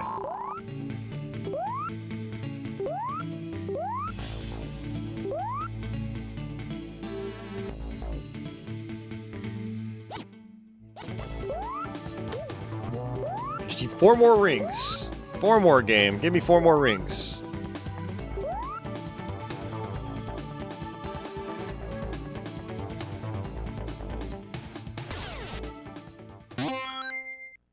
Alright, 1 more. Okay, we're good. Alright. Yes! Oh man, this has me on edge.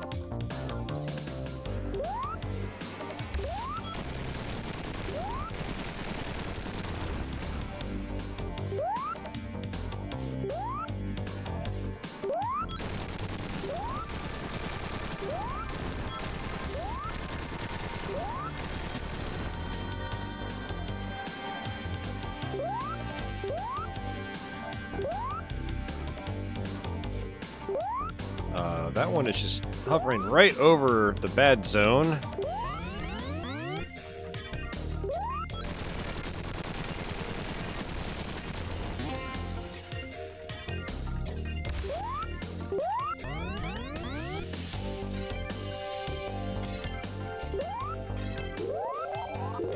No, no, no, no, no, no! I screwed up. Damn it, man! Come on! Ah, they kept hovering over the pink stuff, and I can't land on the pink stuff. It's like the equivalent of water, basically. And it just sucks my time away. Yeah, that was my chance. That was my chance.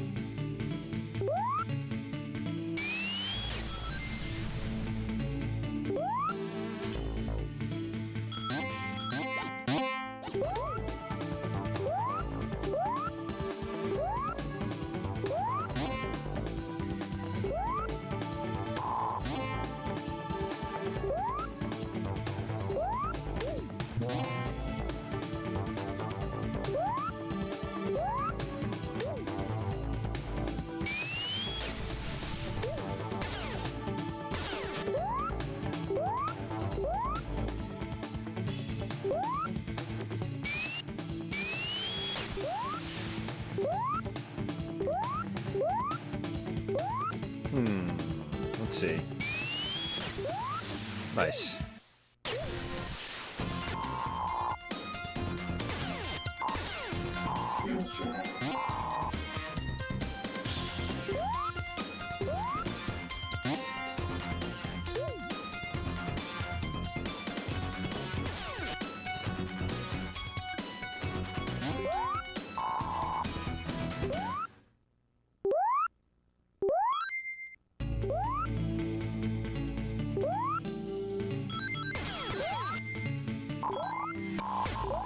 It's actually kind of insane how much this version stutters. I can see why some people might not like the game very much just from that perspective alone. You know, I could live with it, but man, it is a little jarring at times.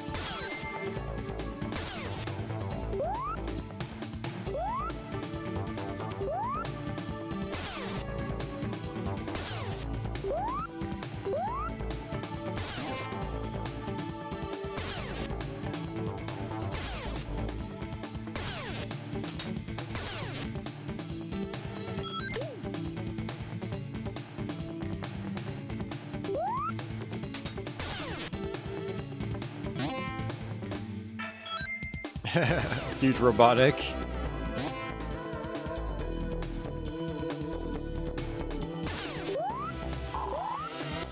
Try to explore, get as many rings as possible.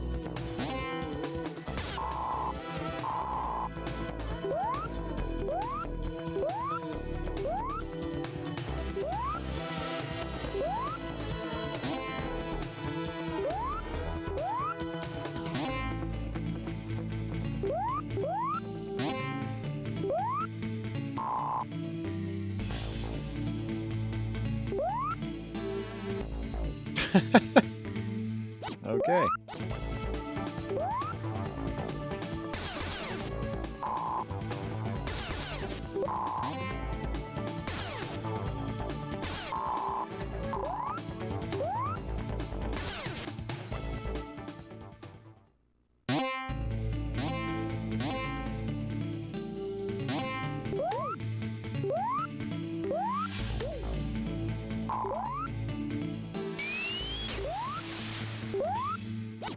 I guess I just can't really get up there.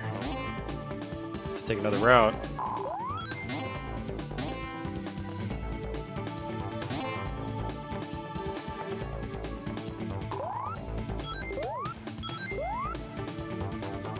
Oh, I thought that was just gonna go underneath me. Or I can go underneath it, I meant.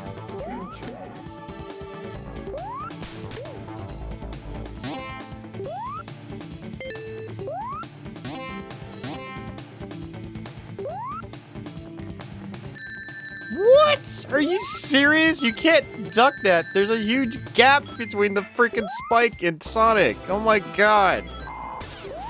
Ugh.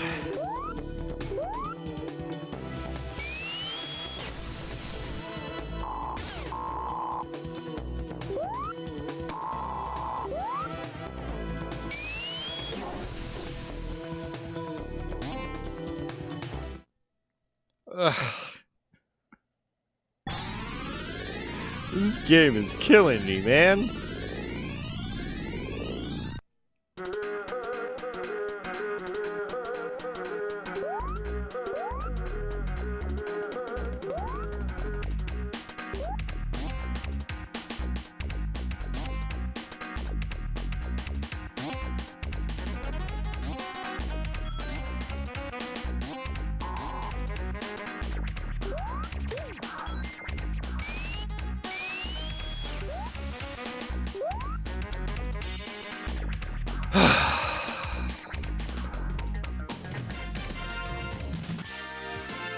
That's a really cool past.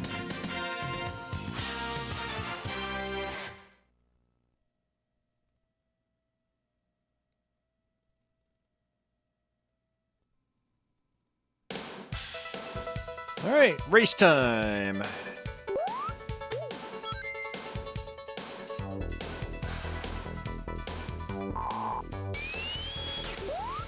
Whee! Oh.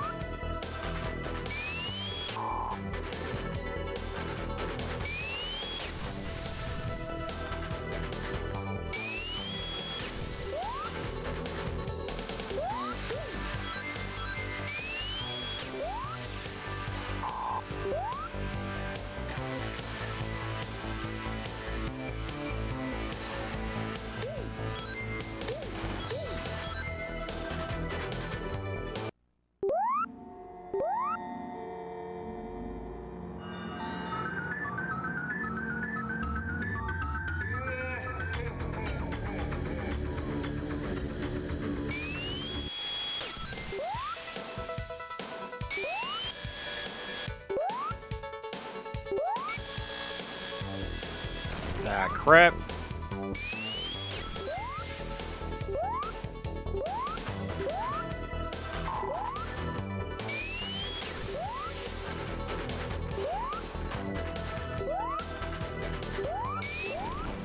You have to beat Supersonic, or Robosonic, not Supersonic, Robosonic to the end. And if you don't, you end up losing. You lose a life. Oh, this game is killing me.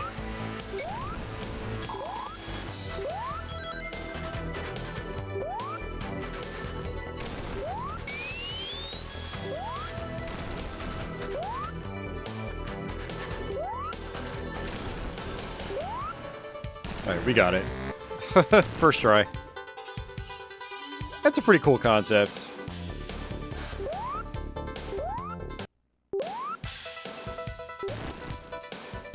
Uh-oh, should have left her there. Now, that would be morbid. Never mind.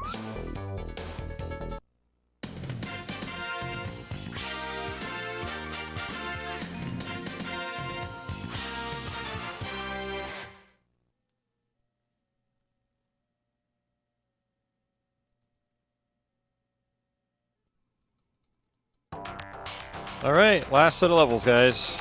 We are almost there.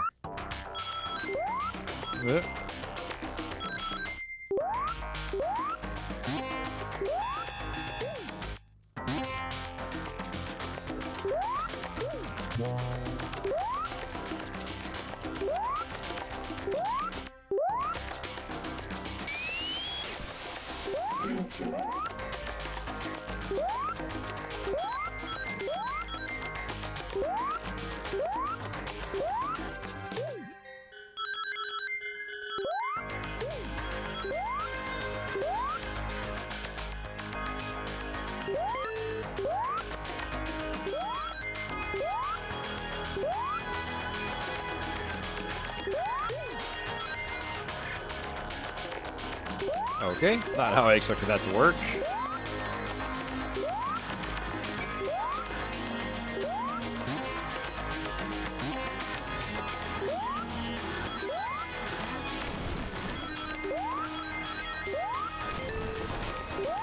Hey, Cafe Man, yes, I am still going. I see you're still going too.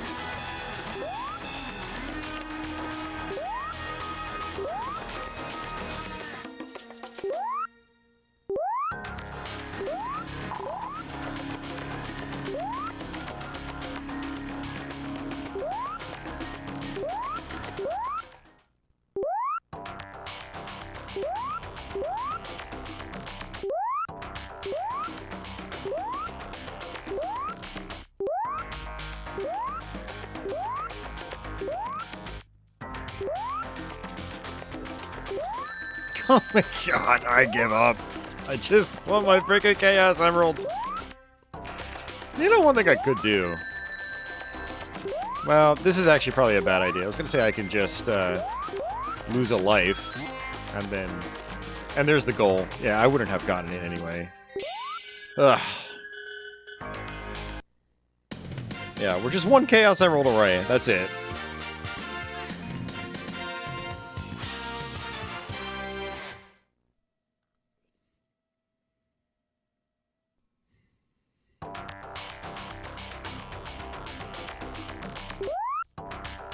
This is actually our last chance for a Chaos Emerald.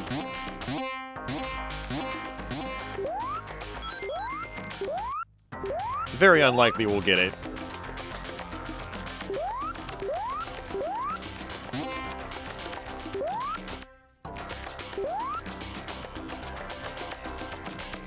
What? Why did you slip off? That made no sense.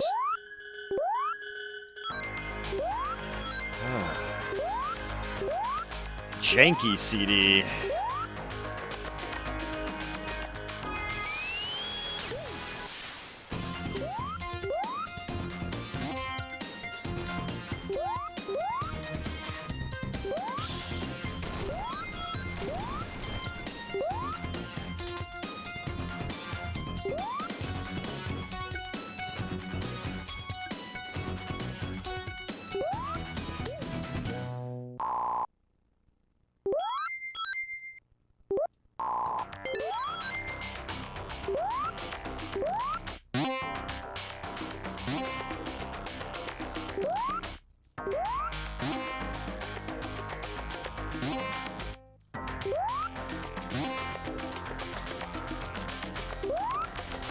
Ow. Not what I was trying to do.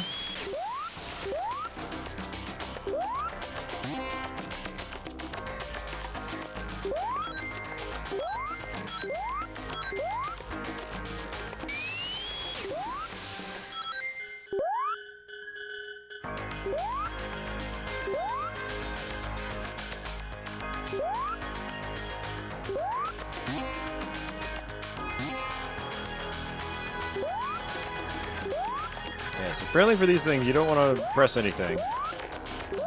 Just let it do its thing.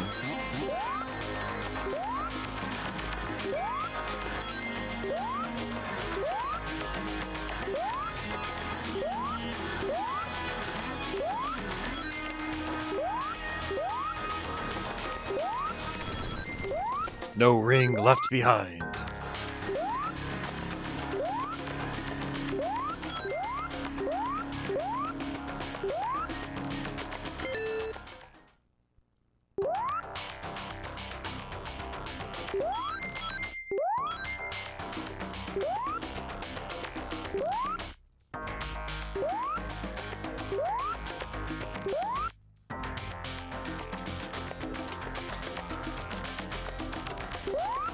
Ah, are you serious?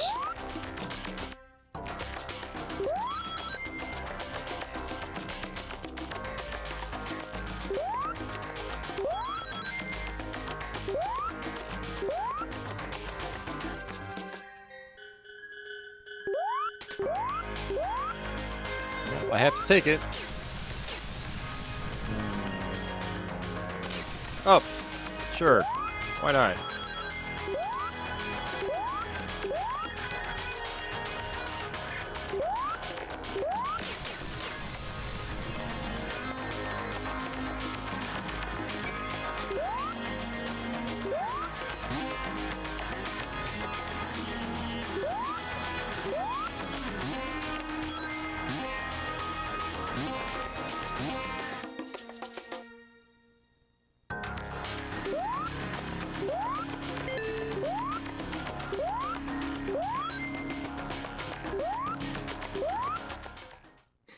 Got another one.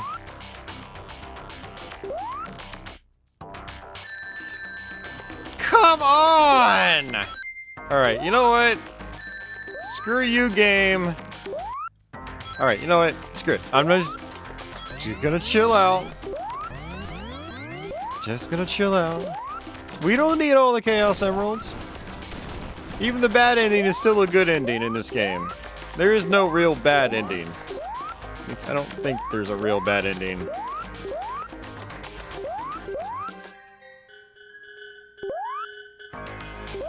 What happened there, Andy, is that explosive guy blew up off screen, and one of his projectiles magically hit me. It seemed like he did not explode, and then I started moving, and a projectile just slammed right into my face. I could not avoid it.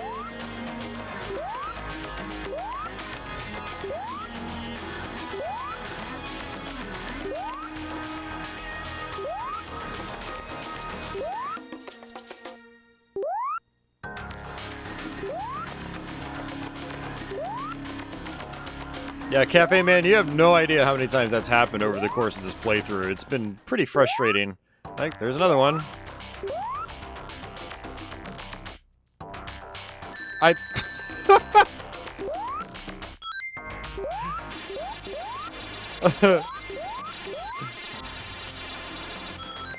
Yeah. Note to self. Have all your Chaos Emeralds before you get here. Easier said than done, I know.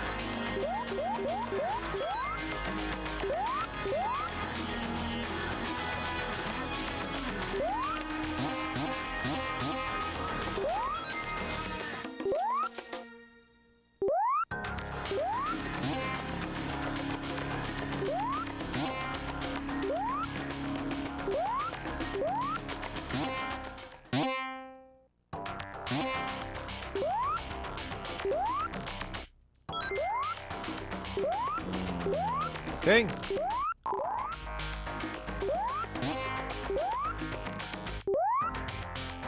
Ugh! Is that our first death? Have I died yet? I don't think I died. That's actually one reason why I didn't kill myself earlier. I was like, maybe I can kill myself to try to get 50 rings again. I was like, no, I think I haven't died yet. Let's keep it that way. And of course, I got crushed. Okay. Now that's 2.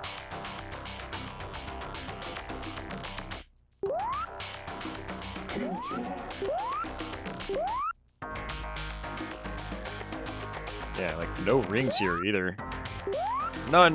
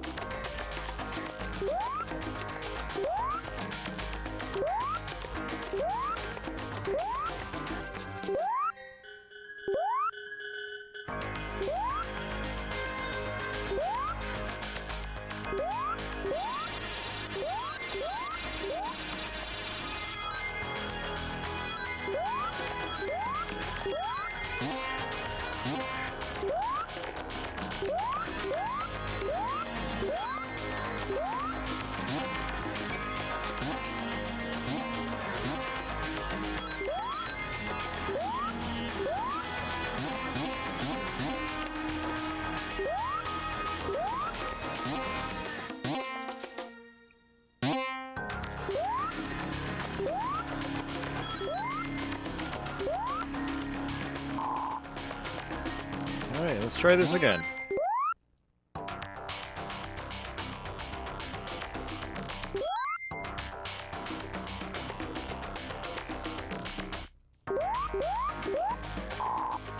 Yeah, you're not supposed to go through that door.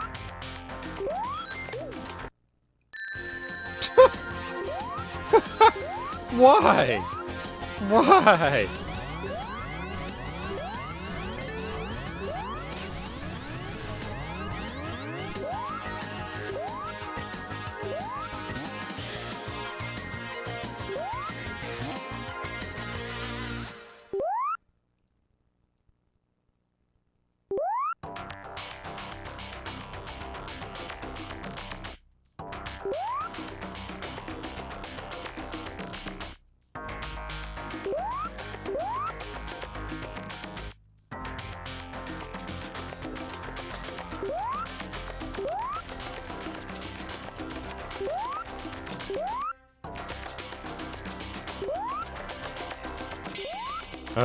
No Chaos Emerald.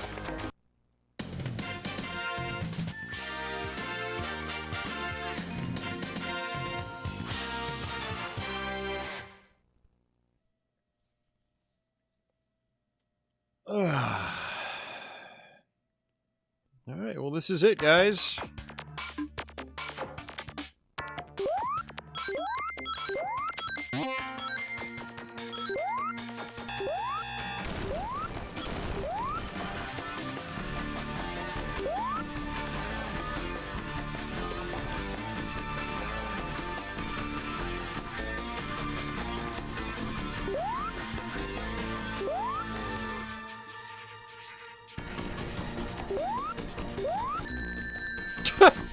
Seriously?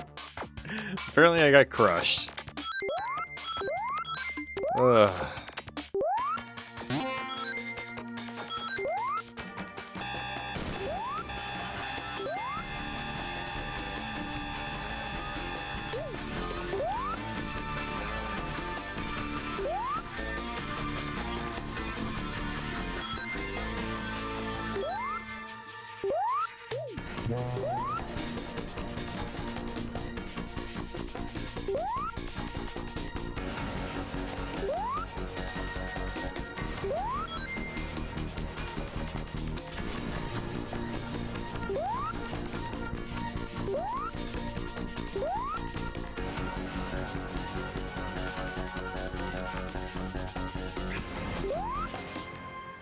Come on. A little bit lower, please.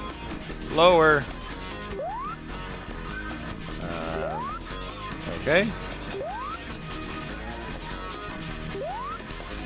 A little bit lower? Come on.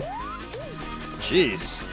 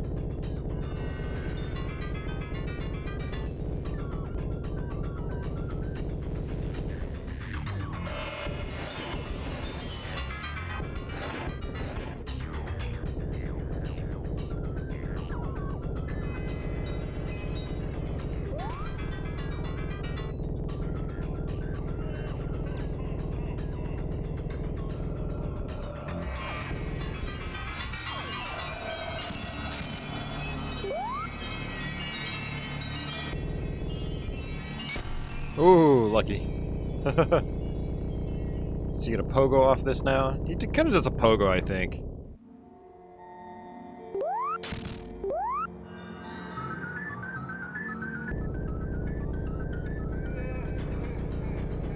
No? There he goes.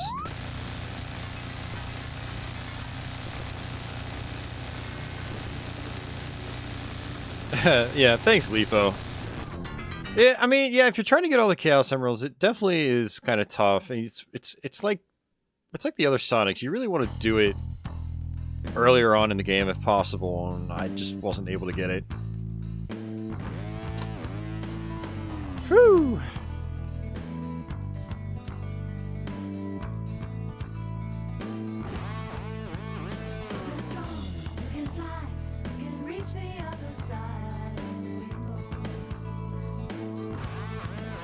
Oh, thanks for the GGs, guys. I appreciate that.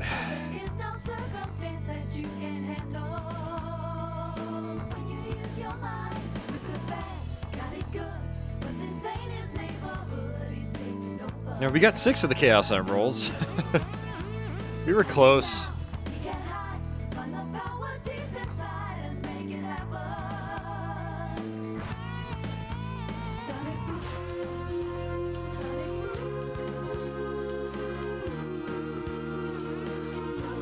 Alright, have a good night, Cafe Man. Sleep well.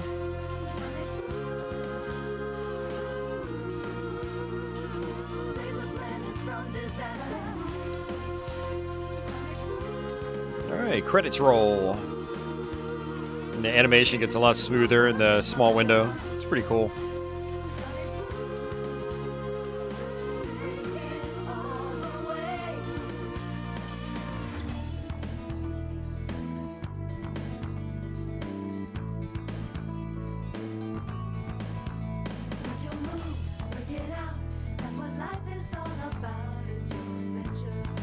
It is a pretty great ending. I mean, hell, it's probably one of the best Sonic endings, actually.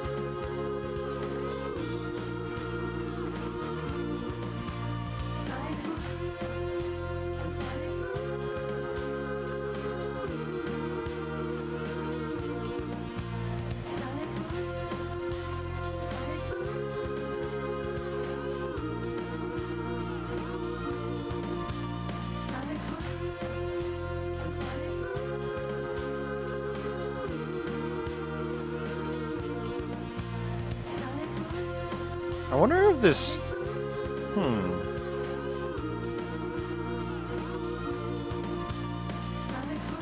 I'm wondering how they did the ending, actually.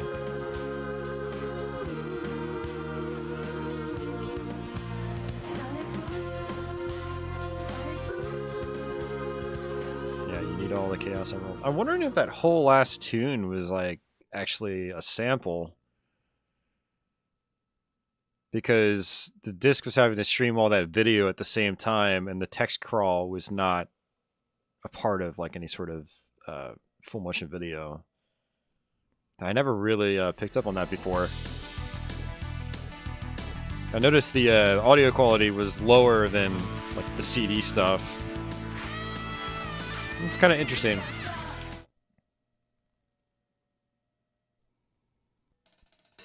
It's pretty cool. Yeah, so there's a time attack mode, which is kind of cool. We're not going to play any of it, but you can try to, you know, find the fastest ways through every level, and it tracks that, which is pretty cool. For the speedrunners!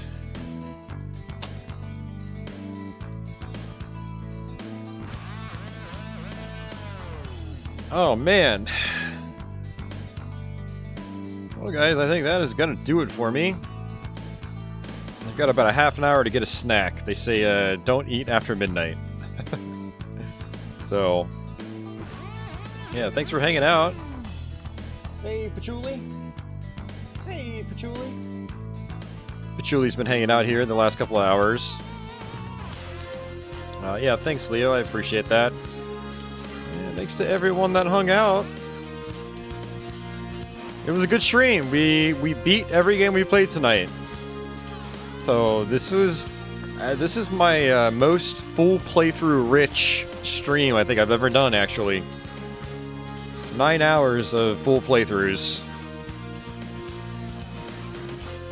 That was pretty cool. And a lot of those games I haven't finished in a long time. Like, I haven't finished Batman Returns in years. I've never seen to the end of Final Fight CD. I haven't beaten Prince of Persia in years. Not since my last Let's Play. It's probably been 5 or 6 years now on that one. Pitfall the Mayan Adventure? I have not beaten that since, I can't even remember the last time I finished that game. Quite possibly the 90s. I played it a lot over the years, I've just never finished it again. So... oh man, what else? Yeah, Eternal Champion CD, I haven't gone all the way through in a little while now. Sonic CD, I did beat last week or the week before. Same with Lords of Thunder.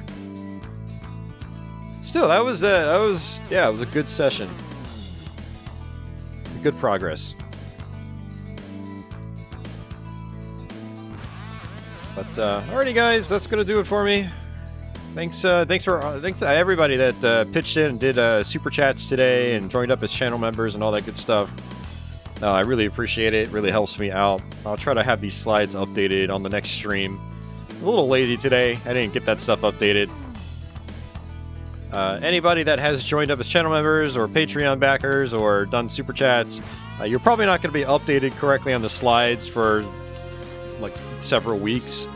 So if you're wondering why your name's not on the slides for my normal videos, that's why I record them in batches, and so I've got enough content to last me for the next 3 to 4 weeks, and then I'll get those slides updated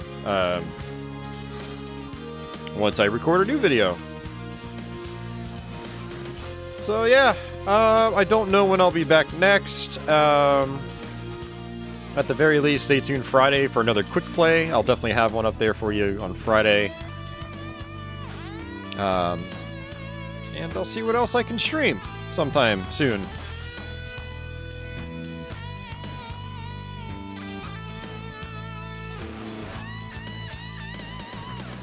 Alrighty, guys, I am out. Take care. Have yourselves a good night. Wherever you are in the world, or good day, good night. I can't even talk. I'm so tired right now. I'm tired and hungry. Also, we got some more Milo. Gotta say bye to Milo. Say bye to everybody, Milo.